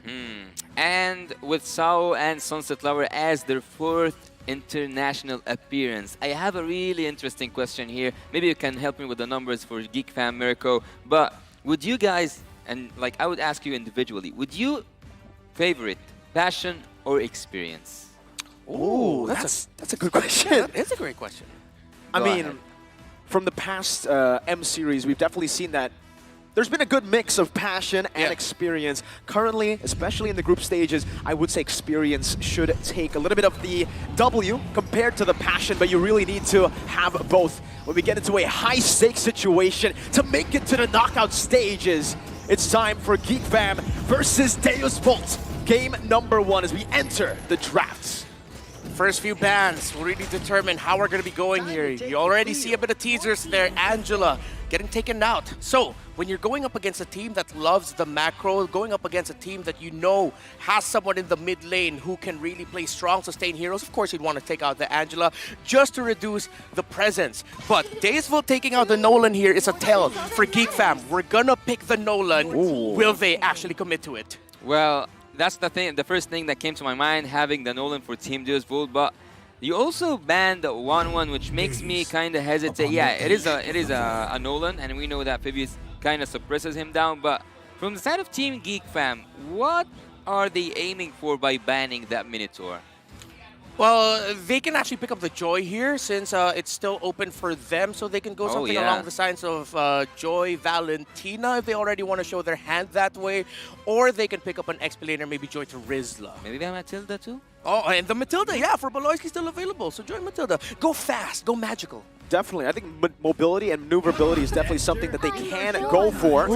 But they go for the Guinevere, just a standard choice. We did not. We did not. If Wolf was here, you probably get it all right. But the Guinevere pick is something that has been incredibly meta. We saw from the win rate, 94%. On top of that, a signature pick. Here, very, very vulnerable to counter picks from good matchups, bully matchups like the Brody. But still, there's something about Claude. Whoever uses, it's really a user-centric hero. If you're good at Claude, you can make any matchup work. And obviously, we're going to see the Brody. Why not get an advantage in the lane? But why ban the Claude? Why take the Claude and ban the Minotaur? I think that Minotaur would fit perfectly for Geek Fam.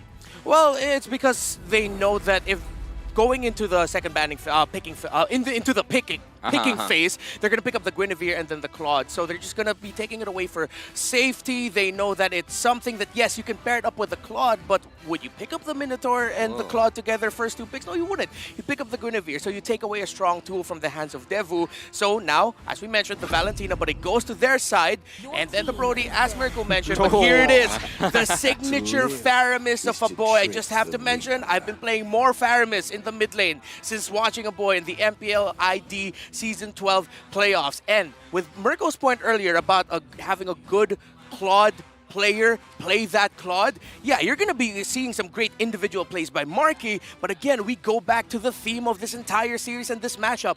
The macro, the map will open up for Geek Fam.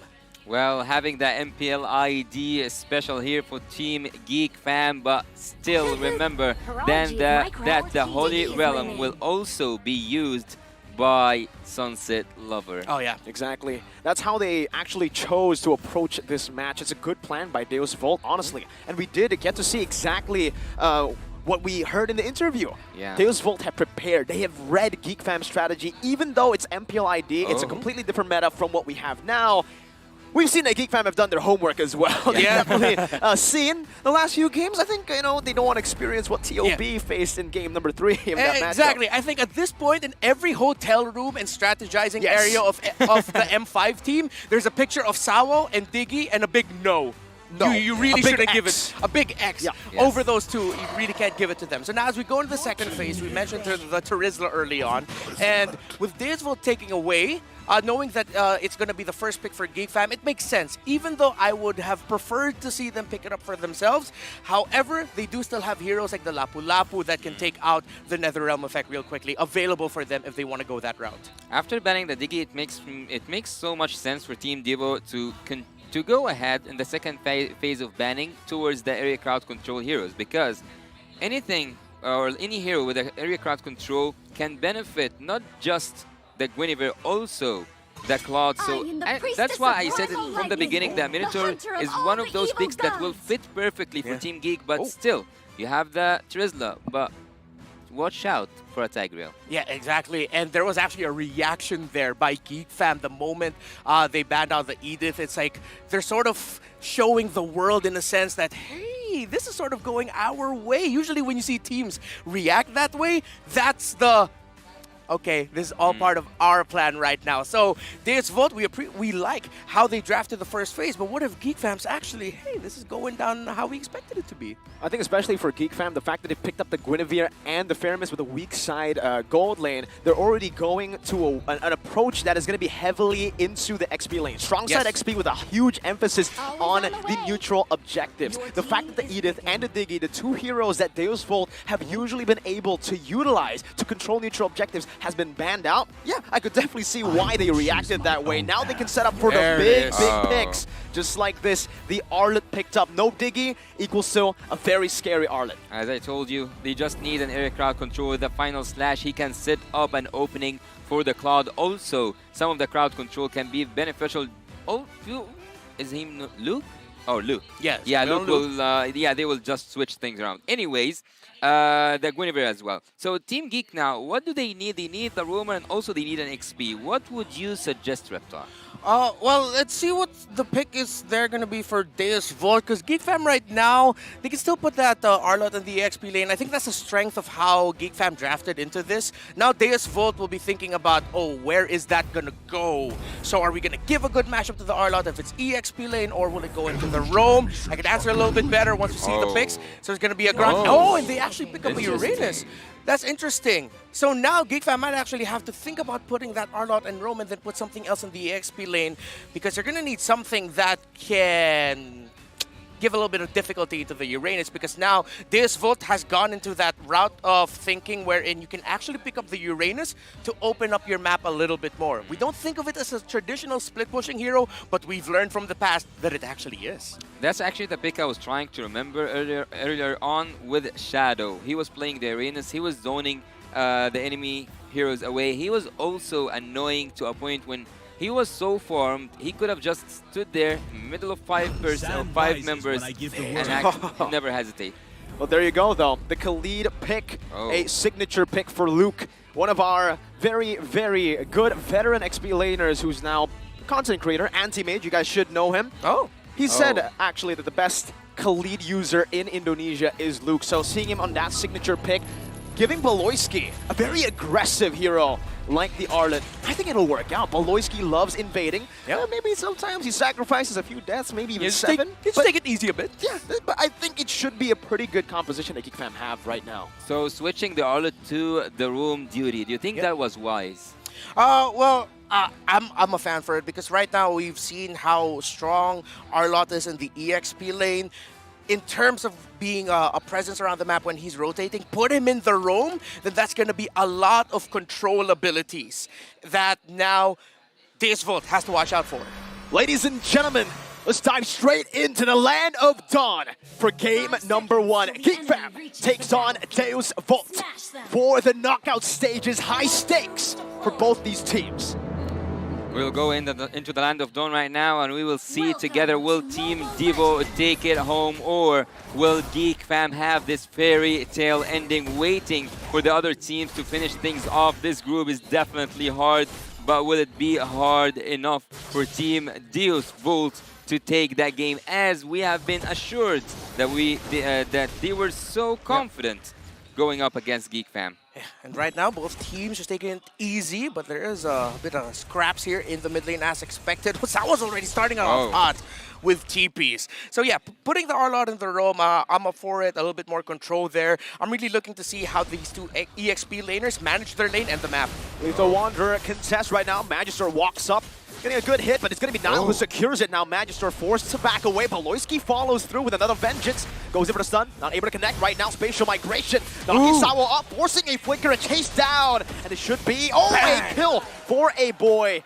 First blood, Geek Fam. A first blood, also having that flicker popped off from Sao. Not just that, I think that by banning the Phoebus in the draft phase, the ones who used it to its full potential was Geek Fam. Yeah, look at that. That's actually a master assassin on that Khalid. So he really picked that up. Full-on assassin, goes for Rupture, goes for the Magic Worship. So he really, a Lethal Ignition rather, you really knows that he wants to take down that Uranus fast, win that lane, and then get out of it. But let's see when that's going to kick in. But now we also saw the effect of the Arlott roam paired up with a Faramis mid aggression, as you mentioned, Mirko, for Geek Fam and Beloyski.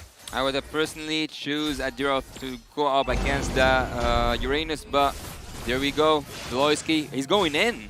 And he's going back out. Wow. Good disengage. That's why I feel like the Arlott is a great pick for him. He has the proper sustain on top of the CC.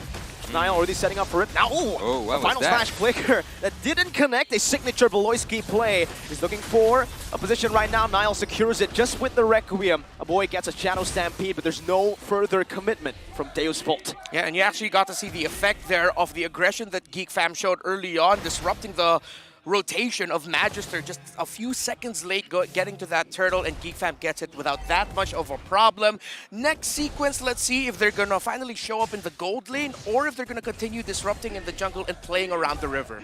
I'm actually a big fan of when you take someone's spell, you have to punish him so hard for it. And Sao, so far, he still have some cooldown on that flicker. So whenever he's not near wall, this is the perfect time to keep punishing him once over and over and over again. And by doing that, Grok will be weak. Good Purify out. Sunset Lover just respecting instantly. Doesn't really want to risk getting caught in the Requiem. Doesn't even want to let Nile pop it. Feels like right now this is just a tension getting built up here. Another Spatial Migration into the back. Magister forced to dash away. Fortunately for Deus Vult, there's no real neutral objective right now for Geek Fam to capitalize on. Why haven't he used his ultimate? Guinevere had the ultimate.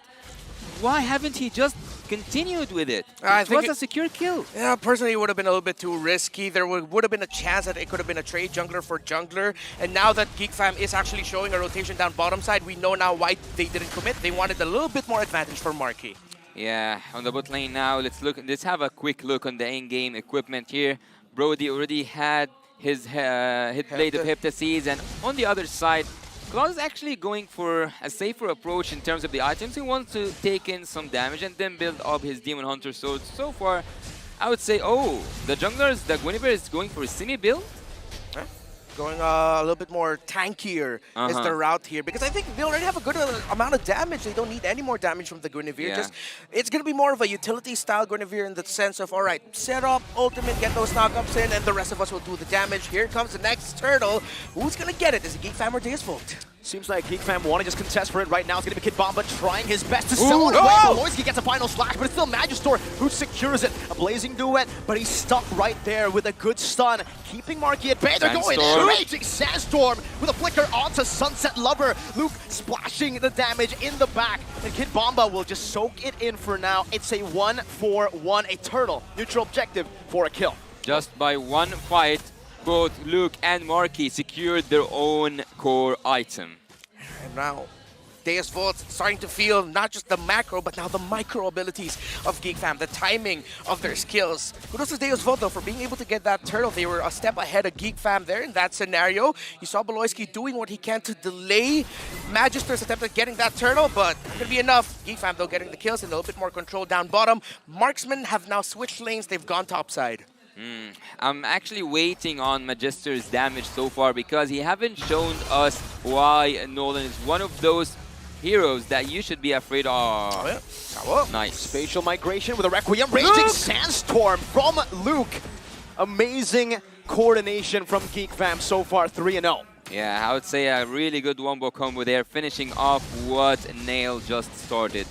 Yeah. How confident are you now, Deus Vult? Geek fam starting to take it to them. We don't know if they heard the sentiments of Deus Vult, but Deus Vult are definitely feeling and seeing for themselves why Geek fam are the second placers, the runner-ups of MPL Indonesia Season 12. Oh, Magister, I think that he should focus more on the gold lane, not the XP lane, but that's his choice. That's his choice, or even the coach's choice. So we have to respect that and see how will Team Deus Vult deal with it. Look at the other side of the map. Geek fam are the ones who are sitting up. The gold lane are the ones who are sitting up for that upcoming turtle. There's a trade? I don't know. I think the problem is Deus Vult can't really play for the gold lane either. Geek fam have the stronger mid control, and that's why they've been able to rotate. Baloyski caught in the wild charge, but Nile jumps in with the fire Requiem as well. Baloyski still able to survive. Sunset Lover dove under the turret by Luke. A Raging Sandstorm with another Raging Sandstorm. Geek fam have set up for the next neutral objective. Oh, I thought this whole time Luke's last name was from Skywalker to Sandwalker. What the heck? Damn. Woo! Okay. Let's wrap this up. Geek fam now are taking that turtle. They are gaining the fruit out of this tree that they have been planting. Oh my god. Nail just taking the turtle. Kid Bomba is trying to take as much damage as he can, but there's an invade. They want to go for more. Turtle's not enough just yet. Nile steals it away, jumps out of the spatial migration. Whoa, Marky defensive, blazing duet to get him out of there with a BMI as well. A stacking hero like Claude, would you let him farm this easily? Oh, well, despite all of that, Deus Vult actually has delayed the farm just... Whoa. Is it enough to kill him? Luke now, it's a bait, gets stunned up by the splash. Oh, and the 3 with a Requiem as well from Nile. Not enough though, they've lost their damage. Marky is now joining in a team fight, another spatial migration onto 2. Marky still trying to deal with Kid Bomba as Sao gets taken low, but is able to flicker out to safety. Deus Vult finally getting a winning team fight in this game. Chaos. Yeah, absolute chaos there, and now we actually got to see the fruits of Deus Vult's labor. Marky got to freely farm, but not as much compared to Carvey. So everything else happening around the map was actually Deus Vult going, yo, Carvey, just farm up, get that gold. And by the time that engagement happened in the river, into the jungle, pushing Geek fam back, now we're seeing Deus Vult's play. Their Brody is relatively untouched and farming really well. 1,000 gold lead compared to Marky's Claude, who's up to a golden staff. Malefic Roar is the second item already built up by the Brody. Even though Deus Vult are behind in kills, yet they are now winning the rotation after a dominant early game from Geek fam. After a really good start, they are now falling into the tempo. It seems like Team Deus Vult just needed time to gain back that confidence that we were told about. But are they committing to Kid Bomba in the bot lane? I think just a little bit of poke should do the team a good job already. A first for them. That's a turret down below. Literally, first turret despite the neutral objective, and team fight wins. Yeah, it's going to be second up top, but I think Geek fam already had a strong idea of what was going to happen there, so they decided to go for a turret trade. Next sequence here, of course, they're going to try to go for the Lord, maybe get the setup out of nowhere in the mid lane. Let's see what happens! Baloy finds Sunset Lover, a good Purify to respond it over.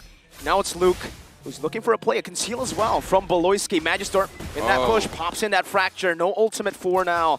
They back away, and Deus Vult are just playing with Geek fam. I'm just waiting for Sao's Flicker ultimate, and at some point it can flip everything around for Team Deus Vult, but look at the XP difference. Nail is 12 level, and Magister is 13, even though Magister is the one who's getting bullied in the jungle. Oh, look at that burst! Oh, it's a solo kill from Magister in the mid lane against the XP, the main setup. That's a good final splash, bringing Magister back. That's also going to be another realm, but it's also respawned over. Marky with the blazing duet to the back line, now backing out with a BMI. Baloyski and a boy, 1 HP. Carvey with a flicker forward gets the last bit of damage to take Baloy down. Kid Bomba's just standing there menacingly, and Geek fam have no way to respond to this neutral objective take.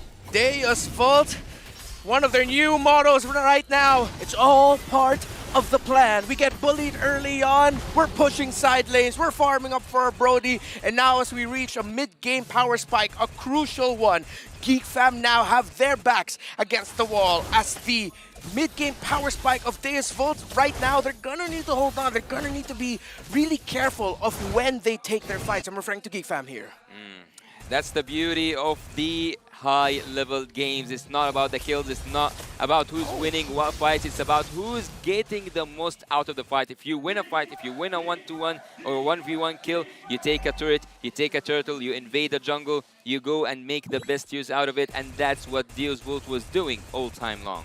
This is a signature Geek Fam strat. Whenever they're behind, they don't look to actually minimize their losses. Rather, they look to gamble that deficit. If they win a team fight, they get back at the game. But if they don't, look at that. Deus Vult have multiplied their gold lead by 2. So it's all or nothing at all.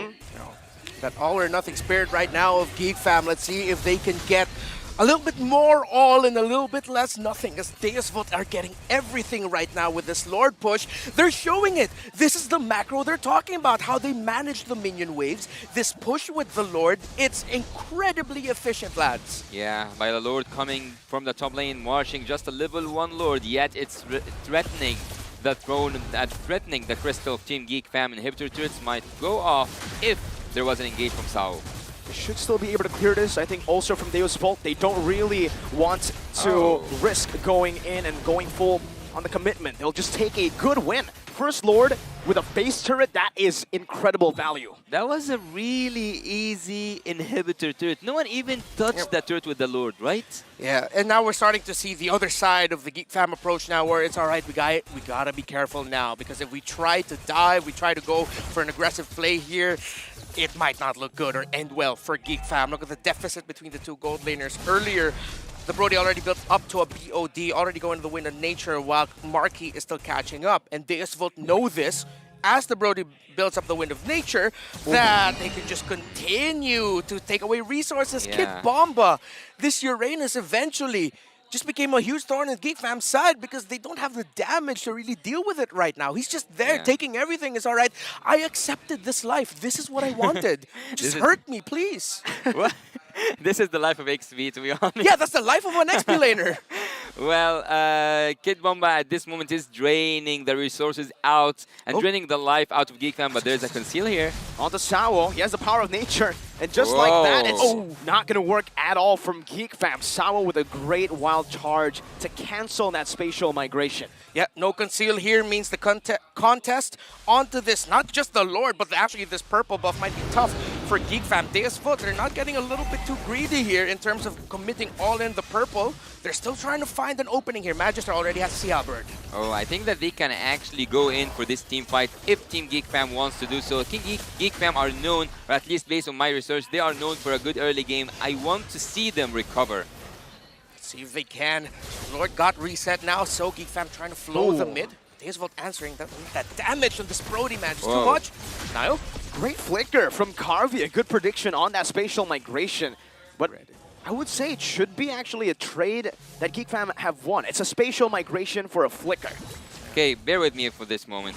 Will Carvey go split push that top lane? Because having Claude to go all the way back to clear isn't the smartest idea. I think that there might be a backdoor, but they are now outnumbered. Yeah, they just rush it at this point. No way Geek Fam can get close, and they will back off.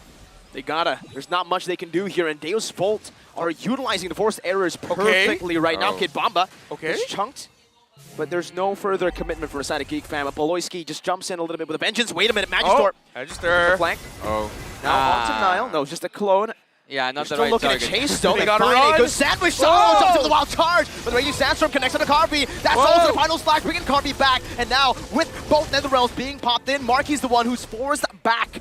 No gold lane for Deus Vult. No XP for Geek Fam. Baloyski still trying to distract Sao and Sunset Lover. Getting out with a vengeance on to the creeps in the jungle. Looking for an angle to escape. Niall trying to help him out of this dangerous spot. But look at Kid Bomba. He's slowing him down, not letting him recall. But that is Baloyski buying enough time to possibly turn this around once again. That's going to be an engage once again. Baloyski finds the kill onto Magister. They collapse onto Kid Bomba, who's still super tanky, has the stack, but with the Requiem and that damage from the Claude, it's a trade that Geek Fam have won despite losing out on the Lord.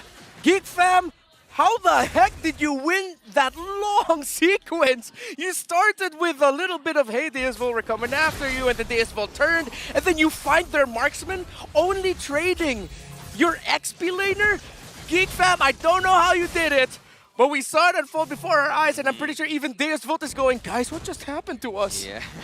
They had to recover. They did recover. Oh, they just made that goal difference come down from 6K to 1.5. Oh, no! And it's another spatial migration with a raging sandstorm. A boy grants Luke a second chance at life with that nether realm. That engage no longer as risky as it's supposed to be. Nasty, nasty. Geek fam have woken up. Never tickle a sleeping dragon, because actually that dragon, his name is Baloyski. And the shot calling, you can see it coming from Geek Fam. We were talking about their unorthodox picks. Here's unorthodox approaches to the game. Here's us trying to chase them out, but then let's turn. Oh no, we'll find their gold laner. And then now out of nowhere, Marky gets the items. It's at this point where now we see macro versus macro, micro versus micro. Just who gets to press buttons better at this point, lads?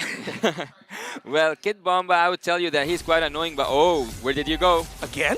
Knocked up, Requiem, Baloyski rotating. Whoa, Magister got out of that. A quick dash out. Why Perfect didn't he timing. commit to it? I think it's the tough boots that got him out, yeah? Yeah, the tough boots, a little bit of that CC reduction, and then at the same time, I think Geek Fam, it looked like they could have committed to it, but it might have been too costly because at that point, as a pro, you already know, oh, they're probably on their way here. They should be close by. 7 seconds until the Lord spawns. Now, we have to watch the effect of this second tower still being up for Deus Vult here in the bottom lane. How well Geek Fam are going to manage that, and how well Deus Vult's Sawa will manage that, if they will, as they now dance. 17 minutes in, 9-6. Geek Fam started off. I don't know, to be honest, if Kid Bomba is not a sandbag, what is he? Because he's taking 200k almost damage so far, and he is again draining the resources out of Team Geek Fam. But yet, Team Geek Fam are recovering, and that's what I was looking forward to see actually in this moment, because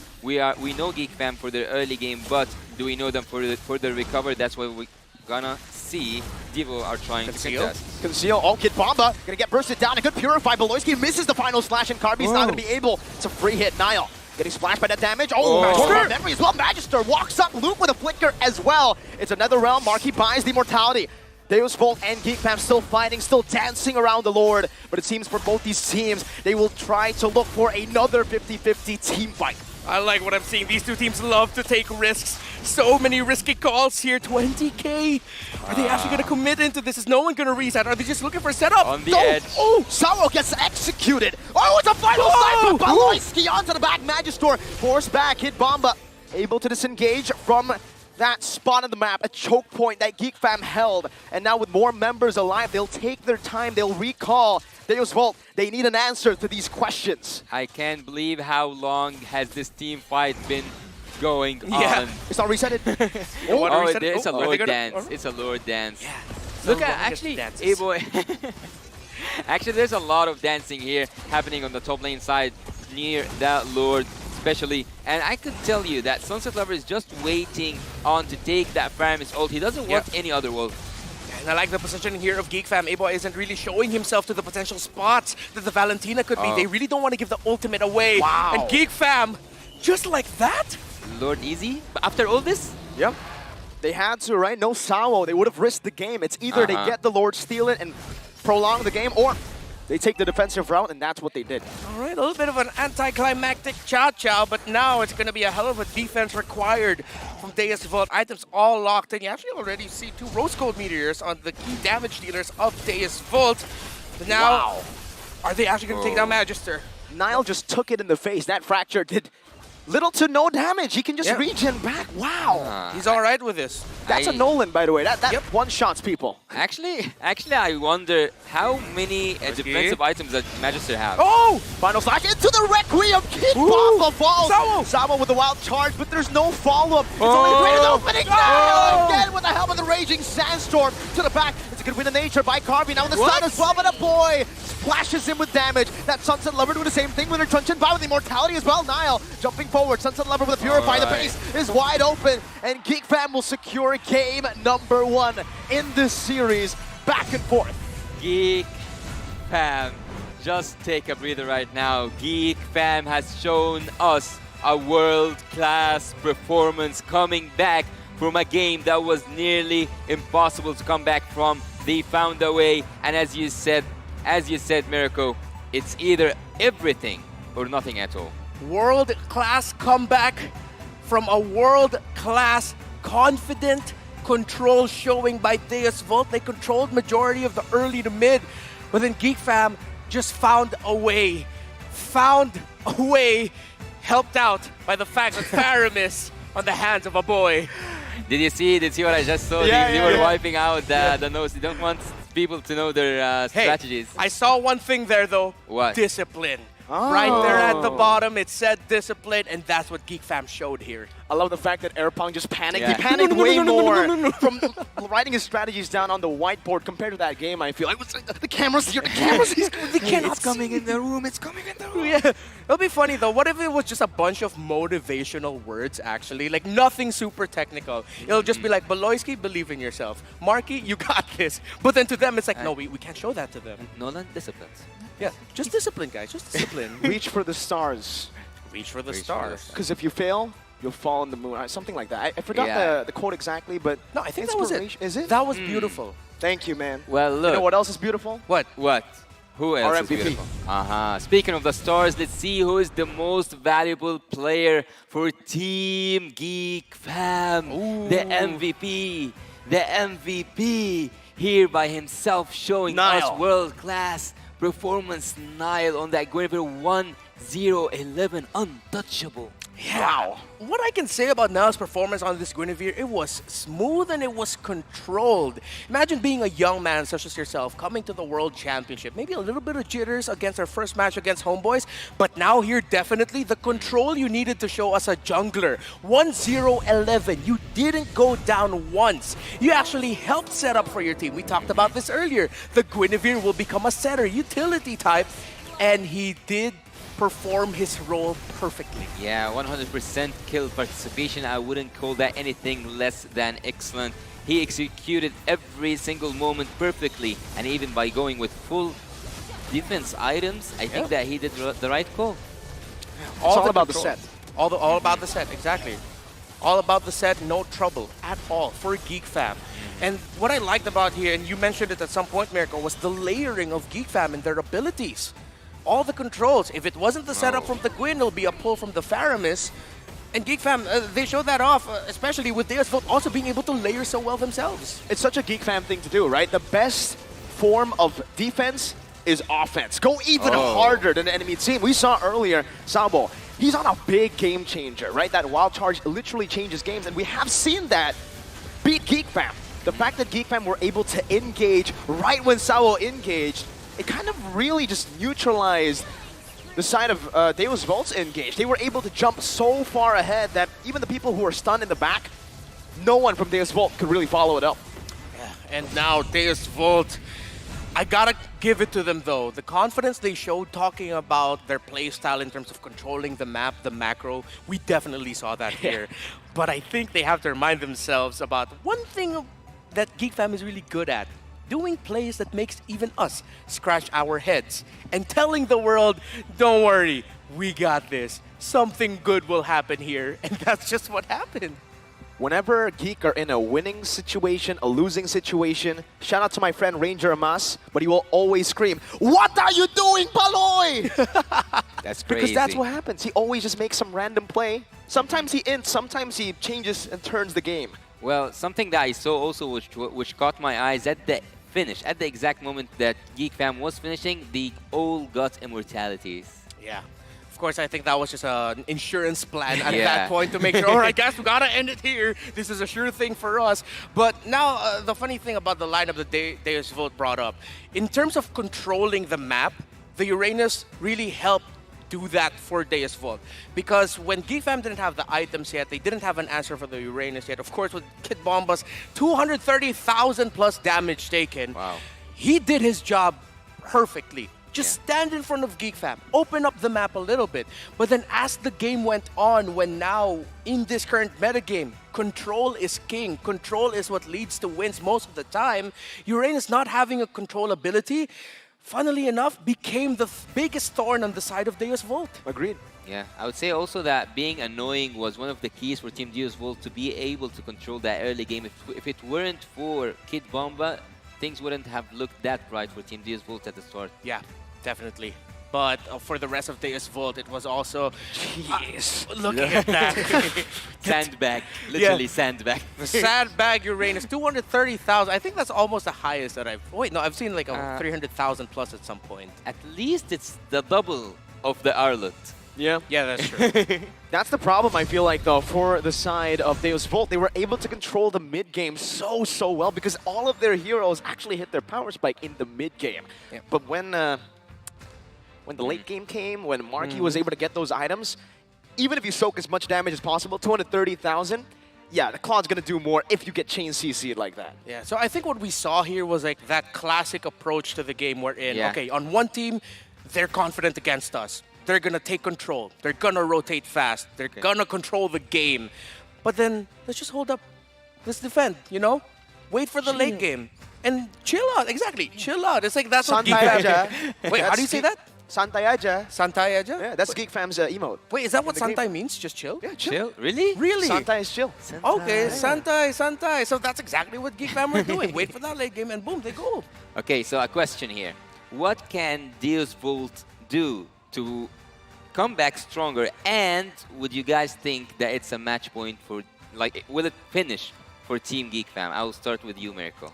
Like 2 questions. I've said this before, I'll say it again. Deus Volt will demolish Geek Fam 2-0. Okay. All right, I'm not going to be the translator for that. Y'all know Mirko enough as to why he would say that.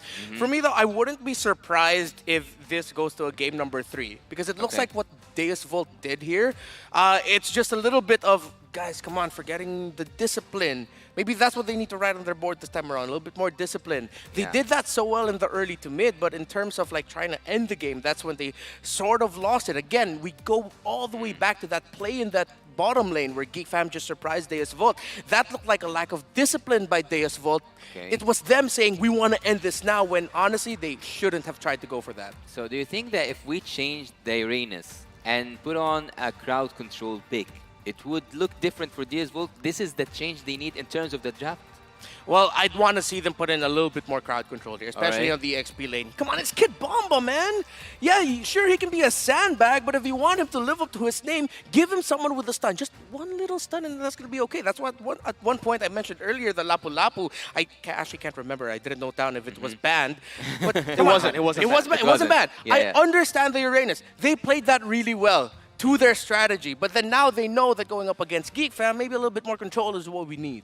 Okay, so for you, Mirko, would you say that Geek Fam should continue the way they are right now, or you think they are stronger than what they have shown us so far? Well, firstly, I think I'm going to actually answer what Reptar just said, right? Because though I agree with that approach, giving Kid Bomba a way to make those bombastic plays, going in and, you know, stunning their opponents, I feel like it's more of a problem with their execution. They had the lead. I mean, it's a 6,000 gold lead. Yeah. It couldn't have been turned around without them making mistakes, and I think they took way too many fights randomly across the map that gave Geek Fam that lead back, right? So for me, I think it's more of an approach of they got to fix the discipline. Something that was written on Geek Fam's board, but should be taken in by Deus Volt. For Geek Fam, I think that's just Geek Fam. That's how they play. It's either BBB, Big Brain Beloy, or healer meta, but we don't get to see the healer meta now. Actually, I've seen the healer meta, but it wasn't for a special thing for MPL ID. It was kind of an MPL MY thing. They were like, they had this term called the hospital meta, where you have 2 healers, and it's just disgusting to play against it. It is disgusting. I don't want to play. I played against Estes, against all that. Thank God it's, you know, We've played ranked games together. We've been through it. Yeah, we've been through it. Actually, no, we've been through it during the M Night Gala. By the way, in the M Gala, the casters were playing Mobile Legends after dinner or right before dinner, and we lost to that hospital meta. Yeah. No, but we played. But we won 2 games. We won 2 games, but that game that we lost hurt, man. yeah. Completely relate. I remember playing. No, I didn't, bro. We'll play. You just got here, man. We'll play with you. Don't worry. Don't worry. You carry us with your gold lane, okay? Okay. That's a good deal. That's a good deal. Okay, I'm also a roamer, so I'll babysit you, so everything will work just perfectly. What do you play? A room. Yeah. What heroes? Lolita, the Grok, Kufra, also Rafa and Matilda. I'm not gonna flex here. We're on world stage, but I'm 6,000 points. Oh wait! 6,000 points. Top one global squad leader. Yeah, etc. that's true. etc. etc. Yasu plays the game. Yeah. He lives Actually. Mobile Legends. Are you sure you want to be on the casting table, not the stage, buddy? 6,000? One day I want it. Triple but yeah. esports, you need a roamer. Maybe Troll needs some a sub to help him compete. Hey, we got Yasu right. 6,000? Yeah. Wow. I'm the worst out of all of us here. Well, again, let's go back to the game because, they wrote some new stuff, but they didn't erase it yet. We cannot see it because someone's standing in front of the board. But anyways, Team Geek Fam, I would go back again because you haven't told me yet, Mirko. Okay. Are they stronger than what they have shown us? Like, do you think that Geek Fam, the ones you know, can dominate this second game and take the victory back home? Oh, yeah, for sure. I think... unfortunately, though, their main strength lies when Beloyski is able to pick up the healers, Rafaela, Mathilda, heroes that can prolong the team fight. Because with such a high mechanical ceiling in the team with these young players, they usually rely on those mechanics in the team fights to win it out. But they have to prolong it. They got to make it a very, very long battle. And for you, Raptor, do you think that, not for Geek, but for Team Deus Vult, do they need to change anything except for the crowd control? Was there a problem in terms of the macro skills? Well, macro was fine, but then as Mirko and we've already mentioned as well, we really have to hammer on that point of that discipline. Even though it looks like Geek Fam are down for the count, you're going to catch him off guard. They're actually just trying to set up for a surprise play to turn it around. If there's an ambulance meta, I'd like to give a suggestion for Geek Fam. They have a call an ambulance for meta. Because call an ambulance, not for me, but for you. Because just when you thought you're going to take them out, bang, they get to turn things around. A friend of mine would say, boom, bang, bada bing. Boom bap. Kid Boomba. Boomba? Boomba. Doesn't he have a boom bap at the end? Sometimes he just adds random things, but it's as long as you get that first part, you can add whatever. I usually do boom, bang, bada bing, bada boink. Bada boink? Oh, that's a brave choice, man. It's a brave choice. Yeah, I go with bada boomba. Bada boomba. Okay, this conversation is going some boom bum bada boom bang. That's how way. exactly. Yeah, man, you did that perfectly. And that's how Deus Vult want. Let's see if that's what we're gonna get here. But in terms of the approach, again, we have to commend how Deus Vult controlled the game. Just gotta be disciplined.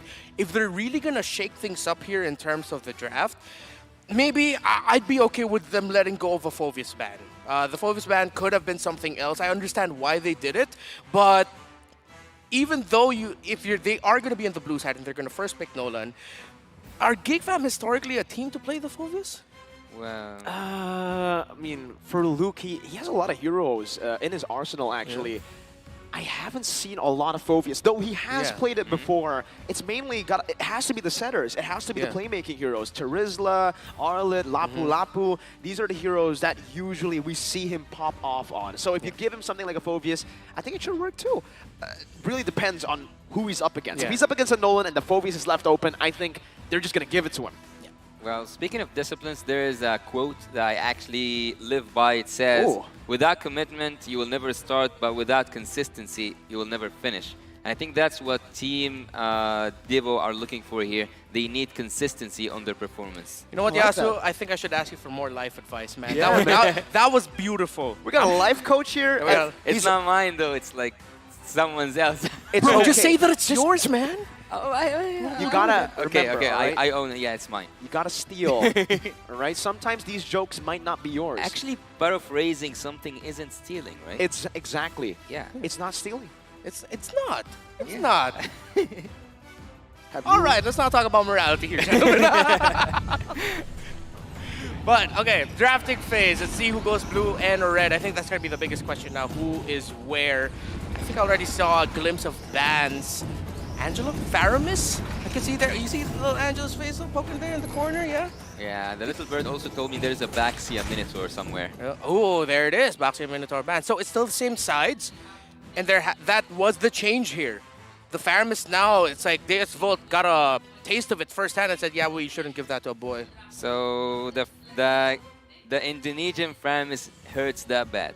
Yeah, definitely. I mean, I wouldn't say Indonesian. Well, technically in this tournament, yeah, the Indonesian Faramis. Because both Sans and a boy are lethal on these heroes. They know, well, the team knows exactly how to utilize a Nether Realm, whether it's to disengage, and especially if it's an engage.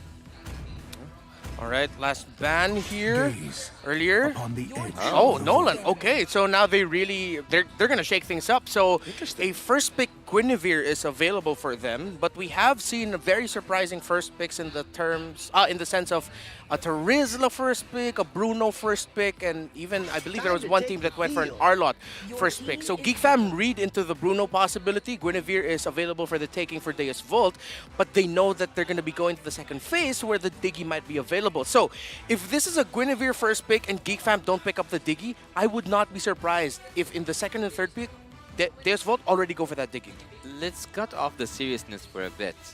I have heard a rumor, and I want to confirm it right now. Okay. Does Beloyski play Saber Room by any chance? Oh, you had to remind us all, Yasu. You had to. You know, if you play Saber Rome, for me, you're a war criminal, right? But when Beloyski does it in-game, in the competitive, he's trying to win. It's his job, so I'll let it slide. But yes, he does commit that crime sometimes when things get tough. Okay, so now seeing that Guinevere, getting back to the seriousness now.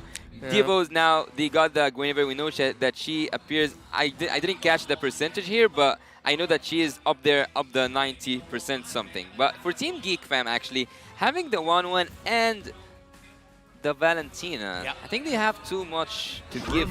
And what you say? Oh, I wanted to say Fabius. Okay, wow. They pick it up for themselves, actually. So that's a swerve here by Deus Volt. And now the question goes up in the air. Does this go mid lane or EXP lane? Because we've seen AP Bren shine in the MPL Philippines playoffs with either role for that Phoveus. So now Geek Fam has another thing to think about. It's not going to be a Diggy, but it is going to be a Matilda. So they're getting, this is a pocket strat by Deus Volt. Another factor we talked about early on before the series started, surprise picks. I'm not even joking right now. Geek Fam can actually go for something crazy. It's a Matilda and a Phoveus. You know what's good against that? Esmeralda. Yes. It's something that we haven't seen in a long time. I've been calling it out for too long. Exactly. It's very, very good here in the last pick of the first phase because then they can just ban out the heroes that can melt the Esmeralda down. Either the gold lane or even a mid laner like say a Lunox, let's say, if they really just want to shred him down. But I think if Geek Fam want to go for that bold pick, they got to do it now, because it's a bit risky to... Glorious. There we go! We get it! There's the Esme! We get the Shield Slurper! Hey! I've been calling it from the beginning of the tournament. All right, finally. First up, Mr. Frederick, dab me up. All right. Mr. Khaled, please dab me up. There we go. There you go. Y'all get your wishes. And I agree with you gentlemen here, the Esmeralda, a great pickup, and all those shields now, how will Deus Volt deal with this? How are they going to swerve things around? But we have seen in the past that if the early game doesn't go well for an Esmeralda, it's going to take some time until actually Geek Fam will feel the effects of having an Esmeralda just constantly getting shields from everyone. So if Geek Fam want to shine with this Esme pick, they have to either win the early game or keep it close. I think that Team Deus Volt right now, they have a lot of damage in terms of the magical damage, but there's a really risky pick here for Team Geek Fam that they might go for, and I would actually suggest a Joy if it's not banned. I know that there's a Phoveus, I know that he will of course get benefits out of these dashes, but yet, I think that having a Joy with such draft with Geek Fam and have also a crowd control, area crowd control like a Minotaur or something, this is a perfect draft for me. This is like a team full of aces. Yeah, actually I'm looking at the draft here now of Deus Volt, or rather their bans. I wonder if they're actually thinking about picking up a Farum still in the middle. Oh wait, no, sorry, they actually banned it out themselves. So with them taking out an Akai, is it really just because it's going to be so disruptive to what Deus Volt want to bring to the table, or it's just because right now to go up against a Guinevere in terms of red tree battles, the Akai is the safest pick, because now you're left with what, Martis, Fredrin, but the Fredrin right now against the Guinevere is like not so good. Martis might be the last best pick here for the jungle of Geek Fam. Oh, I agree. I think, maybe you can go for something like a Lancelot, but it's very risky considering it's up against a Phoveus.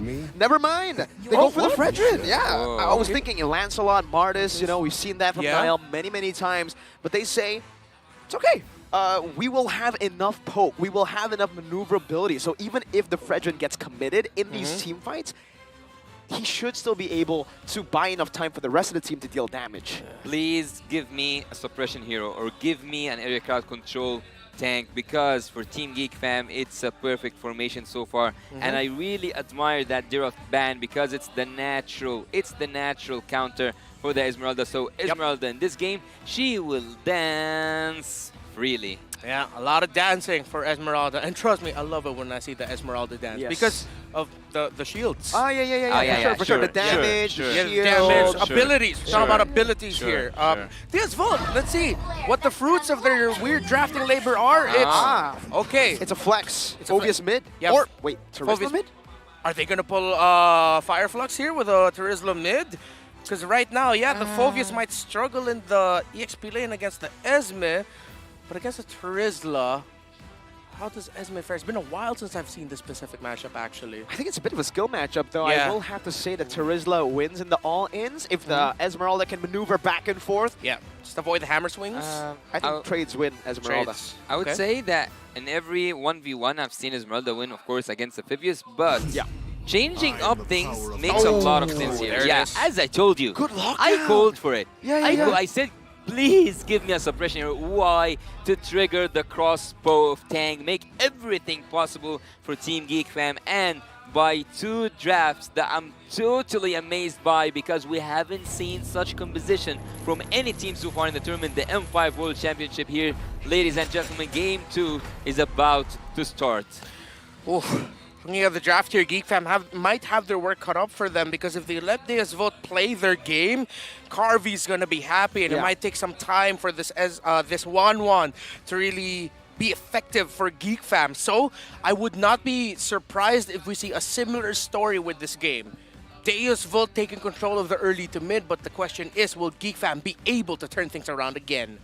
Will Geek Fam be able to secure a clean sweep up against Deus Volt? Or will Deus Volt revolt and take game number 2 to force us to a game 3? Ladies and gentlemen, welcome to the Land of Dawn for game number 2.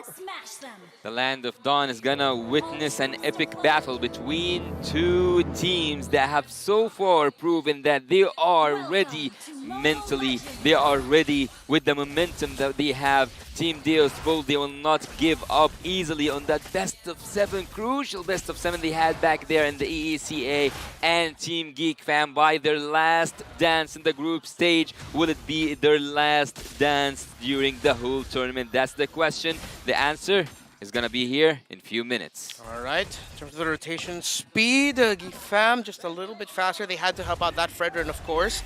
So now let's see where their first exit is gonna be after this Little Wanderer trade, which will be secured by a boy without a problem. But look at that. This is actually something that we saw already from AP Brand in the MPL Philippines playoffs, or I believe that was MPLI. Well, when AP Brand played that Phoveus mid, it is disruptive in the sense that if you're not careful, especially if you have dashes with your mid laners and your roamers, you're just going to be surprised as to why do I feel like I have to go back home? Suddenly you lose control of the map little by little, so that's what Geek Fam has to watch out for. Oh wow, a retribution early. They're going ham, even Appraiser's Wrath. They really want to get Kid Bomba out of this lane as fast as possible.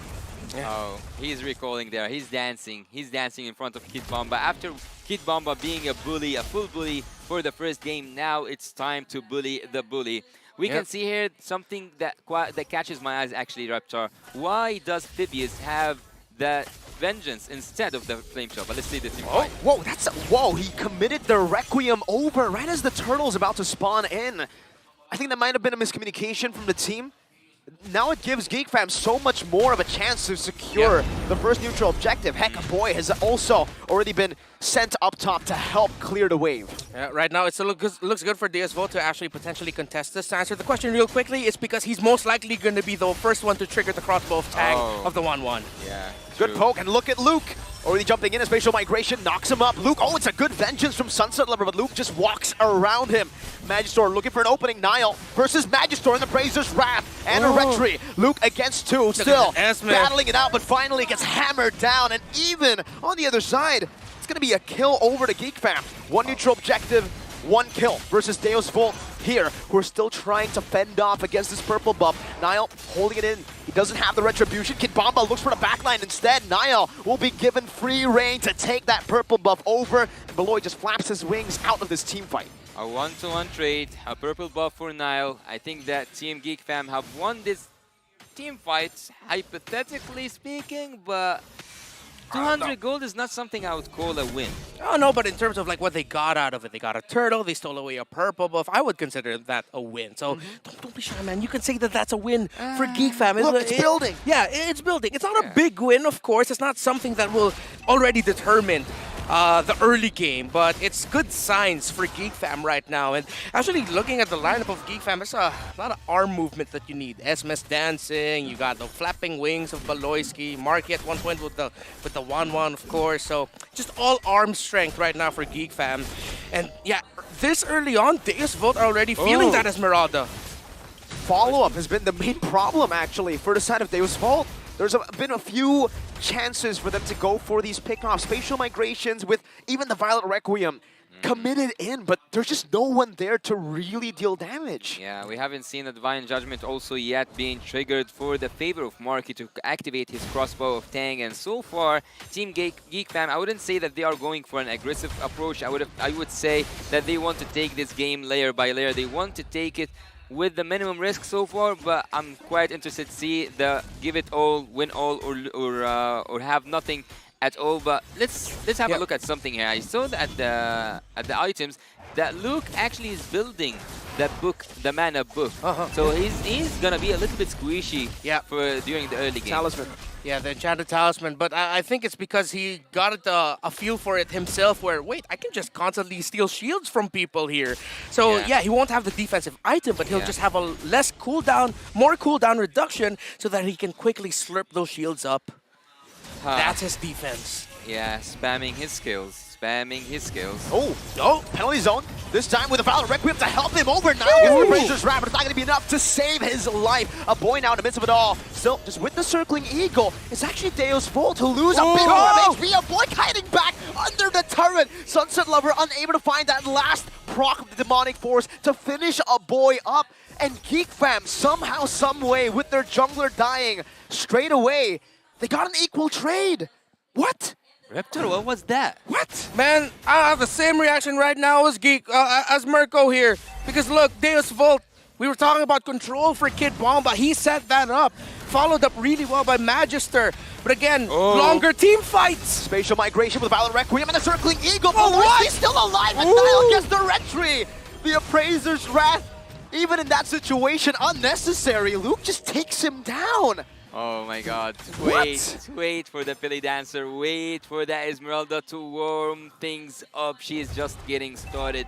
When the shields start to build up on Team Deus Vult, it's gonna just be a lethal poison that they are making themselves. Wow. Geek Fam, what you're showing right now, your small decisions in terms of engaging and re-engaging, being able to avoid key abilities here from the side of Deus Vult and being enough to extend the fight to the point where you get the turtle and objective yourself, that we can say you won that fight. It's, again, this is the spirit of Geek Fam that we're seeing in our Deus Vult. Let's see what their answer is. Flicker into the bushes, BBB! Big brain Baloyski finding Carvey. Marky getting all of the weakness points down with the crossbow of Tang, even with the vengeance. It's Niall with a big swing of his sword and even a taunt onto Sawa. A boy needs one more hit, but he's not going to be able to find it. Meanwhile, Luke in the mid lane, 2v1, no problem. That's why his name is Luke. You look at him and he's fine.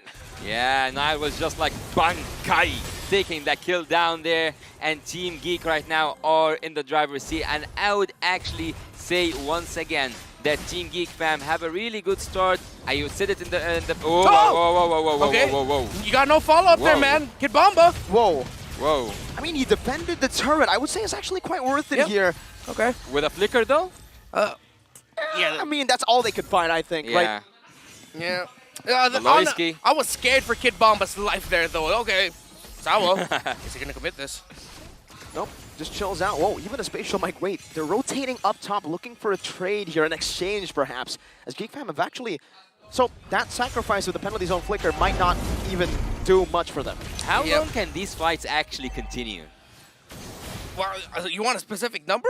Like in terms approximate. of approximate? Oh, well, Baloyski. Is he? If he wow. He just gets out. Wow. Conceal. Now you see me, now you don't. Man's using cheats. Greed is good. That was Baloyski. Luke. Luke. He says, oh my god! All right, there you go. If they keep surviving like that, it would be unfair. Finally, they get punished for overextending. But they get a turtle. But if we keep having these fights, you will lose your voice, man. For sure. No, he'll be fine. Oh, I'm fine. I'm fine. Okay. He's a big boy. Geek Fam right now. Am I a BB? You are a big boy? Yes, boy. in terms of that, yes, you are a BB, a big boy. Big boy miracle. If you are a Filipino viewer in the English stream, don't think about it the other way. So, Geek Fam. Wow. Just baiting out again, DS Volt. They're taking very unorthodox approaches and unorthodox fights that they're making DS Volt react. They're thinking, oh, hey, look, we could punish a member of Geek Fam here, but wait, we missed our turtle timing because someone here is being disruptive. This is the, how do I say this? It's sort of like a sketchy performance from Geek Fam in a good way. Yeah. Because it's so unorthodox. It's making you scratch your head. It's so geeky, exactly. Well. It's the geekiest fam I've seen. The geeky, something like the bestest of the best that we had earlier on today. Exactly. There's a lot of B's going on, man. Yeah. BBB, Big Brain Beloy. BOB, bestest of the best as well. And then BB Miracle. BB Miracle. BB Miracle. Oh, whoa! That's a flicker and a divine judgment. Jigsaw, he gets deleted. Niall able to dash out from the Bennett's Rage. Marky gets a crossbow of Tang, and just like that, Theos Volt are pushed over. Falling Star Moon on 2-2. They collapse under the turret. And now it's just Kid Bomba who's left to defend. It's a 4-for-0. Turrets are just a figment of your imagination for Geek Fam. It's a wipeout. Niall, he doesn't even die. It's a wiped out. They wanted that pro gameplay up there in the top lane, and they got it. Deuce Volt lost a 5v5 that they have been planning for it for almost 40 seconds. My goodness! Unorthodox approaches. You thought you knew us, but you don't! The damage of Niall! The lower Niall is, the less you should fight, and Luke gets out as well. With a Purifying, just like that, Saul, the main guy who can get you out to facilitate these face checks, has been taken out. Luke, man, that's cruel. That's cruel. That's cruel. I can feel the anger of DS Volt right now. Oh, they're going in. But they're not really finding much. It's Luke who outtrades them again. Meanwhile, Niall, he just loves pressing the Appraiser's Rat button, huh? Yeah. The moment it's up, he'll just tell them, I'm pressing it. And it works. This Esmeralda pickup. Back to basics, says Geek Fam. You have a Phoveus, we'll pick up the Esme. You have a Mathildo, we'll slurp up your shields. One pick alone, plus unorthodox execution by Geek Fam, we might be on the way to a 2-0 Geek Fam win. Well, I've started to love you actually, Mirko, after you said that you wanted to see an Esmeralda. Yeah. Like we are already off a good start here. Look here at Team Jeez, guys, get a room. No, love him in a good way. Yeah. Walorski loves Divine Judgments though. Flicker in. Oh, that's a penalty zone. Oh, it's a turnaround. Theos Volt, the revolt is here. That's a demonic force to the back. Niall giving him another proc, and that's gonna be the follow of the spatial migration. Requiem as well. They go on to a boy when Niall's the one CC'd. Now it's Luke in the back, zoning the back line. Sunset Lover has been isolated and taken down. Geek Fam, 3 members strong. They're still looking to engage. They're the one looking for the plays. What? Sustain longer team fights, extended scenarios, and Niall. Magister can only watch. He didn't have his retribution yet, and he loses his purple buff. Theos Volt, though, they made the right play to force that. That's a lot of resources, and Luke just dances his way out, man. Luke's just tick-tocking on Theos Volt right now. Casual Esmeralda day, dancing left and proper right. Proper call dog to get out. Right. Yeah, proper call dog from Luke. Let's all take a breather here. Let's breathe. Let's do that. Yeah, because a part of me doesn't want to, but I will agree with you. We need to slow down a bit. Yeah, both teams have been fighting since minute 1 actually. Like, people can't see you guys, but both of you sat down. You're actually taking a breather here. We gotta, just a little bit. Okay, Natalia gets caught in the penalty zone, but now it's Beloy's turn. Oh, with a conceal, circling Eagle, forced out now. He's waiting. The team's isolated. There Carnage in the back. Marky. They don't have a damage dealer. And Geek Fam just capitalize on this. Look at Esme, look at Luke! Yeah. He's just zoning. Oh, he gets Good. gunned down. He's One more stuck hit. there. Oh! Finally, he gets taken down. My God. But has he done enough? Enough bullying? Enough? Yeah, not the cleanest approaches, not the cleanest of trades, but we saw what Geek Fam were thinking there. It was Luke pushing back Carvey, who was stuck in the mid lane. Sao eventually got separated from everyone else in Deus Vult, who were there near the purple buff because he was pulled by Baloyski. It was a roamer and XP laner trade, but by the time that Lord spawns, Luke will be back in time. So the unorthodox approaches from Geek Fam, they have some orthodox foundations there. But Deus Vult, you gotta appreciate their fighting spirit here. They're trying to make plays. They're trying to find openings that they can make the most out of. But Geek Fam, they're just too shifty right now for Deus Vult. Yeah, 30 minutes in. Oh! The fadeaway, the spatial migration, but with a pullback. That's all they need. Sunset Lover now with the demonic force, but it's gonna be the crossbow of Tang from the solution to pick up a double and to secure Geek Fam a Lord. 13 minutes in, 14 minutes in, and you can already sense that this is the end game. I don't know what are these guys on right now. Team Geek Fam are just swinging left and right, having a lot of damage, making the best out of all their picks. The 1-1, the crossbow of Tank, she didn't even need to trigger that mark. He didn't even need in this team fight to trigger the crossbow of Tank, but here's one thing. Wow. Will Team Geek Fam finish this game with the second Lord, with the level 2 Lord enhanced one?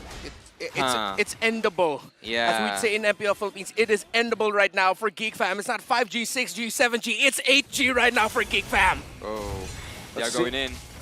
With a charge in the bottom lane, Geek Fam takes one.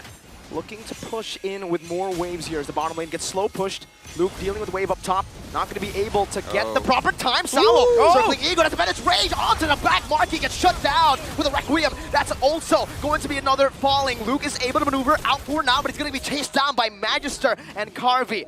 Magister buys the winner truncheon, and just like that, endable becomes not endable. Deus Vult able to defend. Geek Fam, this happens to them so often. That push with a Lord, a second Lord, going into an inhibitor, getting punished, losing your marksman. Deus Vult now have more space around the map to work with to push out. And what a play there by Sao to force a reaction from Geek Fam to set up Carvey for the Bennett's Rage. Actually, what makes a lot of sense to me right now is that Luke will be the one who dealt the most damage and also the one who received the most damage. But, oh, they're committing? Demonic Force into the back, the combo again. This time it's Niall who gets taken to the skies. The penalties on out at 2. Demonic Force in the back. Luke losing immortality. The crossbow Tang is ready with the Divine Dragon as well. That was going to be Marquee. But Winter Truncheon has been popped. Kid Bomba staying alive for just a bit. Spatial migration knocking him up. A boy now getting knocked up as well with the circling Eagle. Baloyski flickering out of harm's way. Luke falling back, recalling. Who won that? Actually, a few seconds ago, I was about to say that all the turrets are intact for Team Geek Fam, but with just one mistake, they were able to tunnel in the mid lane. Yeah, I'd say Deus Vult won that in the sense that now they feel like they have more room around the map to work with. Looking at the items right now, marksmen are locked in. No Window Nature here for that Beatrix. Go for full-on damage is what Carvey wants, and actually, the members of Geek Fam got to feel it.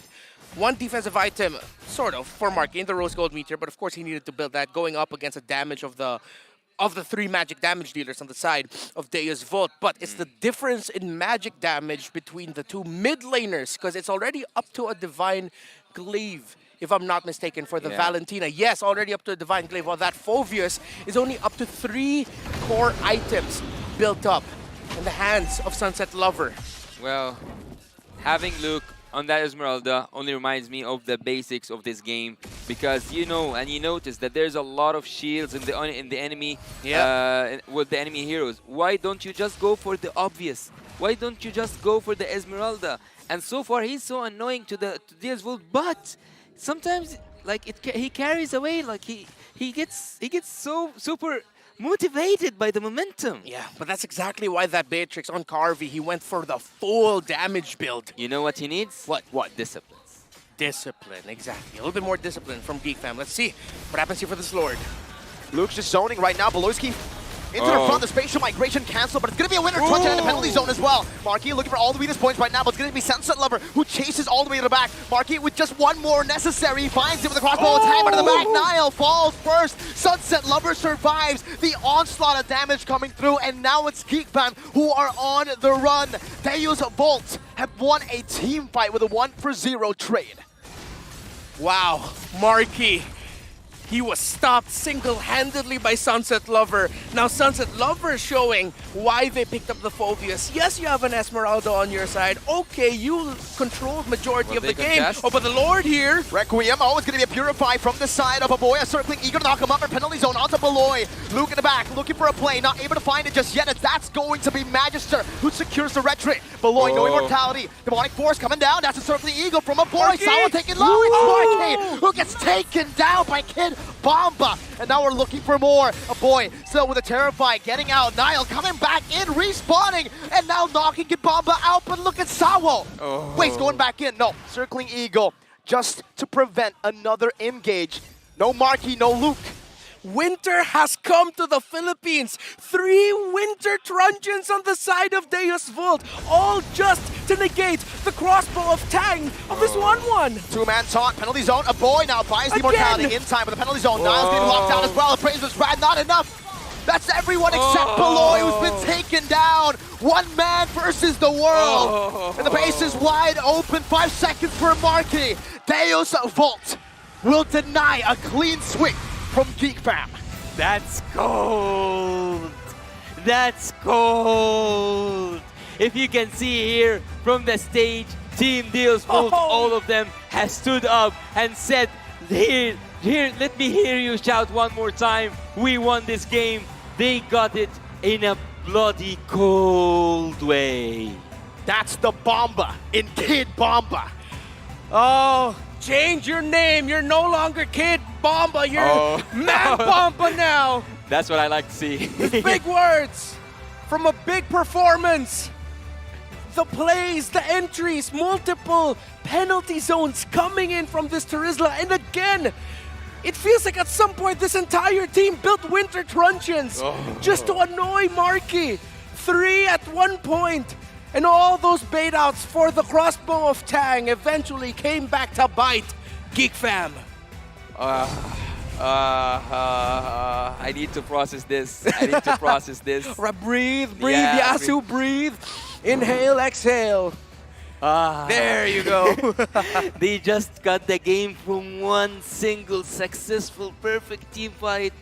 That was literally cold. Cold-blooded. Cold-blooded is what Deus Volt are now. How cold, I mean, like, Winter Truncheons all around. Mechanically, they were perfect. They were sound right after the late game. Once they got those items, it's the same story all over again from game number 1. GeekFam were waiting for that late game in game number 1. They prolonged it all the way till they had those item power spikes, and this time it's just turned. Yeah. How the turns have tabled is what we love to say. Who's the MVP? Winter Truncheon, maybe? I wouldn't be surprised. But of course, it's him. It's the kid, the man, or is it Carby? Is it both of them? Who is it? Who is it? They're trying to tease us here, and it's gonna be... Kid Bomba! 4-2-6 on this Terizla. Penalty zone after penalty zone. And just to show you how annoying he wanted to be for this 1-1, at the end of the game, he didn't have a Winter Truncheon in his in-game equipment showed up. They were buying and selling. Whoever call it was in Deus Volt, who told the entire team, buy Winter Truncheons, sell them, trade things around. What beautiful itemization coming in from Deus Volt. I think that this is the geekiest version we see of Deus Volt. Oh yeah, the geekiest version of Deus Volt. I like that. I mean, let's take a look back at the game, right? The MVP highlights, what brought them the win? Because it seemed like, especially for the first 9 minutes, like it was GeekFam's game to completely dominate, right? I mean, 9-3, a 10,000 gold lead at one point. But like we said, just in game number 1, GeekFam are the type of team to throw a lead and to also come back from a deficit. I'll just say sorry to Kid Bomba for sometimes questioning his penalty zone. That's all I have to say. Don't let him into his zone, man. Yeah, don't let him into his zone. Kid Bomba's going after that throne. And against Geek Fam here, you saw it. And we have to go back to this moment. Shades of Geek Fam versus Homeboys game number 1, where Geek Fam were in the lead. And one attempt to control the game and end it there with the Lord push turned into this. Deus Volt getting out of their base, being able to go forward. Winter Truncheon buys. That saved it. Kid Bomba's winner saved the team fight. It could have been lethal. It could have been tragic for Deus Volt if he didn't use that Winter Truncheon. Marky would have just translated over the crossbow tank to the other members, and here as well. Coming in clutch in a lot of these situations gave him this MVP. He earned it. He earned it. Hard work from Kid Bomba, and not just him, the entirety of Deus Volt. Because every time Kid Bomba says, I'm gonna go in, Deus Volt says, we're going there with you. Endgame, you said earlier, Yasu, but in a snap, the war was over, and it's Kid Bomba and Deus Volt getting the victory. We're going to game number 3 with two very, I'm gonna put this as creative teams. Well, at the end, I think that it actually reminds me of a scene from a movie. You have to leave someone to tell the story to the other people. And they left Kaja alive. They intended to leave him alive and see them while they are finishing his crystal. Wow. That's cold. That's cold-blooded. And a cold performance overall by Deus Volt, but cold in the sense that, man, Geek Fam caught off guard, and they were playing the game so well, Mirko. It was literally the same thing. We said Deus Volt, they just need to be disciplined. They just need to approach the game in a more, maybe slower pace, right? They should look at it and see what exactly is their win condition and then play to it. Meanwhile, for Geek Fam, they saw that, and it's the same thing that I will say for Geek Fam that I said to Deus Volt in game number 1. It's not really about the draft. I think they had a spectacular draft, especially game number 2.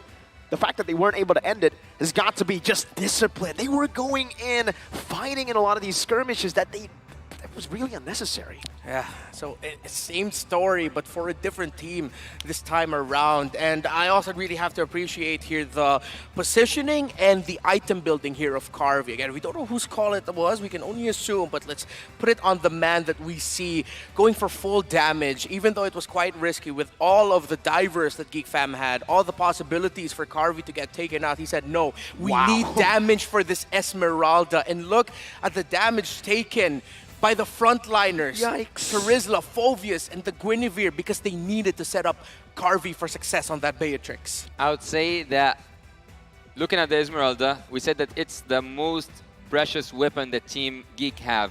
But I would say that because he was impulsive, that's why also Geek Fam lost. Yep. A little bit of impulsiveness coming in from Geek Fam, coming back to bite them. But wow. In game number 1, we saw unorthodox approaches in terms of team fighting and rotations from Geek Fam to find a way to come back. Now for Deus Volt, we saw something similar, but with an added spice of unique itemization. So many Winter Truncheons, I still can't get over it. Well, who can, honestly, right? Outplays after outplays happening left and right. Wow. Well, I think they got inspired by the full immortality thing from the last game. Oh, that's true. Yeah, all the immortalities in the last, now this time it was a Winter Truncheon. It's like Deus Volt saying, hey, you can do that, we can do that too. So really, what Wonderbugger was saying earlier, Deus Volt is just really living up to it, gentlemen. But ladies and gentlemen, you have to be and stay tuned for the next game. It's just gonna be, we're gonna take a short break and come back to you to see who's gonna be able to be better than great.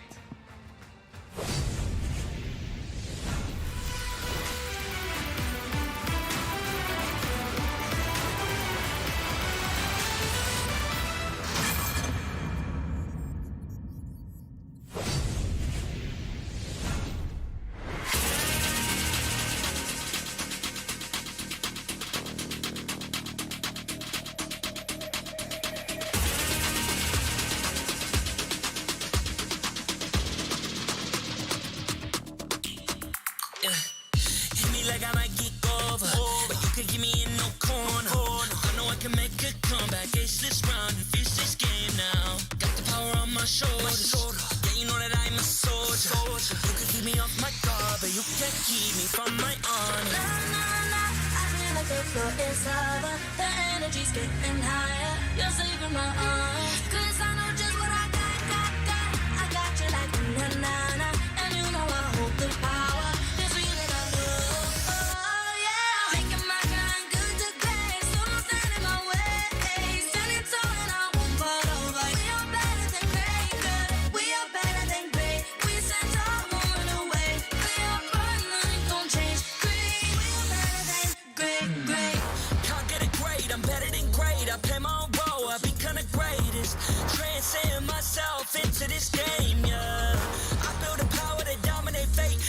your mind, no time for the weak. What's up to the game? Shall reveal. Better than great, that's how we feel. I feel like the floor is lava. The energy's getting higher. You're saving my arms. 'Cause I know just what I got. I got you like na-na-na. And you know I hold the power. This feeling I know. Oh yeah. Making my grind good to great. So don't stand in my way. Standing tall and I won't fall over. We are better than great, girl. We are better than great. We stand tall, won't run away. Lay out firm, nothing gon' change. Great, we are better than great. If we stand tall and believe we can make it, you and me, with a sense of urgency, you'll see I'm better than great. I'm better than great. Oh yeah, yeah. Oh, I'm better than. Making my grind good to great, so don't stand in my way. Standing tall and I won't fall over. We are better than great, girl. We are better than great. We stand tall, won't run away. Lay out firm, nothing gon' change. Great, we are better than great.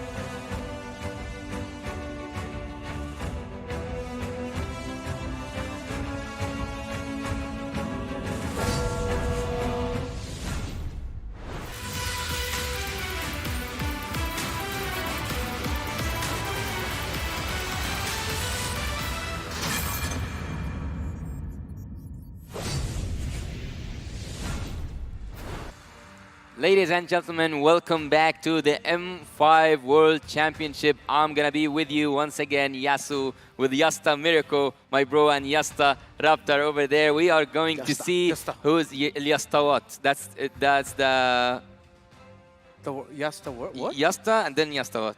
Ah, okay. The family? The family. The bros. The bros. Yes. All right. Okay, so we're gonna see who's gonna be able to take the game number 3 and take this home. Will it be Team Deus Volt or Geek Fam? Yeah, and if you're only catching up to what's been happening so far, it's 1-1. Geek Fam was able to win game number 1 after turning Deus Volt's control around. But in game number 2, same story, but this time it was in favor of Deus Volt. So many creative movements, draft picks is what we've seen. Going to this game number 3, all I could hope for is that we see more of it. Being an expert in MPL ID, what happened for Geek? Being an expert in MPLID, that's exactly what Geek does. I mean, if you watch Geek Fam games in MPLID, that's literally what'll happen. Sometimes, when they get the lead as a Geek Fam fan, you're gonna be scared. All right. You usually want to see Geek Fam lose out in the early game a bit more, because then it keeps them more focused. It's like a reality check early, because if they get a reality check into the later stages, they get punished for it hard, and that's what happened against Deus Volt. Again, for Geek Fam, they like to gamble, whether it's the gold lead that they're fighting for or the gold deficit. They will always look to fight to get that gold lead back. So would you say that they prefer to be provoked at the early game? Yes, even their players. See, when you trash talk Geek Fam, it's a bit scary. Because maybe before you do that, they're always just chill. But once they're fired up,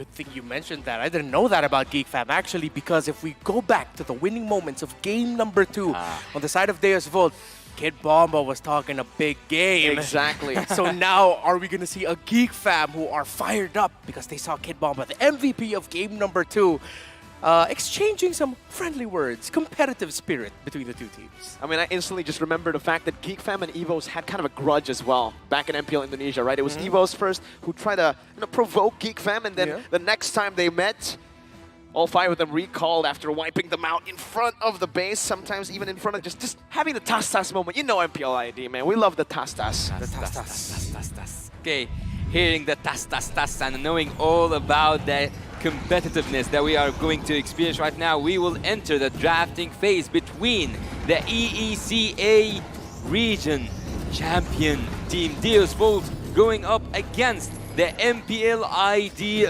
runner-up Team Geek Fam. And now we're going to be seeing a different story as these two teams switch sides. Geek Fam taking out the Baksha. Guinevere is the pick taken out by Deus Vult. Who will get the Matilda, the Faramis? Will we see those heroes banned out? Are the questions. With Bruno getting taken out by Geek Fam, he might be potentially setting up for a priority into the Nolan if it will be available for them. Guinevere respect as well, man. Instantly from Deus Vult, after seeing what happened in game number 1, they're going to take that straight away from Niall. When Niall is able to snowball in the game, whatever it's on, he can be on a tank, he can be on an assassin, he takes the game to his own hands, literally. And we saw that reflected in game number 1, 100% KP. Seems like he was dealing damage despite him being a tank. I actually like that Coach Fly Solo is holding literally a book. Like he have a book, not a paper for a single match or for a certain strategy. It's a book. So he knows everything that he needs to know. Meanwhile, Airpong's just there with a sheet of paper. That's what I'm going to say. It looks like there's a lot. No, wait, no. Is it 1 or 2 folded up sheets of paper? No, look. I actually got to see the face of it. It's 4 drafts underneath each other, and that's it. Oh. 4 drafts. So maybe the games they played before. Yeah, interesting. All right. Maybe they're scrims. Maybe that too. Speaking of scrims, actually going into this series and going into the main stage. Oh, Diggy getting taken out. Look at that. Oh, okay. I love this. Okay. I love it. Man, as an Indonesian, Deus Vult are converting me to Deus Vult. I mean, look at them. They have personality, man. You can really see that. And with the Nolan ban here, they're also taking out the aggression from the side of Geek. Speaking of respect ban, wouldn't you say that this is the most respectful ban? Oh. Okay. Minotaur. Sorry, it was just, I'm so surprised. Minotaur first pick right away. I thought Arlod would be a priority, but no, they take out the Diggy and it's like, no, we really just want that Minotaur. All right. Now that they have opened up with a Minotaur, Frederick, Bruno, they're going to go for super winning lanes. Bruno banned. Unfortunately, the Bruno's been banned out, but there's going to be another type of same style. You can go for the Brody, right? I mean, if it's not the Brody, it should be the Bruno. Bruno banned out this time, Minotaur. I think Frederick should just be picked up here with the Guinevere taken away already. But here comes the thing. You have the Minotaur, but yet you will play against his own ult. And you already, you take the Valentina and the Angela. I think Devo got the first, the highest, I would say, approach here. They have the odds going to their favor. Yeah, they have a good concept going for them going into the next phase because now Geek Fam are thinking about the marksman because anything that you pair up with the Angela will be happy. They could throw it back a little bit to a month and a half ago when Irithal was a hot pick paired up with an Angela.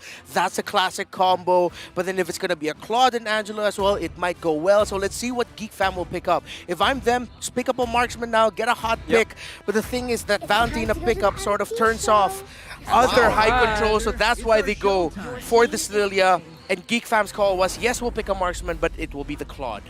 So no Fredrin. Their priority is in that mid lane though still, right? With the Lilia, you're trying to battle out that heavy emphasis from Deus Vult with an Angela and a Valentina to clear those waves, to look for those winning trades. Lilia gets you a lot of that. With the Claude as well, looking to play into the neutral objectives. This is just signature Geek Fam.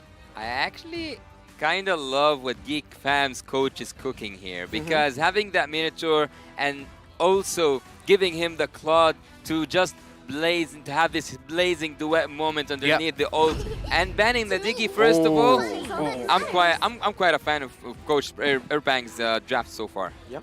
And now for Deus Vult, So their labor for this draft, we're going into the second phase where XP laners and junglers is what both teams will be fighting for here. As they take out the Phobias, they've learned somewhat.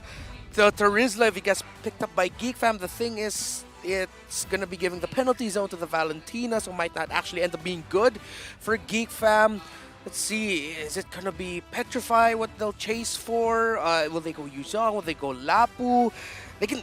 Okay, Luke's Paquito, how is it?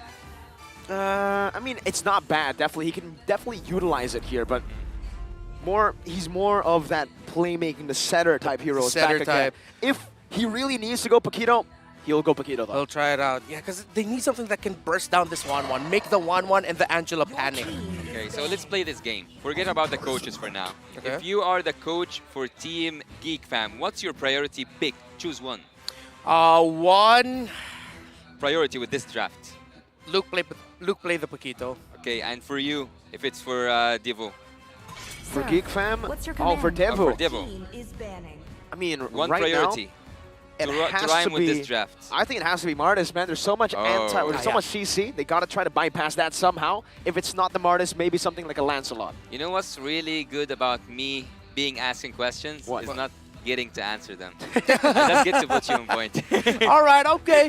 I see what you did to us there, Yasu. I respect it. I respect that game, but okay, if it's not the Paquito... Are you going to ask me? No. I'm just going to say, no. I'm not going to turn it around for you. I'm going to let you get your win.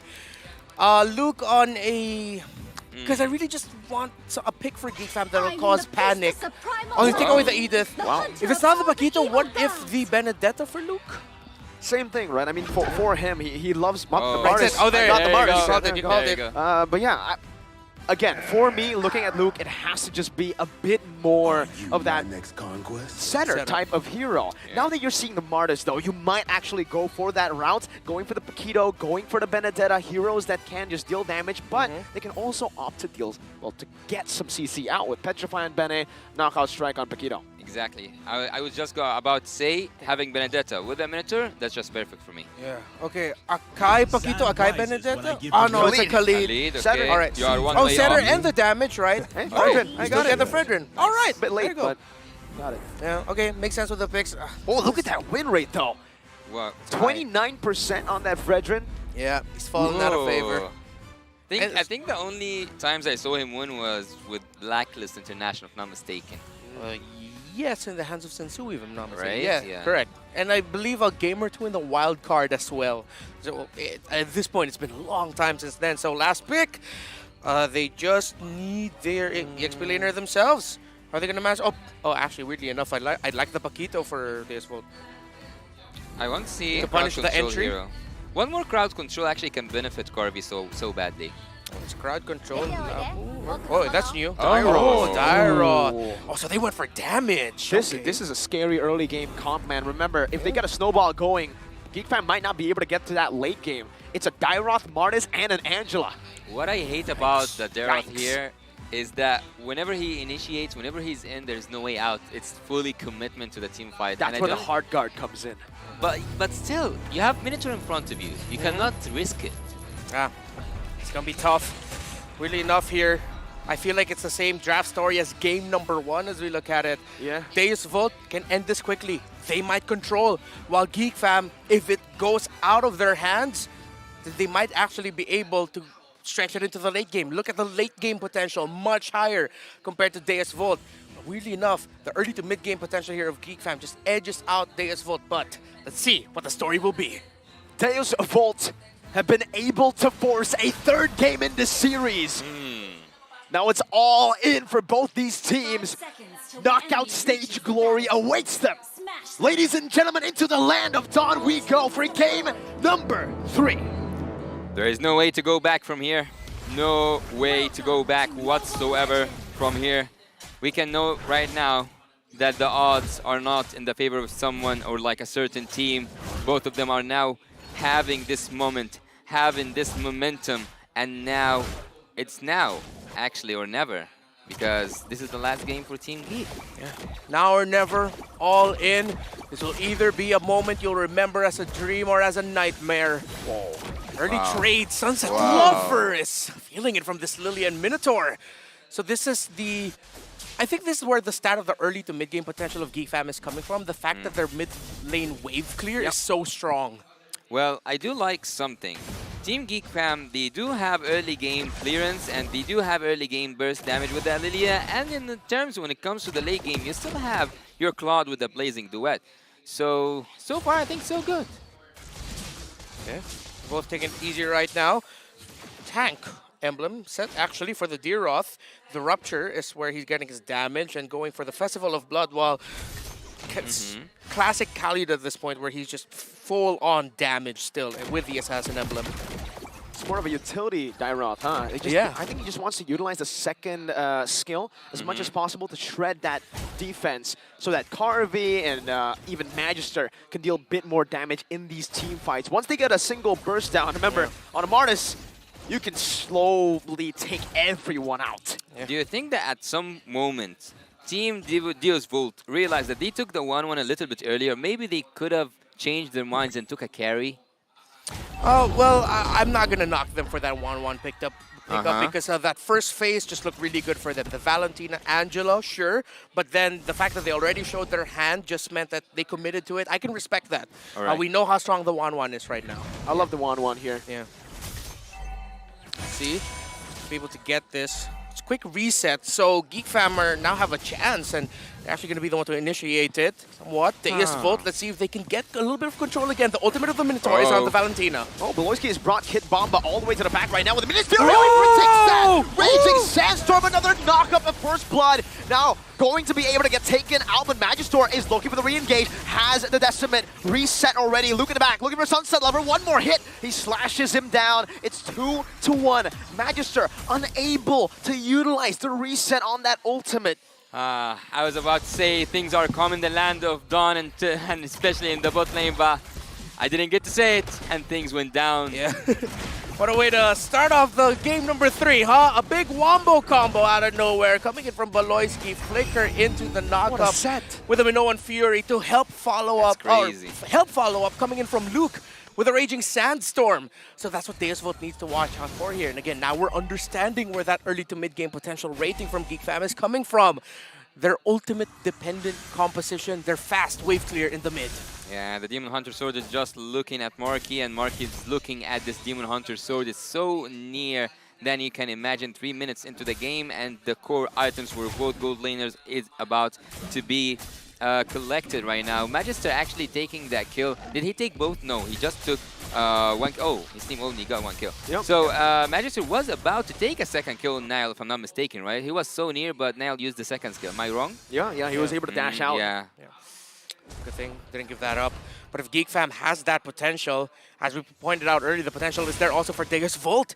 If Magister can find a good scenario to chain together all those decimates. So both teams have a lot of things to watch out for from the opposing team in terms of just being able to sweep up fights. If you're a Valentina, though, would you choose the Minotaur ult or the Black Shoes? Oh, I'd go for the Minotaur ult. Same. Because Get I that can set see up. that Valentina has stolen A-Boy's ult, not Beloyski. Well, it makes sense. For now, it helps you be a little bit safer in terms of being forward, in terms of clearing lane, because you can use the Black Shoes if ever you're put in a dangerous scenario. But later on, we'll see Sunset Lover really aim to pick up the ultimate of the Minotaur more. It's all about the timing, right? Yeah. With no neutral objective, the Black Shoes definitely serves a bit more of... it's more usable, right? Yeah, I mean, when you get exactly. ganked, when you get just poked down, but in the neutral objective battles, that's when the Black Shoes, that's why Lilia is actually picked up against the Valentina, because it's not that big of an ultimate that you can utilize to win you neutral objectives. Yeah, we'll see who will shine right now. I can see that Magister is being bullied away. He's being pushed away, zoned away. You can use the term whatever you want, but look, what's that damage? There's a lot of damage. He still has the regen, though, and Sawo is already hovering over with a hard guard. Beloy needs to find a good stun. That Sunset Level with Black Shoes. Minions Fury knocking up one member. Beloyski going to be taken down as well, though. It's going to be a trade right now. Sawo is able to pick up one more. Luke escaping. Sunset Lover splash of damage. One more hit. Luke survives it. One Sunset Lover with a flicker forward. Finding another. Who's its worth? Wait, Marky gets a turret. Marky gets a turret. That was the trade. What's it worth for? Well, that's why the Geek Fam was lacking the damage, because they as well committed their marksman into going into that fight and joining it. Hence the 3 kills, hence that big win. But Geek Fam, again, they're sticking to their idea from game number 1. Play the macro, take it easy, nice and slow, and then we'll find a way to turn it around. We have to commend, though, Deus Volt's turn in that fight. The discipline that we were asking for, we're seeing more of now. I like what I'm seeing so far. Both teams are balancing everything in terms of the gold, even the trades. Look at the turrets. I love this game, man. I love this game. And actually, both of these teams so far, ever since the game number 1, and they have been battling it out since minute 1. Another knock-up. Sunset Lover, if he gets forced back, that's onto the midst of the team. Luckily, Sunset Lover was able to just dash out to safety, but good backup instantly. The response from Deus Volt has really changed from game 2 to game 3. Yeah.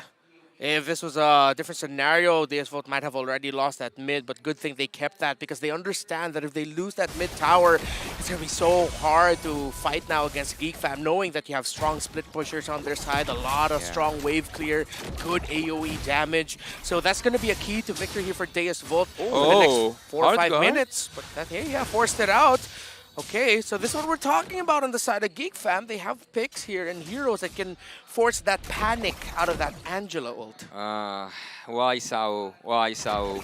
You are 10 seconds away from the turtle, but yet that was his choice. That was his choice, not mine. So let's see. Better to be safe than sorry, right? Yeah. But still, I think that, yeah, I totally agree with you. If the mid lane turret is open, the vision around the map will be ridiculous for Team Geek Fam. It's a good trade in right now. Marky actually has a bit of prio. We'll try to utilize it here as the 1-1. Carvey has been forced up to that lane to clear it out. Nile won't even use the retribution here. He's going to try to look for even more across the enemy jungle, trying to invade the jungle of Deus Volt. Magister walking up. Yeah, I haven't seen Mortis get that zoned without even trying. Have you, Raptor? I've seen it a couple of times too, but Kid Bomba already has a hard guard on him. Kid Bomba with a hard guard, able to dash forward. Now it's going to be a flicker defensively from Santa What? It's 1v4! Bro, and Kid Bomba loves those odds, the Abyssum Strike and the turnaround! Bomba! Going in for more, that's Magister now knocking them up. Oh, it's a boy with the black shoes onto the back, right onto Sunset Lover, but he falls into the Decimate, and Deus Volt pick up a massive win. Kid Bomba! Big brain, big other things from the young man to actually take that fight and say, I will take it to you. And Sawo says, I got you, boy. What a call there by Deus Volt. 1v4, man. Wow, speaking of big, we have the big boy Miracle also here on desk. Wow, that's a really big gameplay here. Marky, have he joined that team fight effectively? Yeah, he's 0-0-0. He's playing the map. He's the guy split pushing right now for Geek Fam. And it's been a while since I've seen that, or maybe I've actually never seen that. That's why I'm so shocked. The Deeroff with just a hard guard. He's using base damage, bro. He's just relying on base damage. Ooh. That's what we were talking about. This is what you mentioned, Mirko, the utility of the Deeroff. Like, if it's not going to be to shred armor, it's just going to be like, I am here to annoy you. So, having Kid Bomba, actually, all the games he have been so ineffective, but being on the Deeroff, I think he's going to go for a full tanky build, having also the Angela's hard guard. What the damage, man. Marky had to use a sprint. Man, the damage is insane. What's up with this Deeroff? He's a building tank. Wait, Marky. Sunset Lover going forward, forced to use the black shoes. That's a win for him, man. He gets back to full HP. Marky has to recall, and the Lord has already spawned back in to the Land of Dawn. They're both so conceptually evenly matched that it's so hard to call it here. Both teams now trying to set up for that Lord. Geek Fam there. There's both here. Mirko, do the thing! Penetration. This Fury from both these teams is going to be Beloyski, who knocks Kid Bomba up, but he's able to get back. Marky now in the midst of it all with the Blazing Duet, dealing some damage. Kid Bomba tries to predict the BMI. That's a Raging Sandstorm, but Kid Bomba dodges away from it. He gets taken down by a boy with those glooms. In the end, it's XP for XP. Sunset Lover with a splash of damage onto Marky. Now with the BMI. Looking to reposition onto the Lord. It looks good right now. Still there. The vision is still there. They can go contest it. They can go. Deus Volt knows, but it looks good, really good right now for Geek Fam. But here comes Magister. Marky in the front, getting some poke in onto Carvey. No BMI, that's some info right now. More Oh, than the a coil knockdown! onto a boy. He makes it out though with the black shoes. Now it's Magister who's caught in a tough spot. Marky dealing damage, Sunset Leopard with the black shoes. So able to sustain right now with the amazing duet from Marky. That's an amazing grab. One more hit. Carvey finds all the weakness points, but he's not able to get it just in time. He kills him first. Beloyski with a knockdown. That's a Raging Sandstorm. Carvey slashed in the land of Dawn, taken out Geek Fam once again with a prolonged fight victory. What was that team fight? 1 minute and a half team fighting. Wow. Trade after trade. These two teams do not want to give up. They know what this means to them. Security for Knockout, security for M5, and the utility. Again, conceptually, they are so evenly matched. And these two teams are putting on a show by showing that. But Geek Fam are rushing the Lord. They're blitzing it without their jungler, and they've done it. They've snuck it under the raw Deus Bolt. Or maybe they knew, but they just didn't want to contest. That's what happens when Marky signs into the conversation. He came in with the blazing duets, dealing a lot of damage, and now even taking the Lord in a blink of an eye. He's treating that Lord even. It looks like he was a Lunox at some point. Yeah. Bomba, bomba. Is he gonna? Oh, all right. He's teasing. I thought, yeah. I thought so too. It really looked Bada like boom, it. boom, boom. But Geek Fam had a question. How are we gonna get this Lord? And Marky coming in with the solution. It's like, dude, let's just take it down. It's okay. And with a great positioning coming in from Geek Fam, they now can utilize this. How well can their macro translate into this? A push, the first big one, with the first big Lord. Wow. There's no big difference in terms of the goals so far. Right. Team Geek Fam are so close to Team Deus Volt. It's just the momentum, man. It's just the momentum. Team Deus Volt, if they crash into this momentum, if Team Geek Fam got under their skin, they might just fall down. But let's look up there. It's the first. Is it the first? It's the first Lord in the game, and it might be an end game if Team Geek Fam went and fully committed to it. And game might be a bit too far. They still have to push through mid here. Okay, Bomba. Ooh, flickers out. Wow, that was a tough flicker, to be honest. That wall's pretty thick. Yeah, that's a thick wall. That's like finding a needle in a haystack, what he did there. If that was was me, impressive. Yeah, that was incredibly I would have hit impressive. the wall. Same, dude. I bet Yasu wouldn't have hit the wall. 6,000 points. 6,000? Actually, there's a trick to do this flicker, and I know how to do it with Lolita. Yeah. 6,000, bro. It's gonna be fine. So, looking here at the bot lane, I think that Marky, as you said, is just taking turret after turret, split pushing, and doing the pushing duty for Team Geek Fam. Increasing that gold doesn't actually matter to me at this point, because I think it's all about the macro skills right now. We have seen almost 10k difference, if I'm not mistaken, in the last game, and yet Team Deus Volt managed to find their way through and come back. Damage received is so high for Kid Bomba, but what I also want to point out is that his physical penetration is so annoying for Team Geek. Yeah, it's not every day that you get to see a Dairon taking the most damage. Dude, man, D-Roth and EECA is just built diff right now.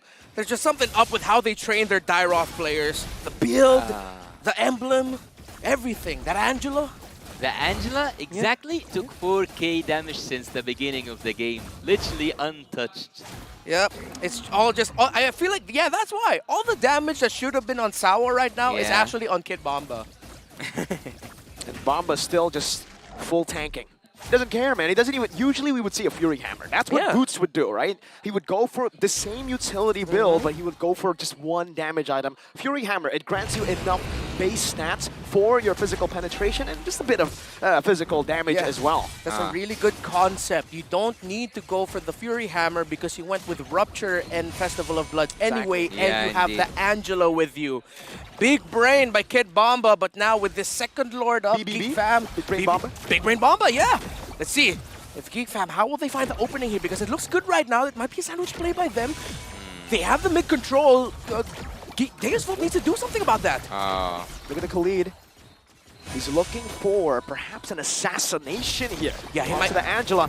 Kid Bomba, if he doesn't get the help of the hard guard here, he's going to be melted down just in time. And Kid Bomba's 1 HP. He barely gets out there. Beloyski now posturing up. Marky walking up now, getting splashed by a big splash of damage there. He's going to be taken to a quarter of his HP. The mid lane still pushing, though. The forced errors are still utilized by Geek Fam. Perfect execution of this Lord dance. He knows his limits. That's all I have to say. Deus Volt especially Kid Bomba. He knows his limits, and Sao not triggering that hard guard was genius. Yeah, he had to hold on. It was G. It was G. But G. Wait, we have Kid and a boy, right? Yeah. So there is a kid here and there is a boy here. Where's the man? Where's the... Oh, one of them. One of them has to decide to be the man for their team. As Geek Fam didn't forget their basics. Minions, minions. That's what they did. And now they have this Lord threatening a push into the base of Deus Vult. Up to Malefic Roar's Carvey. Whoa. Beloyski, that was so far up into the base turret. They've gone 2 base turrets this time around, and they're actually playing in a bit more discipline than they did in game number 2. Oh, they're going to go for it. Sunset Lover forced to use the black shoes. The blazing duet going to be used up right now by Marky. Jumps back to the BMI. Minions Fury opening it up, knocking Kid Bomba and Carvey, but they're still able to defend for now. Sunset Lover dashing front and actually zoning Geek Fam. Geek Fam will now understand, hey, this is deja vu to game number 2. Let's back away real quick. Yeah, I love the spark we saw there. Did you see that Mortis just threatening Marky to go out of the base? Yeah. Get out. Exactly. The moment Marky saw that, Marta's like, I'm out of here. Yeah, I'm out. And Geek Fam really have learned from their mistakes. They don't want deja vu against Deus Vu. They just want to make sure they end this game. Deja vu, Devu. Yeah, you have to cheat that a little bit. You got to go kind of fancy with the pronunciation where you silently end there. I like it, man. That's very geeky of you, man. Yeah. Get it? Yeah. I like it. Yeah. We learned a bit from the Shadow Analyst. I wonder where he is. I saw him in the back. Oh, really? Yeah. Oh, you should tell Leo. He's dying always, for an autograph. He's always in the back because he's a shadow, you know what I mean? Ah, I see that. Sometimes he just howls for some reason. I don't know. I wonder. Something like that? Yeah. But I thought it was the sun. Was that a shadow? Oh. No. I thought it was you. It was not you. No, that was no. a Was it? Wow. I don't know. I constantly hear a lot of things I can't explain in my head. See Halberd, actually. Built up here by Marky. And that Deeroth, yep, still full That utility. looks to me at this bush. Bomba, Abyssum Strike now. Minions Fury knocking him up though. Magister still able to escape. He gets a good decimate to take him out, and that's going to be a combo. Kid Bomba shredded down, still able to survive. Ooh. The Bomba plays from Kid Bomba. What? Seriously, Kid Bomba, you gotta teach us some things, man. What are you on right now? And Deus Vult, despite them having their backs against the wall, I like that they're taking risks. That was very risky what they did there, but it led to them being able to get a kill onto Beloyski and just a little bit more confidence to move outside of their base, which they need right now as the Lord spawns in 3. 2, 1. Well, I don't know if it's safe to say or not, but this is the most enjoyable game I've been casting so far. See? It's so intense. Oh, Kid Bomba gets shredded down. Carvey gets the hard guard here, and that's going to be Nile who gets shredded down. The Lord is dealing damage onto Bomba, but with Carvey zoning the rest of the team, that should be okay. Bomba recalls a boy, and Nile has been taken out. How can they steal this? There's no retreat to be seen. Maybe Beloy can look for a miracle play with Marky. Unless Minions Fury coming down, they will decide to give it over. Magister secures it for Deus Vult. What a call there by Deus Vult. Sunset Lover coming in the clutch. He had the ultimate of the Minotaur and used it to send Geek Fam back, and now it's the Geeks with their backs against the wall. Back and forth. The turning of tables, the themes of this series continue on. And Deus Vult, they have their eyes set on the goal. Control for game 3. That was a straight push, man. They didn't care about any of the side lanes. That's also friendly fire here. We see that Sunset Lover, whenever he steals that Minotaur, and I would totally agree with you when you said that if it's up to your Reptar, you would have chosen the Beloyski ult in a blink of an eye. I would totally agree with you. Let's look here at the top lane. The Lord is still intact. They haven't been touched yet. Magister is setting up stuff. And on the opposite side of the map, Sao is looking at him, looking here. Who's gonna give it to? Is it Kid Bomba? Oh my god. Marky stepping forward there. Very, very scary. For Deus Vult, it's all according to plan. Kid Bomba with a zone into the front.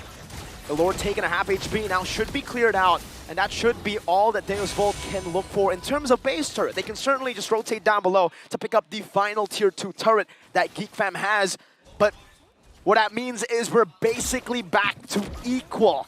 It's one base turret from each of the teams, maybe even more. There's Walt looking for the engage here, diving in the base turret, no problem. Beloyski would have been his Fury, but Sunset Lover finds the same thing now with Winter Truncheon as well. Oh! That's Marky with the Blazing Duet. Magic's going to be baited in all the way, buys the immortality in time. Does he buy the winner? Wow! Super fast hands, but the Raging Sandstorm cuts him down.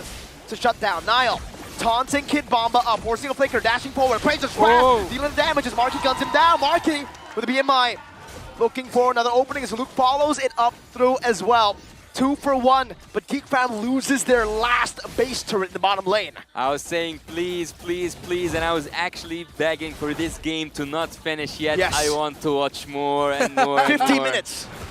50 minutes? I wouldn't mind, man. I would not mind. These two teams are putting on an absolute show. The timings, the buying and sellings of tradings of Winter Truncheon. Actually, Beloyski had one built on him when that sequence started. If I'm not mistaken, he just wasn't able to press it in time. I believe the play for Beloyski was that he wanted to bait out some abilities, pop the Winter Truncheon, but no. Geek Fam, they're pushing forward. Look at them.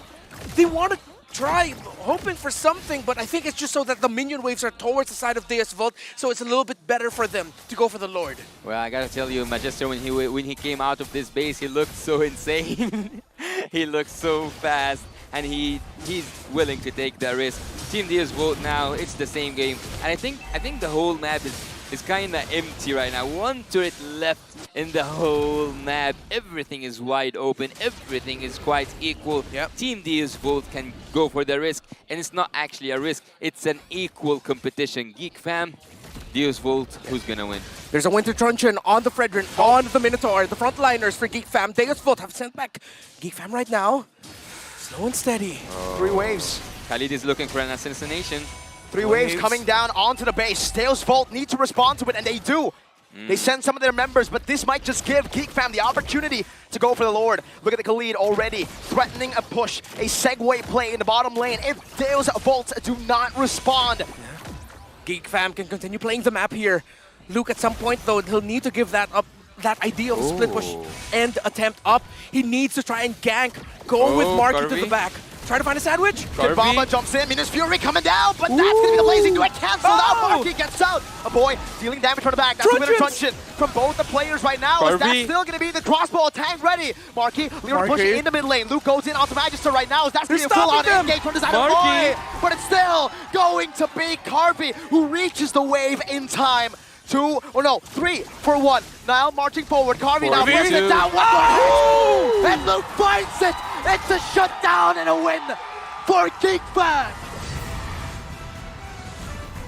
Once a geek, always a fam. Now they get their moment. Now they get their moment. Whoa! What a cold moment, Geek Fam are from sending Deus Vult back. It went from cold to hot real quick. You can see the taunts live on stage. It's getting heated in M5, and it's only just the beginning. Yasu, Reptar, we've got a whole lot of heat to deal with tomorrow. What a showing by these two teams. A round of applause for Geek Fam and Deus Vult. Wow. What a performance, what a series by these two fierce competitors. But Geek Fam triumph, Geek Fam shine, and look at Beloyski. Oh my God! Where is the spirit? Where is the spirit, man? That's the villain arc. That's great for you. All right, I think we're going to the stage here, Yasu. We're going to the stage? All right. Oh, man. Let's go together to the stage to get a sense of what's happening, Geek Fam. Let's go together and see what do they have to say.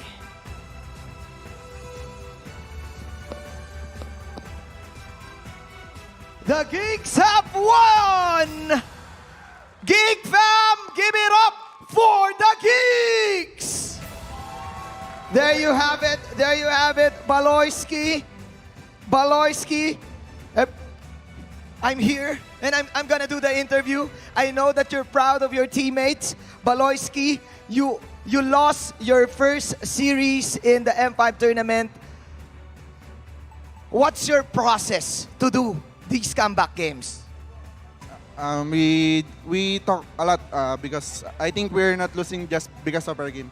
It's because of our problem. We just try to fix it, and our coaches help us to prepare for the upcoming matches mentally and strategically. It's because of the back end help. All right, all right. We still don't know yet. We still don't have any updates regarding your placement. We still have no final updates. But then again, you managed to win your last 2 series. Welcome back to the PH, Baloyski. Now, this is a funny question. What is the first Filipino food that you gave and you ate, and all of a sudden, you guys won all of your games? After we go in Philippines or because of we win? Because of the loss. Yesterday we ate turon. Yeah, turon. And they like it. Okay. Turon is the key. Turon. Banana split is the key. All right. Let me call on Marky. Marky, come over here, Marky. The solution. Hello. That game was tough. What can you say about Kid Bomba's Dairot pick? Okay, you can speak in Tagalog. I will translate. Come on. Ano po? Malupit siya eh. Parang jabomba eh. Malupit. Idol. Okay. Marky said Kid Bomba is the bomb. He is the bomb. All right. Marky, this is your second M series together with Baloyski. How is it different this time? Siyempre, yung mga ka-team ko po, iba na. Tsaka ano po, mas masaya po. Kasi siyempre, na-try namin ibalo yung ibang ano rin eh, ibang lahi eh. Tsaka ano po, may thrill yun. May thrill sa amin yun. Okay. For him, there's more thrill.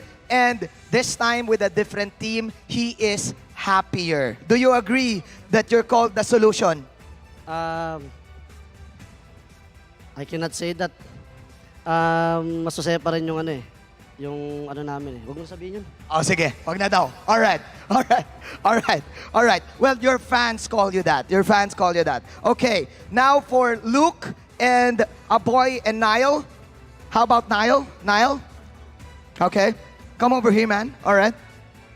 Okay. Niall, how about you? This is your first M series. How's the atmosphere so far?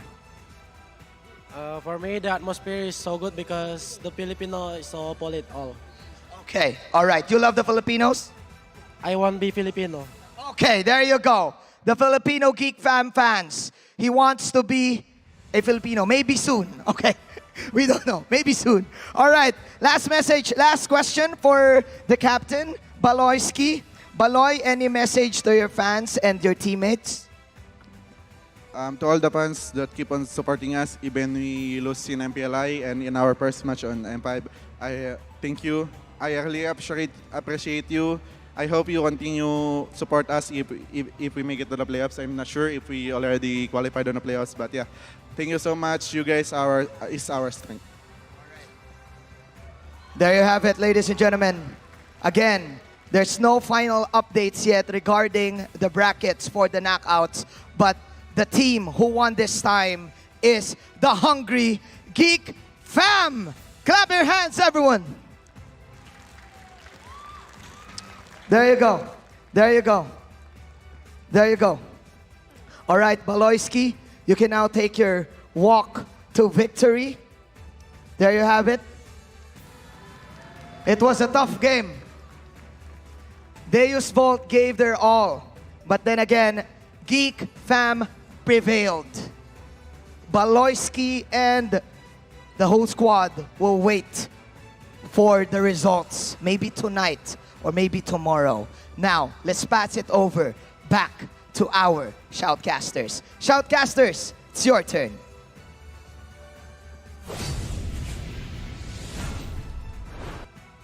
After we got a taste from how does the stage looks like, and we have seen a spark there, I heard from you, Mirko, during that, let's say, break here on the desk, that this is the first time for E-Boy to break out of his silence. Yeah. A boy is usually the quiet one. He's literally the Alright. Santay aja, bro. Santay. I mean, Oh, technically the whole team is, but remember what I told you in game number 2. If you provoke them, they're gonna get real mad, and we saw that literally. Yeah. We saw that happen, and wow. We posed the question between Aboy and Kid Bomba. One of them has got to be the man, and Aboy got the last laugh, becoming a man, the man. One of the main reasons why Geek Fam won that game. But let's see who the MVP will be. Well, speaking of the man, let's see who is the man of the action, who is the most valuable player. The MVP for this match is... Oh! A-Boy! Of course it's him. He is no longer an A-Boy, he's a man. He's a man. He's a man. I've been using this joke so many times in MPLID, but since it's the first time in M5, it's fresh. It's fresh, and we can continue it for, well, until the end of M5. You know what? Let's just go for it. 6-3-5 on the KDA. And you could really see the Lilia, his placements of the shadow energies on the floor really just maximizing the damage you can dish out on the Lilia and actually making Deus Vult think twice about committing, because every time, especially there near the end of the crucial fights, as we look at the highlights of Aboy and Geek Fam, when Deus Vult wanted to commit, they go into it not fully healed because they've already taken a lot of damage from the Lilia. I know this is an unfair question, but when was the turning point? And it's an unfair question because there was a lot of turning points in this game. I'll answer that question with another question. All right. Which Reptar will turning point? Because there were so many Yeah. moments where it was both side, the gold lead, and then it turned over to Geek Fam's side, and then it went back and forth the entire game. I think a lot of the turning points we have to talk about is around the objectives, because now we got to see a little bit of the edge that Geek Fam has with their experience and how they play their macro game, taking care of the minion waves. But Deus Vult, they really showed off here their expertise when it came to team fighting, when it came to winning around the objectives. But that little difference of Geek Fam just handled the minion waves a little better, ended up becoming one of the main reasons why they won this series. As you look into the last major Lord fight here, the damage coming in from the Lilia, what Luke was doing, going for that sandwich play, managing the minion waves, meant that Deus Vult had to look at two things: the fight that was happening and the minion waves and potential split push that Marky was dishing out. Minion wave management around objectives, you must never forget that. Yeah, and at some point, Team Deus Vult had a glimpse of how will winning look like, but yet they snatch it out. Team Geek Fam take game number 3. What an impressive showing. EECA, they talked the talk. Even though they lost the series, we have to say, Deus Vult, they walked the walk. They almost won that. We got to respect them, definitely. That was a statement. Yeah. EECA has improved. We asked that question earlier before the match begun. And yeah, we saw that improvement live, taking the first runner-up of MPLID, a major region in MLBB, to a full 23 minutes where it came down to the last line. Yeah, and if there's something I can say for sure, EECA have upped their game, and not just that, they have came here prepared. Yeah, the preparation here was evident. They're drafting on point, but Deus Vult look like the type of team that will quickly adapt. I'll be excited to see how they adapt in their next series, but now Geek Fam, their fate is no longer completely in their hands as they've played their last game here in the group stage. They now just wait, as we mentioned. But looking at the items, of course, again, Geek Fam taking a page out of Deus Volt's book, the Winter Truncheon priorities. That double Winter Truncheon there in the end was massive. Things change around, but the sandbag is the same. Kid Bomba. Yeah, so how he played this deer off is something else, man. It was amazing. Amazing, exactly. Rupture, Festival of Blood, Tank Emblem, but you have the Angela, so you don't build the Fury Hammer. Great concepts and great execution by Kid Bomba and Deus Vult. But Miracle, would you say that A-Boy getting out of his, let's say, comfort zone looked like... How was it feel? How did it feel for you? Like, when you see him play or like have this aggressive reaction? Taunting, for sure. It showed me that he's human. He's not a bot, right? I mean, usually he's so chill, he's so cold, just like a robot. He just, anytime it's heated, he'll just be the one sitting there or chilling. Like, everybody else is taunting, you know, emoting. Yeah. He's the guy who's just chill on the desk. So it really shows you that M5 has gone to him, man. The heat of M5 playing in a world championship for the world championship title. It gets you. Yeah, and again, we pose the question all the time, which team will be better than great? And if being better than great means you coming out of your comfort zone, really letting that passion and fire come out, then yeah, let that come out. Yeah, if that's how things will go from now and on, I am digging into it. Well, let's go ahead and conclude this series. This series has been one of the most interesting series so far in the M5 group stage. So close to a time where we didn't even want it to end. But again, once again, we have to remind you that M5 is powered by Moonton, presented by Kadia, our global presenting partner, supported by ROG, our official gaming phone, Grab, our official super app partner, and Secret Lab, our official chair partner. Up next is the final match of the day number 4, between the back-to-back MPL Indonesia champions, Team Onyx, and the champion of MPL MENA Triple Esports. You don't want to miss it. You don't want to miss this action, so stay tuned. The M5 World Championship group stage will be right back within few minutes. And message real fast, please be gentle on Triple Esports. Get a breather. Let's go.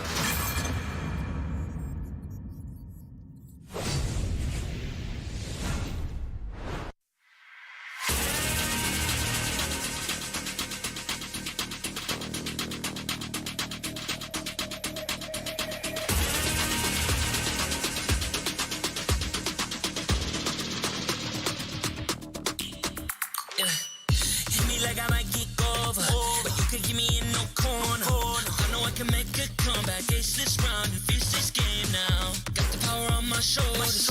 Yeah, you know that I'm a soldier.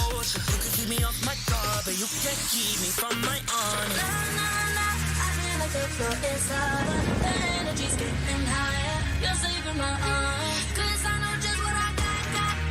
I got you like na-na-na. And you know I hold the power. This feeling I love. Oh yeah. Making my grind good to great. So don't stand in my way. Standing tall and I won't fall over. We are better than great. We are better than great. We stand tall, won't run away. We are fun, nothing gon' change. Great. We are better than great.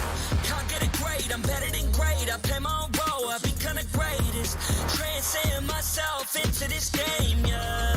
I feel the power to dominate fate. Championship mind, no time for the weak. We start to the game, shout, reveal. Better than great, that's how we feel. I feel like the floor is lava. The energy's getting higher. You're saving my arms. 'Cause I know just what I got. I got you like na-na-na. And you know I hold the power. This feeling I love. Oh yeah. Making my grind good to great. So don't stand in my way. Standing tall and I won't fall over. We are better than great, girl. We are better than great. We stand tall, won't run away. We are fun, nothing gon' change. Great. We are better than great. If we stand tall and believe.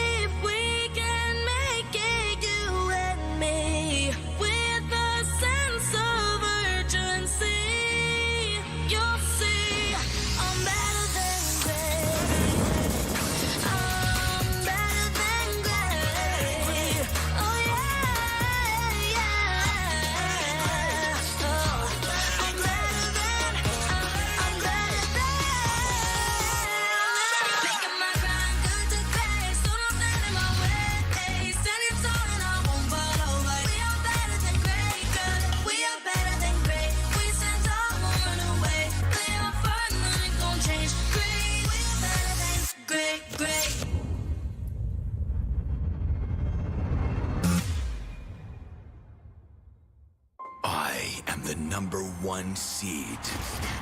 The champion of the arena.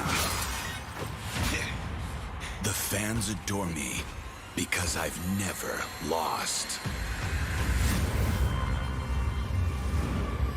Yet you are afraid. Afraid that you will lose everything.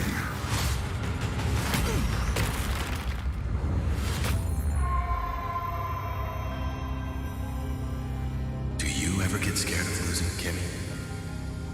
Well, big bro, I think we should cherish the joy and excitement of each game. Not who won or lost. That's right. I'll strive for victory, but I won't lose myself in its pursuit.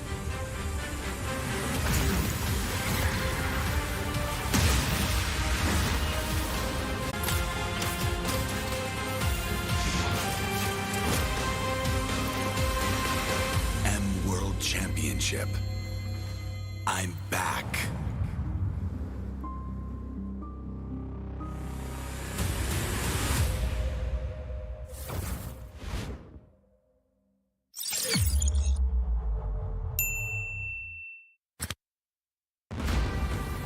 We are here at Gamers 8 to show that we are walking the walk. We have had amazing reactions, major idea owners, and a lot of potential partners and stakeholders coming in here and taking a peek. Gidea's cube over here has been the nexus of this zone. What I saw from the outside is very mysterious. You want to know what's happening inside. Felt like, this is an MMORPG, but R is not role-playing, it's real world.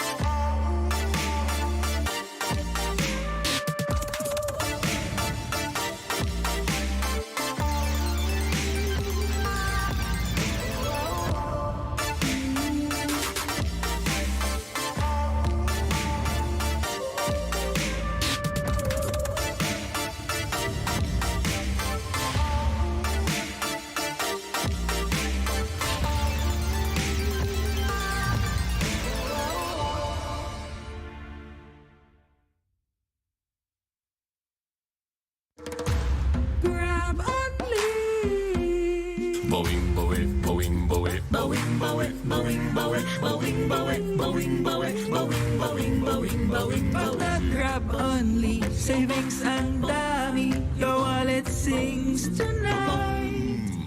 Laki ng bawi, pag nag-grab only, save 2 for alright. Bowing, bowing, bowing, bowing, bowing, bowing, bowing, bowing, bowing, bowing, bowing, bowing, bowing, bowing, bowing, bowing.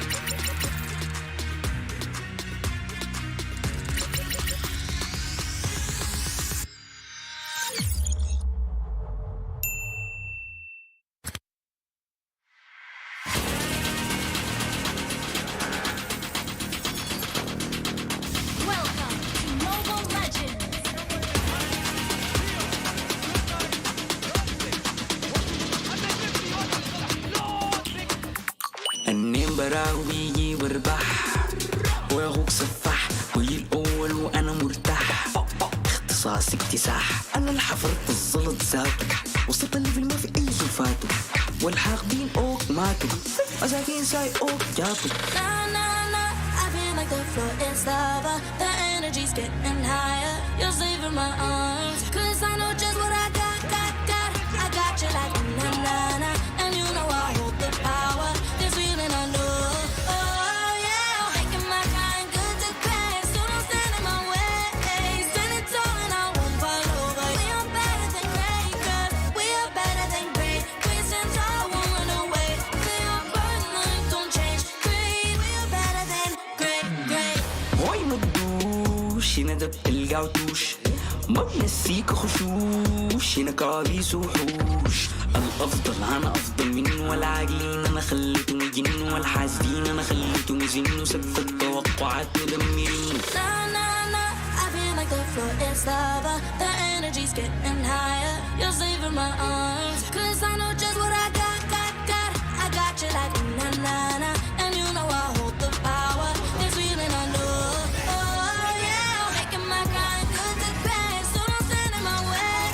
Standing tall and I won't fall over. We are better than great, girl. We are better than great. We stand tall, won't run away. We are burning like don't change. Great, we are better than great.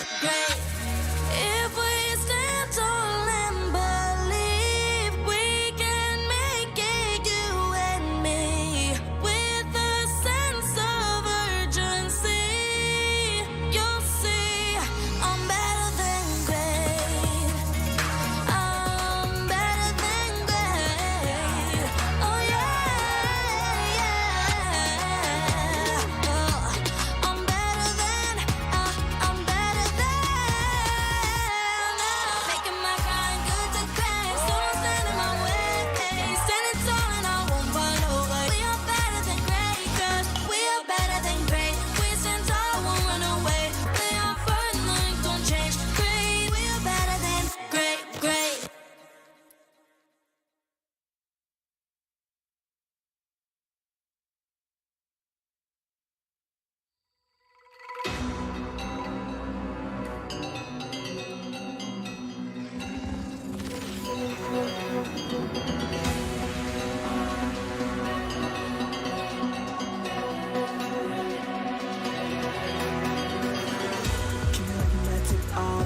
Kau tak bisa surutkanku Kau tahu kita akan bagi as this round versus game now. Got the power on my shoulders. Kau tahu ku sang petarung. Kau bisa buatku lengah, but you can keep me from my honor. I feel like the floor is lava. The energy's getting higher. You're serving my arms. Cause I know just what we got. I got you like na-na-na-na. And you know we hold the power. Cause we are better than great.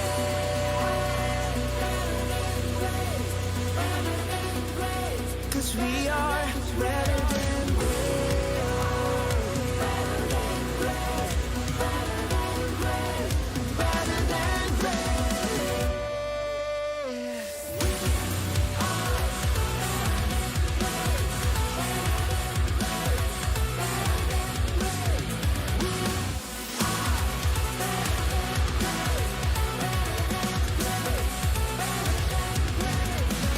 Taklukan yang hebat, aku yang terhebat. Apa yang malu, ku jadi terhebat. Transcend myself into this game, yeah.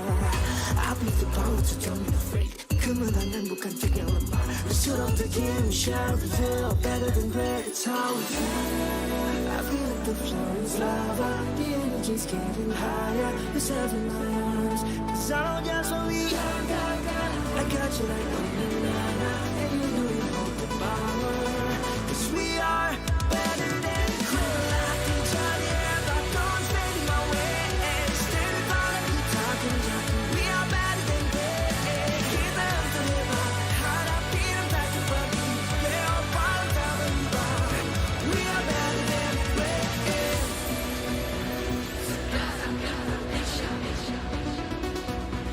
Cause we are better than great.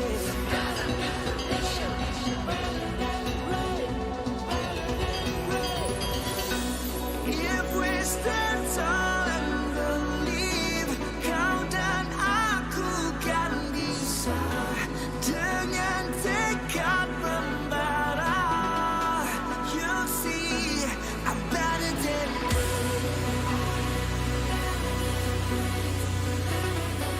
you'll see, I'm better than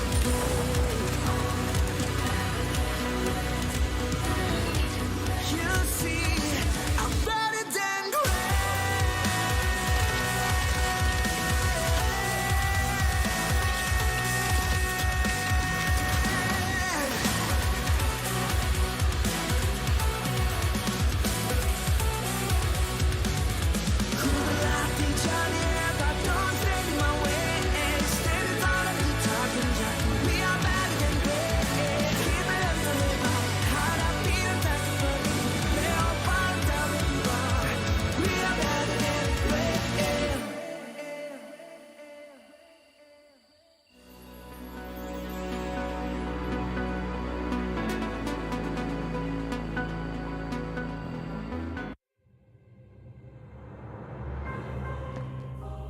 The Shadow Dragon was once my biggest weakness, but now it's my most potent weapon.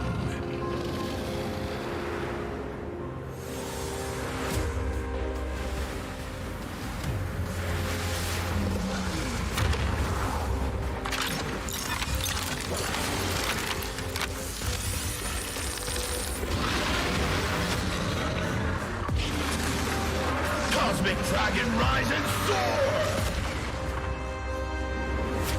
Dragon Stomp! Dragon Scales! Dragon Rush! Rise beyond greatness and seize your own destiny.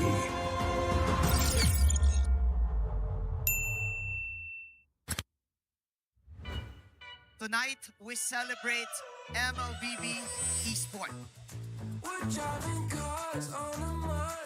Duda Kaldak! Duda Kaldak! This is the Suman Challenge. Go! May jao, may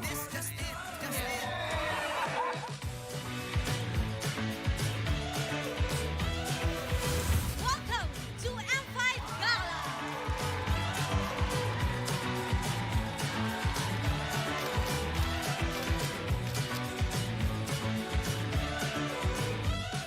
Guess the Hero Challenge! Lapu-Lapu, Iritel, Franco, Nana.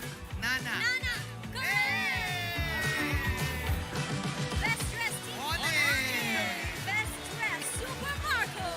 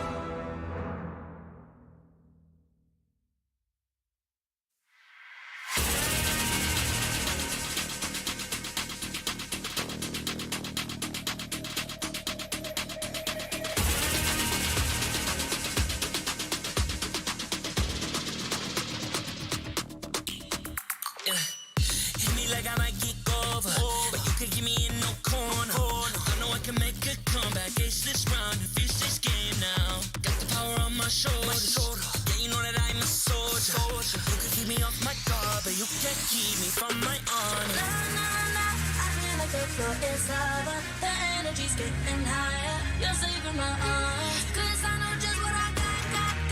I got you like na-na-na. And you know I hold the power. This feeling I love. Oh, yeah. Making my grind good to great. So don't stand in my way. Standing tall and I won't fall over. We are better than great, good. We are better than great. We stand tall, won't run away. We are fun, nothing gon' change. Great, we are better than great. Can't get it great, I'm better than great. I play my own role, I become the greatest. Transcend myself into this game, yeah. I build a power to dominate fate. Championship mind, no time for the weak. We start to the game, shout, reveal. Better than great, that's how we feel. I feel like the floor is lava. The energy's getting higher. You're saving my arms. 'Cause I know just what I got. I got you like na-na-na. And you know I hold the power. This feeling I love. Oh, yeah. Making my grind good to great. So don't stand in my way. Standing tall and I won't fall over. We are better than great, good. We are better than great. We stand tall, won't run away. Play our part, nothing gon' change. Great, we are better than great. If we stand tall and believe we can make it, you and me, with a sense of urgency, you'll see I'm better than great. I'm better than great. Oh yeah, yeah. Oh, I'm better than. Making my grind good to great. So don't stand in my way. Standing tall and I won't fall over. We are better than great, good. We are better than great. We stand tall, won't run away. Play our part, nothing gon' change. Great, we are better than great.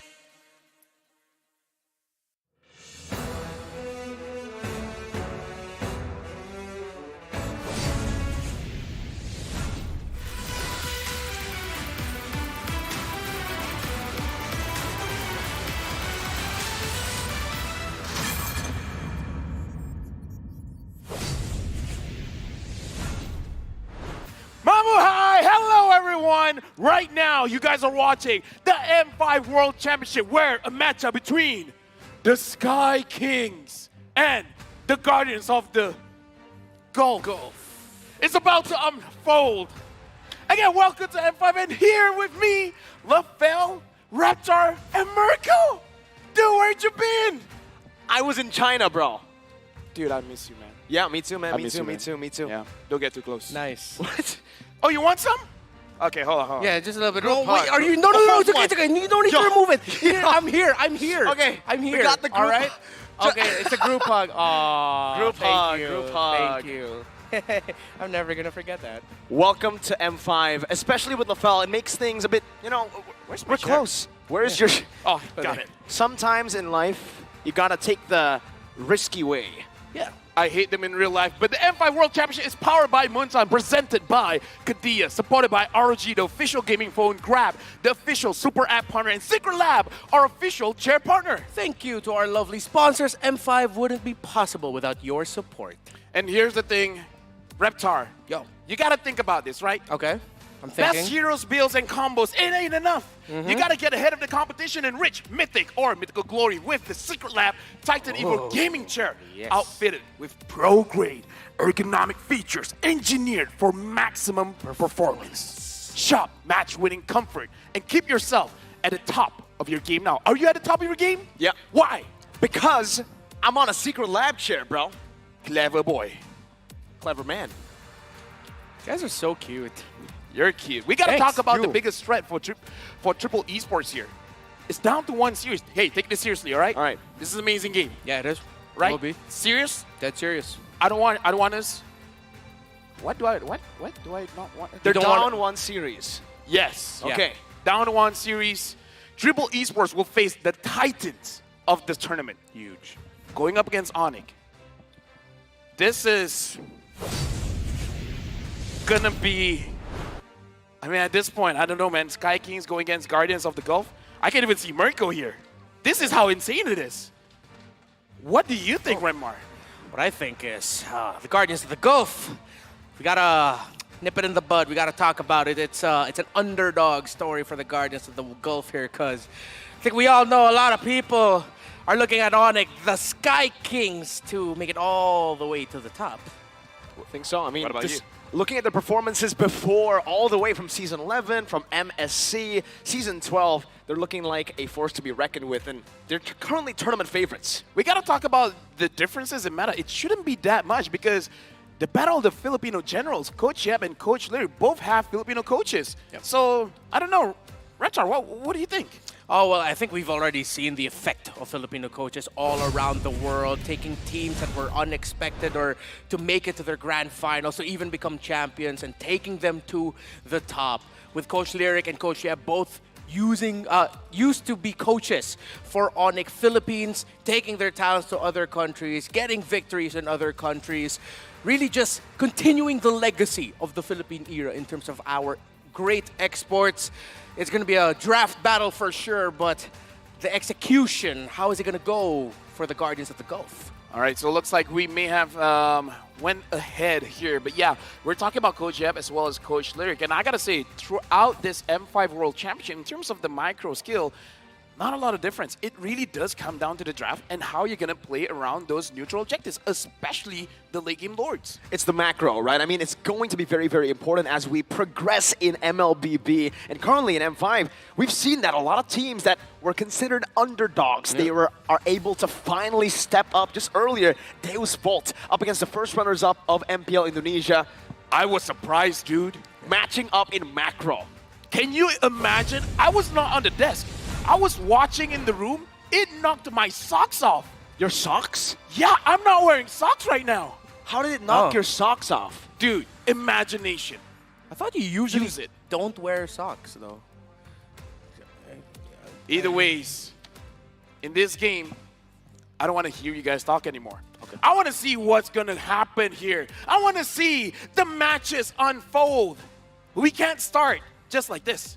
We need someone. Do you know who we need? Who do we need? We need the Marshals. And with that, the camera will soon pan. It will go to the stage where we will introduce both teams. But before that, to officiate the M5 World Championship, we have our Marshals making their way onto the stage. They are here to ensure the fairness and integrity of our games. Thank you very much, Rain, Wilbur, Shun, as well as Ivan, for making sure all of our players are receiving world-class help.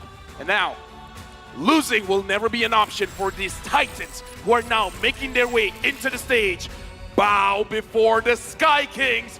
They are Onyx Esports. The Sky Kings looking to prolong their win streak ever since MSC. This is the winning lineup, 100% win rate. Facing the Titans are the stalwart Guardians of the Gulf. They're back with triple the efforts to prove their worth. All the way from Mina is Triple Esports. You're gonna need to triple everything. The effort, the gameplay, the execution. If the Guardians of the Gulf want to take down the Sky Kings and humble them down to earth. To guide the teams to victory, we have their head coaches and analysts. For Onyx, we have Coach Yeb and analyst Adi. For Triple Esports, we have Coach Lyric. There you have it. These two coaches now, let's see what Triple Esports have cooked up to go up against Onyx. Will it be drafting? Will it be a new way to move? What do you guys think, Mirko? What is it? Is it a pick or is it a movement?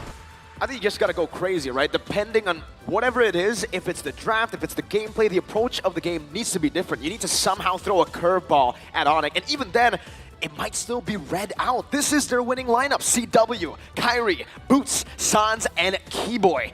Since Season 11, I believe, they've yet to lose a match. Dude, Onyx for now has been playing a perfect game. Yeah. At this point, when you see Keyboy just randomly using the implosion, it's really to show what's up. But what's up right now is Triple Esports, Sano, Tarzan, Sanji, Cuffin, as well as Troll. In this game, Sano, we got to look at it because he's subbing in. This isn't a lark. They're gold laners, so a lot is on his shoulders to perform. Yeah, a lot of pressure on his shoulders, but we also got to talk about Troll here. He prefers those ISO pick-off type heroes. Wait, that sort of reminds me of someone. Right, Kid Boy. Yeah. I mean, they both have very similar playstyles. We've seen that for a lot of the roamers who have qualified here, it's the flashy roamers. We have Zorn from Malaysia, Troll from Triple Esports, and also Key Boy. Even all the way from Cambodia, we got Boxy. All the flashy roamers, all the pick-off mechanic shine for these roamers. I mean, Mirko, I just have a question for you. I feel like we will be on the same page for Onyx. We know who's going to shine, right? Of course. Right? It's obviously going to be Keyboy. Huh? Wait, what? What are you talking about? Keyboy has been the MVP. I mean, like, okay, predictions all for Onyx, but how can you say Kyrie Keyboy has been amazing?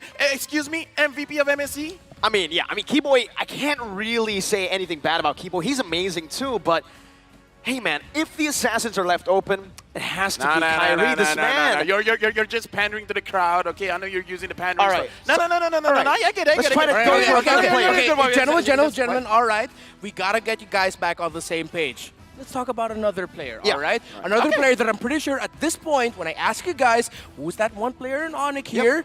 You've already mentioned one. All right, on the count of three. Okay? Yeah, sure. A different one. Okay. 1, 2, 3. Sans. Okay. Same page. We'll agree on that part. We'll also agree that the camera loves one player. Oh, CW. Okay. All right, Kyrie, I know. Yeah, we know that's Kyrie. Wait. Come on. I thought it was Keyboy. Boots. Gotta get your eyes checked, bro. Albert. Oh, yeah, I'm not wearing my glasses today. Yeah, you have glasses, don't you? I think I left it in China. He was the one who flew. You're the one. Oh, He's sorry. the one who flew there. All right, sorry. My bad. It's all good, man. It's all good. My bad. It's hard to think when you can't see, you know? I miss you, man. Yeah, man. Dude, I think he blushed when you said that. It sounded like he blushed when you said I miss you. It was so random, you know? Why? I mean, I'm blushing as well looking at the audience prediction. Oh, wow. Malaysia has a lot of faith in Triple Esports. By a lot, you mean 8%. No, but come on. Oh. Okay, There we go, That's man. what we like. There we go, Saudi Arabia. Show that love for Triple Esports. That's 6%, though. Oh, 6%. Man. The rest of the world. Nepal. Wow. 100%. An entire country. No hesitation. Cold-blooded. Okay, here's the thing. We want surprises, do we not? Of course. Always. Triple Esports, if they're able to beat Onyx, wouldn't that be loco? That would be pretty loco, right? Man. That would be very loco. Muy loco. I mean, is that the strat coming in? Going up against Onyx, do something that they don't expect. A level 1 5-man gang on EXP, who knows? Hey, okay, sounds good. You know what? Fine, let's go with that. You're the analyst. Yeah, crazier stuff like that, more unique stuff like that. We saw glimpses of that in Geek Fam versus Deus Vult, so come on, Triple Esports, they gotta quadruple the loco. Quadruple the loco. I like that. He's one-upping triple. One-upping? You gotta take it to the next level so Let you me can reach just the say, sky. You gotta be better than great. That was so insane. You sounded acoustic. That's Thank you. crazy. And with that, we're jumping into the draft where, again, we got to see something different here. Same old, might not cut it. Guys, take this seriously. Why are you being like this, Mirko? We're going into draft. It's time for the draft, and we're going to get straight onto it. Onyx on the red side, Triple Esports on the blue. Wanwan and Joy, wow. Instantly taken away from Onyx. Yeah. I respect that, man. You don't want to give the joy to Kyrie. You don't want to give them aggression. You don't want to give the Wanwan to CW as well. Because Chewek, Onyx loves playing with that Angela Wanwan combo. So, question for Triple Esports, pocket picks. Do you have any other than that Tom's? Onyx, are you going to show up another hero for CW after showing up the Harriet? A lot of questions. Gaze. So for now, Nolan, Joy, as well as Wanwan banned out by Triple Esports. A lot of high mobility heroes. Perhaps they want to force a composition coming in from Onyx where the mobility isn't that much, so they don't really have to use a catch composition, more of a setup composition. Limit as many fast-moving heroes from Onyx because they really are able to utilize that maneuverability, the mobility on the map to not just win out of these team fights, but mainly in the early game to get that snowball rolling. They're able to rotate so fast around the map to to create a ripple effect across the land of Dawn. My question is, Martin's getting banned out. That's very interesting. Are they looking for a potential Kadena here? That could be a possibility. Mid or roam will be the question. He gets turned around. That's surprising to me, though. A Faramis first pick. The Martis ban, by the way, going back to what Onyx did there, feels a little bit more like a respect ban. I feel like just covering their bases, but Onyx with the Faramis first pick, very surprising. They get the Navari and the Guinevere, 2 power picks in exchange. All right, so now again, we gotta have this conversation because Triple Esports, they're having the Faramis, one of the better heroes performing here in the M5 World Championship. Onyx getting the Guinevere as well as the Novaria. It already looks like Onyx, they want control of the Riverside. How can Triple Esports respond? Oh, well, Triple Esports here, they could go for a high mobility, can invade well Roamer, because if they do want to get a little bit more of that control in the mid, they already have one hero in the Faramis who does that really well, who can invade well. So for now, Triple Esports, I want to get a mobile Roamer, someone who can just show up in their face. Yeah, I think that's a good approach to this game right now for Triple Esports. They also pick up a Fredrin. That's quite concerning. Looking at the way that this matchup plays out, usually even before the patch hit, Guinevere was the response over to that Fredrin. You're able to get free retribution battles with the Violet Requiem. Now with the spatial migration change, even more so. Onyx, though, however, this is where it can get very scary for Triple Esports. The fact that they can flex the Guinevere into the roam, they can pick up something like a Marksman right now to get Prio in that gold lane. I thought they're gonna flex it in the end, but they flex it now. The Guinevere roam called out Fanny. Wow. Onyx Nice picking one, up bro. very Nice one. fast because my question, honestly, is that Triple Esports, they're showing team fight. Faramis, Claude, with the Fredrin, sure, the Claude can go to the side lanes and possibly end the game that way, but having the Fanny here now, if I'm a Claude player, I'd be a little bit afraid, no? Yeah, I'd be very afraid. If I'm Triple Esports, I'm sad now that my idea of, okay, let's just be defensive, play for the map, split push, they can't do that anymore with the Fanny around. So now Triple Esports are going to be playing into a composition that their first 3 picks are already very uncomfortable against. And this is why it's so difficult to draft against Onyx. They pick up a Guinevere, you expect it to go to the jungle, especially considering there's a Fredrin pickup. It's such a good matchup. No, they say, we don't need good matchups. We'll play through Flex and we will instantly ban out anything that can be a hurdle for this Fanny. The Hilda that was used many times to try to counter the Fanny. The Kufra as well. No bouncing ball. The only option left is Kaja. Dude. But will Onyx take it away? That's a bit risky. Let me just say, the praises you're giving to Onyx, I could have sworn they're BTR at this point. We gotta go for Triple Esports now. How do they fight this? Because again, looking at the Hilda, looking at the Kufra getting banned out, I kind of feel like at this point, maybe catching Kyrie isn't the best idea. What other options can they have to invade the jungle to make sure that he doesn't have a good time in there? A Khalid roam? A little bit too spicy for my taste. But hey, loco. You know what? Loco, You need to go loco. We'll go That's for the a bit loco. more like Goofy, man. It's not loco. It's not loco. Okay. Yeah, okay. If they're not gonna go loco, they can just go low or co. So low or cho. I'm sorry. That's what I'm thinking about. Because at least with a cho, you can show yourself up. Constantly get that vision, you know? Why are all the picks right now for That's Onyx a 2 so for perfect? me, by the way. 2 for me. Thank you. At least it wasn't a 1. You know what? We're seeing the hover for Edith as well as Paquito. Ooh, some good lockdown. I mean, Paquito is okay for the Fanny. Fanny, yeah. I don't know. Interesting. Oh, there it is. You're gonna Come call on. it. Come on. The It's loco. Cho. The locho. Locho. Locho. All right, you The got your boxer fist. gets picked up. Show up with your feet now. All There right. you go. Looks like Triple Esports, their composition want to fight. I'm hoping they do that because at this point, going up against Onyx, I don't know, is it a good idea to just fight head on? Because this is basically a front-to-back team fight composition coming in from Triple Esports. It's, is it too direct? Is it too forward? I think it's all right. I think it's really all right for Triple Esports. They have a proper pickoff in the early game. They have proper defenses. They needed that Cho, right? If it's not a Cho, they would definitely have to go for something like a Kaja. But knowing that there's a Guinevere, you go in, you're going to get engaged on. That Requiem will stop you in your way to pick off anyone. And now it's Onyx with a Tyrant. So they have so much physical power already with a Fanny. Add on the carry, and now physical defense shred with the Tyrant. That utility that we saw earlier from Kid Bomba. At this point, it might as well be true damage, man. Having the Dive on your team, yep. I don't know. The amount of damage coming in from Onyx is amazing. But here's the thing. If you don't succeed in dishing out that damage, if you don't do well early, it could backfire. Yeah, so Triple Esports, yes, I also see the idea that it is a front-to-back type of team fighting style, but I also see the other way of looking at it, that they can just try to play the map here. But it's going to be so much easier said than done. Again, that Fanny pickup alone in that first phase just sort of turned off the idea.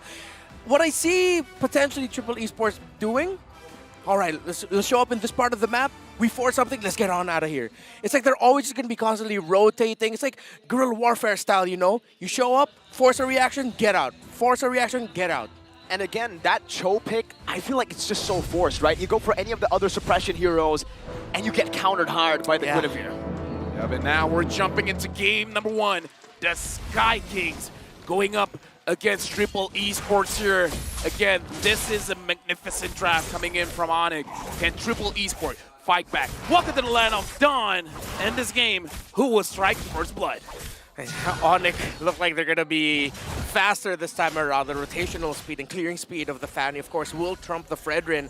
So now Onyx, they've drafted for fast. They drafted for early to mid-end. And so far, nothing's happening that's really going to disrupt that. My question right now, which lane can Triple Esport win? Can they win the gold lane? Can they win the EXP? Because as of right now, I don't know, looks like Onyx is winning those. Yeah, honestly, looking at it, the gold lane is winnable, right? It's going to be very hard because the carry definitely has a better time, I would say. But when you're a Claude user, it really comes down to a skill matchup every single time in your lane. In the mid lane, it's more of a non-trading kind of lane, because Nova is just going to clear it out constantly. They really have to utilize the speed they have. Oh, Sanji, what will happen to him? Gonna be dove on under the turret. That's a few cables. Not able to find the proper angle, and Sanji will survive. All right, let's just assume that Kyrie was showing a little bit of mercy there. Right now, looking at how the emblem setup is going to be, quite a few ruptures here coming in from Onyx, so it does seem like if they have the opportunity, they do want to go for those early kills. Fighter emblem. Fighter emblem, yeah. They want to go fast. So it's a different approach here. So they aren't leaning too much onto the idea that, okay, this one will be more utility, that it's just, we know our strength is ending this game quickly. Let's stick to that idea. That's what Onyx wants. So Triple Esports, they have to really study where Fanny is going to be rotating, where the members of Onyx are, because they can always just, again, counter against that. But Triple Esports, they're brave, man. They're taking it to Onyx. They want to heavily contest this first hurdle. It looks like Troll is looking at Kyrie, sees that he's doing the purple buff. They got to finish this up fast, and they do. Yeah. Good take for Triple. They try to deny away any sort of engagement. Now it's going to be Onyx who jumps in. Keyboy gets a good spatial migration, gets chunked, but it's only just a clone. Now Troll with Way to Dragon, that's a good taunt as well. Onto Kyrie, and it's Triple Esports who find the first kill in the game. First blood brought to you by Kidia. I mean, that's a good start, right? Because any kind of mistakes that you can catch from Onyx, that's amazing. Because you start small, you get that snowball going, and then eventually Onyx will crumble. Yeah, and that's one of the strengths of having a Chopic, other than helping set the tempo here, is that you can really punish the aggression that Onyx wants, sort of like this. Boy! Spatial migration canceled out. Now Troll looking for the kill. By the Dragon Flicker, a combo. What? It's a Keyboy. That's cold, forcing a Requiem in desperation. But on the other side, how's Kyrie? A level ahead, now jumps in on the Sano, blazing to win defensively now with the cutthroat as well. No! With an amazing outplay, and just like that, the odds turn around. Yo, this game is hype, man. All right, let's go. All right, this is a game. Triple, all right, I like what we're seeing from them. Again, the idea that I suggested, counter. Yes, you can be aggro in terms of getting info, but they're using the info well. They're punishing the aggression Onyx want. I feel like now we gotta call it as early. Onyx, you gotta start respecting Triple, man. Hey, we gotta talk about what Triple Esports has to do, because we've seen this time and time again. You get a lead, and then somehow you throw away the lead. How do they not throw away this lead? What do they have to do? Play it slow? Play it more aggressive? What do you have to do? Well, I like what they're going for. He's going for that counter punch, but at the same time, it's not really slow. It's just a little bit more defensive minded. They're getting the info that they need. They're finding a little bits of control. How? The gold lead Triple has 3 kills over Onyx, but seems like Onyx are doing a good job at... They actually got the goal lead back for a second there through what, farming? Yeah, sheer farm alone, the speed. Spatial migration into the Requiem. That's a good NetherRealm to provide some defense. Keyboy getting out. Boost getting chunked as well. Sanji now with a few punches forward and a knockout strike. Troll. Look at the zone. The opponent's away. Tarzan. Surgical precision. One thing that I do like that Triple Esports understand with that draft going up against Onyx is that they do have the priority when they want to contest for these turtles, and I like the non-hesitation. They understand if Kyrie wants to contest, it's going to be dangerous for him. So don't hesitate, just grab it. And at the same time now, Onyx are playing around the map. Triple Esports here. I like the pace that they're playing at a little bit, but now Onyx have sort of woken up. I like the rail. Keep going. Spatial migration, no commitment, no Requiem used up just yet. They'll try to utilize the side lanes, and again, sure, Triple are able to take the goal lead back, but the fact that it's kept at such a low amount, 150. Dude, my question is, who's grabbing the goal from Onyx here? Because some... It's CW, I think. Okay, it's either CW or Kyrie, because Kyrie has been invading the jungle, but if we look at the level difference, it's not really there. So even I'm hesitating. Is it really Kyrie, or is it just all CW? Well, if that's first sequence or second sequence there, CW actually got to maximize the energy shield. So that's a good amount of it, maybe around close to 250, around that.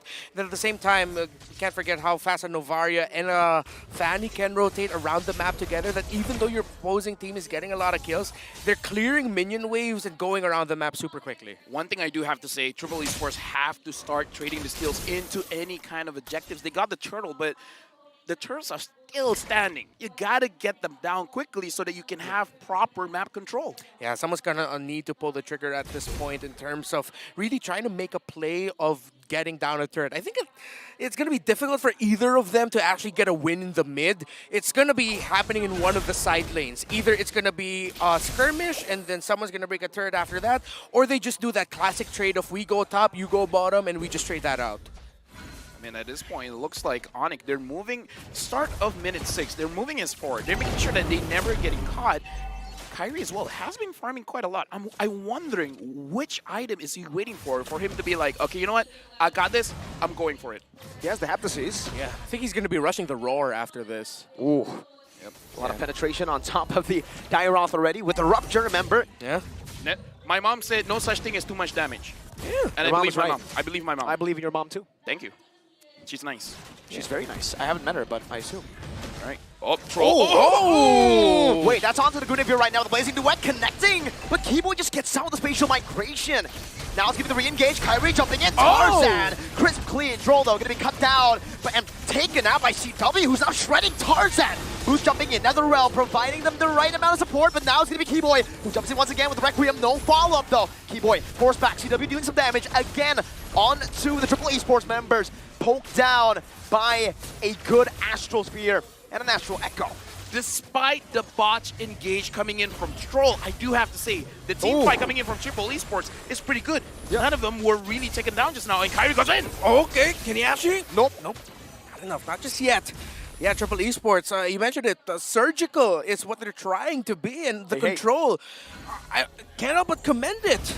Let's look at the items, of course, more defensive there for the Fredrin, crazy, well, up to a Dreadnought. So they're really also rushing items to reduce the physical damage output of Triple Esports, still respecting it. Interesting for me is the Bloodless X coming in from Sanji. We don't usually see that build all that often, Not even just the Bloodless, not just as a build, but like just the item in general. Yeah. Usually you see a Hunter Strike. Yeah, I don't remember the last time I saw a Bloodless Axe. So, okay, I think they really just want a little bit more sustain, rather. But the he wants to 1v1 Kyrie?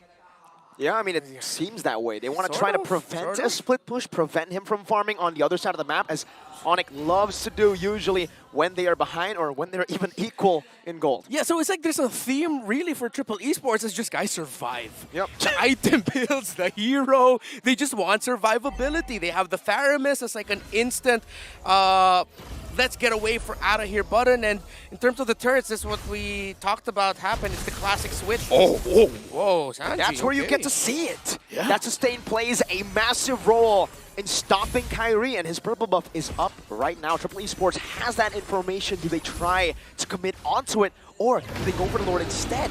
I gotta say, so far, they've been ignoring that purple buff all day long. It's like they understand, okay, it's up, there's something else on the map, we're gonna get something else on the map. But as I say that, they're not really doing anything. They're just staying in mid. Yo, they're canceling all the recalls. Now it's a Violent Requiem with the spatial migration. Wow. Great Netherrealm by Cuffin right now, but it's still gonna be a snipe down from Sans. Sano blazing to CW to be taken low, but he's still gonna be able to dish out some damage. It's a 1-for-1 trade in the end. CW for Sano, and Boots falls as well. Kyrie looking for the assassination. Tarzan recalls under the safety of his tier 1 turret.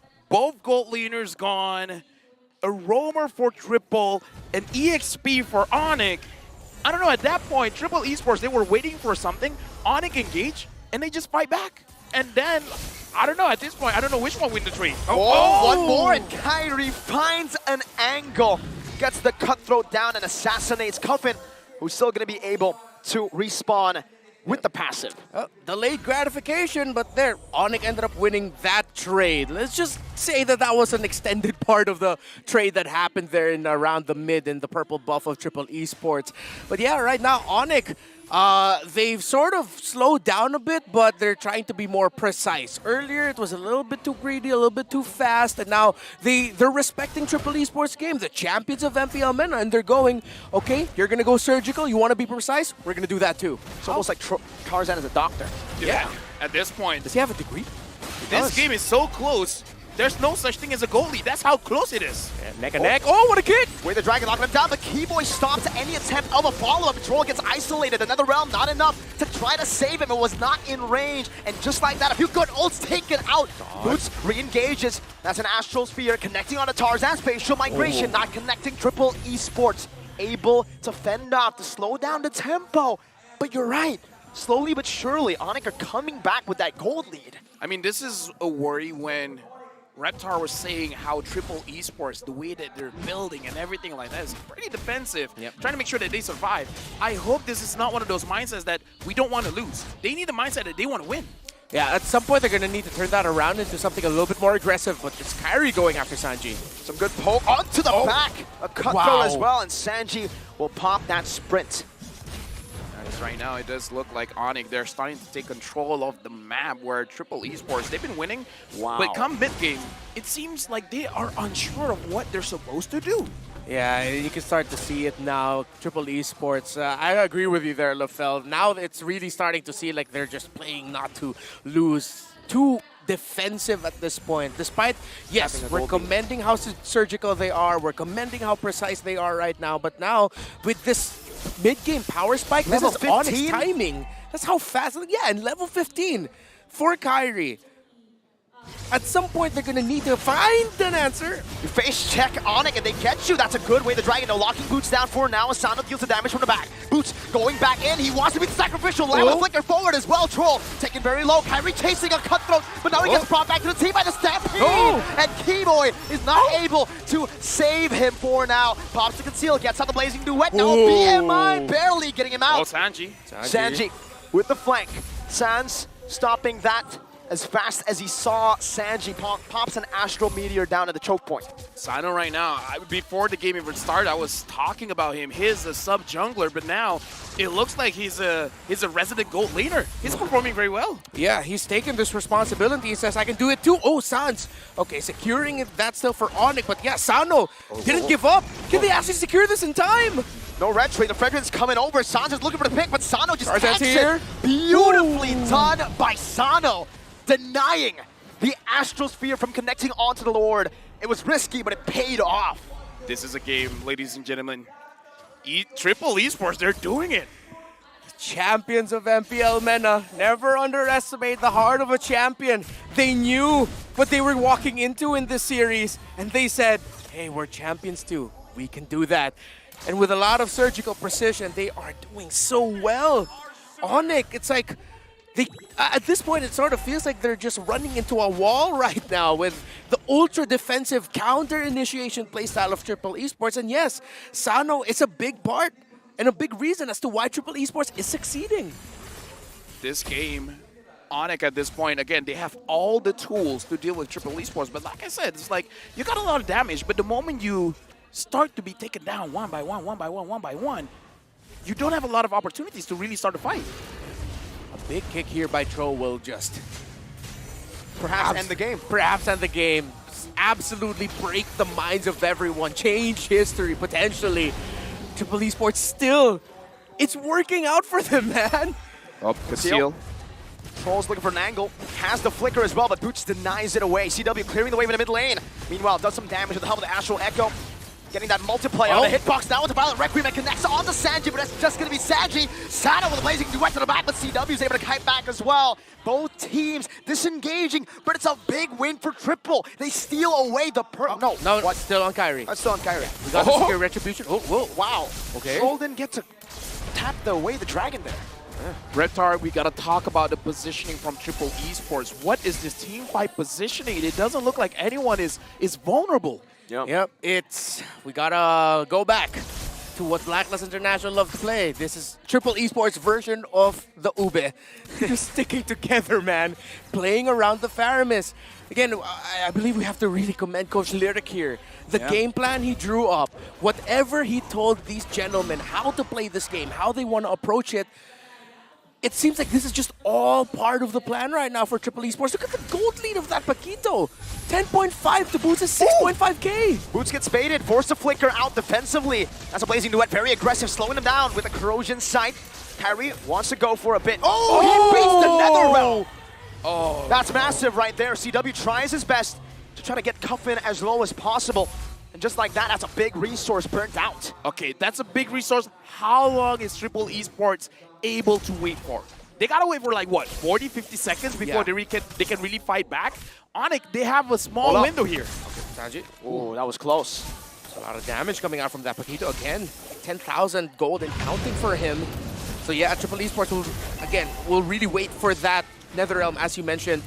LaFell, Triple Esports still trying to get that information, trying to get spacing around the map. They're gonna leverage that Paquito, constantly showing himself at the bottom portion, but Onyx are answering it. They're sending Kiboy alongside Kyrie. Let me just say, this was not on my bingo box here. Triple Esports now 2,000 gold lead. They're controlling the Lord.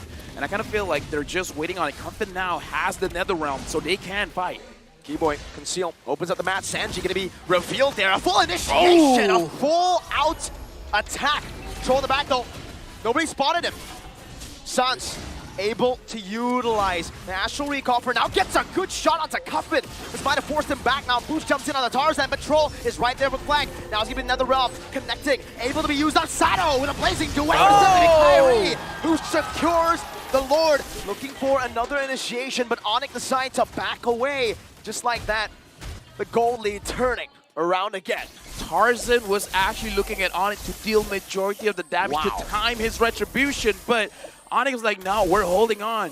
And it forced Tarzan to use the retribution way too early, making it easier for Kyrie. Yeah, this is how close this game one is, folks.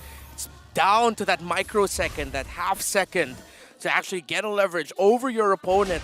Looking at the items of the two marksmen, already up to a Malefic Roar, full build. Is that carry? Still waiting for one more on that Claude. But damage isn't a problem here for Triple Esports. They have the tools that they need to excel. But now Onyx is just showing that they're executing better after Triple Esports taking control. At this point, Sans is just trying to bait things out. Now the Lord is marching down bottom. Astral Echo revealing two. Tarzan trying to hold it out right now. Keyboy jumps in with a make. Whoa, CW melts Sanji down so fast. Now with the ultimate, he's able to just take that turret down in the mid lane, and even the Lord alone in the bottom lane takes the base turret. Look at the wave manipulation, absolutely perfect. From 0 to a 5,000 gold lead. What the heck? I mean, again, based on what I've seen so far, I legit don't think it's over. Triple Esports, they're just waiting for an opportunity. We've seen Kyrie being able to respond and be like, okay, this is too deep. I can't get out of this situation. But Triple Esports, they might be waiting. Someone will overcommit. And when that happens, Cuffin is waiting, Sano is waiting, Troll is waiting. Triple Esports just need to keep that patience there. If they get too impatient, if they try to force anything, that's not them. that hasn't been them this entire game. They can't get too excited if ever they find just a sliver of opportunity. It has to be easier said than done, but near picture perfect for Triple Esports to turn it around. But the damage is threading the disgusting. needle, and he's not just finding the front line, he's actually threading the needle. He's getting through to the back line. Yeah, it feels like I'm watching Wanted here. It's like, is that curving? Is that little meteor curving somehow? Mirko, you and me said his name at the same time. That's how good this dude is. All right, that's true earlier when I asked you guys. Yeah. Thanks for breaking us up, by the way. Yeah, Appreciate that. yeah. But I got gotta you give guys. props to CW though. The fact that he's been playing this game so perfectly as well. Look at his gold. 4,000 ahead almost compared to Sano. Yeah, but with how well Triple Esports got to play this game, despite that massive swing, it was at the point where both of them were past 50K. Yep. So it was like, all right, you got the swing, you got the map, but again, they have the... Oh my goodness! The fight hasn't started. Yikes. And you're starting off with below half HP. That's a good way to start a fight. Let your opponents bleed before it begins. Yeah, that's the strength of the Navaria. Why Or in she's this such a free case, pick. Bird. Oh, that's true. Maybe just a little bit of bleeding. Yeah. He's able to just poke them out. Troll's looking for an angle to go for this pick, but Sans has that Purify. That's why it's so hard, even when Troll gets a proper angle. A flank Tarzan, knocked up by the Requiem as well. Sans pops down to Astral Meteor, but look at that, they've just baited in. Boom! With the Abyssum Strike, and now it should be a full-on initiation. No Netherrealm to save them. Triple Esports decide to back away. Keyboy using the clone to bait out a few more resources. Have Onyx just won out on a Lord? Let's see, can they get close enough? The Retribution's still up there unless Triple Esports are actually going to force it or maybe even try to force a reset. But still looks good right now for Onyx. Troll! Sans purifies out of it. Troll now baited in all the way. The Astral Echo gets placed down. Sano forced to jump all the way back to the defensive BMI. He placed down Free Fine and Boots. Does not want to let Tarzan go. It's Sans who picks up the kill. It's Onyx who, out of nowhere, found again a small hole in the game of Triple and are utilizing it to its maximum potential. The discipline and the respect that Onyx is showing, they're not overcommitting to a fight. No, they're really trying to bait things out. And now Keyboy finds one. Violent Requiem again, another realm gonna be baited out, and Keyboy, he only loses out on the clone. There's nothing that they are giving away. Oh, Sano! Sano with a big play right now. CW is gonna be able to dish out some damage, but Kyrie will still secure it! Sans! Gila Sans! From Jakarta with love. What a hit by the Navaria. What the heck? All right. Meteor hurts. Oh man, Lafel, we said the name of the player and we got it right, man. So this is what happens when two curses predict the same thing. Neutralized. It's neutralized. I can't imagine if Wolf is here as well. Oh no. Okay. This guy needs to stop, bro. Onyx right now, as a friend of mine once said, this is endable. It's endable. Good for them. So Triple Esports, if they can defend this, if they can somehow get CW, I feel like they have a chance. Winter Truncheon bot. The Purify was already a big problem. Now they have a winner, and it's Keyboy who jumps in with the facial migration, baiting as the Netherrealm. Kyrie jumping to the back, gets Tarzan down with immortality before he can even use that Praetor's Grasp. No. And Onyx now is CW with a double kill. Kyrie buys the immortality. They have wiped Triple Esports out, and they have taken game one. What looked to be a big win for Triple has just turned around completely. Composure. Onyx showed constraint, respect for Triple Esports. They won game number one, but it was not an easy feat. They made Onyx sweat, did Triple Esports. They reminded Onyx that they're champions too in their own region, that the Guardians of the Gulf can take it to the Sky Kings. But the Sky Kings take game number one. Guardians of the Gulf have a lot to be proud of after that first game. If anything that we can learn here in game number one, this might go 3 games. Like, that is in the realm of possibilities here, because I think even coming into this game, Onyx didn't expect all of those things to happen. No. I mean, I think they predicted a smooth road, as all teams would. The fact that Triple gave them so much trouble in the early game only goes to show you how strong or how much potential this team has Remember, even in ISF, they were third. They made it all the way, almost beating Team Indonesia. After this, we will be looking at the MVP, but I do gotta say, one person was a big problem. Oh, Keyboy. Like every single time he went in, baited out, that NetherRealm is like, dude, one person baited out one of the most important ults, and he just left his clone. Yeah, I think it also goes to show the trust Triple Esports had on their mid laner to have such an important piece of their entire game plan on just one guy. The pressure that you put that Faramis on, but for a good amount of the game, he was telling the pressure, I can do this, until it couldn't anymore. Yeah, now we gotta look at the MVP of the game. The MVP is going to Gilat Sans! Was there ever any doubt after that performance? Dude. Sans deserves it all the way. 4-0-9. I mean, what is there to say? We gotta look at the damage. The thing about a Novaria is you don't do a lot of damage if you don't hit your shots. Sans hits his shots, man. Yeah, and it's interesting. It wasn't even the type of Novaria. He went for the Enchanted Talisman. I know there's like a different school of thought now with Novaria in terms of the item prioritization, but going after all that cooldown reduction meant that he just willy-nilly just tossed all of the Star Shatters that the Novaria had, and that's one of the reasons why Onyx kept it somewhat close, despite Triple Esports punishing everything that Onyx were trying to throw at them, just that Star Shatter that he was getting. We gotta talk about how good the early to mid game is for Triple Esports. Sano. At one point, it just seems like they aren't really sure what are they going for. And I kind of feel like that's what they need to change. If they have an advantage, they need to figure out how to drop down those turrets to make sure that they can control the jungle. It was like they were relying on Onyx to make a mistake more so than being proactive on the map. And once Onyx were able to come back with that power spike, that's when it all turned around.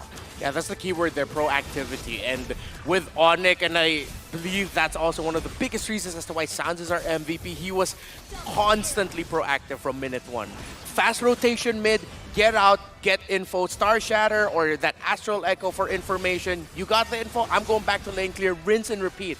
He was like a machine in this game, was Sans, and I believe the Star Shatter that he dished out here onto Sano, I think that we're going to cash it, was the proof of it all. That was beautiful. It was? That was dirty and clean all at the same time. That was cold and hot.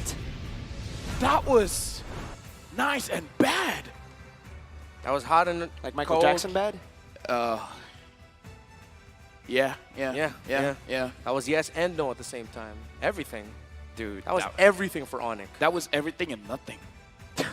That's a good one. Yeah, right? Yeah. All right. Now we got to look at the items here because, again, Triple Esports, again, we don't see this kind of build on the Paquito quite a lot, being a little bit more defensive, but we saw in the early to mid is actually quite good against the Fanny. Yep.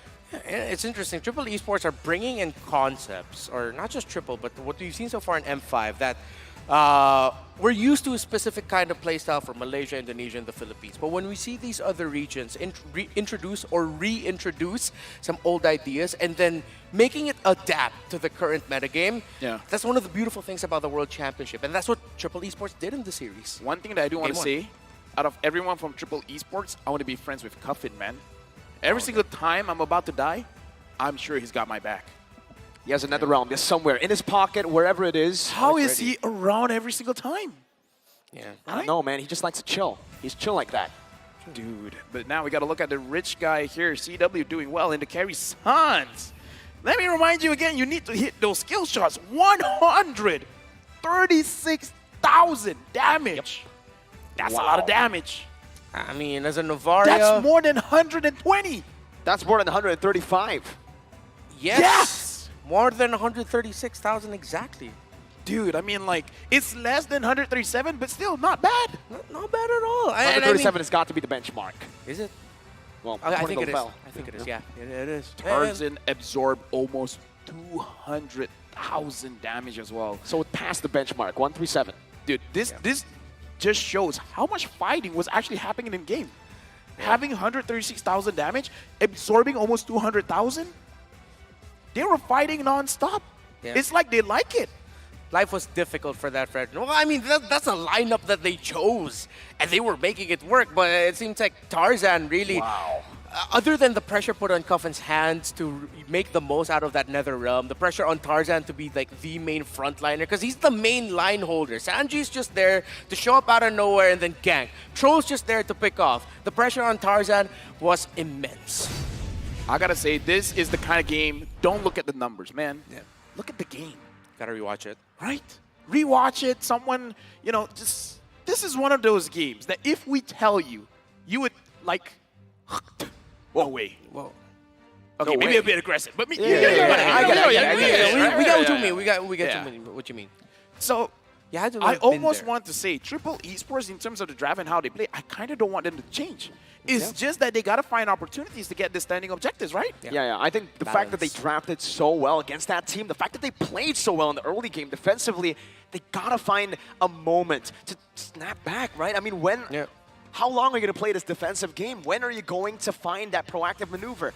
Even with the lead, they were so scared to invade the enemy jungle to even force a retreat out of that purple buff take. At this point, I feel like the players need time. I need time. You guys need time? Yes. And with that, we're going to with the host because he has something to say, and we are here to listen. What you got to say? Man, Gene.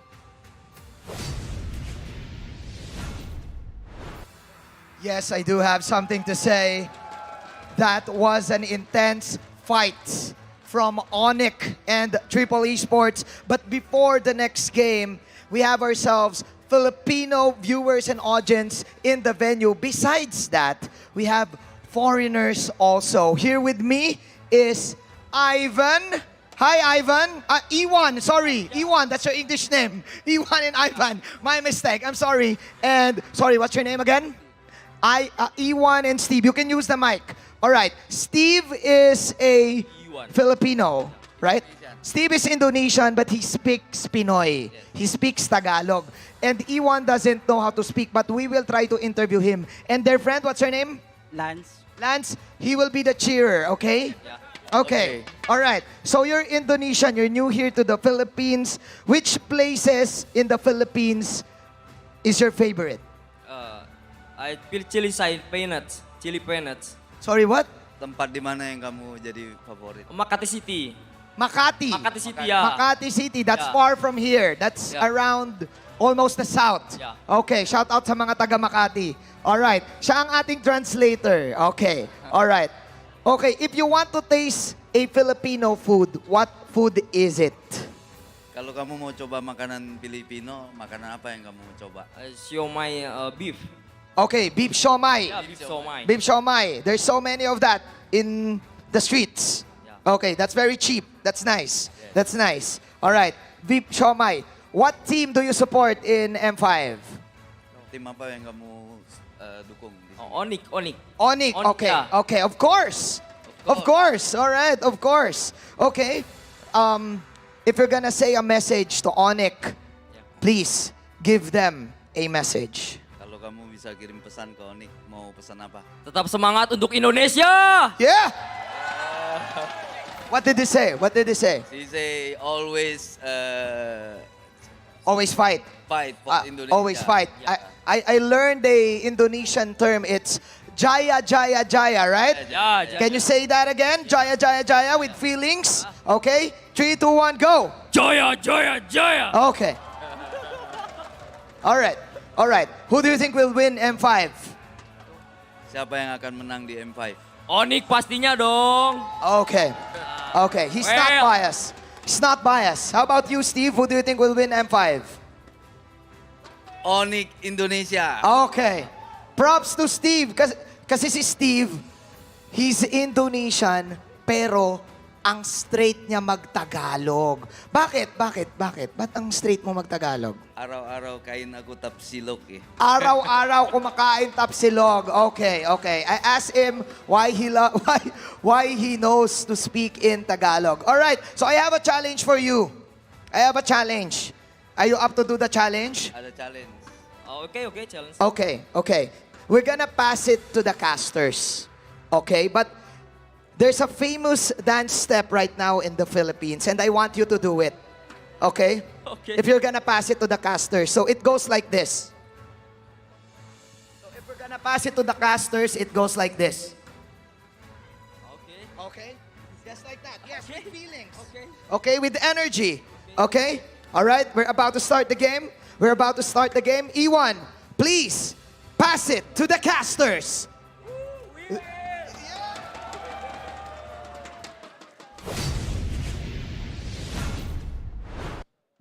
Thank you very much, Manjin. I wish the camera was on us because we're dancing too, and that was an amazing interview. I understand. No, they don't see it. They don't see us. They don't see us. Stop it. Stop it. It's all about Stop the effort. They can Stop only hear it. our It's about the dancing. effort, man. We just gotta show them that we put in the effort. Okay. We have to dance. We have to let them know we're dancing just through our microphones. Okay? No. In 3, 2, 1. That is not dancing. All right, Narcissus. that was pretty acoustic. Yeah. That was. I mean, it's very musical. My favorite genre. You know, it's like a beatboxing. Singing Yeah, without a beatbox. beat. Right? Isn't that what acoustic? Beatboxing? Yeah, singing without a beat. Yeah. Well, it's Marco. no, it's not Sing singing. with acoustic Takya ko instruments. napaham. Gue nggak ngerti lo ngomong apa. Aduhai kamu ni. Ano sinasabi nyo? We're in the English broadcast, guys. Come All on. right, yeah, got right. it. Sorry. Thank you. No. This is how you celebrate the World Championship. Bringing in different languages. Exactly. You were speaking Tagalog, you were speaking Indonesian, I was speaking gibberish. It's all good. So wait, you guys were speaking. I know you guys were speaking the same language here. We're celebrating diversity in the M5 World Championship. Gotta get Assassin Dave up in here.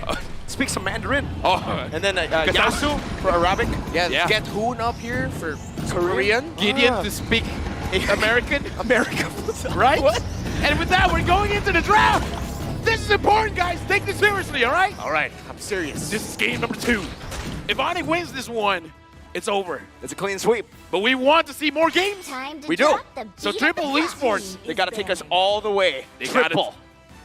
That's clever, my guy. Triple game esports. Triple esports. Yeah. No, yeah, you're right. What? No. Yeah.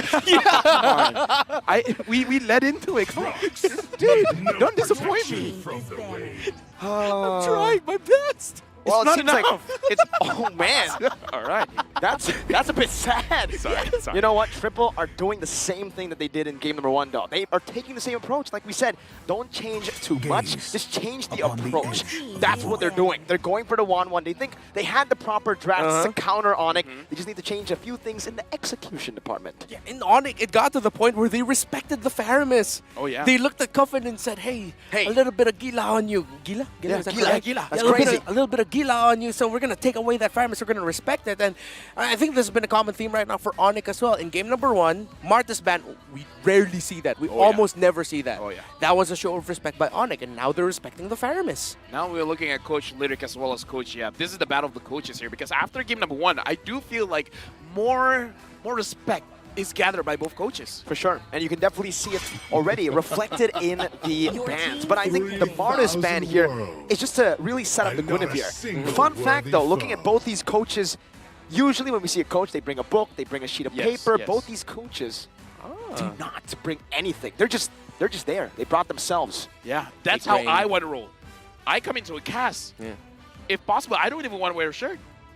Okay, maybe that's too much, yeah, but maybe you a little know, bit too but you much, know, yeah. you know, I get it, I'm I just get it, like, I get it. I'm here with my voice, and Do you guys know the story of Coach Lyric? sure, No. tell us the He story. of used Coach to Lyric. just be Demon Shoes. Demon shoes? Okay, so for the longest time, he was a content creator on YouTube, and you only heard his voice. As they first picked that Bruno, knowing what they want to prioritize, he was just doing voiceover tutorials until it got to the point where Onyx Philippines was like, hey, we like you, and then now we saw what the face was behind Demon Shoes, and now he's showing his big brain alongside Coach Yep all over the world. Okay. Just everything memorized. Then let's just pay homage to it by doing this draft with our voice over voice. Yeah. You mean do exactly what we are always doing? And Our now jobs. Onyx has picked up the Guinevere, having the same hero that had a lot of impact against Triple Esports. Is this where Onyx brings in the Faramis? No, it is not. It's the Arlet. Because little does LaFell know, it was banned out in the first phase. Hey, don't be like that, bro. That was literally our first talking point. Nah. Lafell forgets, but he also says, Hey, The falling I stars have brought us ADHD. here. Got it. Triple Esports now. Oh wait, I forgot Fermis was bad. Triple Esports now. Picking up the Novaria. Respect. A lot of rage here by Triple Esports. How will they continue? Do they pick up the Frederick? Or they be like, nah. See value in me. You called it. Hey, you called it. That was great. That was Yeah, yeah. great. Yeah. Thank you, thank you, thank And you. I mean, they needed that frontliner. Yeah. So hopefully they stick that Navarre in the mid because they need a roamer now that's chunkier. Someone who can really help hold the front line. The lack of existence of a Minotaur in this game is sort of perplexing to me. I think Triple Esports would benefit well from having a Minotaur with them. ooh. Yeah, I think be available. for Onyx though, now they have 2 heroes they can flex onto Keyboy. And they'll pick up Matilda. Hey, even more! I think this one should be the roamer though, right? So we should we should know now that the Arlet and the Guinevere should be going to the XP and jungle respectively, and with a lot of CC. Oh, gotta take away the Diggy. Dude, I gotta say, man, Diggy is one of those heroes that just did one good game, and then after that, everyone just instantly respects it. Yeah. Blame Sawo. If Yeah. any team wants to play Diggy, blame Sawo. He denied it for everyone. He was too good on it. I mean, why did he do so much damage? Oh my god, That was was good. really good, Lafell. I'm proud of you. Not gonna lie, I've been doing that joke for a lot now, but this is the Really? first time you guys heard it. Yeah. I like your reactions. Yeah. I like you. Thanks, man. It's a colleague and professional. No, more. Yeah, as a friend. As a best friend. I'll take it. I'll take it. You know, Ixia getting banned out. Oh, Minotaur dang getting banned out. Why'd you have to say it? Onyx read it so well. They knew that a Minotaur would mess up the With the the dive strategy. comp? Yeah, with that comp, a Minotaur would have been perfect. But Triple Esport in the previous game, a lot of ways to protect their damage dealers. Triple ways. Triple ways. Yeah. Now without the Fermis, what else do they have? Are we looking at something local like a Estes or something? It's a bit too low. Wait, but with the Arlet and the displacement? Yeah, that's what I was about to say. Against the Requiem and the Spatial Migration too, might be a bit too risky. Hey, Final Slash. excuse me, Purify does exist. Gushin exists too! I finally What get to the cast a heck? Gushin game! Wait. Mid or jungle? Mid. Mid? Mid. Mid?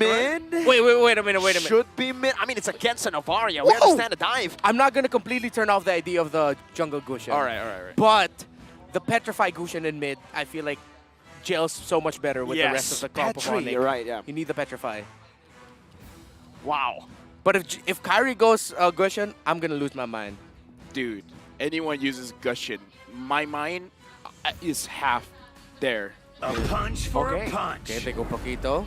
And do they go for the Cho again? I mean, it's a good lockdown technically, but this time there's going to be a lot more initiation, so they go for something safer. This is a good pick from them. I like it. It's a good peel. You asked what is going to be their cover. They've answered. Now it's also triple cover. They have the Paquito with a knockout strike, a bouncing ball, and the Frederick. I like it. I like it more. Everything about this draft, there's nothing about it that I hate. Yeah. The way I see Triple Esports draft, I just imagine chunks of damage, chunky combos. This is a full dive combo. They want to go in.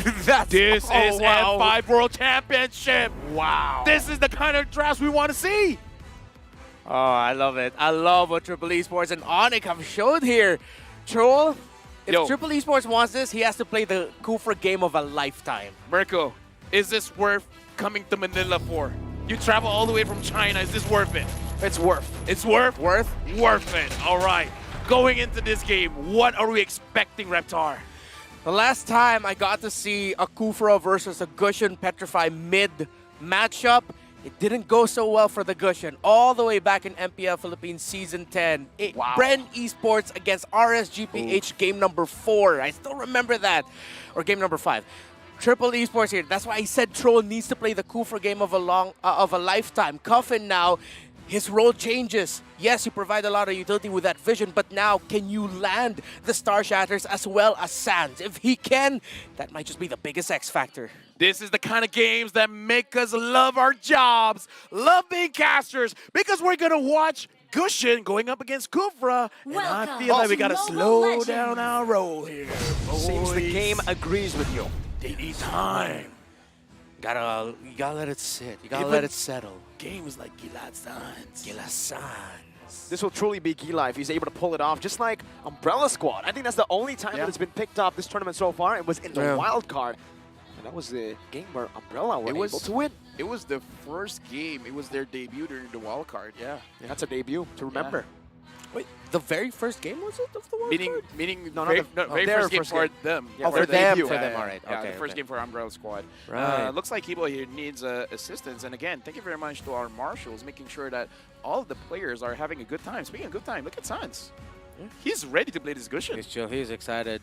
He's like, this is gonna be my time to shine. This is my MVP game. And Kyrie is just like, guys, I want to be the best player in the world, but you guys are stopping me. See their Yeah, fellow that's jumper. crazy, right? The fact yeah, that exactly. he is competing against his own teammates. Yeah, this to is be the what best player. This is what I've been telling everyone else on the desk when you guys weren't here. Is like, Kyrie, his competition is Sans and Keyboy. Unfortunately, his name isn't best player though, so that's already taken. Dude, imagine though. What if he adds a tag to it? What Best if he- player 2? Or best player Kyrie? Too long. Too long. Too long. Need something a little bit catchier. Yeah. You know what? Let's talk about Sans's pick, right? Because to see Gushin, it's a little bit bittersweet as a caster. Why? Yeah, I'm gushing right now with excitement. Yeah, I mean, firstly that, because you want to see these crazy play, but then again, you look at the ultimate and how do you pronounce this? Incandescence. Incandescence. Incandescence. Incandescence. Incandescence. And there we go! We're jumping into the game! That was dramatic. That was really cool. amazing. That was better than great. Truly is. Incandescence. Incandescence. Incandescence. It's like this. You know Ikan? Yeah. And you know Jogit? I know that there's a fade attempt happening now, but it's a good thing that Triple Esports has good backup. Okay. So right now, the Guinevere is so much faster compared to the Fredrin at some point. It's surprising to me. I thought Triple Esports would actually help their Fredrin clear. They just help protect, not really trying to speed up the process. So I think slow and methodical approach is going to be the call again for Triple Esports. Going to be trusting on a stronger counter engage. Dude, even considering this, Sans has not just one way to enter a fight. He has Keyboy as well. So even if he misses his daggers, he has different ways to bring in the damage. He can fly in with the Matilda. And we haven't seen that combo. I do want to see it if ever. Just ride along with the Matilda straight into your target in the back line. Yeah, if I'm the side leaders, I'm not feeling safe. I don't care if I'm in EXP. I kind of feel like the damage is going to be enough to take down the Paquito. Sano going to be engaged on already early on. The Requiem takes him down. First blood, Troll looking for a re-engage, gets the knockup with the Times Revenge, and now it's going to be Tarzan, who looks for the follow-up. Kyrie trying to dodge away. That's a guiding win from Keyboy to guide Kyrie to safety. Close there from Tarzan, almost able to take Kyrie down, but he's able to get out with the spatial migration, and CW walks up, tries to deny this invade, and he does, right? Did he do it? Tarzan gets the final one there. Keyboy is the real savior, man. I mean, like before this, we saw Kyrie basically 0 HP, still being able to be saved by Keyboy. So in this game, Triple Esports will have a tough time, even if Troll gets a good lockdown. Yeah. As long as Keyboy is able to evade that, his team is fine. Whoa, a Bruno versus a Claude matchup, and it looks like this. Wow, Sano right now, it looks like he's getting outclassed by CW. Kyrie! A good spatial migration, but it's going to be canceled out. Appraiser's Wrath locked in. Tarzan still finding him, but the Petrify and the Incandescence locks him down, takes him out. CW versus Sano. Up top this time, CW is going to be the one losing it out. Boots flickers out with the knockout strike. Cufflin's looking for a shot to thread the needle, but Keyboy just soaks it in. Just flies over. Oh, man. Someone would be proud. Someone. Okay, right now, I'm actually looking at the lineup for both teams. Onyx has a lot of damage. Triple Esports, I'm a little bit worried that they don't have enough. Yeah. That will be a problem. It will be. When I talked about the chunks earlier the Triple Esports can bring out, they need to set themselves up for it. So at some point, I want to see them commit a rotation into wherever Sano is, to just so that he can get a clear lead over CW right now. It's a little bit too close for comfort. You have the Bruno with you. You have to be playing a little faster as Troll and Sans just exchange TPs and stickers. This is the global and universal show of respect between players. That was not Incandescence, that was Sun Dances. Sundance. Yeah, Incan Suns. 5 out of 10. Oh, thanks. 2 out of 10, man. I'll take Reptar score. Yeah, I'd be surprised if he didn't. Unless, oh, Troll wants to just go in. Keyboy locked down and taken out. Tarzan picks up that kill. CW gets caught in the Astral Echo. The Sphere not connecting. A good BMI gets him out defensively. Meanwhile, Sano just shredding that turret gold up top easily, getting the Haas Claws. CW will be losing out on a lot of gold. I want to see more of this. I want to see Triple Esports going to the side lanes and actually get something. But look at Suns. He's positioning himself to potentially flank from behind. Yeah, Troll's waiting. Trying to wait for something? Blazing away. Keyboy with a good knock-up on Tarzan. That's a lockdown, but Tarzan's able to find just a taunt. Not enough to get him out, though. Sans jumps forward, not able to find the sword spike, and is forced to back away. I was quite perplexed as to why Troll was waiting. I thought they could have been a bit more, well, decisive with that approach. Like, before even Kyrie got there, I thought Troll and Tarzan would go forward, but here he is! Beautifully done from Troll. Kyrie locked down and taken out. This time it's going to be Cupman who takes it away from Onyx. Boots with a vengeance now onto Troll with the help of Keyboy. Boots with a vengeance again. Tarzan coming in to try to save his rover, and he does. Meanwhile, Onyx in the bottom lane finds a kill back. Sano taken out, and CW gets the free hit on that turret gold.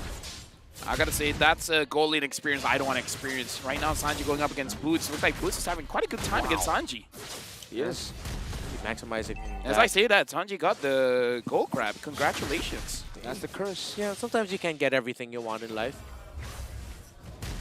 What? Similar to Mobile Legends. What do you mean? Sometimes you don't get everything you want in life? Yeah. Oh, I heard the opposite. Oh. What did you hear? Triple Esports right now, what do they have to look for to go up against Oni? The engages were good, but the timing, save me here, Mirko. The timing has been phenomenal for Troll. Tyra's revenge and the rage. Keyboy gonna be clapped down. Oh man, he just gets out. Leo would say that's a caca move, man. And Sano just picks up the turret. It is gonna be traded, however. In that top lane, it's the Arlet who picks up a turret. Dude, I really like, oh no, in the mid lane though, Sanji gets taken out, gets found out by Onyx, but Triple Esports, again, you gotta respect how they're playing the game. They know what they want in terms of the macro control, clearing minion waves, going for a specific gank somewhere. They're helping out Sano now, but they need to find and try to apply a little bit more pressure on CW because right now it's very close. They can actually try to hunt down the gold laner, but in classic Triple Esports fashion, they'll probably just get away before Onyx could answer. And Sans, right? The fact that he picked off Sanji there with the Gushin. I think in the previous M series, the last player to pick up this hero was Sanji. No, it's a different Sanji. Yeah. He was playing in mid, and I believe he is in Echo. It's a different multiverse. So this is a multiverse where Sanji was born in Saudi Arabia and played XP. Exactly, and now looks like Tarzan wants this turtle, but Keyboy and CW and Boots, they're waiting. You don't want to give it to the side of Triple for free. A violent Requiem and Retribution from Kyrie despite a Tyrant's Rage connecting Tarzan and the rest of the team getting swept by that final slash, now forced back. Meanwhile, Sans just clears out this mid lane with the help of CW. Kyrie walks across the tier 1 and the tier 2 right to the purple buff to steal it away. Yeah, Tarzan couldn't even get his Retribution off there. Kyrie was able to get that without that much of a problem. I believe just Onyx was able to chain together their control abilities well enough to make sure that they secure it. Different story, way different story compared to game number 1. This time now Onyx, it isn't so 50-50 in terms of trading for the objectives. Triple Esports are finding their timings, but Onyx are matching it. Again, that's the strength of having a Matilda. Whatever rotation and movement your opponent wants to do, you can match it with the speed that your team can glide around with. And look at the AoE damage here coming in from Onyx. I kind of feel like this is one of the reasons why they couldn't win this team fight. And it's a stark difference when they don't have that fairness here. And Sanji gets a kill on Sanji. Incandescence, Petrify, say goodbye to Sanji. 1-2 and 0 now. Who got that? Was that Kyrie? At this point, does it matter? Troll with a massive pick, but it only finds Boots because CW was able to purify out. What the heck? Onyx gets out of that. Fast purify. Yoki boy. Kyrie. Migration now. There's a blazing duet as well. Boots able to sweep Tarzan across. control with another Tyrant's Revenge. This time, no Rage to follow it up.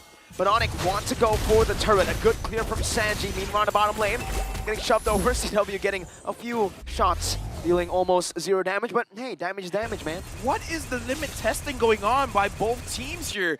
5,000 gold lead for Onyx. With Triple Esports, they're finding avenues, actually trying to, something here. And Keyboy might have made a mistake. Nope. No. Still gets away with the Circling Eagle. Wow. Just when we thought this hero is no longer broken, Keyboy just shows us it is.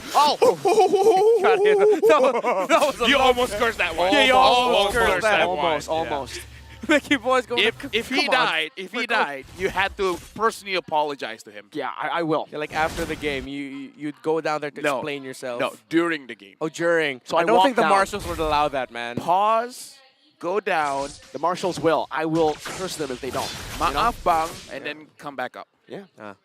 Yeah. Or ma'af di. I think that's somewhere in the rulebook. That's a very specific scenario. Yeah. If Lafel, Wolf, or Mirko curses live, one of the teams or players, they can apologize instantly. Making my dream come true, having my name in the rulebook. Oh, I don't think that's something to be proud of. Oh, really? Yeah, that sounds like if your name's in the rulebook, something went wrong along the way, bro. Oh man, didn't think about it that way. But now Lori getting started by Onyx. At this point, Triple Esports, if they can get a good catch, again, we got to look at the damage. Yeah. Does Sano have enough damage at this point? He actually just built up the Berserker's Fury because of the lead that Onyx has. Should be okay. 2 items at this Look point at for that Bruno to be damage! okay. Troll? Wow, that's a Violent Requiem again in incandescence. Burst him down, Boots. Ooh. Final splash now locking Sanji down. One more hit should do it, but in the back it's going to be Keyboy, who escaped for a while, but the fadeaway ball will take him down. Sword Spike. Now, will he connect it? He won't. Tyrant's Revenge onto Boots, just knocking him up, giving a fun carnival ride. Dude, okay. Triple Esports, I believe they have enough damage because Sano was able to get a kill onto Keyboy. It's just that they're so mobile. It's like everyone's moving all over the place. If I'm Sano, I don't really have a good position to stand on because if I feel like I'm dodging Boots, I'm gonna get attacked by CW. If I feel like I'm avoiding both, I'm getting attacked by Sans and Kyrie as well. It's like overwhelming. It's at this. It's like he's surrounded by flies. And like, right, sometimes when there's a fly or mosquitoes, you have that like tennis racket looking it's like swatter, but it's not enough. Bouncing Troll's bouncing ball can only block so many dashes. There's so many things in my head that I feel like I shouldn't say it. Yeah. It's like, okay. Okay, all right. Overwhelming. Overwhelming. That's what we'll stop there. Yeah. Overwhelming, overloaded right now with Triple Esports. Wow. Keyboy gets shot. It was a baited troll. What? Gets punished. Sans picks up the kill. Up top, the Lord is still there, and Onyx will utilize it. Keyboy soaks in the damage of the Astral Spear. That's a base turret taken down with the first Lord of the game. Right now, Triple Esports, they're trying their best to defend. Boots is barely taking any damage, and Keyboy is still there to make sure that he's safe. Sans here standing menacingly in front, and now they're going for the mid. Circling Eagle to the back. Tarzan with a good taunt, and the Requiem comes in with the final slash, but it's going to be cancelled out. Boots gets it delayed. Sano now going to be gunned down with Blazing Duet. CW picks up the kill. Meanwhile, in the back, that same thing happens. Sans is godlike on the Gusion. Sans, what are you on, man? No. Absolutely lethal. That's a Tyrant's Revenge against Boots. Able to escape, but Kyrie finds another. And it's Sans, who is legendary. Another. Finally, he gets punished. Oh my goodness! Gila Sans! Gila Sans. I'm speechless. What was that Gusion? Might have seen a back-to-back MVP performance here, lads. That Gusion play there. Godlike. Legendary. Legendary and more. Dude. Wow. Again, props to Triple Esports. That was an amazing showcase coming in from them, but Sans with that Gusion, it's like, Mirko, I don't know how he can play-by-play that. It was moving so fast, I could barely catch it. It was magical, man. Sans, what the heck? Literally magical damage, but wow, what a performance from Onyx today. Despite game one looking close, they came out in game two with a statement. Dude, I mean, Triple Esports, again, I gotta say how amazing their performance is in this series, but Onyx is just on a different level.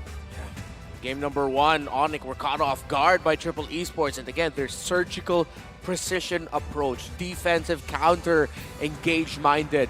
Wow. Game number 2, Onyx just reminded the world, and it felt like reminding themselves what their strengths are. Mobility, there's a reason why you're Sky Kings for a reason, and they were just flying everywhere. They ascended that game, man. Yeah. Especially Sans, and I think this might be safe to say that it's going to be a back-to-back MVP for him. Yep, safe to say. I Safe to agree, say. dude. I mean, if anyone else from Onyx gets it, I wouldn't knock it. I will be quite surprised, but I'm not going to knock it. I'm not going to hate on it. Dude, I mean, like, bro. Dude. Those kind of plays that make me be like, yo, Mirko, you want to play the gold lane? I'm not touching that lane, Yeah, man. I'm never going to touch it. If I'm up against Sans and Kyrie and the whole team... Dude, give me EXP, man. It's fine. Yeah. At least that's an EXP. Give me coach. Give me coach. You know what? We got to look at the MVP. Wow, I wonder who it is. All right. Let's act surprised. Turtle equals Lord. Lord equals Turtle. And Who's it going to be? Wait, Who's it going to be? Keyboy. All right, it's Sans. Get out, Sans. Oh, man. What? What? Oh, dude. Dude. Bro. Dude. 2. Bro. Dude. 9-1-2, 85% kill participation, 760 GPM.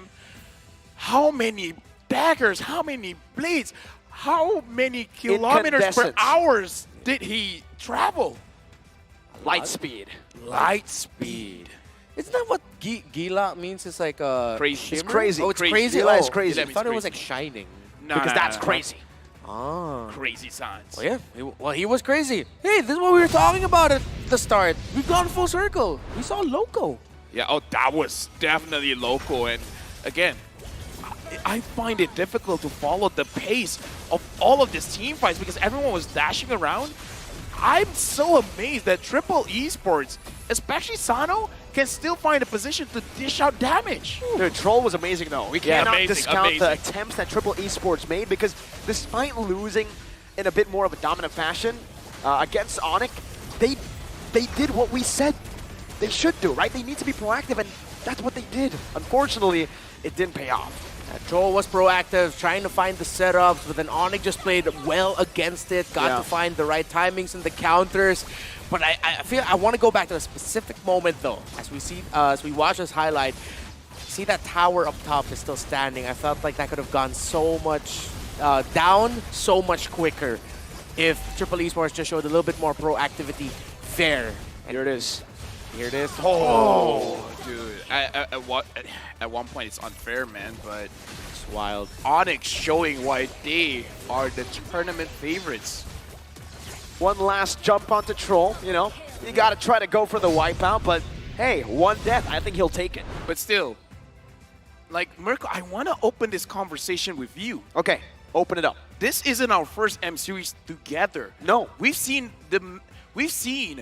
Mena performing on the M series, and I kind of feel like this is one of their best. Even though they lost, but still, one of the best micro and macro performances. I'll have to agree, man. This is the most impressive Mina has basically shown in How the fast have international they event. improved? They've been improving fast, man. I mean, even in ISF, it was Saudi and then Egypt doing really well. Yep. And that puts a lot of hope for me because, I mean, at the end of the day, we're just fans of the global game, of the global scene. That even you, Mirko, you've been very vocal about it. A part of you wants to see someone outside of the Indonesia, Southeast Malaysia, Asia. Southeast Asia region becoming a champion because that just goes to show how much our game has grown. And yes, Triple Esports struggled in the group stages here of the M5 World Championship, but I hope that Saudi and MENA are proud of what Triple Esports, the glimpses of potential that we saw from them. We came close to a new champion outside of, Philippines and Indo in M3. Yeah. That run. You know the run. Here's the thing. You guys want someone from outside Southeast Asia? Yeah. I just want Malaysia to win one time. Okay. man. All right. Okay, let Malaysia win one time. You know what? I'm a fan of homeboys. All right, thank you. You want a jersey? Yes. All right. Yeah. I'll get you one. What about me? You didn't say it quick enough, man. Okay. You're too late. First come, first serve. All right.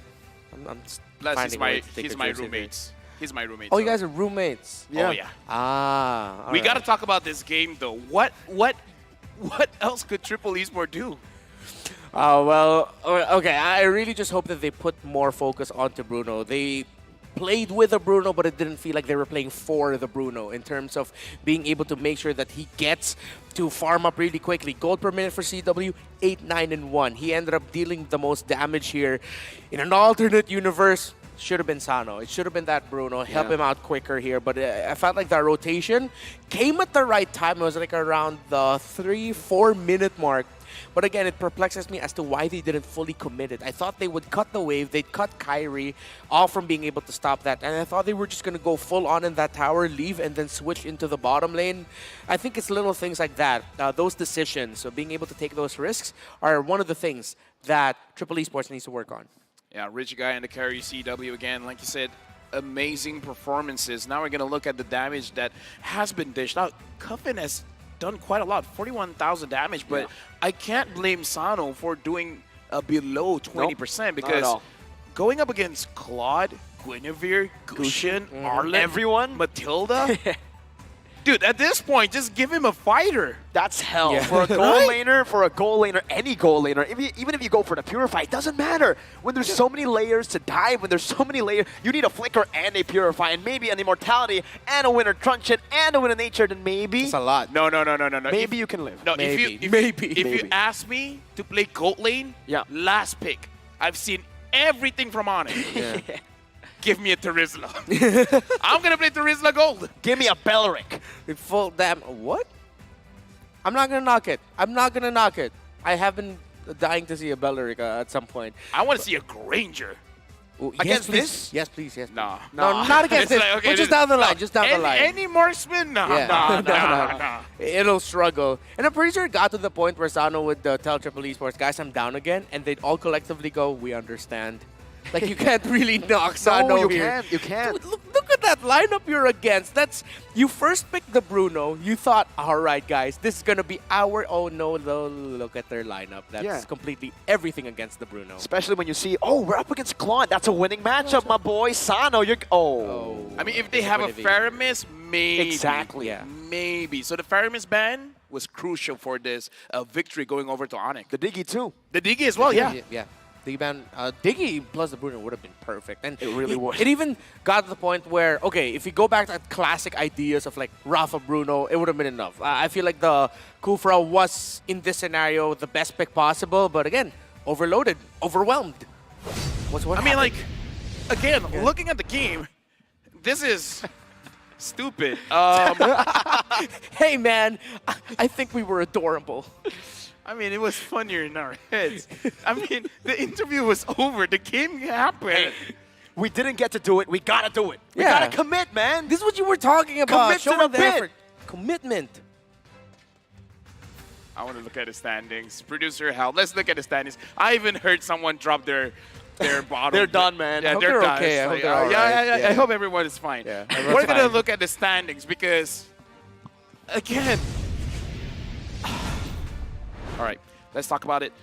Group A, Triple Esports, based on how they play, this 0-4 doesn't justify how they've been playing, man. Yeah. Doesn't justify It really doesn't, man. Let's not talk about Group B. Group D, give them now on the top of the standings. Ooh. I mean, to be fair, Homeboys only played once. Yeah, but they still. played 3 times. They played Geek. 3 times, so They're done. They're done. They're done. Again, that's the difficult thing about Geek Fam. Their fate is no longer in their hands. They've done everything that they could at this point, and now it's up to the rest of the members in Group D, Wow. specifically Homeboys and maybe even Devo to see, or DS Volt to see who's going to end up getting that crucial spot. So there's a possibility that we get a 3-way tie in Group C, B, and D. Oh, yeah. Yes. Wow. Only World, Group A. world stage, baby. It's that close. You're close. 2? I mean, just give me a bit of space. Come on. I'm sorry, You're being man. too close. I'm sorry. Yeah. You know, yeah. But yeah, again, this is the level of quality of Quality? the world. Yes. Quality. Even SMG has a chance to get through. Oh, Okay, yeah. okay. Maybe let's not talk about that. But, you They're know. going to go up Hey, against Blacklist hey. next, yeah? No, Or they already went. And they won Arcade. one game. They won one game. Hey, that's great. You're great. Better than great. I was about to say Reptar's better than great, but he just said better than great, so... Yeah. I mean, thanks. You're welcome, man. A lot has been going on in Group B, C, and D. The fact that only Group A is the one that, you know, it's like pretty clear, like, who's number one, number It's just two, the and all this placement. kind of, the placement. That just shows the kind of competition we're up against. And we're going to look at tomorrow's schedule. Is Homeboys playing tomorrow? Let's see. Let's see. They Let's have to. answer your question. Okay. Looks like RQ, They Kira, do. SMG, Oh. Homeboys, there's Bolt. Dude, Onyx, see you soon. Oh, AB man. Brand gets Flash. Why am I not working tomorrow? Hey, at least we can watch. Let's come here together and let's watch together. This is stacked. This is stacked. This What is probably a the most day. stacked day. Dude. 4 series, and it's absolutely crucial. Homeboys versus Deus Volt, crucial. Yep. Onyx versus See You Soon in terms of like understanding their like placements, and their quality right now, crucial. AB Brand versus Team Flash, crucial for Team Flash. RQ versus SMG. Wait. LaFell would want to see that. Is Wolf working tomorrow? Oh, I believe he is, sir. Oh yeah, he's casting the SMG game. And you're not there to neutralize the curse. My man. I'm negotiating with you right now. Okay. Help me, and I will help you. If you make sure Wolf, Wolf is neutralized, he doesn't have that curse on board, talk to Munton, doesn't matter. I'm going to make sure you have a good night's sleep. Is that a 'Cause threat? wait, That's no, not no, a terrifying. threat. No, That's not a no, negotiation, that's a threat. I have nothing else to... Oh, Neutralize his curse for Indonesian teams. Yes. Okay. I feel like we have need a to lot work together here. We need Be stronger. to combine our strength Yep. to fight against Wolf. We're going to throw it over to our host because at this point, shake on it. Reptar, I believe you need to get on this conversation as well. Manjin, I hope you're ready because we're gonna throw it over to him soon. Okay. What do you want, Reptar? What do you mean? What I want? I just want. In a negotiation, I need to know your needs, my friend. I'm good, man. The Filipino teams look fine, so I'm all right here. You're the one who needs negotiating for the Malaysian teams. Oh, he didn't even say Indonesia. Dude! I'm sorry, I slipped. He literally just... I love you, LaFell. Okay, you know what? The M5 World Championship is powered by Moonton, presented by Kidia, supported by RG, the official gaming phone, Grab, the official Super App partner, and Secret Lab, our official chair partner. With that being said, you've been great. You've been amazing. I've been better than great. I'm the best. We're going to throw it over to Manjin to close the show. See you guys.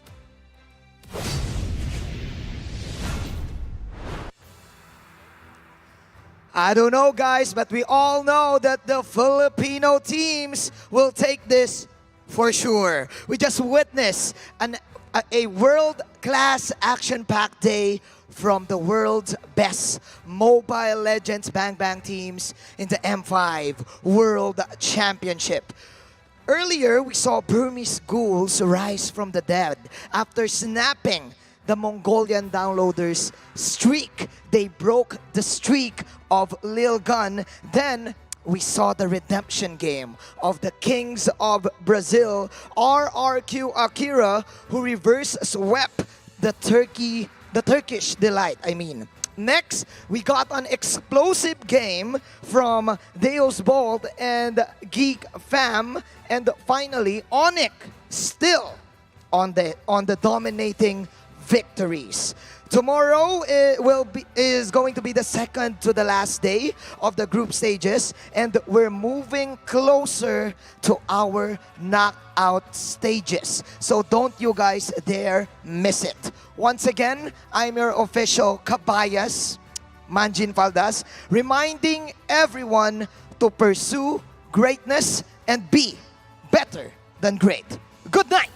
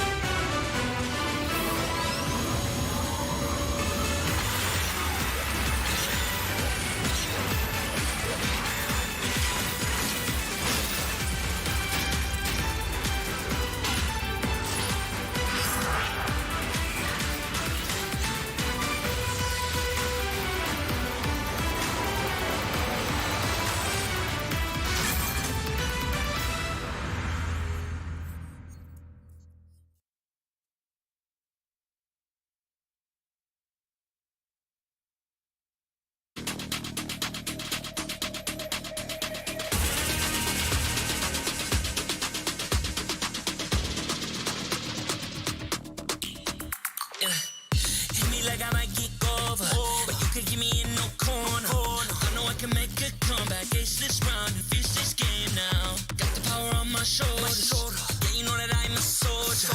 You could keep me off my guard, but you can't keep me from my honor. Nah, nah, nah. I feel like the floor is lava. The energy's getting higher. You're saving my arms. 'Cause I know just what I got. I got you like na na na. And you know I hold the power. This feeling I love. Oh yeah. Making my grind good to great. So don't stand in my way. Standing tall and I won't fall over. We are better than great. Good. We are better than great. We stand tall, won't run away. We are fun, nothing gon' change. Great. We are better than great. Can't get it great. I'm better than great. I play my own role. I be kinda greatest. Transcend myself into this game, yeah. I build a power to dominate fate. Championship mind, no time for the weak. We're start to the game, shout, reveal. Better than great, that's how we feel. I feel like the floor is lava. The energy's getting higher. You're saving my arms. 'Cause I know just what I got. I got you like na na na. And you know I hold the power.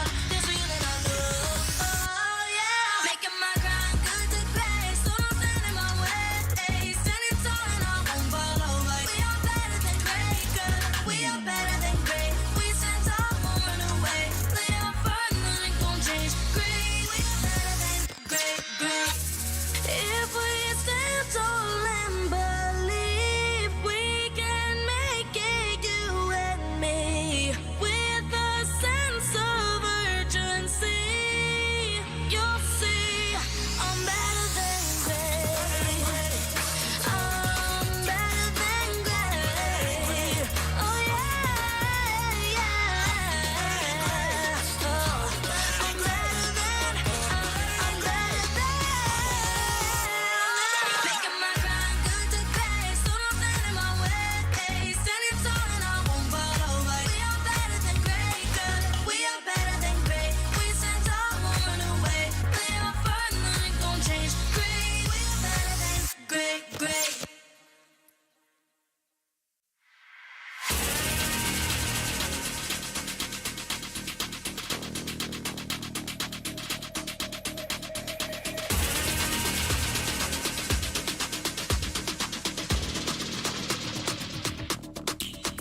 Yeah. Hit me like I might get over, but you could give me in no corner. I know I can make a comeback, ace this round and finish this game now. Got the power on my shoulders. Yeah, you know that I'm a soldier. You could keep me off my guard, but you can't keep me from my honor. Nah, nah, nah. I feel like the floor is lava. The energy's getting higher. You're saving my arms. 'Cause I know